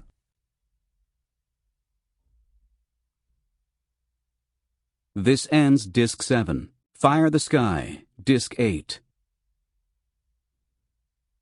For 4 days we followed the ghost of an old trail that led from the river north, across the swampy bottoms, and finally to the divide.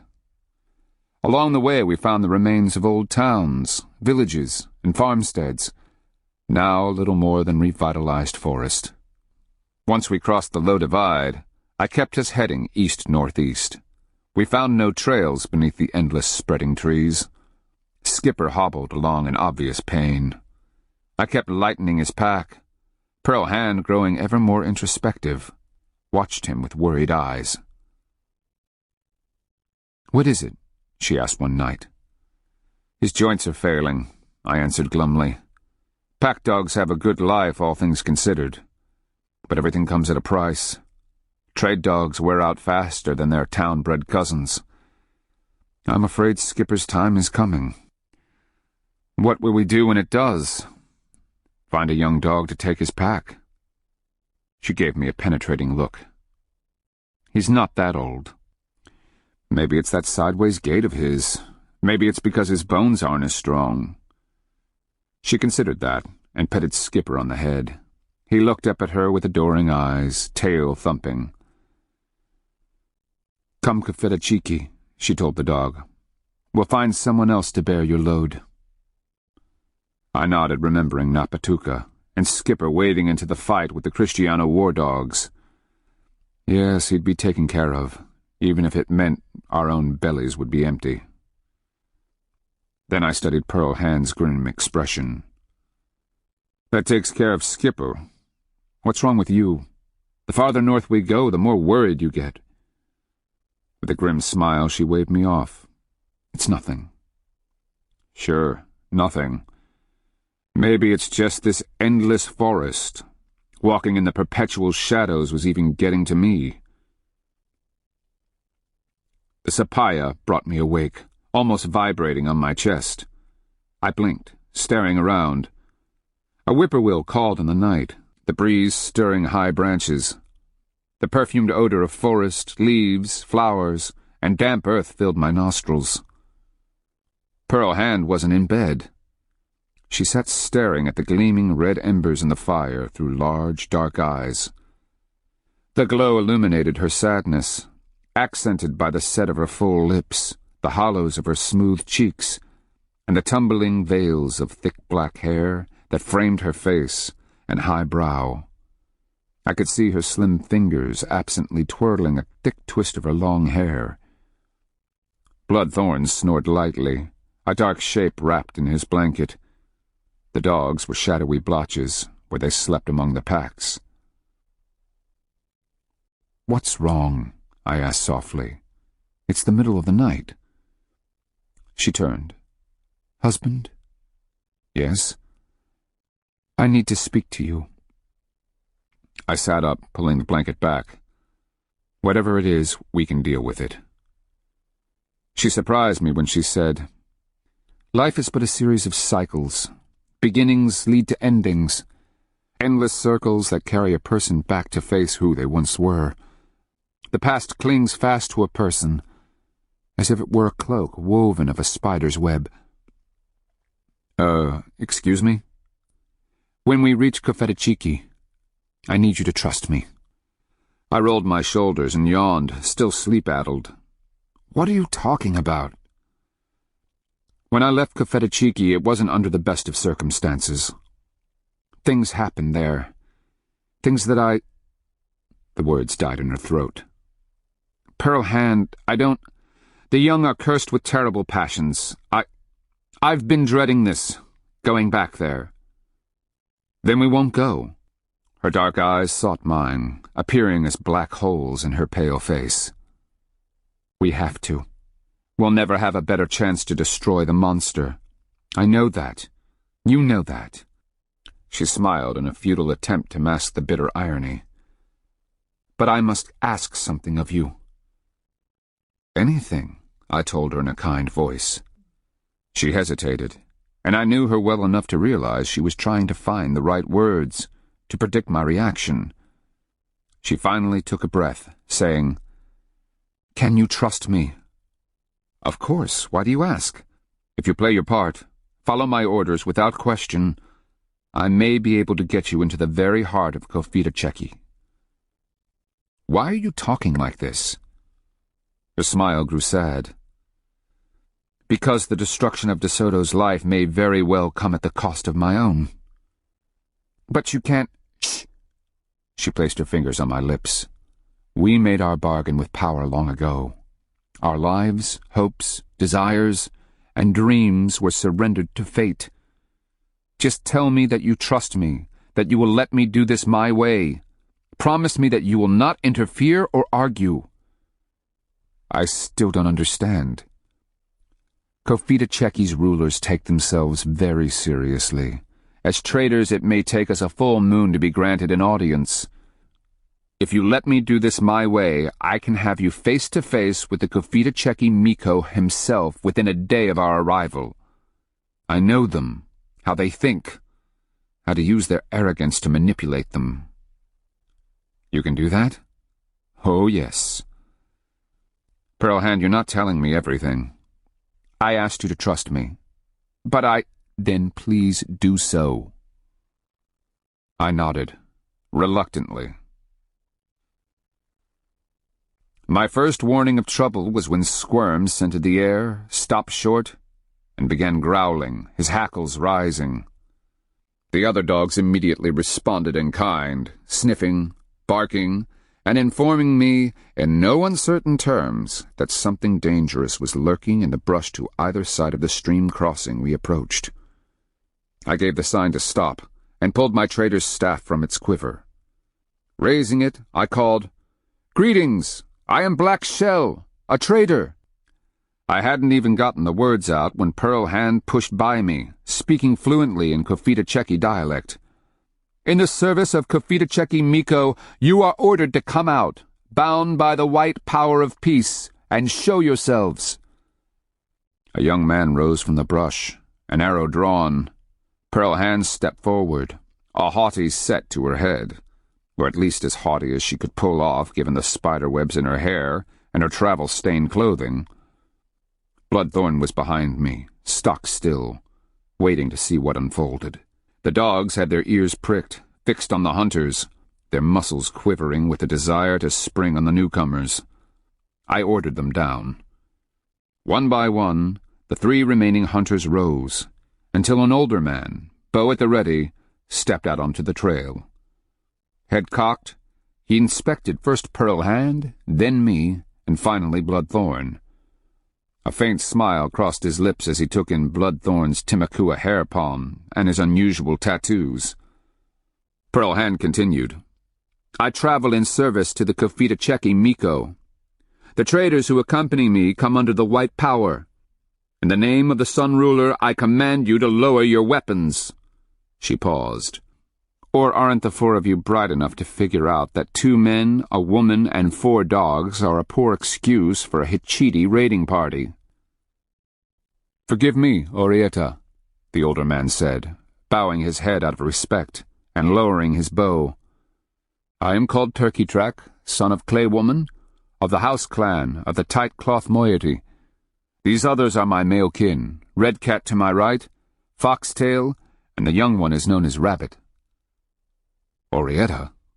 Invoking nobility was risky business. Pearl Hand arrogantly said, "With me is Black Shell of the Chicasa. This man is Bloodthorn of the Usichili. They come under the power of trade and bind themselves by its rules." Turkey Track inclined his head to Pearl Hand. "How can we be of assistance to the Orietta?" I shot a curious glance at Pearl Hand. Bloodthorn and I might have been no more than ornaments. "We come from the south," she snapped, "with important word for the Confidant Miko. I must be taken to him immediately." Turkey Track and his cousins reacted visibly, touching their foreheads. With great care, Turkey Track wet his lips. "Perhaps the Orietta has not heard. He who was above all of us has sent his souls to live among the ancestors. His sister has taken the chair, and is now Confidant Miko." "We had not heard." Pearl Hand's expression narrowed. "Our hearts are both saddened and happy. While we grieve for the loss of so great a man, we rejoice that his souls are now returned to the company of his ancestors. What was the manner of his passing?" "A terrible illness, great Orietta." Turkey Track now appeared uneasy.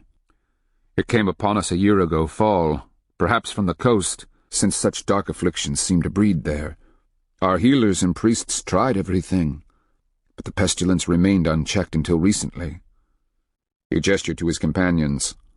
"Like so many, we fled to the forest. Entire towns are abandoned, the fields fallow. To ensure survival, many have taken to full-time hunting. Only recently have the survivors begun returning to their homes, cutting weeds, preparing fields. It is our hope that, whatever the evil, it has sated itself, or been vanquished by the sacrifices made by our holy people." I studied them. The Confidant dress in finely tanned buckskin pants and wear decorated hunting shirts of either buckskin or myrtle fabric. They prefer soft-top moccasins and favor long capes during cold weather. The hunters we'd encountered had obviously been out for a while. Their clothing sported dried blood splotches on the sleeves and greasy spots on the fronts. Their bows, however, looked first-rate, the staves varnished, their quivers full of turkey feather-fletched arrows. Each man had a butchering kit hanging from a belt pouch. Pearl Hand turned to me. "Did you understand that?" You'll be surprised, Orietta, to learn that even with my limited comprehension of Muskogee, I managed. I tried to keep the sarcasm out of my voice. Pearl Hand turned her dark eyes my way, saying in Timucua, "You promised." I stiffened, feeling dumb. "Yes, wife, do it your way. But as a Confidant Orietta, she'd be found out the minute we set foot in Telemico." Turkey Track shifted uneasily. He might have seen 30 winters and was of average height, with bad teeth. Red Cat looked younger, his flat face weather-browned. A crow feather was stuck sideways in his hair. Foxtail was easy to spot. He was the one with the scar on his cheek. Young Rabbit had an awed look, and couldn't seem to meet anyone's eyes. "Any news of De Soto?" I asked. Pearl Hand formally asked, "What have you heard about the Kristianos coming through the forest from the south? From the Okute?" Turkey Track's eyes widened. "We've heard nothing. Our apologies, Orietta. Outside of the other hunters from our clan, you were the first strangers we've seen in over a year." I nodded, smiling at Turkey Track and his friends. "Orietta, please ask them if they would camp with us tonight. In return for a piece of trade, we'll share our meal and get directions to the capital." Pearl Hand dismissed me with a look, her crossbow hanging from her back. To the hunters she said, "You will accompany us for the rest of the day and guide us on the quickest route toward Telemico. We will share our food and reward you for your service." "Yes, Orietta." Turkey Track touched his forehead respectfully. Moments later, we were following them back along the trail. "What's going on?" Bloodthorn asked. "I only caught a couple of words. As different as Toa is from Appalachia, their speech is almost incomprehensible. And what's with Pearl Hand? Is she trying to insult them or what? Beat me with a stick if I know, but I promised her that I'd let her do this her way." I slipped past Gnaw so I could lean close to Pearl Hand as we splashed across the creek. I asked as casually as I could, "Why are you acting like a snotty, spoiled bitch? And posing as an Orietta will get us only as far as the first local Miko before someone exposes you as a fraud." She shot me an irritated look. "We're in Confidant now. Can you act like one of their nobles, Black Shell? What about just saying, we are here under the power of trade and want to tell you about a monster coming up from the south? Tell me, last time you were here, did you enjoy the Confidant Miko's fine hospitality?" I was barely let in the gates. "Then shut up, and let me do this my way. Want to at least tell me the plan so I can play along? Just be yourself." I dropped back, frowning, aware of the tension in her shoulders and the way her feet pounded the trail. What, by Piazza's balls, had come over her? Then I realized, she's scared half out of her skin. I let Gnaw crush through the grass and resume his place, then glanced back at Bloodthorn. "Just follow Pearl Hand's lead." "Oh? She's got a plan." "Which is what?" "If I knew what, it wouldn't just be her plan, would it?" "So you're as baffled as I am. That's reassuring." We camped that night in a mulberry grove. Before I could get her off to one side for a talk, Pearl Hand rummaged through Bark's pack. She pulled out a trade dress, shell, and jewelry, and left us under the lengthening shadows beneath the beech and gum trees. I watched her disappear behind the rushes that bordered the creek. Bloodthorn began plucking our fowl, while Turkey Track's hunters produced a chipped and battered brownware pot. After filling it with water, they added mulberries, knotweed seed, and wild onions. Red Cat produced a rabbit they cut into quarters and chucked in with the stew. "You've traveled far with the Orietta?" Turkey Track asked casually. I turned my attention to sorting through our packs, seeking a proper bit of trade in return for their service, assuming Pearl Hand didn't drive them off first with her sham superiority. "From down in the peninsula. We've been keeping an eye on De Soto." "He's the new Kristiano?" Turkey Track gave me a wary, sidelong glance. "He is. Ah, he nodded to himself. That makes sense. She serves her lady well. No one would expect a woman spy. Now I understood exactly. Well, nothing. She serves her lady. He shrugged, a calm acceptance in his somber brown eyes. The confidant Miko. She has been the sun ruler since her brother's death. Having lost her son, she has only herself to rely on. There are her nieces, of course, but neither is old enough for the responsibilities. Even as he said it, I could see him wince. Please, do not repeat that. He indicated the rushes where Pearl Hand had disappeared. Absolutely not. Now it began to fit together. Turkey Track and the others thought Pearl Hand had been sent on a spy mission by the confidant Miko. I wondered what else was lurking under the surface, and how it played into Pearl Hand's game.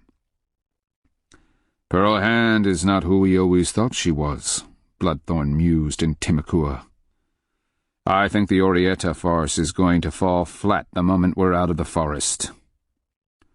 Bloodthorn laughed out loud. And here I always thought you were so smart. Then he gave my shoulder a pat. Come on, wily traitor. She's your wife. Are you really that dense? Was I? Pearl Hand spoke the language of the nobles. And just where, idiot traitor, had she learned that? Her mother had originally sold her. And to whom would that have been, the Chikora being a subservient people to the confidant nation? Somewhere here she's afraid she's going to run into her old owner. Probably some influential Miko in the court of Telemiko. She's scared to death that he's going to recognize her. And the gods know what circumstances under which she left his household. I was considering that when Pearl Hand emerged from the rushes. She wiggled into a striking white trade dress. The thing clung to her like a second skin, emphasizing every curve of her perfect body. Her hair, combed glossy, hung in raven waves over a white swan feather cloak. Her lips were reddened with ochre, a black mascara darkened her eyes, and she wore a wealth of shell necklaces from the trade pack. On her chest rested a whelk shell gorget, carved in the rattlesnake design. I'd always thought her a great beauty, but decked out like this, she was stunning. All eyes turned her direction as she came striding up, back straight, head high. In the silence around the crackling fire, she ordered, "Black Shell, find me something to sit upon that won't stain the fabric." She was using that formal, stilted speech. I shot a glance at Squirm, who was lying at her side. Nah, he'd never obey a command to bite her. Instead, I rose and walked off in search of an appropriate log to make a chair out of. Just wait until we get under the covers tonight, wife, I promised in Timakua, as I placed her chair before the fire. She gave me her most ravishing smile, the one that melted my bones. In Timakua, she replied, "Sorry, husband. A high-ranking confidant Orietta would never share her bed with a lowly foreign trader. You've become the hired help." But hired help? Doesn't mean you can't dream about me tonight. Her eyes flashed. She was teasing me for all she was worth. I could have just left you with Iraparakoki way back when. You'd have been so bored. Chapter 20. Pearl Hand was up before the rest of us. She dressed in her travel clothes again. The hunters had scrambled at her every whim, cooking, filling her bowl, refilling it, offering her first servings of everything. They had taken the dishes, washed them, kept the fire, built her a small shelter, and one even offered his little cooking pot for a nightjar. The fact that the bowl was empty and obviously unused in the morning erased a curious anxiety that had plagued my sleep. Bloodthorn bore all this with a detached amusement. Nor could I tell who entertained him the most, me or Pearl Hand. She didn't let us linger, but had us packed and on the trail by sunrise. As we worked out of the back country, we began encountering people. Each time we did, Turkey Track called out, "Make way for the lady! She goes in service of the confidant Miko! Make way!" And they did, scurrying off the trail, dropping to their knees, palms uplifted, heads down as we passed. "So much for the chance to learn anything about what's happening locally," I growled to Bloodthorn. "Traders thrive on the local gossip. Who's squabbling with whom, what items are in demand, the personal habits of the leaders, little fascinating facts and insights. These can make a big difference in a trader's ability to profit." Bloodthorn's barely hidden smile proved more irritating than a blister beetle in my breechcloth. He smugly said, "Now you know how the rest of us felt in Toa and Appalachia. At least I told you what we were up against. Yes, and you always ended it with, 'Trust me,' even though it seemed incomprehensible at the time. Worked out, didn't it?" He arched an eyebrow. "That's why I've surrendered my souls to you, and Pearl Hand." Mollified, I continued to hurry along and kept an eye on Skipper. His pack was half empty now. The poor old man was pushing himself just to keep the pace. We began passing inhabited farmsteads, but when we crossed through a small village, the houses were empty, weeds growing in the gardens, grass thick around the barricaded doors. The ramadas had a ratty look, with strips of roofing hanging loose. Water pooled in the mortars while grass grew at their bases. A hand of time later, we wound through a small town that was empty, forlorn and weed-choked. Only the charnel house off the plaza showed any sign of maintenance, the weeds pulled, the paths leading to it heavily traveled. The stench revealed why. The place had to be full to the rafters with victims of the pestilence. "I'm getting a bad feeling about Confidant," Bloodthorn said in Timakua. "Whatever happened here, it's bad." I wondered what that meant for De Soto's arrival. I'd been expecting the vibrant and thriving Confidant I've seen 5 years ago. Now I was wondering if even Telemika would be inhabited.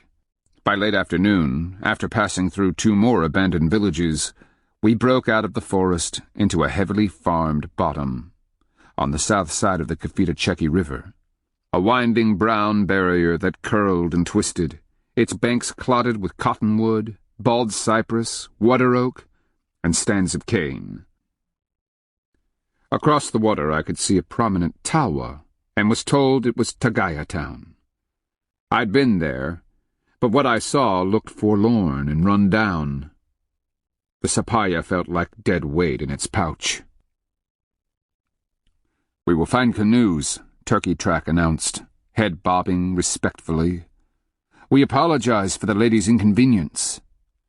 Then he touched his forehead, and his companions at heel vanished into the rushes. Pearl Hand waited, standing stiffly to one side. I took the opportunity to stroll over, placing a hand on my hip as I followed her distant gaze to Tagaya. "Okay," I said. "What's our next play?" She gave me a dull look, her expression pinched. "I'm thinking." "About what?" "What do you think?" she snapped. "It's not too late. We could try something different." She inclined her head at Tagaya. "The last time I was there, the streets were crowded. People waving, bowing, offerings held before them. Those who looked up had a shining incredulousness in their eyes. They all thought I lived in a glorious world. The fools." I squinted across the river. "You know, a lot of people have died in this plague. Maybe half if I can gauge from the empty farms we've passed. Their fields are choked with weeds. Even Tagaya over there looks like it's in need of a major refurnishing. Chances are good that the man who owned you is dead." She fixed her worried eyes on mine and was about to say something when Turkey Track burst from the rushes, crying, "Orietta, we have canoes coming. I have sent Red Cat across the river. He will inform the Miko at Tagaya of your arrival." And with those words, I saw Pearl Hand's resolve tighten like a fist. I pulled my trader's staff from my quiver, uncertain whether to reach out with a reassuring hand. "Don't worry, my love. I'll take care of you. One way or another." "Promise," her voice almost broke, "that you'll follow my lead. Do as I say. Remember, the important thing is stopping De Soto." "I promise, Black Shell." "I promise." To my surprise, no less than 6 canoes arrived, all propelled by local men. The vessel they brought for Pearl Hand had been crafted by a master, thin-hulled, with decorative carving below the gunwales. I admired the wide beam and the way the interior had been sanded and waxed. Canoes like this weren't paddled, but towed by a rope, a sign of the occupant's status and authority. 2 young boys rode in it, each holding a colorful feather sunshade. I saw to the loading of the dogs and packs in the other craft, and managed to get a seat, along with Bloodthorn, in Pearl Hand's boat. I sighed, centering myself. I thought I could get used to this kind of treatment. Pearl Hand might have been carved of granite. She sat facing forward, smack in the middle. The boys held the shade over her head. I didn't see as much as a flicker of emotion on her face. We'd no more than left the bank, the rowers stroking in unison, when a delegation emerged from Tagaya. Several men walked in advance of a litter upon which rested what I assumed to be the local Miko. They were waiting when our canoes landed. The rowers sprang out and lifted our thin-walled craft out of the water before gently lowering it on high ground. This, of course, was so that Pearl Hand wouldn't get her feet wet. Pearl Hand made a gesture, and the boys tilted the sunshade back. While Bloodthorn and I clambered out, Pearl Hand seemed to rise like smoke, elegantly stepping over the side. I called the dogs over, asking, "Bloodthorn, could you see to the packs? That little wooden fish carving is for Turkey Track in return for his service." "And missed this?" he said, chiding me. "Sure." I raised my staff high, stepping up behind Pearl Hand. The Miko's chair was placed on the ground, his carriers fading back. The 4 elders, advisers, and councilmen called Inahaes stood behind. Inahaes are a step below Orietas in the Kofita Cheki pecking order. Their expressions turned curious as they studied Pearl Hand. Obviously they didn't know her, nor did the Miko from his arching eyebrow. We'd caught them by surprise. The usual finery wasn't in evidence. Poor fellows, they were just in their normal, everyday clothes. But then we weren't looking any too impressive ourselves, and Bloodthorn was having his own trouble with the dogs. They weren't used to taking his orders. Pearl Hand bowed deeply, touching her forehead. "Miko Tagaya, I am Pearl Hand, once of the Chikora. I arrive with these traders bearing important news for the Kofita Cheki Miko. An army of Kristianos approaches from Okuta. Their leader goes by Adelantado Hernando de Soto. His army numbers around 600 warriors, many of them riding caballos, perhaps 200 of the beasts. Unlike Ayon, they come not to build a town or simply raid for slaves. They come in the name of their High Miko, El Rey Carlos de España, to claim Kofita Cheki as their own." At the news, the Miko turned thoughtful, then asked, "You speak like a noble, but I do not know you, nor do you introduce yourself with your lineage, clan, or moiety." He shot a meaningful glance my way. "And you arrive in the presence of strangers." I stepped forward. "I am Black Shell, of the chief clan of the Chikaza's Hickory moiety. The man who accompanies us is Bloodthorn, Iniha of the Usachili. We come under the power of trade and bind ourselves by it. It is our request that we be granted passage to speak with the Kofita Cheki Miko and inform her about the arrival of the Kristianos and their army." He studied me a long moment, then studied Bloodthorn's foreign tattoos and palm hairstyle. "Interesting." His gaze went back to Pearl Hand. "But you still do not answer my questions." Pearl Hand gave him a cold look. I am bound by service to the Confidant Miko herself. With respect, Miko Tagaya, that is enough. Bound by service? I kept my expression in check. My heart, however, was leaping around like a panicked frog. Pearl Hand had just made a bold move, perhaps the only one she could. But to claim service to the high chair itself? How in the name of a blind payasa are we going to get out of that when they figured out it was a lie? In Timakua, I whispered, "Careful." She ignored me. "Miko Tagaya, we require passage now. The Kristianos may arrive at any instant. Every moment we hesitate could have dire circumstances." Her voice turned cold. "Do you understand?" I swallowed hard, fighting the urge to wince as the Inaha's eyes widened in shock. Miko Tagaya narrowed an eye, but nodded. "Inaha'is, see to packing my things."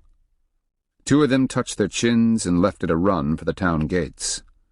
Miko Tagaya looked at the paddlers who'd been standing by the side, heads down, and no doubt shocked to their bones.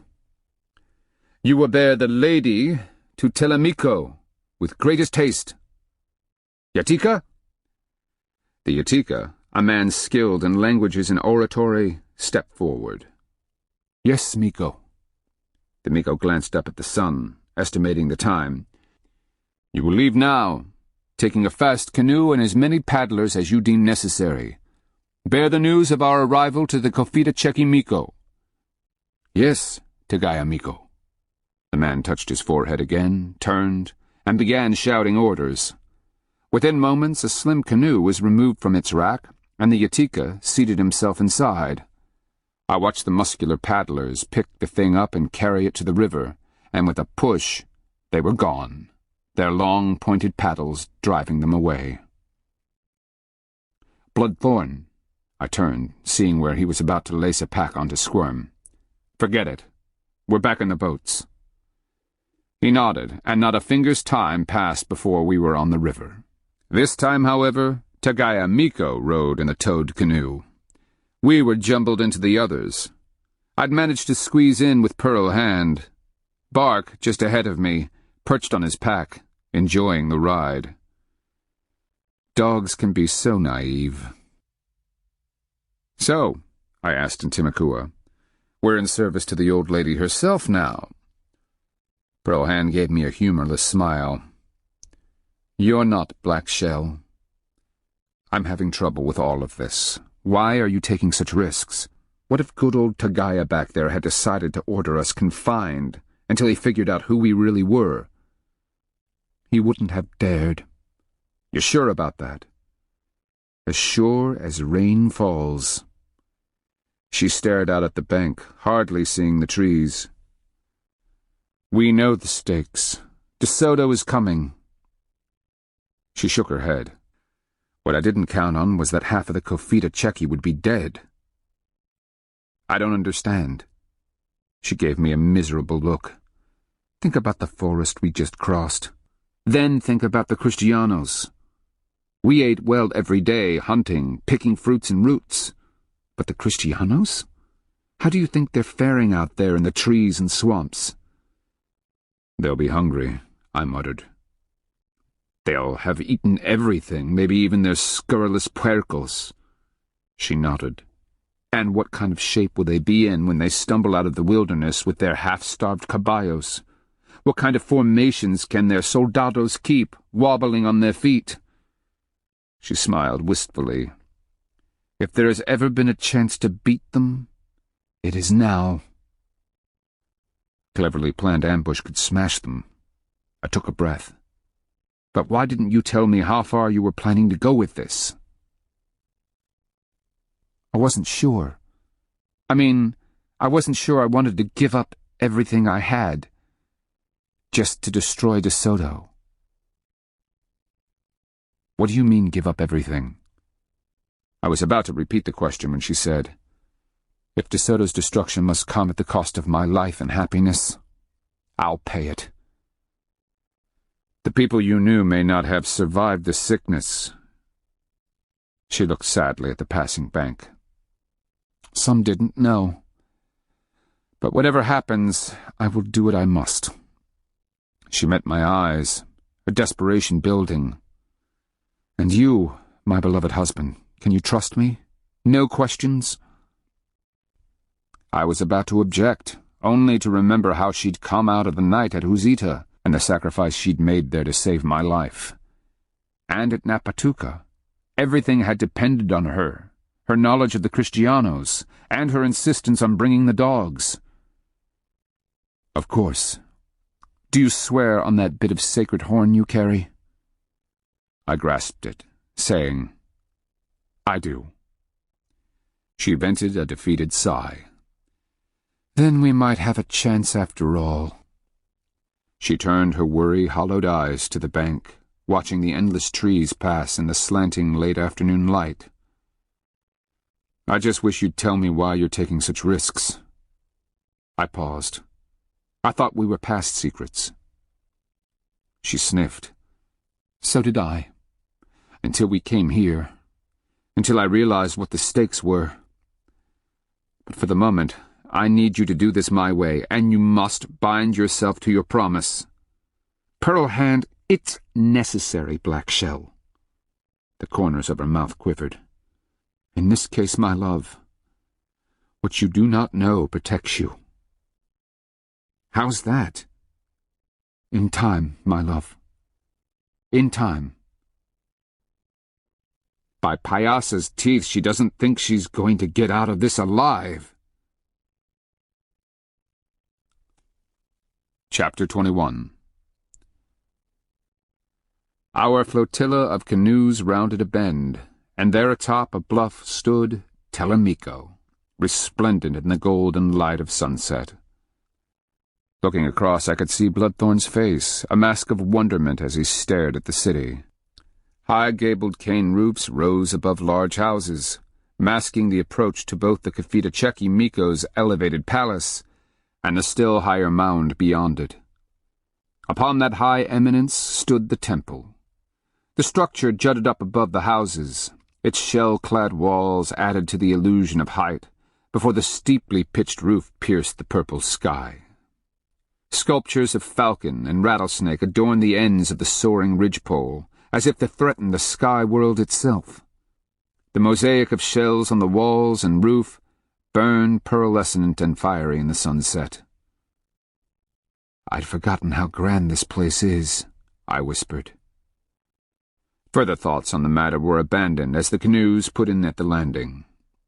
While the Tagaya Miko's boat was carried ashore, Pearl Hand and I scrambled out and helped Bloodthorn with the dogs and packs. "Someone carry those," the Miko ordered, seeing that we were about to lace the packs onto the dogs. Apparently he was more inclined to order his subjects to do a dog's work, rather than endure the weight.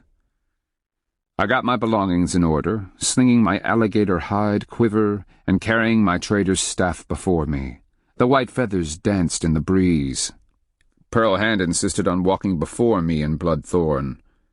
I ordered the dogs to heel.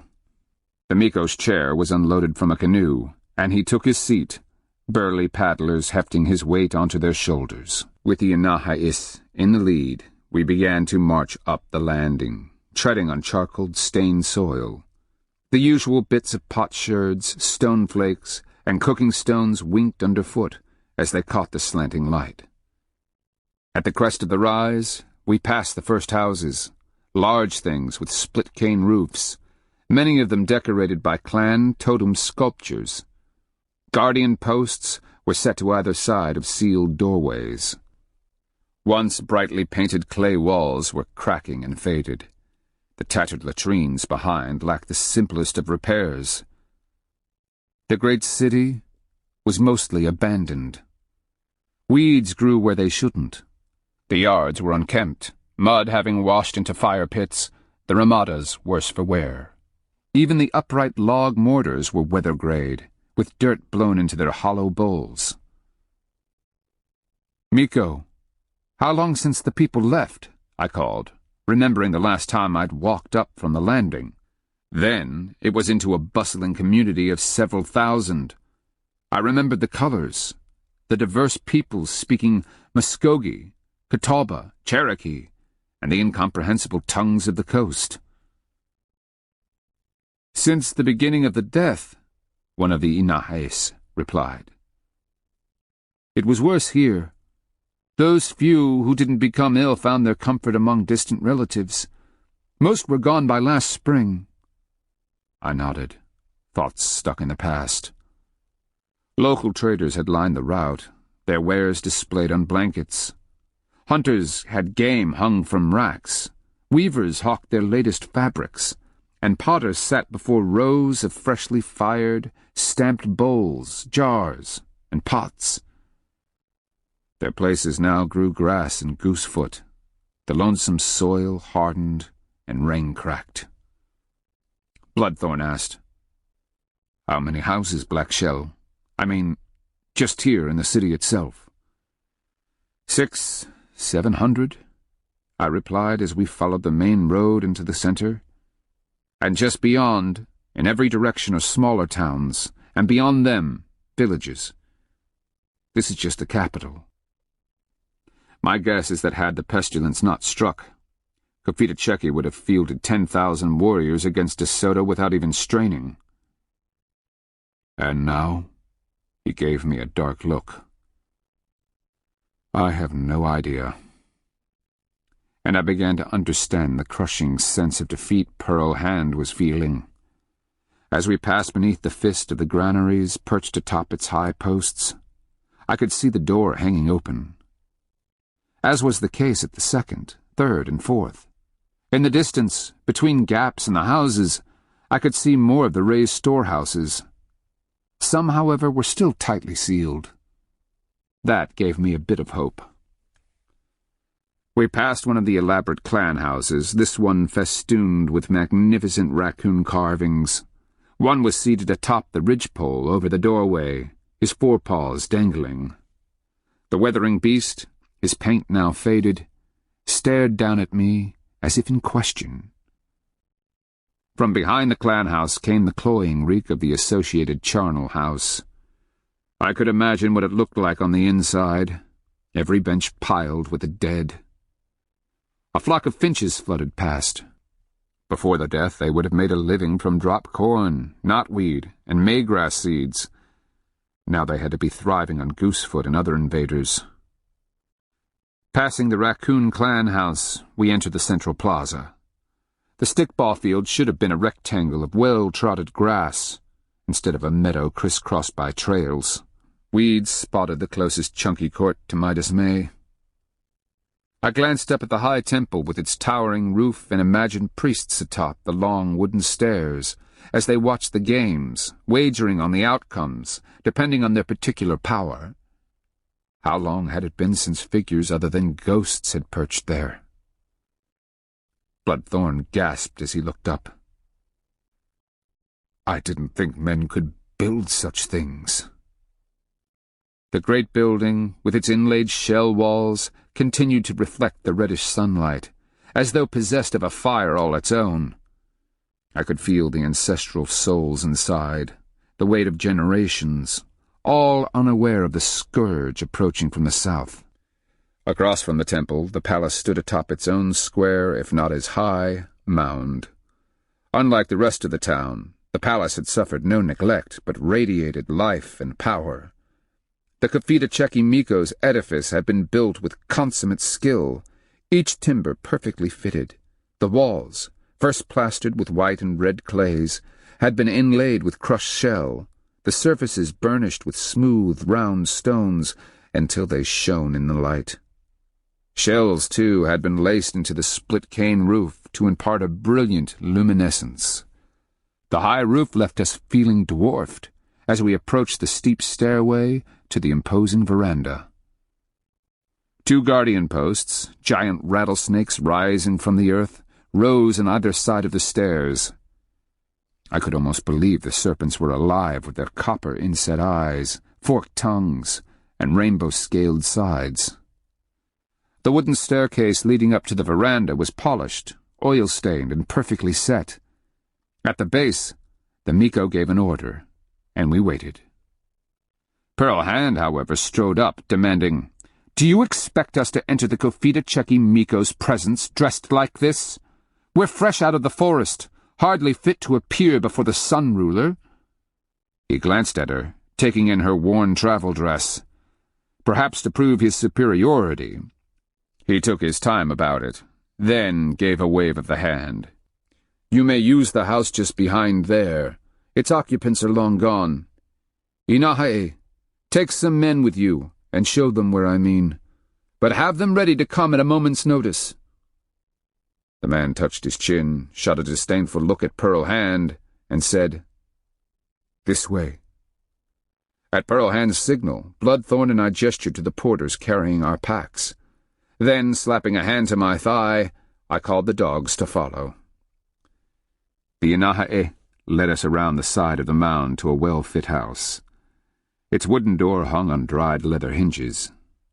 A dusting of leaves had blown up against the walls. Muttering a prayer to the spirits who inhabited the house, he opened the wooden door and gestured to us. Stepping in, we found a spacious main room with pole benches built into the walls. Dust lay over everything, and motes of it could be seen in the shafts of light penetrating around the eaves. Hangings covered 2 doorways in the back wall, storerooms no doubt, or segregated sleeping quarters. "Will this do?" the Inahae asked. "It will." Pearl Hand took her pack from one of the porters and retreated to the left side doorway. Pulling back the hanging, she stepped inside. "What do we do?" Bloodthorn asked in Timakua as he stared around the house. In his country, only a great Holata would have such a place. "We're about to meet one of the most important women in the world.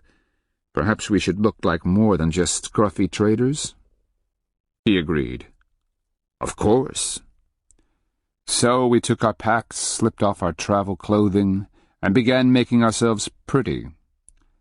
By the time Pearl Hand stepped out, decked as she'd been in the forest, I had my hair pinned with my copper turkey tail pin, strands of shell around my neck, and a large copper breastplate hanging over my chest.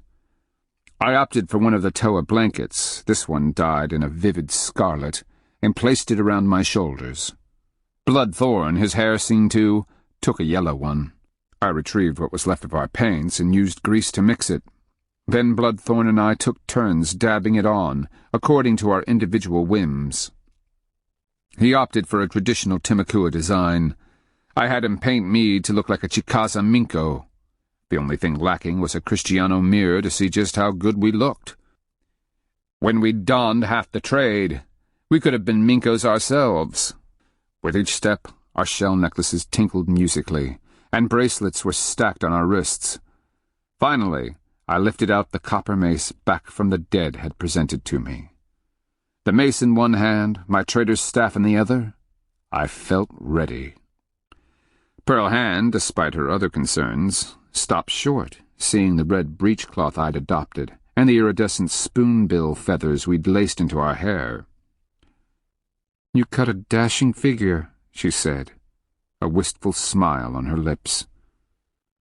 "One to keep forever in my memory." "As do you, if I dare say. It's not the same as that night at the fire. At least this time you won't have to find me a chair." Her attempted humor did more to reassure me than anything else. The Inahae stuck his head in the door, eyes widening at the sight of us. "The confidant Miko requests your presence." Calling the dogs, we walked out into the dusk, rounded the palace mound, and joined Tagaya Miko. He didn't get the whole effect, given the poor light, but I saw his eyes widen. "Oh yes, you overstuffed fool. We're just as rich as you are." The Yatika was waiting at the head of the stairs, and he now called out, "Come forth from the world below. It is the order of the confidant Miko that you ascend to her world, leaving behind any pretension of guile, misdirection, and animosity. Come, and be pure of heart, gracious and forthright, in the presence of the confidant." I translated the gist of it to Bloodthorn as we followed behind the Miko's litter-bearers. They did an admirable job, keeping his chair level as they climbed. At the veranda, appropriately, they lowered the chair in a fluid motion. He rose and walked past 2 ranks of 6 warriors armed with copper-headed war clubs. They inspected us with interest as we proceeded through the great double doors, carved in relief with clawing cougars. A roaring fire filled the great room with yellow light. The usual pole benches lined plastered walls, decorated with brightly dyed textiles, weapons, trophy skulls, and wooden reliefs of rattlesnake, sun symbols, paisa, and falcon. No piece of wood in the room had been spared the carver's blade. Each was a masterpiece, right down to the supports for the pole benches. The back wall was made of tawny cane woven into geometric patterns that defied the eye with their intricacy. What appeared to be a single mat covered the entire floor, for I could find no break in the weave. Below the benches, large wooden boxes of masterful construction depicted mythical creatures, heroes from the beginning times, images of Mother Spider, serpents, and stunningly rendered geometric designs. Then I turned my attention to the people. 10 Inaha'is stood in a solid rank to one side. I assumed the older men and women, maybe 30 in all, behind them to be various Orietas and clan leaders. This was reinforced by their clothing, much of it bearing raccoons, cougars, falcons, and deer. On the Kafita Cheki Miko's right stood a couple of warriors, a well-dressed and obviously high-ranking young man and 2 young women. The females wore fine white dresses, but they were nowhere as revealing as Pearl Hand's form-fitting garment. Their long black hair was combed and fell over their shoulders. Each had a virgin's belt knotted at her waist, and a wealth of pearls hung in heavy strands from their necks and wrists. As we approached, the older one, perhaps 17 summers, bent and whispered something to the younger, who might have been 13. The young nobleman, wearing a colorfully painted fawn-skinned shirt, leggings, and supple moccasins, gave her a disapproving scowl. She gave Pearl Hand a scathing look, as if she really didn't care to have any woman more beautiful than herself in the room. And yes, she was gorgeous. The Kafita Cheki Miko, however, dominated the room. She sat on a magnificent raised chair, its sides draped with cougar hides. From the back rose a large carved eagle's head, as if the fierce bird were staring out over the Miko's head at the room's occupants. With polished pearl eyes, a gleaming yellow beak, and a white feathered head, the thing might have been alive. The Kafita Cheki Miko herself had once been an attractive woman. Haggard lines ran from the corners of her nose down to the sides of her mouth. Sunken cheeks mimicked her mascara-darkened eyes. Her hair remained black and was gathered in a matronly bun at the back of her head. A polished copper pin, done in turkey tail style, held it in place. She wore a beautiful purple fabric dress, its front adorned with pearls and bits of mica that glistened in the light. Given the weight of the pearls around her neck, it was no wonder her back looked stooped. She watched us through tired eyes, as if the fire had been long burned out of them. Both elbows rested on the chair arms and added to the image of someone pushed too hard, for too long. I guessed she'd seen close to 40 winters, and probably didn't wish to see many more. Tagaya Miko stopped just this side of the fire and lowered himself to one knee, head bowed, palms up. Bloodthorn and I followed suit, along with everyone in our party. And there we waited. Except that I had my trader's staff in one hand, the ancient mace in the other, so I propped their butts on the matting to give the appearance of reverence. Staring at the matting, I wished I could have seen what transpired, but I heard whispering. Finally, the Yatika called, "Arise, Tagaya Miko, and tell us why you have come." From under lowered brows, I watched the man reclaim his feet and listened as he related our arrival at his town. And who is this mysterious woman who claims to be in the Confidant Miko's service? The Yatika called in a voice that we were all supposed to hear. Just ahead of me, Pearl Hand stood, stepping forward. Enough of this. I raised my head. Pearl Hand stopped beside Tagaya Miko, drawing herself to her full height. I am known as Pearl Hand of the Chikora, and I come from the south with news about the arrival of a new army of Kristianos, under the leadership of a man calling himself Adelantado Hernando de Soto. Wait! The room went silent. I could see the old Miko stiffen in her chair. She said, I know you. Pearl Hand might have been a meadow vole, paralyzed as a hawk shot down from the sky. Her whole body tensed. Her fists knotted. The old woman rose from the chair, walking slowly forward, until she stopped, an arm's length from Pearl Hand. For long moments the two stared at each other. Then the old Miko said, To see you here, alive and before me, is to know that power has really deserted me. Pearl Hand seemed to quiver. Who is she, Aunt? The gorgeous young woman stepped forward, her virgin skirt swaying. A gleam of anticipation filled her eyes. You know this woman? Evening breeze, the old Miko rasped, as if even the saying of it cost her.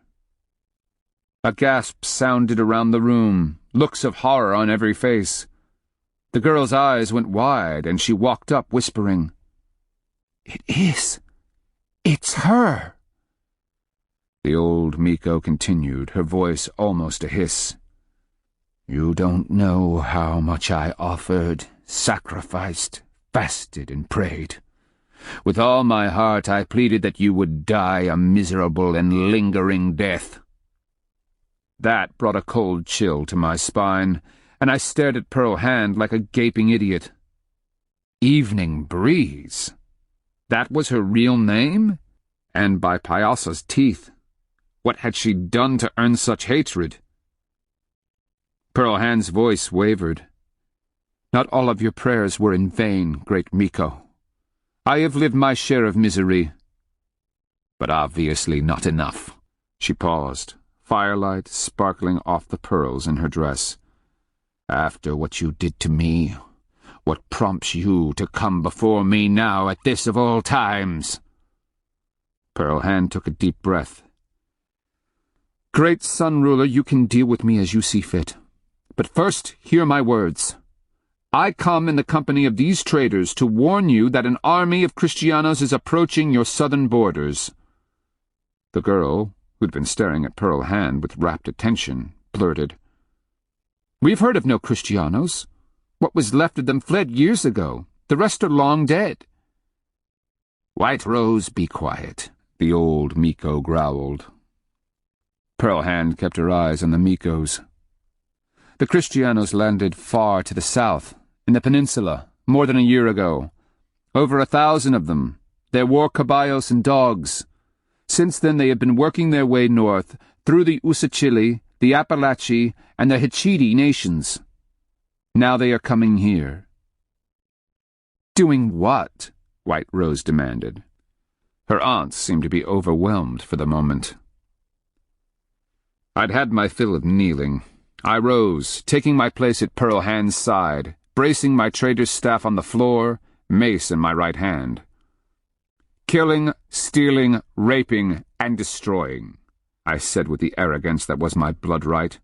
They've marked their path by the spirals of vultures wheeling over their victims.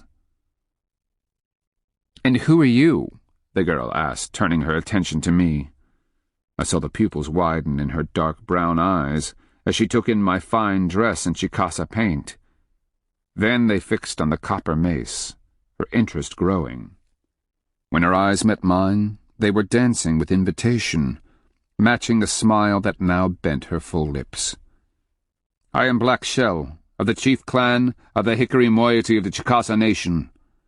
I come under the power of trade, and bind myself and my companions, including Bloodthorn, Iniha of the Usachili nation, under its power. A Chicasa? The girl almost sighed. A warrior from the other side of the world? Here? You have my name. I do not have yours, I replied as a high Minko would to an equal. I could see, shifting around the room, the warriors behind the younger girl and the young noble were fingering their clubs. I am known as Blooming White Rose, niece of the Confidant Miko of the Sun Clan. That she left off her moiety and people amused me. She obviously didn't think it necessary. Black Shell, Pearl Hand said stiffly. You do not need to meddle in this. But I do. I turned my attention to the Miko. Great Sun Ruler, we came with all haste. The monster De Soto is currently making his way through the forest, probably with Okuta guides. He will arrive at any moment. She pried her gaze from Pearl Hand, giving me a sober inspection from the top of my head all the way down to my feet. Her eyes, too, hesitated at the sight of the copper mace, long a symbol of rulers. She shot a glance filled with loathing at Pearl Hand. You come in surprising company, Chicasa. The sort to make your words suspect.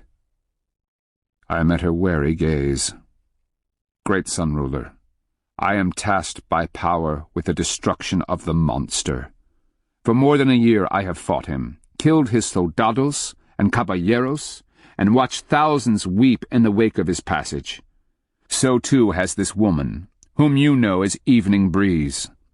Had she wished, she could have introduced herself as Evening Breeze Man-Killer, or Nico Quadka, though I do not believe the term is used here. What did she do? The Miko asked bitterly. Squeeze them to death one by one, with her renowned sheath? Actually, I said coolly, she prefers the Kristiano crossbow, though more than one died by her sword. That made an impact among the listeners. You have proof?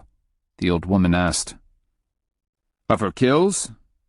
No, great Miko. The Iholaka were presented as tribute to Miko Kafake of the Appalachie. And trophy heads, you must agree, are a bit cumbersome on the trail. She gave me an irritated look. I meant about the coming of these Kristianos. We still carry some of their weapons. You could have come by them anywhere, White Rose added, her thoughtful eyes on mine. She kept glancing at Pearl Hand, then me, obviously trying to suss out our relationship. The Miko waved the brat down, still struggling to keep from glaring at Pearl Hand. Why would they come here? Twice they have landed on our shores, and twice they left in ruin. She sounded so sure of herself. I felt that building frustration in my breast. Among the Usachili they captured a traitor, White Matt by name. With him was a boy he was teaching the trade, Perico. When the Kristianos quizzed him about gold, Perico told them there was plenty of it here, in Confidant. What is this gold? White Rose asked. The Miko gave her an irritated look, saying, A worthless metal. Kristianos, however, are endlessly enamored of it. Then she turned back to me. Why would they believe some boy? Pearl Hand said, Because they want to, Great Sun Ruler. The old woman snorted. And just what did you expect me to do, Evening Breeze? Thank you for coming with such information. Forgive you? Restore your status? Perhaps offer you some other poor soul to ruin? Pearl Hand flinched. The Kristianos will be in dire straits after crossing the forest. By means of a carefully laid ambush, you will be able to hit them while their caballos are weak, their formations scattered. But if they manage to take a town, raid its granaries, and resupply, nothing you can do will stop them. The old woman drew a deep breath. Her eyes closed. All right. I believe you. As far as that goes. Miko Tagaya asked, Then what do we do? "What can we?" she demanded bitterly. "Half of our warriors lie dead in the charnel houses. The rest, but for a handful, are scattered throughout the forests, hunting, struggling to keep their families fed. My Mikos are on the verge of revolt, hoping to exploit our weakness for their own ends." She shot another venomous look at Pearl Hand. "Oh, yes, you picked a fine time to return." Pearl Hand wavered on her feet, eyes closed, and I almost reached out to steady her. She said, "There is another way, though what it will cost you, I can't say." "Really?" the old woman asked. "What it will cost us? The last of my hope? What remains of my heart? This time I'm fresh out of suns, you foul piece of filth." I shot a nervous glance at Pearl Hand, seeing her take a deep breath. "Puss and blood, wife, what did you do?"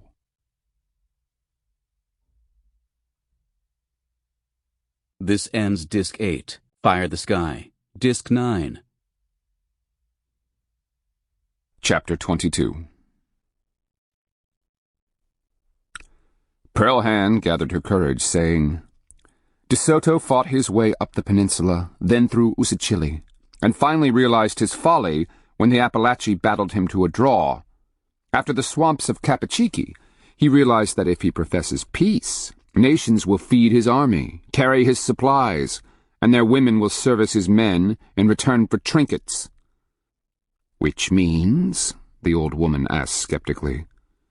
"If you convince him there is no gold here, feed his army, supply porters to carry his goods, and offer suitable high-ranking hostages to ensure his army will not be attacked, you can probably persuade him to pass through." I shot Pearl Hand a sidelong glance. I thought the plan was to trap De Soto and make him bleed his way through Confidant. "And which hostages did you have in mind?" The Miko shot her jaw out. Me, perhaps?" I said, "De Soto would prefer you.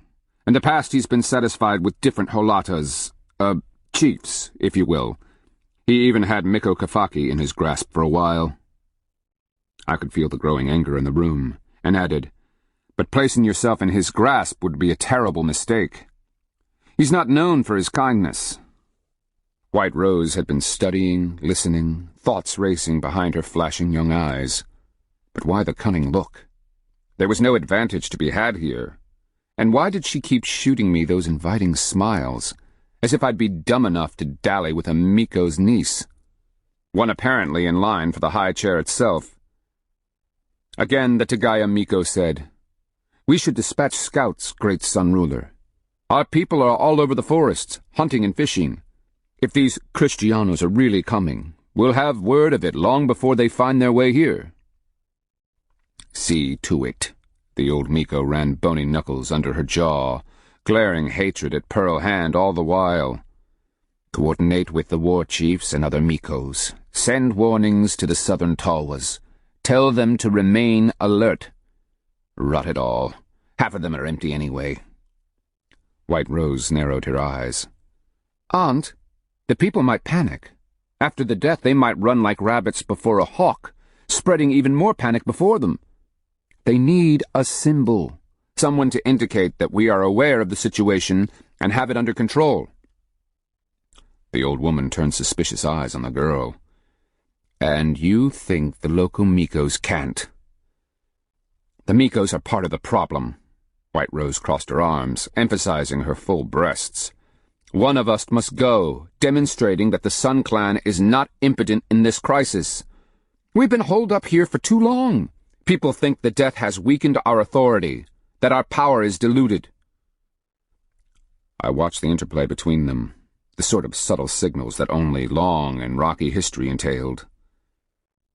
"Are you so quick to put your life on the line?" the old woman asked. "If some Kristiano takes you, you'll never ascend the high chair." She made a tisking sound. "And I thought you were so desperate to outlive me." White Rose bristled, pointing at the young noble. "So send Fire Otter. He's your favorite. Let him represent you. He's not Sun Clan, and everybody knows it. They know that you trust him more than me or any of the Mikos." White Rose tightened her crossed arms, snugging the fabric of her dress around her breasts. She was doing it for my benefit, but I could tell Bloodthorn was more fascinated. "Then go, niece," the old woman relented, a mocking smile trying to escape her tight lips. She turned. "Fire, Otter." "Yes, great Miko." The young noble stepped forward. He had a round face, honest eyes, and a muscular body. Chunky player, I decided. She gave him a genuine smile, reached up and affectionately patted his shoulder. "Go with White Rose. Make sure she doesn't do anything stupid, like getting herself killed.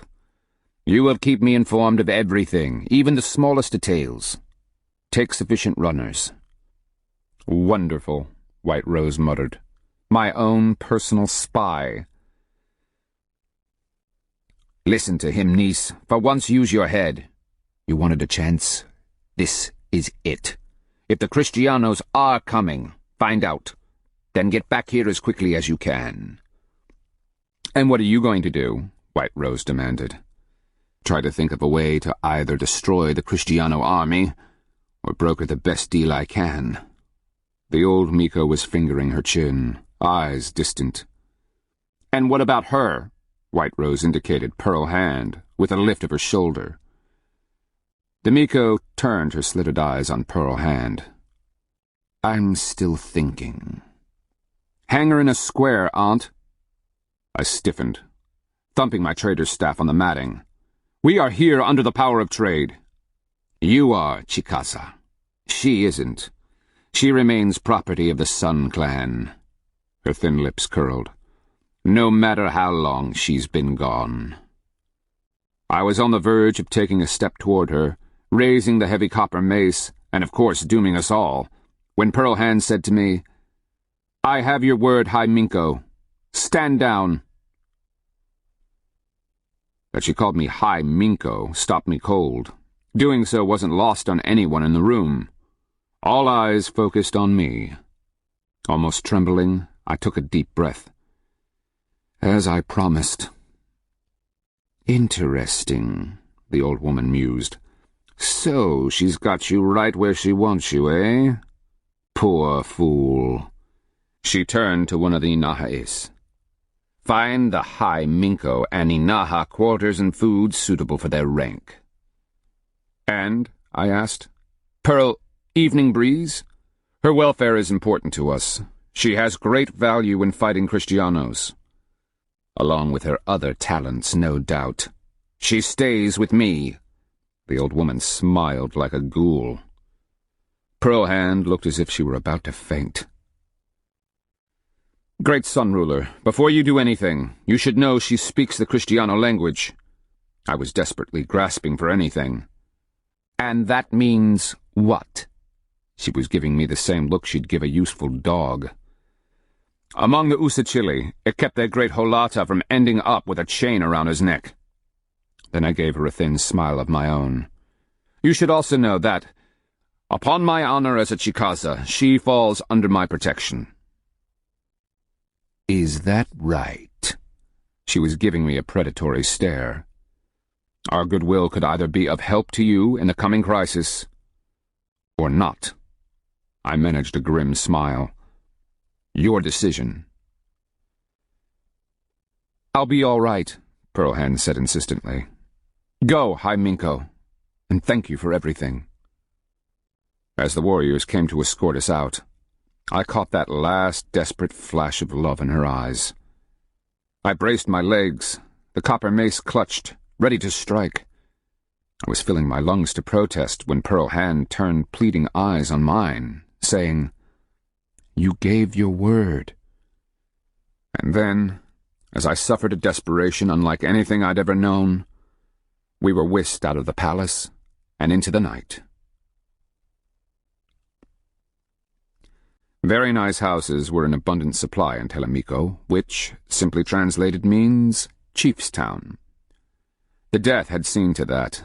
based on the honorific Pearl Hand had bestowed upon me and the opulence of our dress, we were escorted to a fine, four-room house just behind the palace, and next to the dusty one where we changed. In the light of pine torches, I inspected the place, looked at our warrior guard, and summarily ordered, "We need servants, a fire, food for my dogs, and clean bedding." The warriors bowed, touching their chins. Only the chin, not the forehead? Well, I was a foreign lord, not one of their own. While one remained behind with his torch, the others hurried away. I shot a half-panicked look at Bloodthorn. Pus and blood. What are we going to do? Pearl Hand is more than capable of taking care of herself, he said, stepping close, placing a hand on my shoulder. Trust her, Black Shell. She's had a plan the whole time. She knows these people in ways you do not.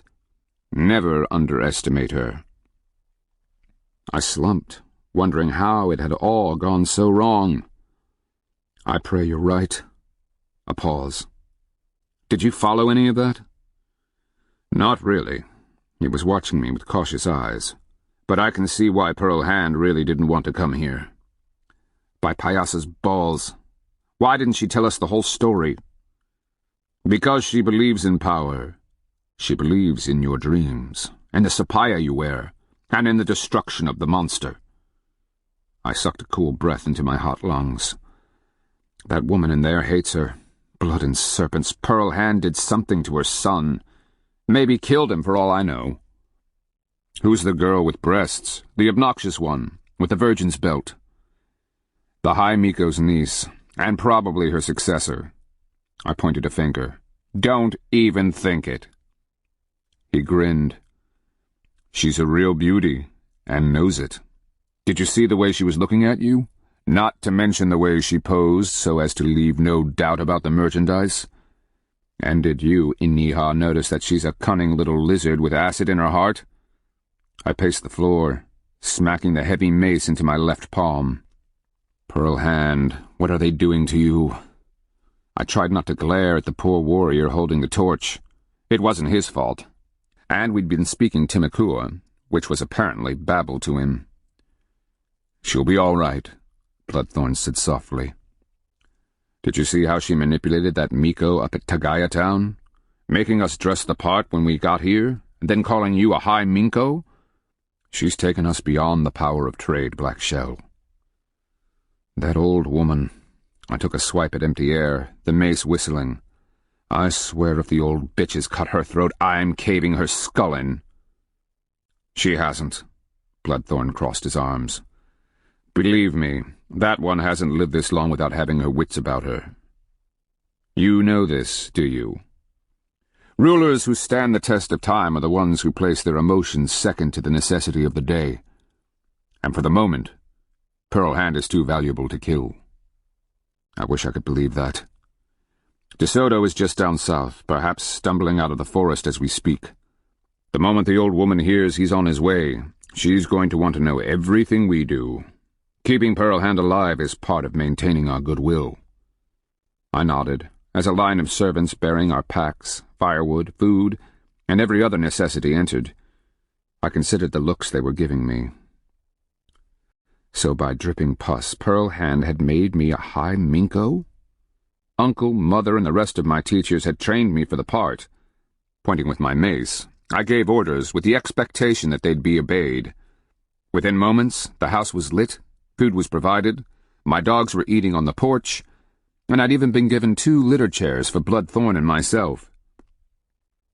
That didn't mean I wasn't constantly shooting worried glances at the back of the palace, positive that Pearl Hand wasn't spending a pleasant evening. The knowledge left a sick sensation in my stomach. We were demolishing the last of a plate of baked fish, honey-sweetened hominy, and spiced squash when the Yatika appeared. The man carried his ceremonial staff of office as he stepped inside, announcing, "Hi, Minko Black Shell, this person respectfully requests that you accompany him on the Confidant Miko's business." That was quick, Bloodthorn mused. See to the dogs? Of course. He gave me a reassuring look. I know she's your wife. But keep your wits, old friend, and be smart. I'd had time to recover my self-control. As I followed the Utica out into the night, I was already coming to grips with the new rules. This was now a game of statecraft. Not that much different from trade, actually. The stakes were just a little higher, the players more sophisticated, and Pearl Hand's fate depended upon it. I wasn't surprised when we rounded the mound and climbed the steps to the palace. Fortunately, I was still dressed for the part, and the heavy copper mace, as its crafters intended, could serve more than just ceremonial functions. Warriors opened one of the doors for us, and we walked past the fire, now burning low. The old Miko was still seated, the eagle-back chair looking just as fierce. Pearl Hand was nowhere to be seen. The Utica raised his staff of office. "I present the High Minko of the Chicasa, great Sun Ruler." She lifted a hand in thanks, eyes on me. "So, I'm to believe that you are the High Minko of the Chicasa." I gave her a wry smile. "For the moment, my younger brother sits on the Panther's stool. Power saw fit to change the course of my life." "Power? Really? It just told you, leave your palace and authority, turn your back on your people, and go wander the world?" "Miko, what you believe is no concern of mine. For reasons of its own, power presented me with a terrible choice, and knowing the stakes, I have accepted. But do not delude yourself that such a decision comes without cost." "And what cost did you pay?" "My birthright. Everything I had striven for, dreamed of, and my people. Even if I defeat the monster, I shall die alone. My bones will not rest among those of my ancestors." I turned, gazing around the room, unconcerned, and equal engaged in a conversation. She nodded slightly, the look of weariness settling into her aged expression. "How did you come to be here?" "This De Soto, he's different from the ones who came before. He threatens everything we hold dear. No matter what, Miko, he cannot be allowed to win. Defeat him, and we buy time for everyone." She worked her lips, as though something tasted sour. "The death originated among the Kristianos. It began among the coastal peoples after Ayon's invaders left, afflicting those who had served the Kristianos, taking out one community and then moving to another. And finally, it came here." I nodded, sympathetic. "I suffered from one of their sicknesses down in the peninsula. I understand." "What you and Evening Breeze claim, it's true, isn't it?" "Great Miko, we expected to find you strong and ready to destroy the monster as he staggers out of the forest, half-starved. Evening Breeze bet her life on it." She fingered the panther hide on her chair. "Assuming, that is, that you could have talked us into it. Following Evening Breeze here wasn't the smartest thing. My brother, were he still alive, wouldn't have cared why you came. He'd have hung her in a square and sat before her, cutting pieces off her body, burning the wounds to staunch her blood." She knew that. Expected it, actually. She glared at me. "Then why did she come here?" "Because she believed the sacrifice of her life to be worth the monster's destruction." "She told you that?" "I had no clue until tonight." She paused. "What is she to you?" I considered, then opted for most of the truth. "I won her from a petty little chief in the peninsula. The fool thought he could outshoot a Chicasa lord. After the Kristianos captured me, she infiltrated their camp and carried my fevered and dying body to safety. She accepted the call of power and followed in the wake of the Kristianos. Accompanying the Usachili chiefs, she marched into the Kristiano camp and listened as the monsters conferred, telling us exactly what they planned. Forewarned by Evening Breeze, the Usachili tried to kill De Soto. But through treachery, the Kristianos were warned and butchered the Usachili army. Since then, she's fought them, trapped them, and saved my life again when the Appalachi Hili Shaya and I sought to battle them outside Ankaika. Yet she came here. The stakes for which we fight are greater than the value of a single life. I swallowed. Even hers. The old woman studied me, silent, stretching. And you, High Minko, is it worth yours? If you could promise me that you would mass your forces and kill De Soto's army to the last man, I would open a vein here tonight. Curse me for a fool, but I believe you. She stared absently into the distance. Very well, let's get to the facts. Given the death, I doubt I can gather even 500 men. Her admission staggered me. What about the Catawba and Cherokee? Could you recruit them in time? Or has the death been there too? It hasn't. If the Kristianos are as close as you say, it's too late. Not that I'd want them down here to see how badly we've suffered. That might bode worse for us than the Kristianos. She squinted. But if we were to withdraw, leave them only vacant towns and empty granaries, perhaps we could keep them weak while we gather some kind of resistance. That's how the Appalachi did it, picking them off by ones and twos, killing their caballos. But it will come at a cost. She gave me a cunning look. If we bleed them, somehow entice them to go fight the nations upriver, I might buy time for my people to recover. Perhaps. Can you figure out a way to keep Confidant bellies full at the same time De Soto's are left empty? She made a dismissive gesture. Stored food isn't a problem. My people were dying faster than they could eat it, and most were out in the forests, hunting and gathering. Then she shook her head. The biggest obstacle is coordinating any kind of resistance. So many of the nobles are dead that my command structure is in shambles. The Tawas are chafing, the Mikos unsure. Their death has shaken confidence in the Sun Clan. I was supposed to protect them. And how does a government without officials coordinate anything? She sighed again, looking beaten. I shifted the mace. However this works out, Great Miko, abandon Telemico. Strip it of food. Once De Soto's out of the forest, this is the first place he will come. Only if he can find it. My people will not betray me. They will, I said softly. The common people, farmers and craftsmen, might be willing to die rather than betray you. But when De Soto starts burning their families alive and cutting their sons and daughters apart before their eyes, they will talk. She gave me a look that seared the souls. They would do that? Didn't Alyon?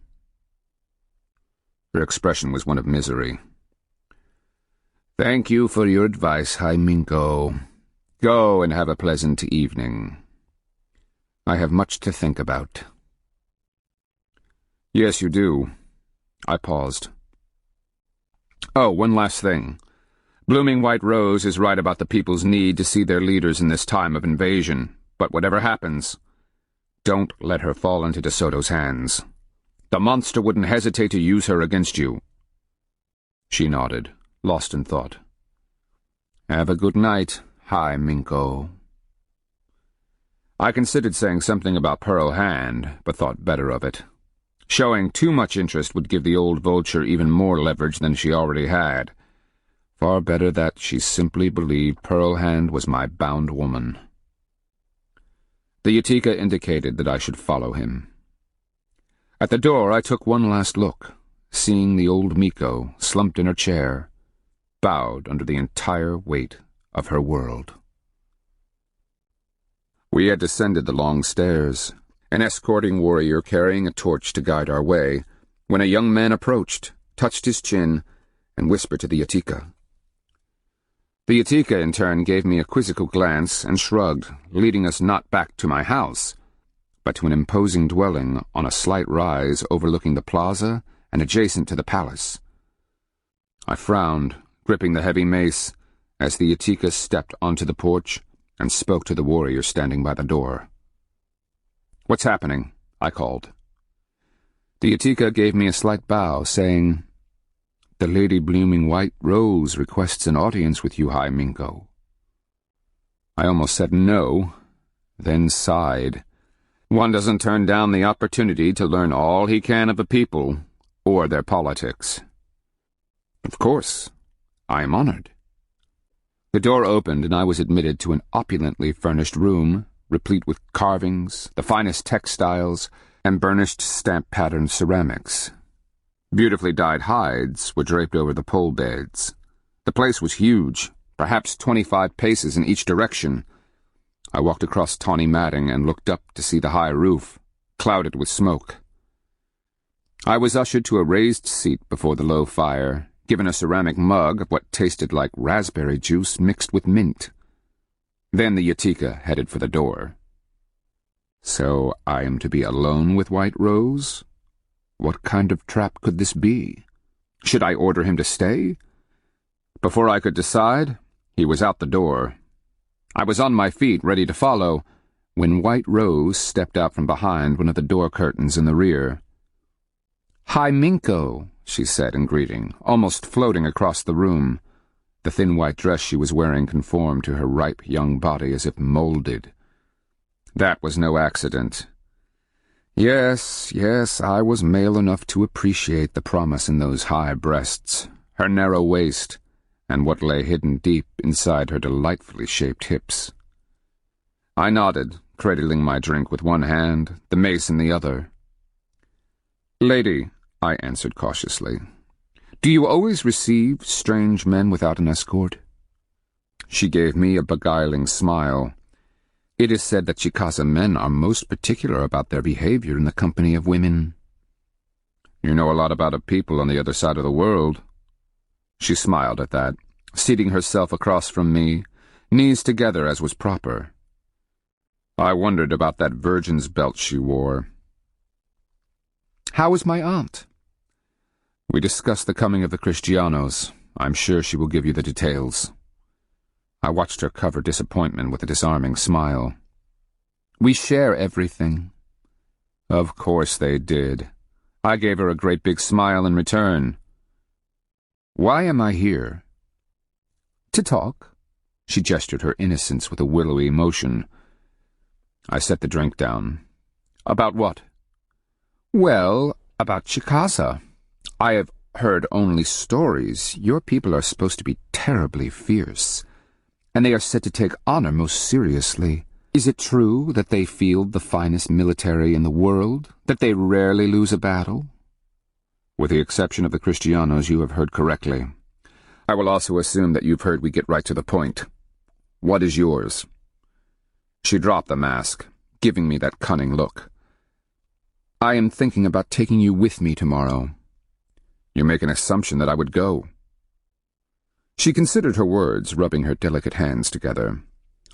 "My aunt is old, and Confidant has been shaken by the death. The people have become disheartened, feeling somehow that power has abandoned us. They need a symbol, something that can give them new hope." "And what would that be?" She stared straight into my eyes. "Perhaps an outsider, a great lord who is sent to us in our time of need. A man who could be equated with the heroes back in the beginning times. Someone strong, capable, a mighty warrior, who could reform our military and knows other nations. I think we need someone who would cow the rebellious Tawas and lesser Mikos, cause them to think twice about challenging an order." "That might be a moot point when the Kristianos arrive." "Have you commanded armies?"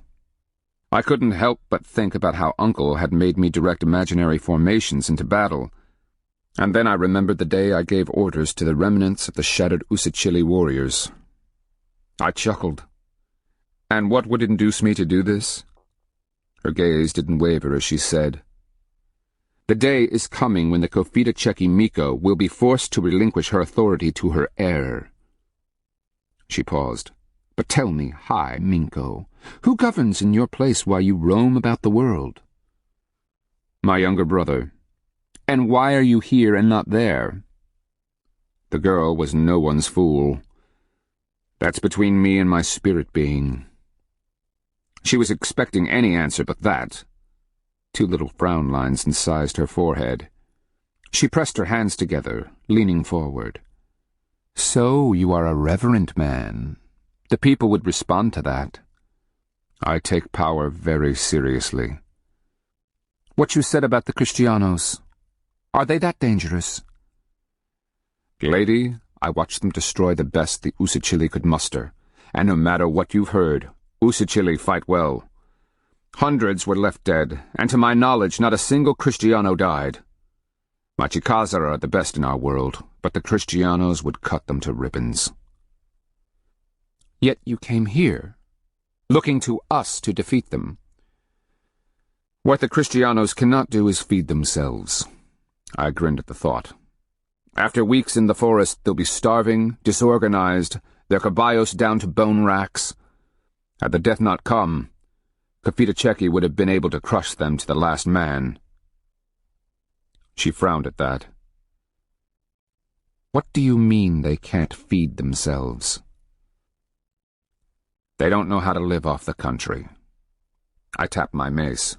By the time they stumble out of the wilderness, they'll probably be prepared to trade their souls to their Diablo for a solid meal.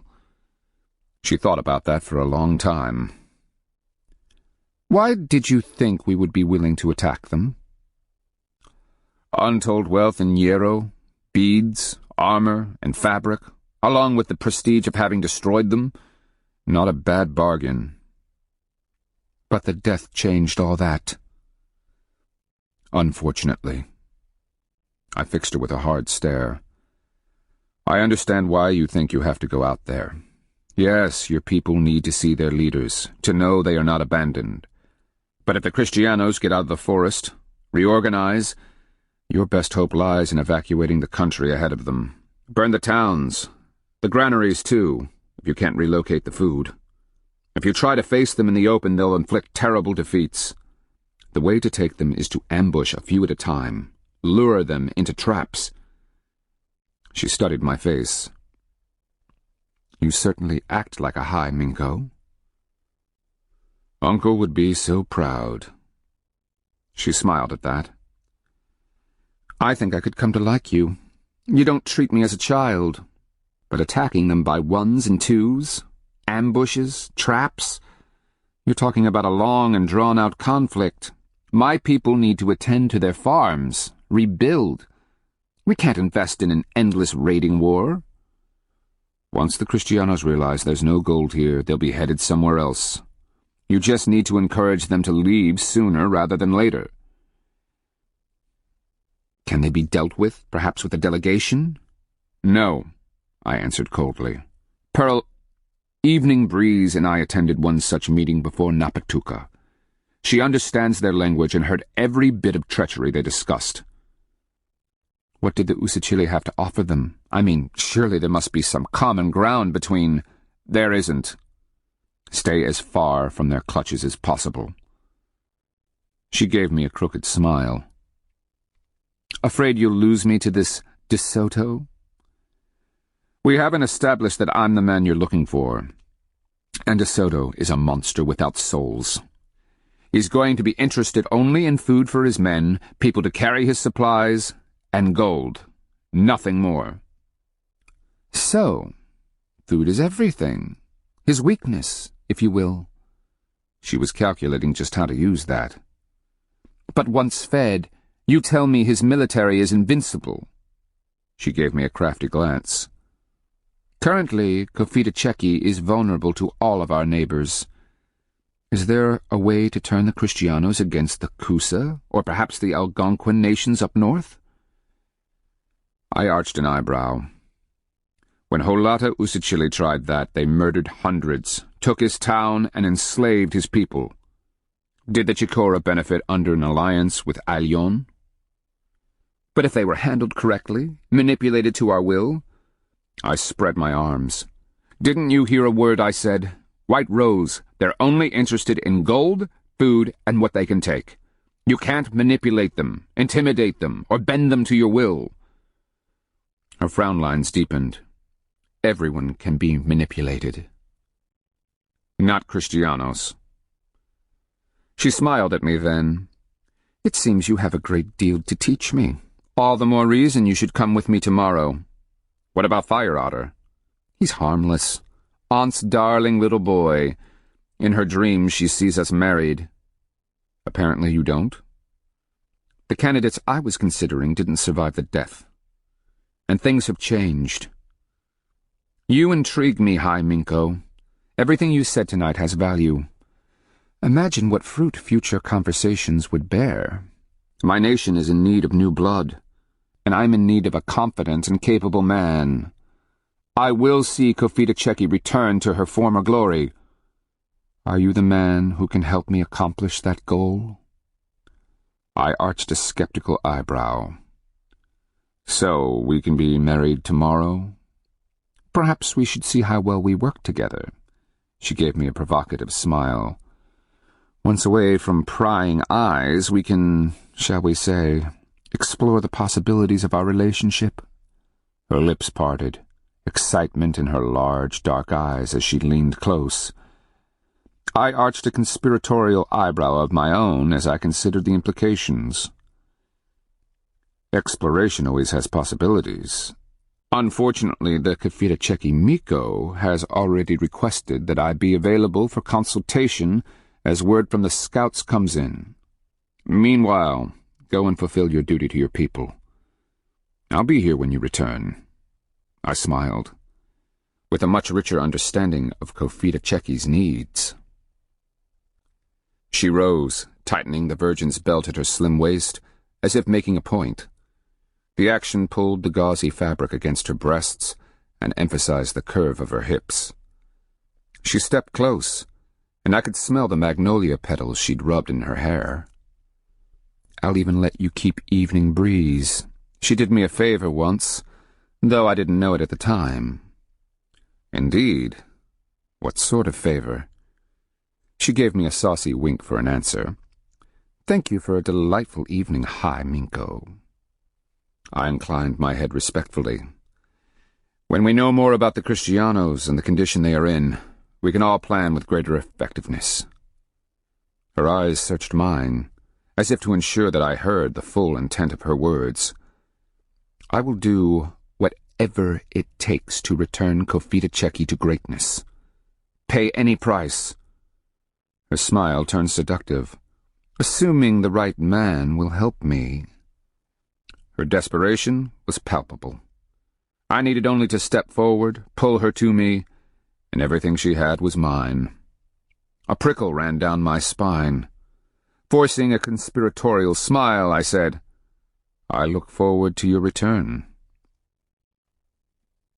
I stepped out into the night, the mace clutched in my hand, and wondered if the old Miko knew just how dangerous her niece was, or the lengths to which White Rose would go to feed her ambitions.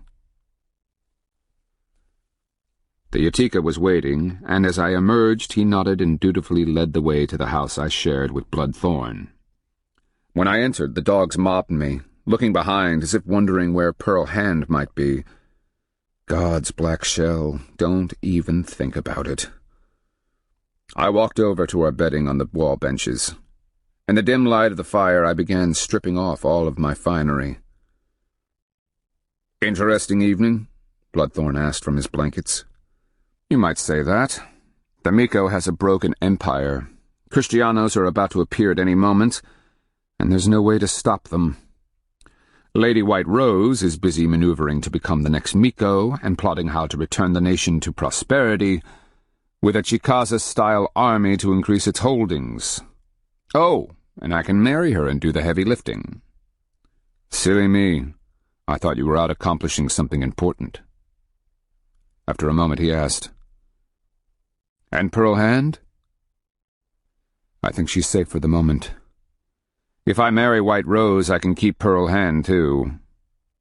Charming little household. Definitely. Blood and pus. I remembered what I hated about politics. That left me with a long night ahead, worrying each instant about what was happening to Pearl Hand, and wondering why White Rose had unleashed a rattling hail of worry deep down in my gut. Chapter 23. The following morning, after servants had fixed our breakfast, the Yatika arrived to inform us that our presence was required by the Confidant Miko. After a troubling night, filled with dreams of Pearl Hand suffering every indignity, I was desperate to see some evidence of my wife. Bloodthorn and I dressed and used the last of our paints to recreate our lordly personas. Exploring the options available to a captive High Minko, I ordered the servant to obtain more paint in all the colors. The man nodded and left. It's interesting. People just do things for the nobility. I had watched my family act like this for years. Only when you become a trader do you realize that everything has to come from somewhere, and that someone, without choice, has to surrender it. Stepping out into the morning, I looked at the 2 litter chairs resting on the porch. The bevy of servants was lingering, not having much to do, so I gestured to Bloodthorn and went to sit in the closest one. The servants immediately began to scurry, and Bloodthorn and I were borne forthwith to the crowded plaza before the palace. White Rose, looking imperious, sat in an ornate litter on the hard-packed plaza just below the palace stairs. Her younger sister, wearing a white dress, rested in a second litter behind her. Both had servants holding feathered sunshades to keep them cool. Fire Otter and an assemblage of inajes, oretas, and attendants were lined up behind the litters and carriers. In the rear, servants and porters had formed 3 lines. The entire entourage before me consisted of over 100 people. White Rose gave me a smile, as if to say, "See, you could be here at my side." Crowded as the Confidant Miko's veranda was, we weren't getting a ride up the long stairs. The Yatika indicated that we were to climb, so Bloodthorn and I stepped out of our lowered chairs and ascended the steps, a multitude of eyes upon us. I could only imagine the rumors passing from lip to lip. At the top, the Confidant Miko waited in all her finery. Swan feather splays at each shoulder accented a striking white fabric dress, adorned with pearls and bits of mica that glittered in the light. Her hair was pulled up with an eagle feather spray, like rays behind her tightly coiled hair. She held a groundstone mace. Her face was painted in alternating bars of red and white. The Yatika indicated a place for us on the left, and I looked at the other inajes and oretas that crowded the veranda. They were all dressed in their best, looking suitably dignified, and stared down at White Rose's party in the plaza when they weren't giving me sidelong glances. 2 priests approached, attendants following with eagle feather sunshades. These they skillfully held so their masters were spared the blinding sun. Beyond the procession, the plaza still looked unkempt, and I came to the conclusion that but for a handful of onlookers and servants, only this collection of nobles and priests remained in the city. The straits into which Confidant had fallen couldn't have been more apparent. Before the death, this would have been an occasion for 1,000 spectators or more. Silence fell as the priests began singing, calling upon power and the spirit beasts to bless the mission with success. Then the ancestors were invoked to ensure the safety of the travelers. Finally, 10 accompanying warriors, resplendent with shields, war clubs, bows, and arrows, knelt, palms up, to be blessed and instilled with courage and prowess. The Yatika blew a conch shell horn. Carriers lifted White Rose and her sister's litters to their shoulders. "May power go with you," the old Miko called. Accompanied by the hollow boom of a pot drum and lilting flute music, White Rose's little procession started for the avenue that would take her to the canoe landing. We all stood in witness, the inajes and oretas mumbling prayers until the procession passed behind the Raccoon clan house and out of sight. I watched the old Miko sigh, relaxing her shoulders so the feather splays slumped. She turned, making a gesture, and a chair was placed in the shade. Into this she settled and rearranged her dress with a fragile hand. The other still clasped her stone mace. "Let us get to business," she said, eyes on the priests as they started across the plaza, following one of the trails across the stickball field. They paused only long enough to lay reverent fingers on the world tree pole, with its faded red and white spirals. Bloodthorn and I stood near the rear, me translating as the old woman went through the morning business. Periodically the Yatika called up a messenger from the knot of people at the bottom of the stairs. These were runners, sent by subordinate Mikos from the surrounding Talwas. We heard reports of a number of people returning to their homes after the death, how many plots of land were being put back into cultivation, requests for seed corn, and the like. And to think I could have been home, back in Chicasa, listening to many of the same reports, without the death, I hoped. And if White Rose has her way, someday you can listen to them here. But when I looked out at the great abandoned city, I wasn't so sure. How many people can a nation lose before everything falls apart? Who coordinates the dispensation of tribute? Who cuts the wood? Who sees to the maintenance of all these houses? For the first time, I realized there is a point of depopulation beyond which a people cannot sustain itself. The more sophisticated a civilization, with its military, economics, artisans, and administrators, the greater its vulnerability. Musing on these things, I was surprised when the Yatika called, "High Minko of the Chicasa! Approach!" I stepped forward, mindful of the circumstances, and dropped to one knee, palms up. But I stared straight into the old Miko's eyes, a symbol that I recognized her status and authority, but remained cognizant of my own. "Arise," she said softly. "You others may leave us now. The High Minko and I have things to discuss." The Orietas shot irritated glances at each other, touched their foreheads, and slowly descended the stairs to plaza level. The knot of spectators immediately mobbed them, eager for gossip. I motioned for Bloodthorn to come over. "How can we be of service?" I asked, aware that the Yatika remained standing to the side.